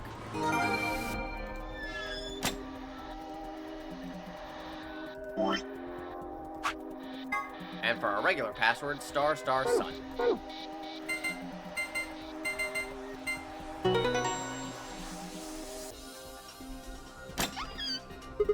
Phew, it's open. Alright, time to see what's in this safe. Hey, Mr. Sigma. Why is he whispering? I know that stuff's important, but aren't you, you know, curious? About what? Grandpa's picture? The one in front of the facial recognition thingy? Don't you want to take a look at it? But, come on, hurry. I want to look at the stuff in the safe, but I don't think Quark's gonna let me. Might as well go with him, I guess. And now I'm gonna have to re-input that password. Yes, if you do not take a look at the picture, like, the first time you have an opportunity, Quark will just prevent you from getting into the safe until you go look at it. So, who is this girl? Hey! Stop! Gee, that looks familiar. She's just a girl. Is she your granddaughter? No. Well, who is she then? Damn it. Fine, you've already seen her after all. Her name is Akane Kurashiki. I've been looking for her for a long time. Why? Because she's his first love. No! You've got it wrong. But you carry that picture everywhere. I don't think I've ever seen you leave it somewhere. And when you don't think anybody's watching, you talk to it. I've seen you do it. Huh. Didn't mark you for a hopeless romantic, Tenmyoji. Look, it's not about love, and I'm not a goddamn romantic. Okay, okay. Don't want to talk about her, I get it. Yeah. If it's not obvious already, or rather, if it wasn't obvious before, there's been plenty of hints to it throughout the game, but it should be extremely obvious now who Tenmyoji actually is. There's a picture in front of the lens. Quark says it's a picture of Tenmyoji's first love. I think the name was Akane Kurashiki. I can't say I'd blame Tenmyoji for falling for her back when he was younger. She was a cute kid.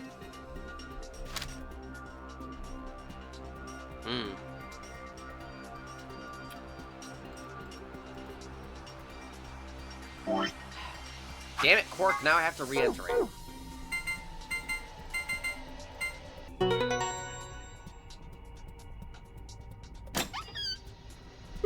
It looks kind of empty this time. There's only 2 things in here. First, we've got the AB room keycards. Oh, these must be the star cards they were talking about. There are 2 of them. You guys take one and I'll take the other. Right. We're a pair, so we only need 1 for the 2 of us. And the other thing is the key, as usual. Yes! Now we can get out of here. It's the key from the safe. Should open the exit. Great. No point in sitting around. Let's go.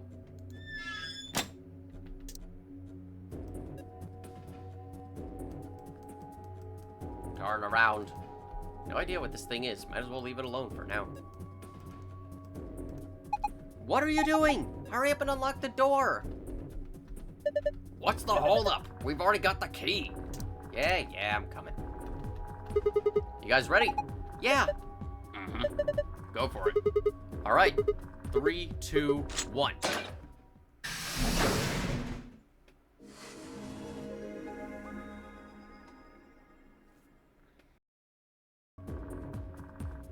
So, back here in the director's office, I'm basically coming here just for some cleanup, like getting the gold file.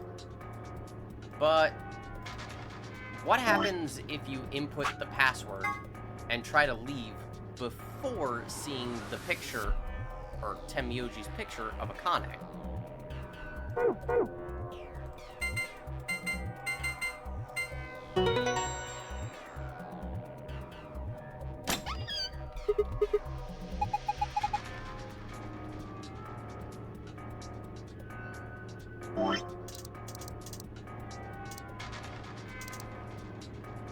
Hey guys, there's something I wanted you to have a look at before we go through the safe. Can you come here for a minute? Why is he taking us to the facial recognition device? Now he's turning it on. Alright, it's on. Now what? Well, why don't we give it a face to look at? One of ours? Yeah. So, yes. Basically, if you try to leave without doing this at all, then Quark will just bring you over to the facial recognition device anyway to put the picture on it. Why he decides to do this, I have absolutely no idea. I guess just childlike curiosity.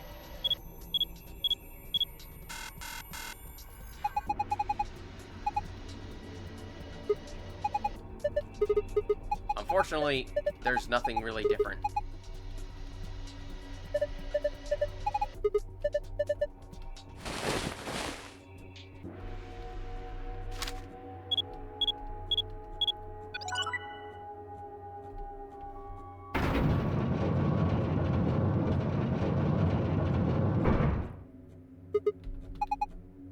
But yeah, nothing different. I guess Quark was just very curious about the thing and didn't want to leave without doing that. So yeah. Nice little detail though.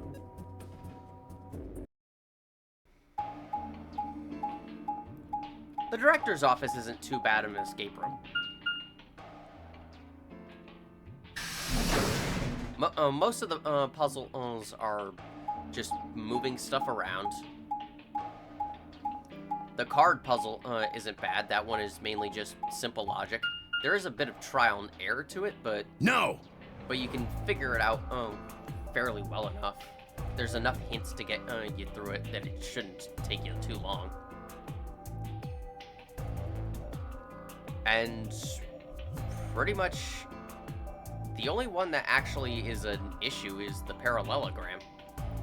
And honestly, that's just more due to the fact that it feels like they didn't play test it enough, and so it kind of feels like it doesn't respond as well as it should. Also, the fact that they clearly didn't account for the fact that they obviously made it to use with the stylus, and that works fine on the PC version later since you have a mouse, but for other versions of the game where you're just using an analog stick, that's probably a bit of a pain. But other than that, it's not a bad escape room, especially for one of the last ones you can do. And the music's pretty good. Okay, what's up? Damn it! What's wrong? I left something in the director's office. What was it? The brandy? The picture. Oh. How could I forget it? How could you forget it? Oh yeah, we must have set it down after using the face recognition thing. Yeah. I'm going back. You two go on ahead to the warehouse. I want to come with you. Me too. Nah, that's fine. Why don't you head back to the warehouse, Sigma? The others are probably already waiting. Alright. I'll see you two later then. Right. Bye, Mr. Sigma. I watched them jog off toward the blue door. And then they were gone. I guess I should be getting back then.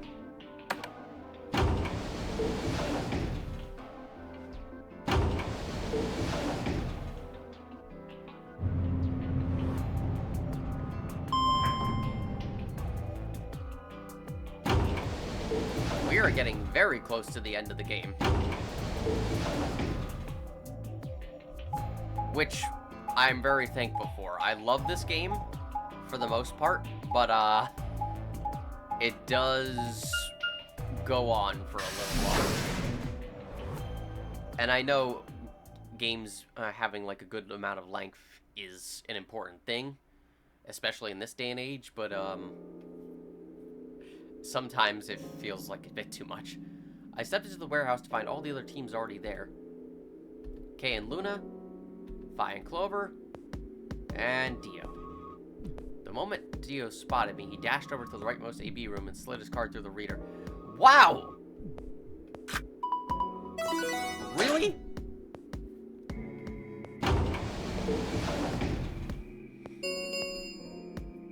An ambidex gate has been opened. God, what was he, like, waiting at the door ready to pounce? He was like, okay, the second he goes, he's almost here. He's here, go, go, go, go! 45 minutes remain until ambidex game polling closes. Like what? Did you want to look me in the eye when you did that? As he turned to look at me, I swore I saw a flash of a smug grin. There. Happy? This time I waited for you to get back before I opened it. You see? I can be considerate. You're still an asshole, but... Okay, I'll give you credit, you waited. But Temioji and Quark aren't here. Yeah, where are they? I guess they forgot something back in the room we found. They ran back to grab it real quick. And they'll be here in a few minutes. No big deal. Okay, I'll admit that's fair. We got 45 minutes, they should have the time. While we waited, we exchanged information about the rooms we'd investigated. Unfortunately, none of it seemed very useful. None of us had found anything, and we were no closer to unraveling any of the increasing number of mysteries we faced with. Which is rather interesting because, as we'll learn in the best ending timeline, there is something very important in that last escape room that I'm amazed one of the teams did not find. With that discussion exhausted, we sat down to wait.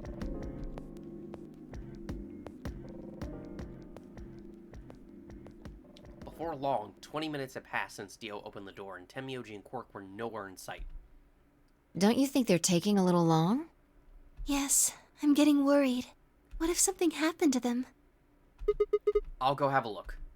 Then I shall accompany you. Nah, I'll be fine by myself. It's not that far away. Just don't look into the abyss too long, or you might become a monster. I don't think... Okay. Look, I'm just gonna go to the director's office. I'll be right back. No big deal. Right. See you guys later. I gave a quick goodbye wave and stepped out of the warehouse. Do I really need to see this entire map section again? Why can't I just flash forward there? At least I'm not having to see the elevator sequence.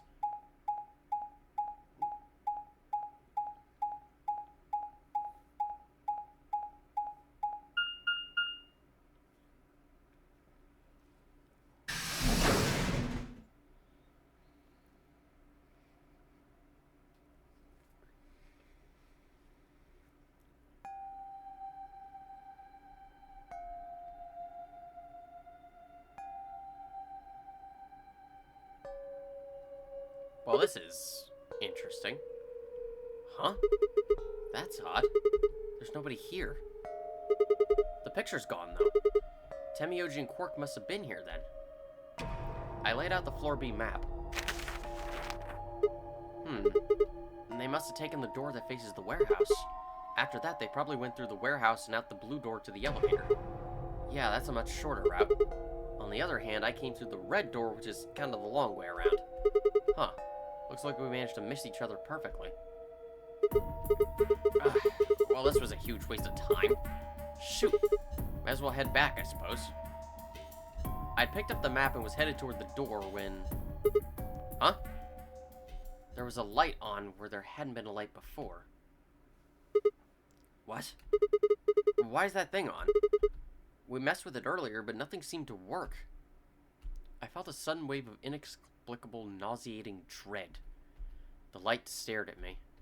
I swallowed and edged cautiously toward it. The machine was in arm's reach now. I stretched my hand out toward it, slowly, slowly. So, you finally made it. No! You're... I am Zero. I was the one who brought you here. You undoubtedly have as many questions for me as there are stars in the sky. As you can see, however, this is only a recording. Ah, fantastic. I will therefore be unable to directly answer any questions. Ask if you wish, but I cannot respond.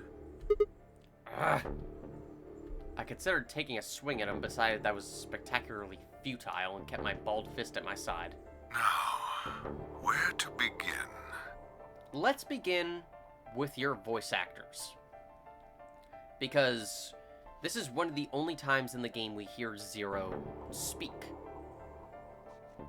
So, who are his voice actors? Oh, there's some big names. For his English voice actor, you probably were able to immediately tell who it was if you've been around, like, the gaming and anime community for a fair amount of time.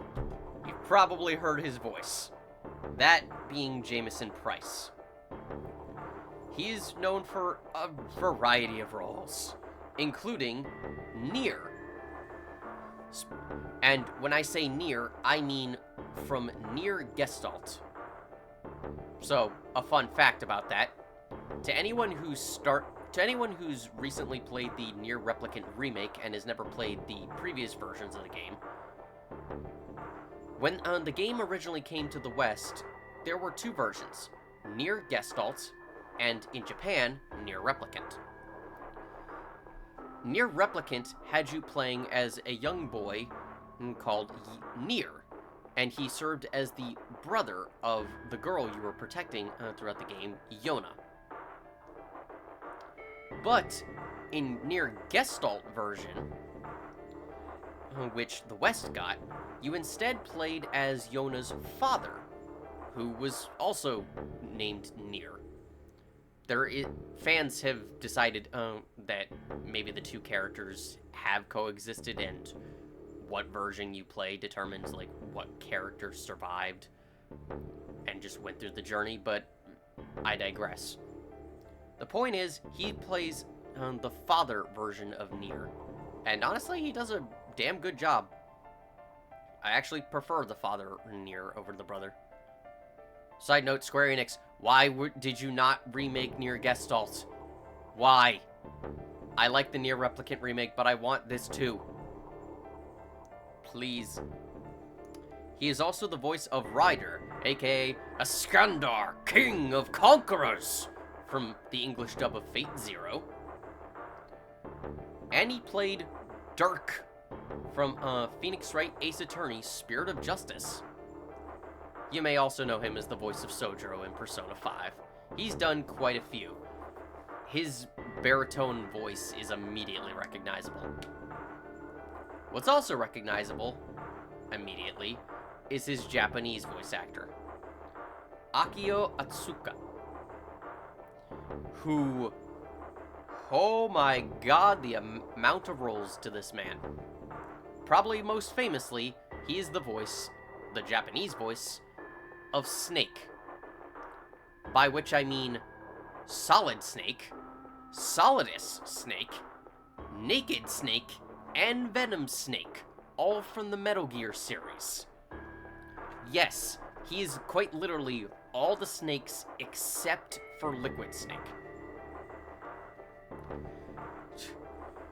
That immediately, puts some prestige on his name. However, he's also the voices of Ansem, Seeker of Darkness, and a specific Xehanort in the Kingdom Hearts series. I'm not gonna say the actual name of that Xehanort, just in case you have not played the Kingdom Hearts series, because that version of the character has a very specific name to help differentiate him from the others. But I will not say it just in case you don't want to be spoiled to something in Kingdom Hearts Birth by Sleep.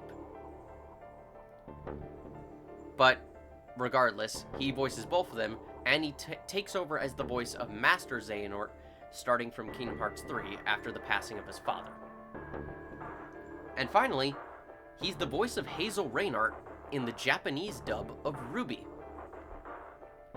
which the Japanese dub of Ruby is coming out in recent Blu-rays, so you can finally watch that for the first time if you haven't before. Go do that. The series is great. Anyway, now that we've gotten all that out of the way, Zero, talk to us. Give us your amazing voice. There are many things I wish to tell you, but unfortunately, our time is limited. As such, the information I can provide is also limited. I have chosen two things of great importance to tell you. First, I will tell you about termites. In retrospect, I suppose that's a rather odd thing to say. Kind of. I imagine you look rather bewildered right now. Yes. Perfectly understandable. The person who kidnapped you and threatened you with death is lecturing you about insects. I suspect it hardly seems fair. Nonetheless, this is very important. In a way, it will determine your fate. So I ask that you listen carefully. Welcome to one of the most bizarre out-of-pocket speeches of the game. Have you ever seen a termite mound? They are splendid structures. Some might even call them works of art. Termites are natural architects, and their mounds are both structurally sound and make excellent use of space. So, are they following some sort of plan as they build? Are there termite blueprints detailing which room goes where? No, of course not. Each termite is simply an oblivious cog in a tremendous machine programmed by millions of years of termite DNA. It is doubtful an individual termite has any idea what its contributions are helping to create. But a human does. We can appreciate the elegant forms of their alien cathedrals. We can see the simple beauty of their perfect functionality. We can understand the splendid planning of their structure. In other words, only an intelligence of a higher order can understand the beauty of what the termite builds. Okay. Now, consider humans. Why are we alive? Why do we love and give birth? Why do we create? From where do our cultures spring? There are many theories, but no one knows the truth. We are oblivious cogs in a tremendous machine programmed by millions of years of human DNA. No doubt you see now what this analogy is supposed to illustrate. Yes, I mean to say humans are not different from termites. We trudge through our lives with no greater understanding of our ultimate goal. You might say we don't understand what we're building. Only an intelligence of a higher order than ours can understand what we're doing. Imagine how we might look to such an intelligence. We may be building some structure so perfect and elegant, we can't even perceive it.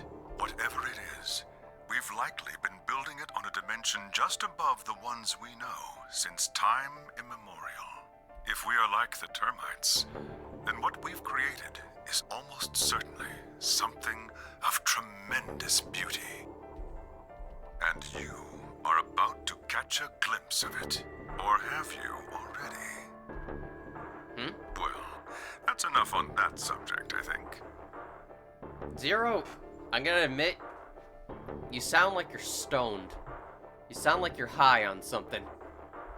Can I have some? Consider what I've said. I have, and it just perplexes me as to what the hell you're getting at.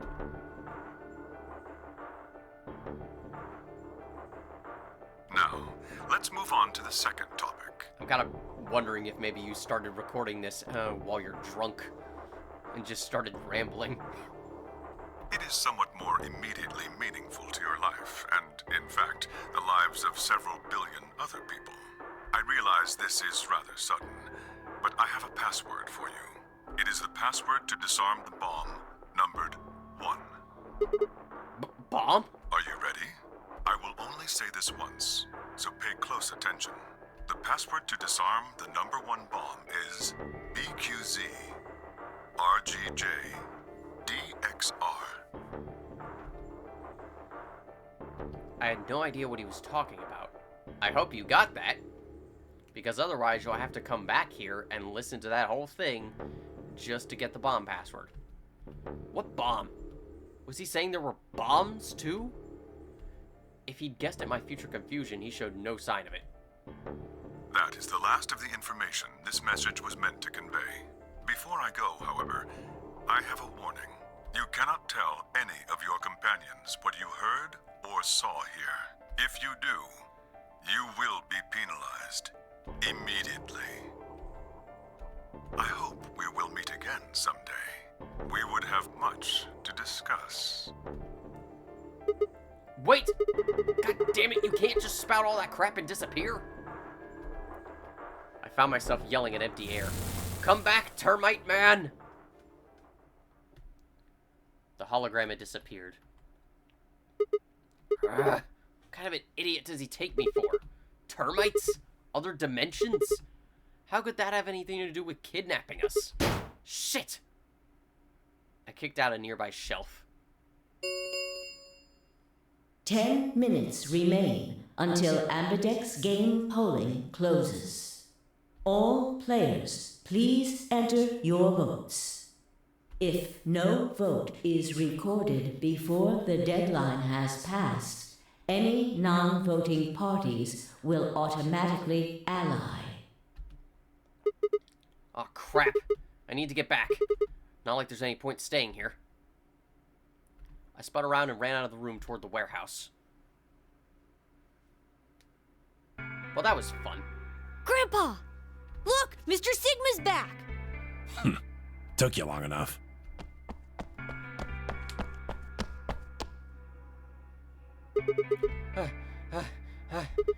Where are the others? In the AB rooms. They went in already? Yep. Why didn't you two? Have you been waiting for me? Yeah! Grandpa said there was something he had to tell you before we voted, no matter what. Oh? Nothing that significant. Just wanted to tell you we're going to choose ally this round. That's it. And you had to tell me that no matter what? Seems kind of pointless. I mean, words are cheap. You can promise whatever you want. True, but we've got something to back it up. Just hear me out. Okay, go ahead. Quark and I both have 8 BP. We're already on the home stretch. So what do we need to get to the magic number? Well, we need you to choose ally. If you do that, it doesn't really matter to us what we pick. You'd get to 9 whether you got 2 or 3 points. Exactly. That being the case, we don't have any reason to betray you. And if we both choose ally, we both gain points. True, but you must have considered that I'll choose betray. That would mean you'd choose betray to protect yourselves. But that's why we're telling you we won't choose betray. Mm-hmm. Can I trust you? Of course. Alright, tell me one thing. Let's say we do this in both ally. Everybody gets 2 points. That means you and Quark will have enough to leave, which is great for you. But I'll be stuck with a measly 5.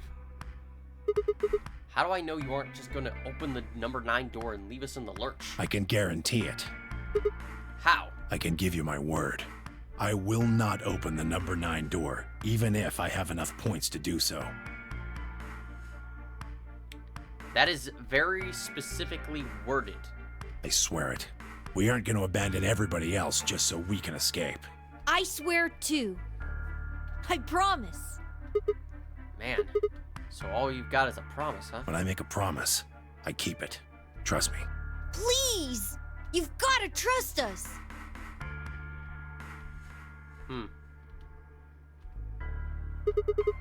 Alright, fine. I'll trust you. 2 minutes remain until Ambidex game polling closes. We're counting on you, Sigma. You gotta choose ally! You promised! With that, they turned and ran into the AB room second from the right.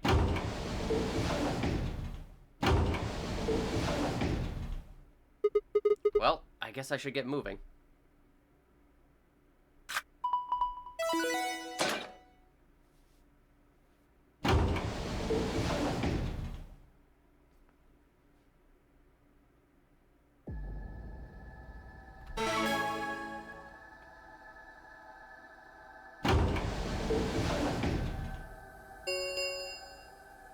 One minute remains until Ambidex game polling closes. Again, it's always down to the wire with you, Sigma. I had a decision to make. Should I trust Quark and Temioji? Well, I could believe they were telling the truth and still betray them. That would bring my BP to 6. That'd be, I'd be that much closer to 9. And choosing betray would guarantee that they wouldn't try and escape without us. Betrayal seemed like the safe bet, but... Please! You've gotta trust us! You've gotta choose ally! You promised! Temioji, I could betray easily enough. But Quark? What the hell was I gonna do? 10 seconds remain until Ambidex game polling closes. I feel like there's something we're not considering here. 9, 8, 7, 6, 5, 4, 3, 2, 1. Well, Let's do what they say. I'm sure nothing bad will happen. Ally. Round 3 of the Ambidex game has been completed. Results will be displayed in the warehouse. Thank you for your participation. Ambidex gates now opening. Here's the thing, Sigma. There's something you're not considering.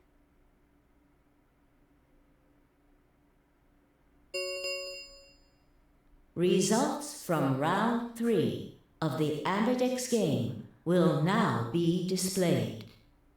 Please direct your attention to the results screen. Sure, we're worried that Tenmyoji and Quark will leave as soon as they get 9 BP, but here's the thing. How many BP do the others have? Is there anyone else who's close to that number?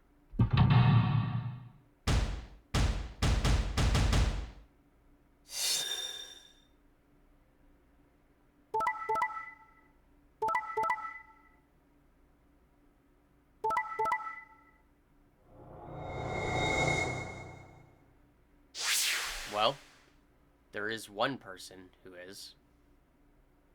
Points have been assigned or subtracted accordingly. Please check your bracelet to see your updated bracelet points.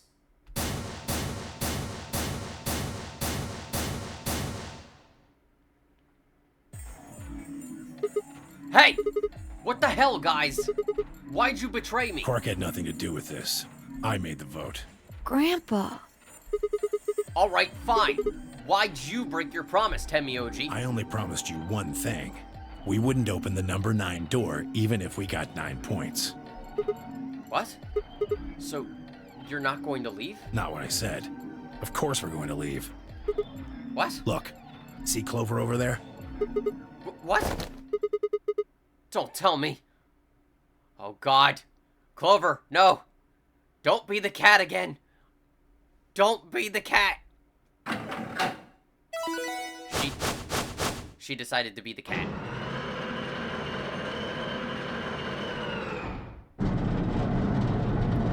Yep, he was very specific with his wording. Oh no. He said he wouldn't open the number 9 door. Didn't say anything about Clover. Jeez. That bitch! Wait. Quark and Tenmyoji have...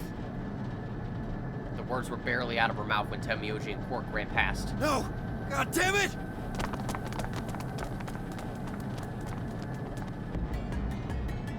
Clover, are you really going to leave? Well, yeah. Why else would I open the door? But why? I'm going to go call the others, so we can capture Zero Senior. Tenmyoji, are you and Quark going too? Yeah. Sorry about that. Sorry, everybody. So, Sigma. Happy? I kept my promise. Clover opened the door, not me. Like hell I'm happy! That's some shady shit, Tenmyoji. If you say so. I have to get out of here, and that's that. He's gotta pay for what he's done. He? Zero. You mean you know who Zero Senior is? Yeah. No point keeping it a secret now, I suppose. I know exactly who Zero Senior is. What?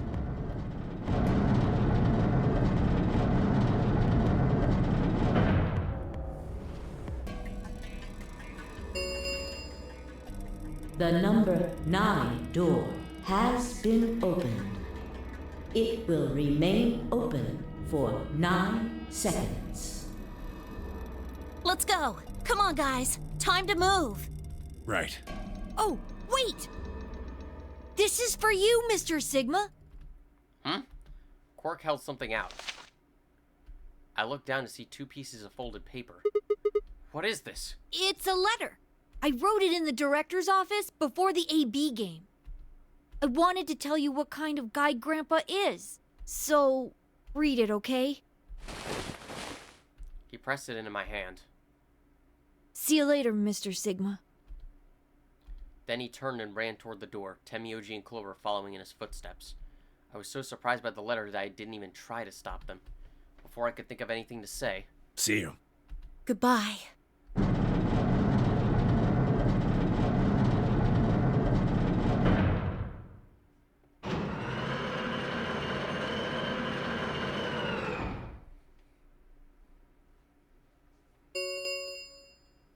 The number 9 door has closed. This ends the nonary game.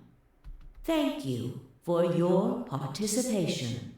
As the game is over, all doors other than the number 9 door have been unlocked. Escape is not possible. Please enjoy your stay.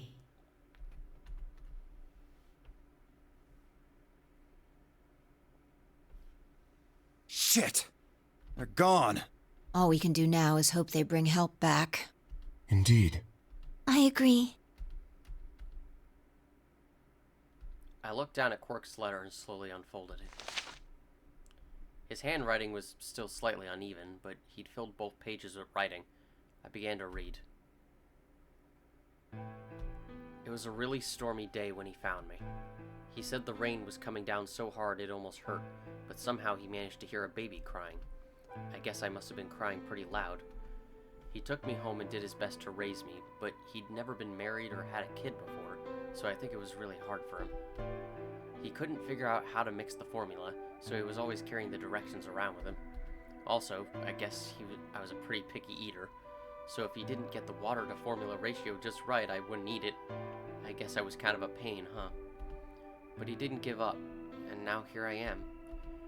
When he found me, I was really, really small, and he was worried that I might not make it. That's why he named me Quark. A quark is a really, really small thing, and I was really, really small too. Grandpa didn't need to worry though, because it turned out that I was pretty tough. When I was 1, he forgot I was sleeping in the bed of his truck and drove off. I rolled out and went off the back, but I didn't even get scratched. I started walking when I was 2, and when he wasn't looking, I fell down the stairs. I didn't get hurt then either. When I was 3, I got really sick. I had a super high fever for a week, but eventually I got better. I guess you could say I'm pretty lucky. Anyway, I didn't really have any more accidents after that, and I was a pretty healthy kid. By the time I was 6, I started helping Grandpa out with his work. His job was to gather junk from abandoned buildings. Then he'd fix it up or pull out the useful parts and sell them. There were plenty of abandoned buildings, but finding good stuff in them was hard. You had to know which parts were useful, or you could end up wasting a bunch of time. Every time I'd find something, he'd explain to me what it was, how it was supposed to work, how to fix it, all sorts of things. Usually, though, I just wanted to finish up work so I could go to the theater. The theater came to our town once a week in a wagon. They'd show old news or movies. I went every single week, but Grandpa only went once in a while, and he'd only go weeks when they showed movies. Oh yeah, I didn't know that I'd been adopted until I was 7. One of the other kids on my block told me. I guess after Grandpa found me, he looked all over town to try and find somebody who'd take me. The kid from my block actually had a mom, and he'd asked her if she would take me too. I gotta admit, I was pretty shocked when I heard that. There weren't a lot of kids with parents around, so hearing that someone lived with his actual mom was pretty impressive. I was also kind of surprised that Grandpa had tried to get someone else to take me. Did that mean he didn't want me? The kid who told me about Grandpa trying to get rid of me was a real jerk. He was totally spoiled, and he'd brag to everybody about how he had a mom. He liked to come up to me while I was working and say stuff like, "Must be hard not having a mother." It never bothered me before, but after I found out that Grandpa had adopted me, I started to think that maybe he didn't really want me. If I could work on my own, then he could get rid of me. I was scared to know the truth, so I never asked him. Then one day, he took me to a bar in our neighborhood. During the day, of course. He went there sometimes to drink scotch, but I'd never gone before. When we got in there, he just walked up to the counter with that grumpy look he has, and I thought, oh no, he's gonna make me work here. But I was wrong. I saw him pass something to the bartender, and then he picked me up and set me down on a stool next to the counter. The stool was pretty high, especially for a 7-year-old kid, and my legs just dangled off of it. It seemed really, really high to me, and I was pretty nervous. Eventually, the bartender came back over with a glass of scotch and another big glass full of something else. As I looked closer, I realized that the second glass was full of some sort of brown liquid with a scoop of ice cream in it. It took me a minute to realize what it was. A root beer float! I'd never seen one before. I was so surprised. Root beer was even more expensive than the nicest alcohol in the bar. To me and the other kids, it seemed more like an urban legend than a real drink. But there it was, right in front of me. I stared at the float. I still wasn't sure if it was real at that point, and then turned to look at Grandpa. He looked back at me.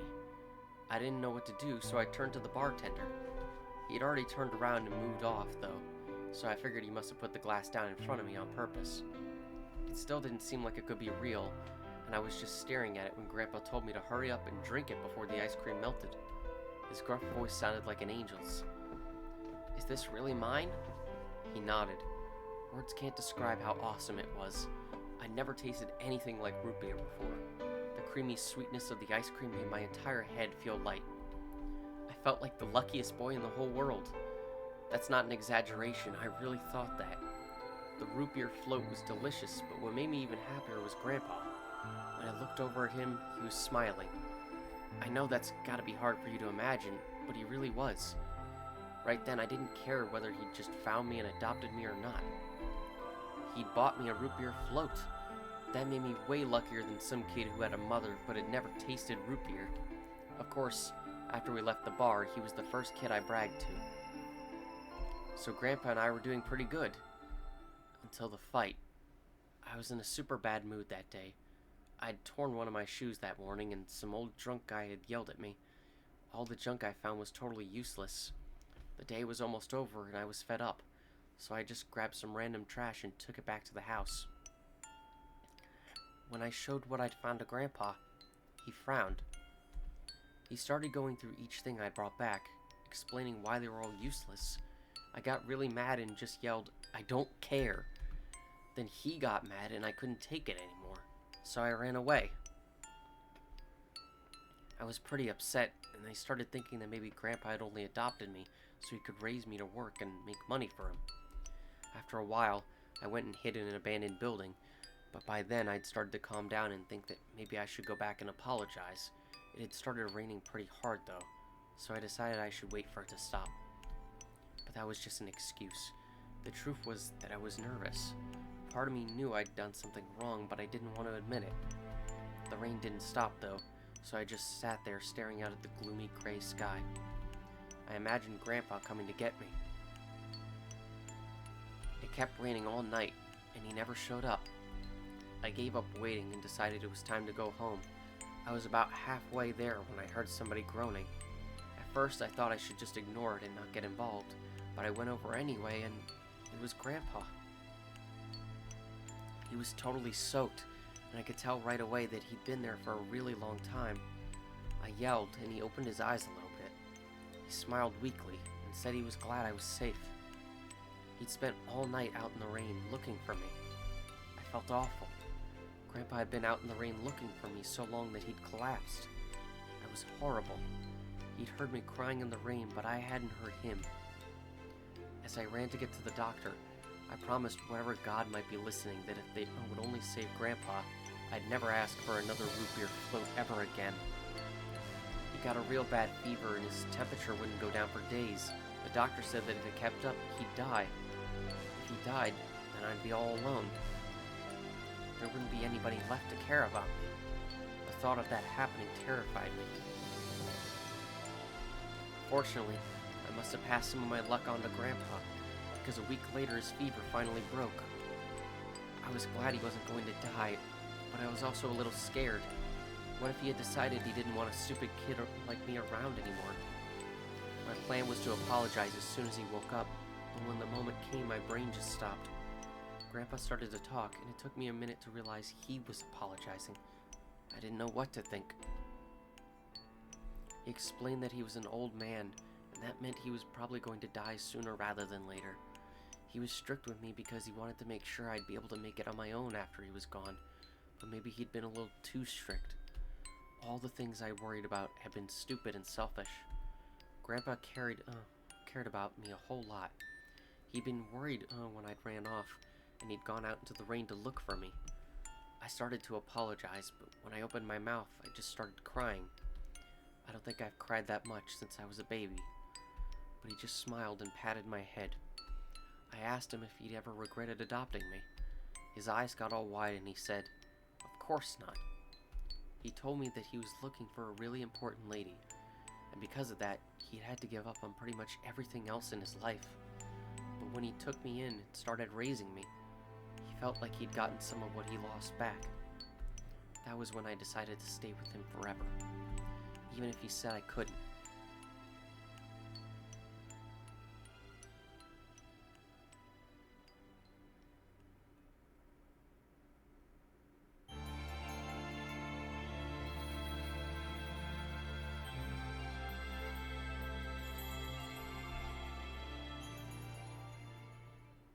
And that is the end to the Tenmyoji route. Or I guess I should say the end of the Junpei route. Yes. If it wasn't obvious, Tenmyoji is Junpei, our protagonist, or rather one of our protagonists from the previous game. He spent years looking for Akane, didn't find her, and had to give up on so much in his life, and the only thing he has left now, the only person who seems to give him meaning, is Quark. This is also why he knows about Ice 9 and was eager to confront Alice about it, and it's why he trusts Clover so implicitly. He does know her, and it's why, in some routes, it's clear that he tells Clover something, and it causes her to trust him, because he told her the truth of who he is. The pieces are all starting to come together about what is happening here. So, we only have a little bit left to go. Before that, though, let's find out what happens if we hit Betray.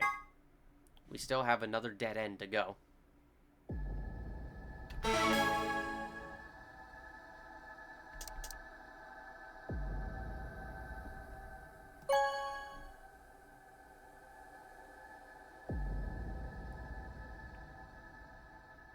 Side note, the song that plays during the Results from round 3. Please direct your attention to the results screen. Side note, the song that was playing during that scene, the last song that played, and also happened to play during Luna's ending and Alice's ending, is called Bluebird Lamentation. It's probably the standout song of this game. It's mostly associated with Luna because of her brilliant scene in the bluebird that's around her neck. But, God, that song almost gets me teary every time I hear it. It's so good.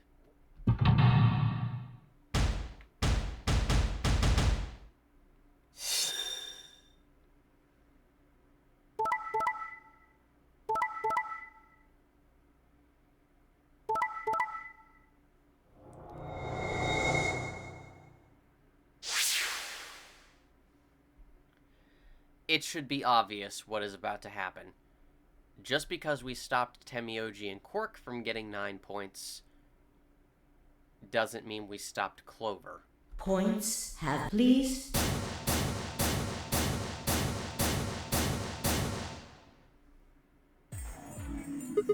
Hey, what's the deal? Quark had nothing to do with it. I entered the vote.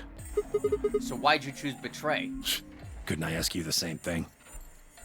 I don't really think this is the time for a fight, though. Look, Clover's over by the door. What? Oh no.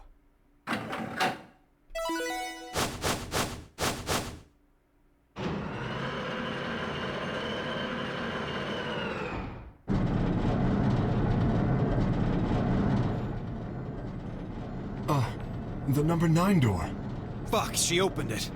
Ugh! Why? Clover, wait!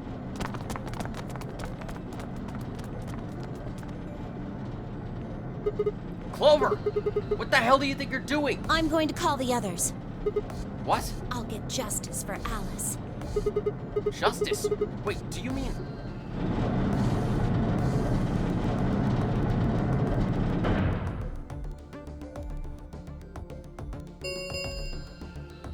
The number 9, it will... Time for me to go. No! Please, Clover, wait! Like hell, I'm just gonna let you walk out of here. Dio leapt at Clover, his fist raised. Clover easily avoided him and moved toward the door. Goodbye. I caught one last glimpse of her face as she slid through the door. It was a mask of ice.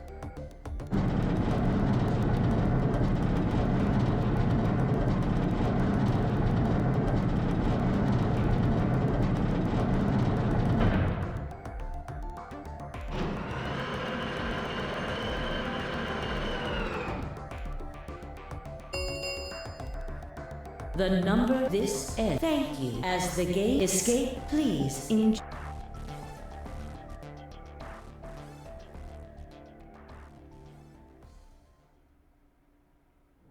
Game over. It's a very quick and abrupt dead end. The only real difference is that Tenmyoji and Quark don't get out alongside Clover. Now granted, you may be thinking, what caused Tenmyoji to immediately betray us? Well, the solution is obvious. He figured out the identity of Zero Senior, apparently. So what does that have to do with anything? Well, I'll leave that to you to figure out until the next part. Because next part, we have to continue on and finally finish this. So thank you all for watching, and have a good night. I'll see you for the end of Virtue's Last Reward.